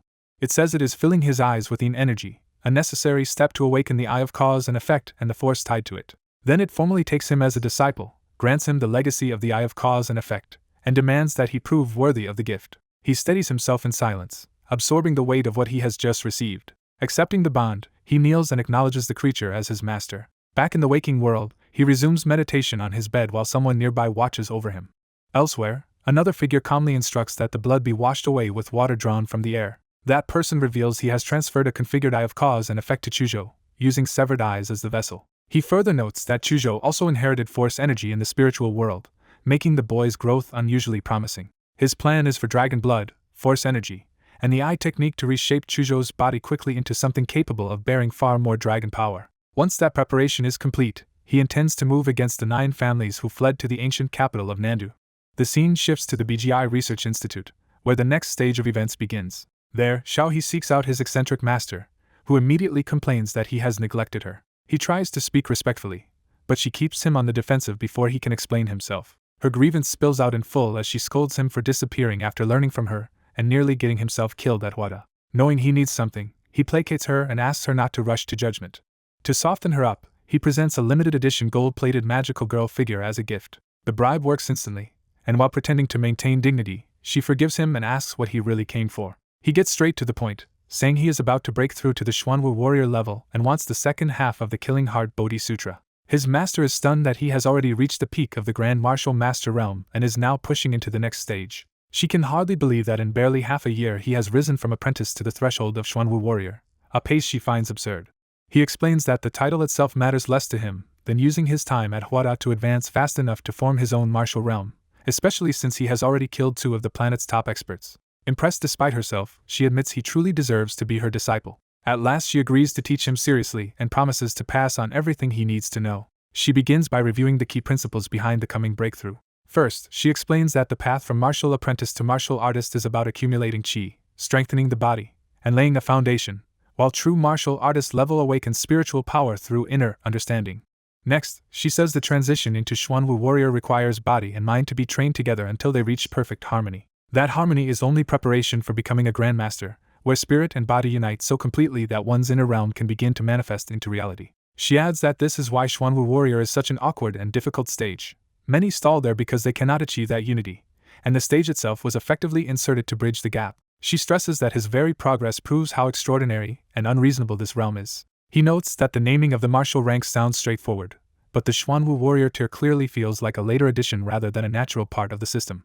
She warns him not to pry too deeply into academy secrets, then snaps him back to the lesson when his attention drifts elsewhere. After the explanation, training moves to the Dragon Blood Society's practice room. His new master instructs him to focus on his eyes, gather the yin energy within his body, and guide it directly into his pupils. He struggles to follow the method, unsure whether he can control such a strange power. Then the eye of cause and effect finally responds, opening into a transformed purple-red gaze that marks the beginning of his new power. A strange power awakens in the young man's eyes as his pupils open into an unnatural new form. His instructor confirms the first step has succeeded, and the young man steadies himself under the weight of the transformation. In the Dragon Blood Society training room, the instructor tells him to test the new eyes and understand what they can do. As he focuses, the altered vision sharpens and begins revealing far more than normal sight. The instructor gives him a target, setting up a practical test of the eye's perception. His vision suddenly extends outward with overwhelming clarity, as if distance itself has collapsed before him. He locks onto a tiny flying insect high above, proving the eyes can seize even minute moving targets. The test shows the eyes can track a fast insect from hundreds of meters away and even predict its next movement. Thrilled by the result, he realizes these eyes could expose every movement and weakness an opponent has in battle. His confidence surges so much that he believes this new power can let him surpass the person he used to be almost immediately. The instructor cuts down that arrogance, warning that he has barely touched the power of these eyes, which can also create illusions and massive divine projections. He adds a harsher truth: using them recklessly can destroy the user's sight unless their ultimate power is unlocked and mastered. The warning lands too late, and the strain of the eyes begins to hit him. Agonizing pain erupts through his head and vision, leaving him convinced his eyes are about to burst. His instructor coldly explains that his own ocular arts are far beyond this level and that the young man is not yet fit even to meet his gaze directly, so the coming training will be brutal. Even while bleeding and half-blinded, the young man refuses to retreat and begs for the training to continue. Hours later, the relentless regimen leaves him collapsed on the floor, his head and eyes pounding from the overload. Though blood runs from his eye, he forces himself to endure, deciding that this suffering is only the beginning and not a reason to stop. The instructor tells him cultivation cannot be rushed, urges him to rest, and hands him a case to open. Still exhausted, he unlocks the case to see what his master has prepared next. A red glow spills over him as something inside responds to his presence. Inside the case, a strange red slime-like being greets him cheerfully, turning the moment from mystery to shock. He recoils on instinct, treating the thing as a threat. The instructor calms him and explains that the creature is Severed Y, an artificial life form created by their organization rather than a monster. The young man is unsettled because the creature's appearance reminds him of Ihi.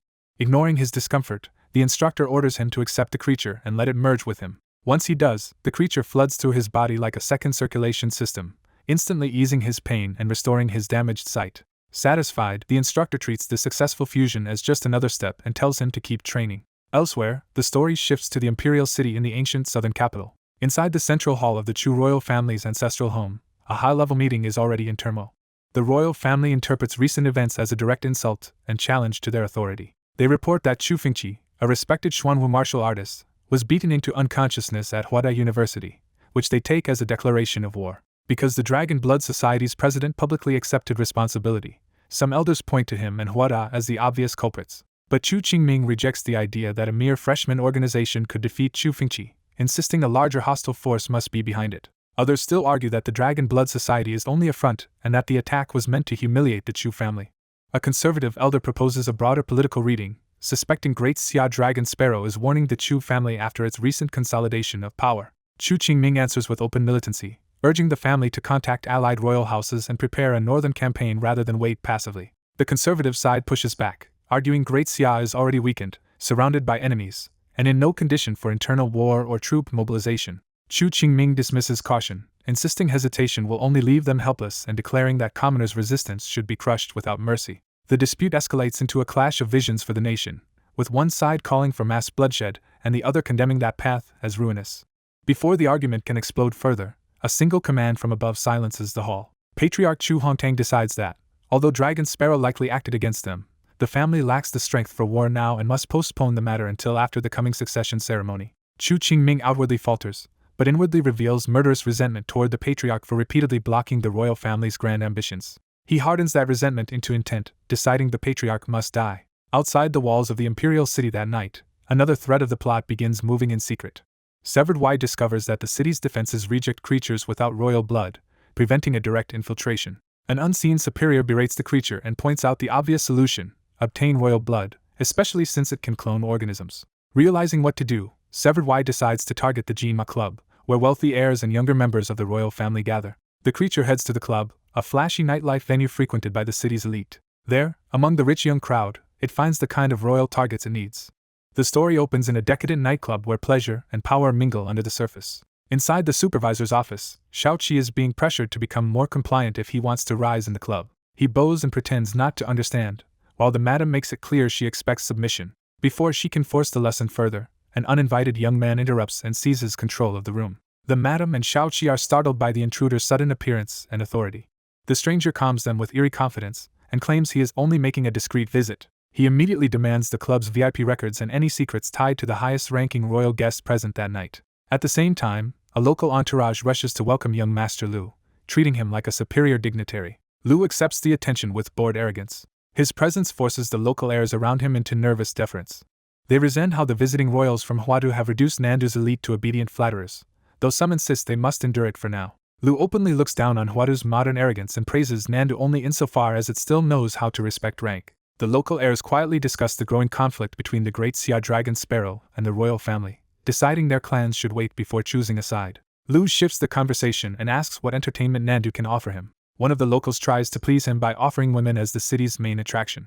Lu instead asks about the famed top young martial artist of the southern capital, who is said to be a woman. He learns her name is Tanya, that she joined the great Xia Dragon Sparrow after graduating Imperial University, and that the locals are too afraid to touch anyone tied to that faction. Lu instantly catches the political meaning behind their caution and presses them on whether their families are preparing to choose sides. The local heir tries to dodge the question and deny any political intent. Lu drops the pretense and turns violent, furious that they are still playing dumb. He smashes a bottle into the man's head without warning. As the victim collapses, Lu forces the rest to watch and remember the lesson. He declares that Great Xia belongs to the royal family alone and threatens the Nandu clans with extermination if they remain passive while standing so close to the throne. Then he orders them to report back to their families that the royal family will deliver its answer tomorrow. Lu leaves the room disappointed, dismissing the locals as ignorant provincials. At the doorway, a bodyguard blocks his path. Lu assumes the guard entered by mistake and casually asks what is wrong. Instead, the figure erupts into a monstrous transformation. A black-red creature lunges straight at Lu, shattering the room's fragile calm. Lu and the others panic as they realize a monster has infiltrated the club.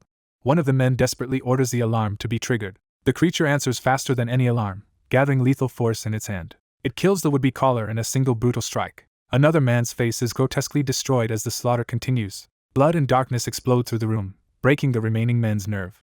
The survivors collapse into terror, begging for mercy and calling for help that will not come. The monster toys with them, savoring their fear rather than ending it quickly. Above them, a golden dragon emblem looms over the massacre like a mockery of imperial authority. The creature seizes Lu and lifts him effortlessly while the others cower in blood. Lu tries to save himself by invoking his status as the third young master of the Imperial Lu clan and asking to negotiate. The attacker responds with amused contempt. Lu finally understands he is the target and lashes out in disbelief that anyone would dare kill him. Even as he tries to invoke the Imperial clan's name, the attacker pierces through his defense. The assassin reveals that Lu is exactly the person he came to kill, and that Lu walked into the trap himself. A deeper, shadow-like killing intent descends behind the assassin. That darkness takes on a life of its own as the execution continues. It crashes into Lu's face and body with overwhelming force. The remaining witnesses can only stammer in horror as they watch the impossible unfold. They realize the monster is not merely attacking Lu but entering him. Lu's body convulses as something alien forces its way inside. A black mass erupts upward from the floor while the survivors crawl away in terror. The original black-haired infiltrator stands revealed, calm amid the carnage. The possessed Lu bows to him and reports that he has successfully taken over a body carrying imperial blood and already extracted its memories. The black-haired master dryly notes that Lu's skull is still leaking and needs to be patched first. The parasite obediently seals the wound in the stolen body. The master leaves the rest of the room to his subordinate, ordering him to convert the survivors with decapitation and begin the seeding plan. As he departs, he dismisses the local elites as parasites feeding on Gunnan's people and not worth his personal attention. His eyes burn with the certainty of a much larger design. He reflects that he has finally planted a piece inside the imperial city, making the seeding plan's first real advance toward infecting the imperial clans and turning them into his kin. He also recognizes the method's limits, since only the weak can currently be infected and high-ranking martial artists remain out of reach.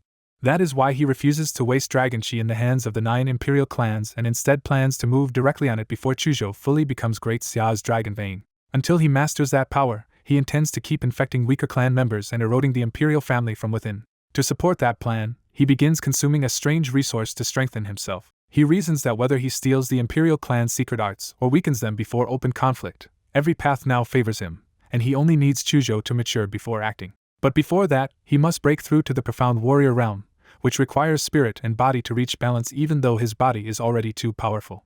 Since his spirit lags behind, he decides the only way to raise it quickly is through the eye art, which consumes spiritual energy. His thoughts turn to a woman connected to the emotional trigger that eye art usually demands. He rejects the cruel old method of cultivating through pain and vows not to hurt himself or those around him just to advance. Instead, he relies on the 10-headed Yeno template, the root of Force eye art, believing it can open the eye once enough resources and synchronization are gathered. He has even guided the mutation by channeling the spiritual power of Za Warudo into his eye during incubation. As the new eye awakens, he suspects its power may be tied to time itself. 2 months later, that preparation leads into a formal test. His strange master challenges him to prove that the training was worthwhile and promises the advanced Force art if he succeeds. Chuzhou steadies himself and prepares to show what he has gained. He opens his transformed pupils and asks his master to teach him. The test begins with a violent surge of blue power flooding the battlefield. Chuzhou answers by releasing his Warcraft true form, fully unleashing a chilling aura. The cold power condenses into towering walls of ice. A colossal frozen structure rises as his attack takes shape around the master. His master recognizes that Chuzhou has fully manifested the Warcraft's true form. Watching closely, the master admits that although Chuzhou lacks another wizard's raw quantity, he has already surpassed him in quality, and is undeniably gifted. Still, the master decides to stop holding back and become more serious. He summons a blazing hellstar power above the battlefield. The single star multiplies into several destructive energy spheres. With photonic traction, he sets the spheres into coordinated motion around himself.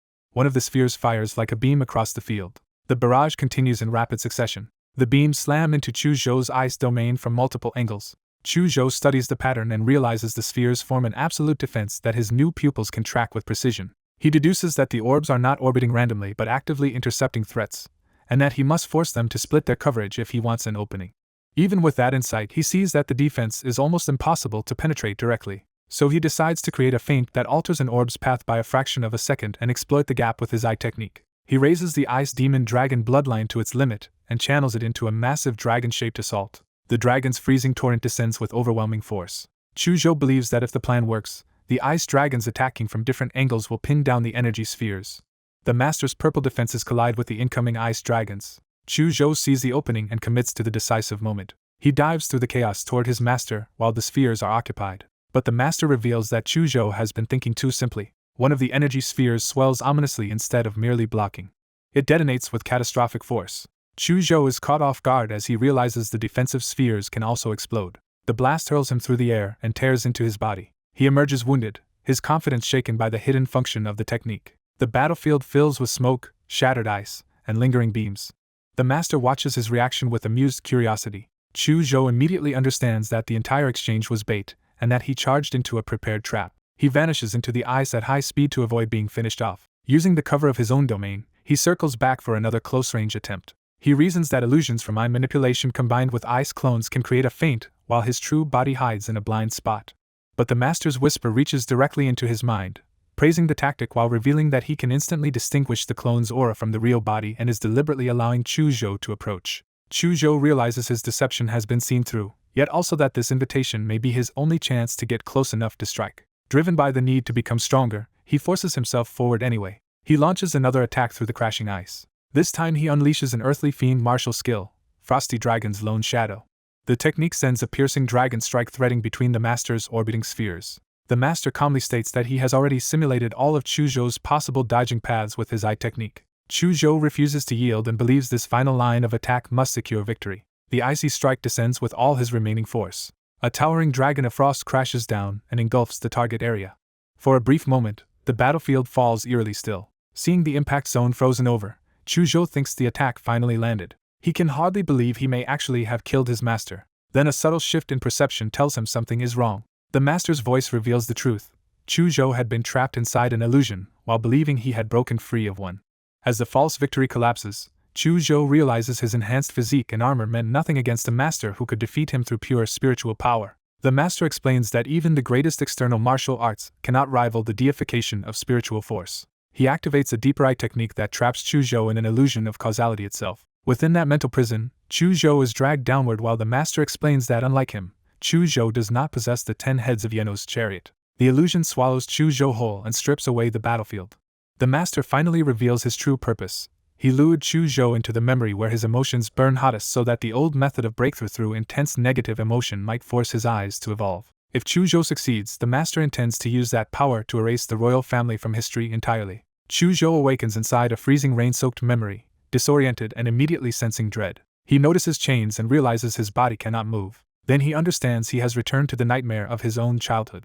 Fear and grief surge back into him all at once. An old authority figure stands over the scene while his father kneels nearby in humiliation. Chu recognizes the kneeling man as his father, Chu Longtian. The elder coldly orders that someone be killed. The victim is revealed to be Chuzhou's mother, Chu Wenyi, who begs that any punishment fall on her alone and that her child be spared. The elder denounces Chu Longtian as unfilial for faking his death, fleeing the Chu family to avoid a political marriage with the royal Zhu family, and now daring to speak of bloodline loyalty. Chu Zhou can only watch in horror as the accusation strips away every excuse. The elder condemns the family's years among commoners and the child born from that life as a disgrace that has shamed both the Chu and Zhu families. His mother reaches for his father's hand in the rain, trying to steady him even now. She whispers the unbearable choice. He should kill her and use that as the price to save their son. She insists that if one life must be traded, their child must be the one who survives. The memory drives Chu Zhou into helpless rage as he screams at the cowardice and cruelty before him. He begs his father to act like the Grand Master he is, and at least take his mother away. Bound and powerless, the child Chu Zhou desperately wills the chains to break and searches in vain for any way to stop what is coming. As the nightmare peaks, he cries out to be seen and freed, trapped between memory, illusion, and the desperate need to become strong enough to change this fate. A woman trapped in an illusion breaks down in terror and rage as the memory of her death closes in on her. Watching this, Chu Zhou endures the pain of reliving his mother's final moments, and hears her last wish that he live well and become exceptional. That grief and resolve ignite a violent surge of power inside him. Bound within the training apparatus, he undergoes a breakthrough as blue energy erupts around him. His masked master senses the distortion and recognizes that Chu Zhou's vision has evolved. The master confirms that Chu Zhou has successfully awakened a new eye technique. Chu Zhou emerges transformed, his body and aura sharpened by the breakthrough. He realizes he has crossed the threshold and reports his success to his master. He understands that by confronting cause and effect, he has been allowed to see his mother once more and grasp the truth behind his power. The master immediately presses him to identify what kind of eye technique he has gained. Chu Zhou explains that one eye now governs severing space, while the other embodies cause and effect through a power called River of Time Reversal. The master praises both abilities and explains that eye techniques are shaped by the user's state of mind at the moment of awakening. He traces Chu Zhou's spatial power to the instant he desperately wanted to cross the distance and save his mother from his father's execution. The master tells him that only those marked by suffering can unlock the true power of cause and effect. To test that power, the master orders Chu Zhou to strike him with the new eye art without restraint. Chu Zhou hesitates, knowing his spatial eye can literally cut through space and could be fatal. The master challenges that hesitation by asking whether Chu Zhou truly believes he can kill him. Faced with that confidence, Chu Zhou falls silent and steels himself. He takes a breath and commits to the attack. Activating his eye, he warns his master and unleashes the strike. A blade of severed space tears straight through the room and through the master's body. The attack continues past him with overwhelming force, splitting everything in its path. The training chamber itself is cleaved apart by the spatial slash. For an instant, the master is visibly cut in two, but before the result can settle, the master invokes his own causality art, River of Time Reversal. Time rewinds around the damage, dragging the scene back to its earlier state. Chu Zhou is stunned as both his master and the room are restored as if the strike had never landed. He realizes this must be the master's own eye of cause and effect ability. The master confirms it, revealing that his personal authority as a teacher is dominion over time itself and hinting that Chu Zhou's spatial eye could become deadly even to grandmasters. Satisfied, he says the next step is to witness the Dharma manifestation tied to Chu Zhou's causality eye before allowing him onto the organization's missions. When Chu Zhou worries that overusing such an eye should lead to blindness, the master explains that the absolute Y-set he wears constantly feeds him yang energy to offset the burden. A Fei then urges Chu Zhou to trust Fei and hand over control of his body if he wants to use the ultimate form of the ability. Though he once distrusted this strange being, Chu Zhou decides that gaining the power of cause and effect means fully accepting the organization's strength. He opens himself to a Fei, inviting a deeper fusion so the power can surface completely. A torrent of red energy pours into him as the possession begins. With both eyes blazing in different colors, Chu Zhou feels the transformation take hold. The force is so intense that it seems to burst upward through his skull. A Fei strains under the karmic burden but forces the power loose, crediting a protective blessing for making it bearable. Golden Dharma light erupts around Chu Zhou and fills the chamber. Within that radiance, a vast sacred eye begins to open. The golden vision expands into a full divine manifestation, flooding the space with overwhelming presence. Its shape resolves into a towering black and gold celestial beast-like form. The master identifies this as the Dharma manifestation born from the eye of cause and effect. The vision completes itself as a majestic divine figure armed with immense authority. Chu Zhou recognizes the manifestation as Erlang, the illustrious sage true monarch of the pure source and mystic Tao.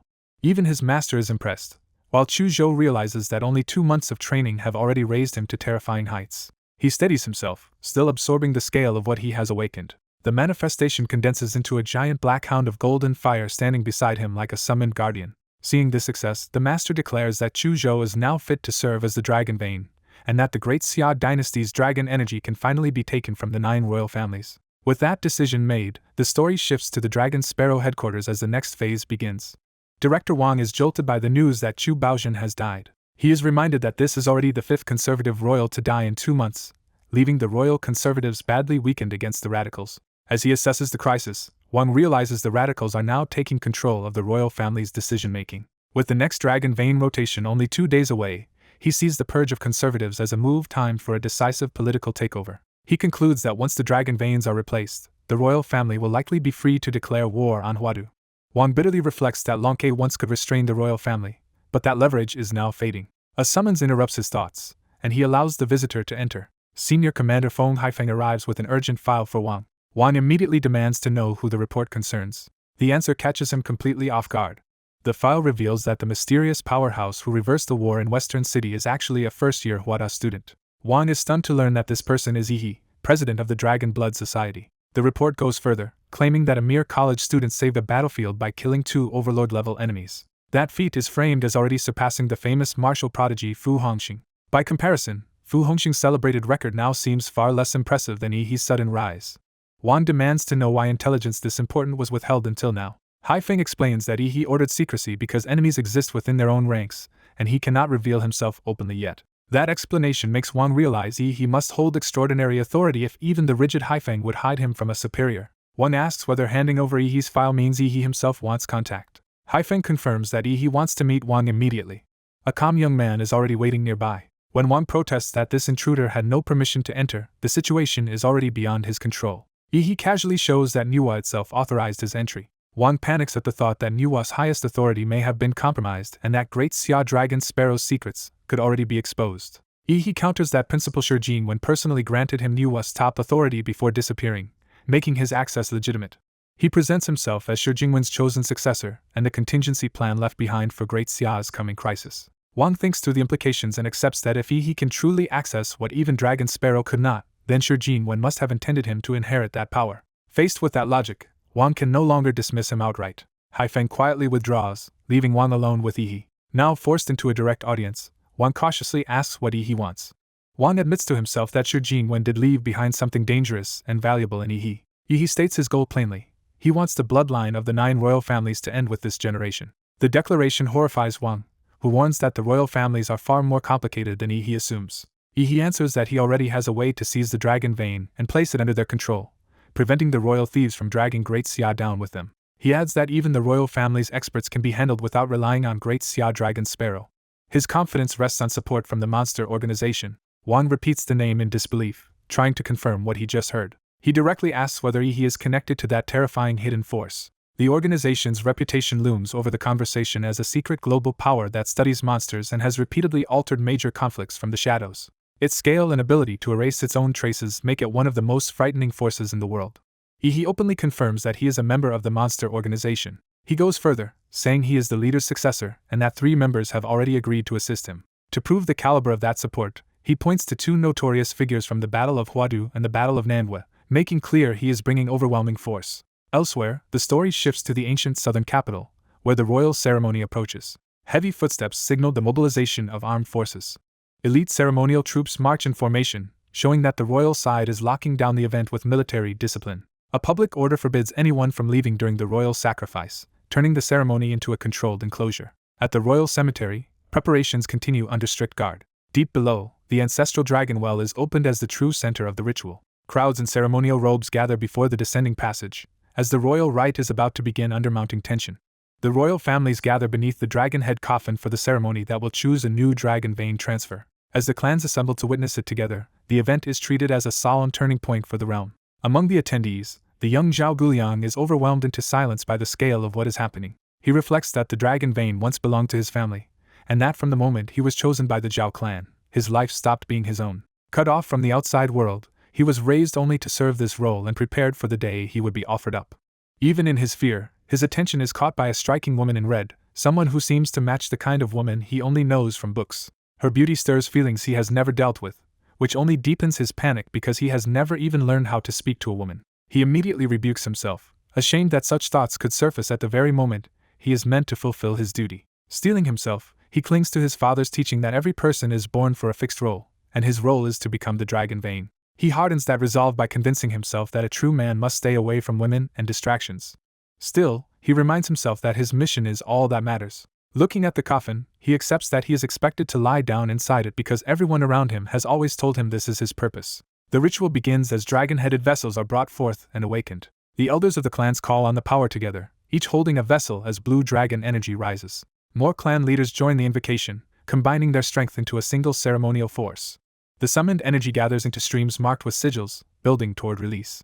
That power condenses into a blinding surge. The streams strike the dragon head coffin, pouring dragon energy into the sealed relic. The gathered leaders loom behind the ritual fire as the pressure of the ceremony intensifies. The head of the Zhao family orders the dragon coffin opened. The coffin seal begins to part under the ritual force. When it does not yield cleanly, the Zhao leader calls for his protectors to step in. The protectors combine their power and raise him up so he can force the opening himself. He thrusts his strength at the coffin with full confidence, but the clash erupts violently instead of obeying him. The Zhao leader is shaken to find the dragon energy resisting rather than submitting. From below, the entire hall sees the ritual turn unstable as the coffin pushes back against the clan's control. The Zhao leader cannot understand why the dragon's power is rejecting royal blood that should command it. The onlookers begin to murmur, realizing something is wrong and fearing the coffin may not open at all. In response, more guardians are ordered to attack together and overwhelm the resistance. Several elders launch a combined assault at the coffin's opening. This time the seal finally splits apart. The coffin opens wide under the force of their attack. The crowd erupts in relief, believing the crisis is over because the coffin has opened and the dragon energy remains inside. Yet the open coffin reveals only a deep, ominous darkness. Seeing that void, Guliang is unsettled by how unnatural the inside of the coffin feels. His father urges him forward, praising the moment as an honor and the pride of the Zhao family. Guliang hesitates, no longer able to move with the certainty he had forced onto himself. Instead of stepping into the coffin, he abruptly turns away, making his father call after him in alarm. He goes to the woman in red and, with awkward sincerity, reaches for the human comfort he has denied himself. Her presence unsettles the nearby spectators, but she becomes the focus of his desperate choice. In his mind, he rejects the role forced on him and realizes the truth. A dragon vein is not an honored successor but a disposable sacrifice used to stabilize and control the dragon's power. He understands that each chosen child carries a hidden dragon seed that matures until the ceremony, when the family harvests it and discards the person once the power is taken. At the same time, his father drops any pretense of affection and fumes that this mere sacrifice has dared to jeopardize his future plans. The watching clan leaders turn their attention toward the disturbance, making the moment even more dangerous. The woman in red realizes all the major clans are watching and that she is being pulled into a scandal she never wanted. Even so, Guliang throws his arms around her, using the embrace to cling to a final shred of warmth before facing the coffin. The crowd recoils in discomfort at the indecency of the scene during such a sacred ceremony. Holding her tightly, Guliang thanks her because the embrace gives him the courage to face the fear he has carried toward the dragon coffin. After receiving his gratitude, the woman quickly pulls away and leaves, while Guliang remains behind, changed by the brief comfort he found.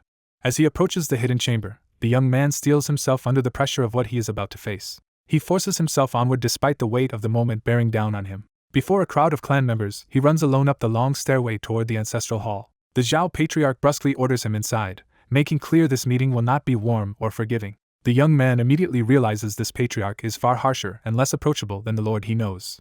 A sudden mention of a master jolts him, exposing a dangerous gap in what he understands. His thoughts spiral as he tries to reconcile the Zhao family, the dragon vein, the hidden mission, and his own identity, until he suspects he has been completely manipulated. That confusion hardens into a private resolve to seize the dragon vein for his own purpose rather than serve anyone else. The patriarch notices his abnormal state and senses that something is deeply wrong with him. Instead of answering sanely, the young man rushes toward the dark entrance and declares that everything is for the Lord.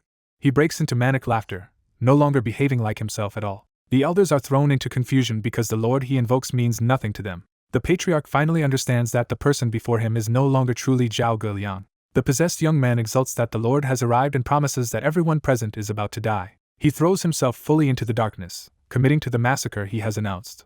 A catastrophic red force erupts from the chamber like a descending blade of destruction. That crimson power spears upward through the palace, tearing into the hidden sanctuary itself. The blast rips through the hall, hurling bodies aside and throwing the gathered protectors into chaos. Even the strongest defenders are blasted back as the chamber fills with smoke and shockwaves. From within the devastation, a new voice coldly declares that the great Xia royal line is finished and that even Ji could not prevent it. A dragon-armored figure steps out of the darkness, revealing himself as the source of the attack and asserting absolute control. The surviving elders demand to know who he is, where Zhao Guiliang has gone, and how he knows secrets reserved for the royal family and clan leadership. He mocks them with their own logic, implying that anyone who knows this hidden place cannot be an outsider in any ordinary sense. Before they can press further, he unleashes a surge of blue dragon power that floods the hall. The protectors scramble to shield their clan leader, realizing negotiation is over. One grandmaster answers with Vajra Bodhi, summoning a massive golden guardian in an attempt to stop the invader. The golden strike crashes down with overwhelming force, meant to crush the dragon-armored enemy outright. The invader dismisses the attack as hopelessly insignificant against him. His blue lightning tears through the golden assault in a single counter-strike. The guardian is pierced through the mouth and broken apart by the blast. Its master is horrified to realize his Vajra Bodhi seed was shattered in one shot. The dragon-armored figure follows immediately by diving in like a beast, giving his victims no time to recover. A vast blue impact detonates across the chamber, swallowing the battlefield in dragon energy. When the force clears, he walks forward through the wreckage carrying the remains of a defeated Grandmaster as proof of the gap between them. The elders are shaken that such a terrifying figure could appear in Great Xia and kill a Grandmaster so effortlessly. The monster treats even the dead as resources, revealing that he intends to turn fallen experts into assets for Great Xia rather than merely slaughter them. Something else stirs from his shadow, hinting that his methods are even more grotesque than they feared. Red tentacles burst out and seize a protector's head, showing he can corrupt or consume his enemies directly. Panic spreads among the survivors as they shout for someone to stop him before more are taken. But the defenders realize the elite Dharma protectors they expected to save them are absent, leaving the hall exposed. One protector recognizes the invader as likely comparable to the Azura from Huadu, and admits that she is far too weak to stop him. The remaining elders decide their only chance is to summon dragon energy through the blessing of dragon energy, and empower even a Grandmaster to fight back. That plan collapses when another elder reveals the Zhao family's fake dragon vein disrupted the royal family's link to the dragon energy, making it impossible to mobilize now. With the monster advancing and their greatest defense cut off, the hall falls into desperate uncertainty. The invader answers that hesitation by striking again, blasting apart more defenders in a violent burst of blue force. The survivors report in horror that 2 more Grandmaster protectors have just been killed. With no other option left, the remaining 7 Dharma protectors gather together and prepare a combined attack. They resolve to destroy the monster in one coordinated blow before he can kill the rest of them. As the clash is about to begin, a new force descends from above, interrupting the battlefield. Brilliant purple beams lance down into the chamber, signaling the arrival of another power and abruptly changing the course of the fight. A violent surge of power crashes down, announcing that the slaughter is not over. A dark figure steps forward and coldly asks whether anyone else still wants to resist. The surviving royals and elders realize this attacker is tied to the monster organization and panic over why such a force targeted the imperial family. Their fear is met with contempt rather than explanation. The masked killer reveals that the supposed protector Great Xia Dragon Sparrow was never their savior at all. He exposes the truth to the crowd below. Dragon Sparrow had already been absorbed by the monster organization and only pretended loyalty while helping destroy the royal house from within. That revelation leaves the old court utterly horrified. The mastermind makes clear this was no accident, but a long-prepared coup executed step by step. He explains that after uncovering the previous emperor's secret betrayal, he spent months arranging this moment and turning the empire's own leadership against itself. Those among the high command who could not be converted were quietly eliminated before the purge began. With that, he seized effective control of the Imperial Guard by sending most of its forces away under false orders. As a result, tens of thousands of elite guards remained unaware while he single-handedly wiped out the royal family's top defenders. He adds that his clone, Emperor Demon Warrior, is already hunting down the remaining Imperial experts one by one. Then he remembers there is still one important exception left alive. His attention turns to that final obstacle. He identifies the survivor as Huang Lianchen, a seemingly harmless eunuch who is actually an ancient martial master strong enough to rival a grandmaster. Even so, he dismisses Huang as unable to interfere because the royal bloodline restriction prevents him from fully protecting the Great Xia family, making his survival inconvenient but not decisive. As he advances, the last loyalists brace themselves for a hopeless stand. Clan guards swear they will die before letting him reach their leader. He answers their resolve by unleashing a blood-soaked attack without hesitation. The elderly survivors recoil in terror and beg him not to come closer. He mocks their humiliation and weakness, treating their fear as filth beneath him. Desperate to save themselves, one elder argues that killing them would doom the entire Xia kingdom because their lives are bound to the nation itself. Another claims his own death would trigger catastrophic natural disasters across the country. A third pleads for compromise, insisting dynasties always leave remnants of the former royal family alive.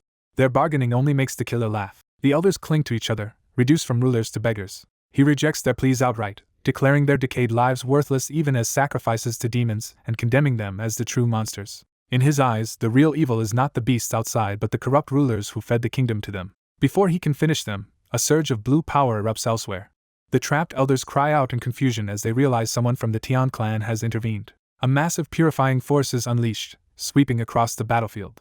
Outside, the imperial city stands on the brink as that power reaches the capital. A colossal demonic guardian rises over the city walls, threatening to crush the ancient capital itself. Its many arms gather force for a devastating assault. The monster slams down with explosive power, shaking the city. Huang Lianchen descends to confront it, and demands to know what demon dares attack a foundation that has stood for millennia. The demon recognizes him at once and sneers that the old eunuch still serves the throne after centuries. It mocks him further, saying he should go clean up the failures of the masters who unleashed this chaos. Huang answers with the heavenly gang technique Great Golden Hand and strikes back in midair.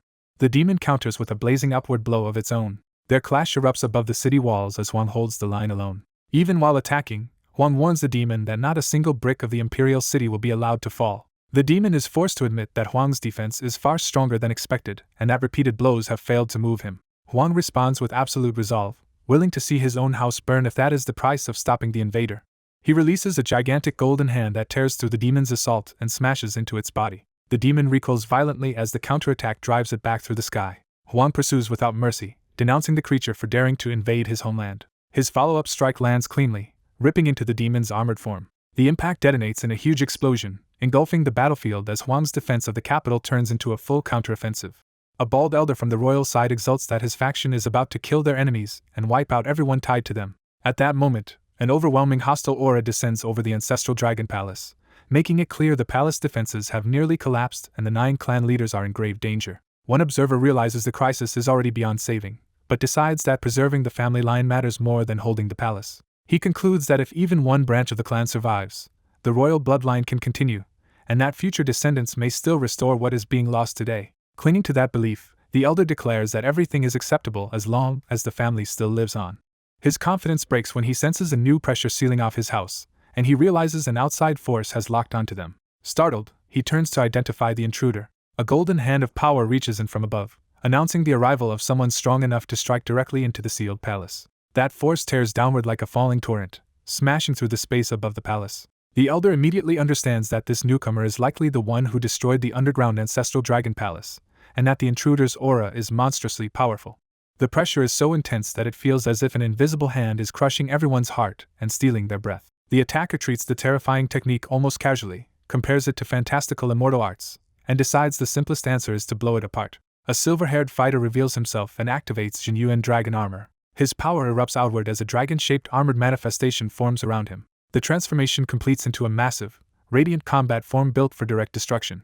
He follows it with a stronger move, Demura's secret technique, Nuclear Light Dragon Armor Super. The upgraded dragon armor towers over the elder, turning the confrontation into a one-sided display of superior force. Shaken by that power, the elder demands to know who this man is and why he is targeting the royal family. The armored fighter identifies himself as He, the newly appointed head of Section 1 of the Great Xia Dragon Sparrow, and declares that he has come to eradicate the royal family as a malignant threat to Great Xia.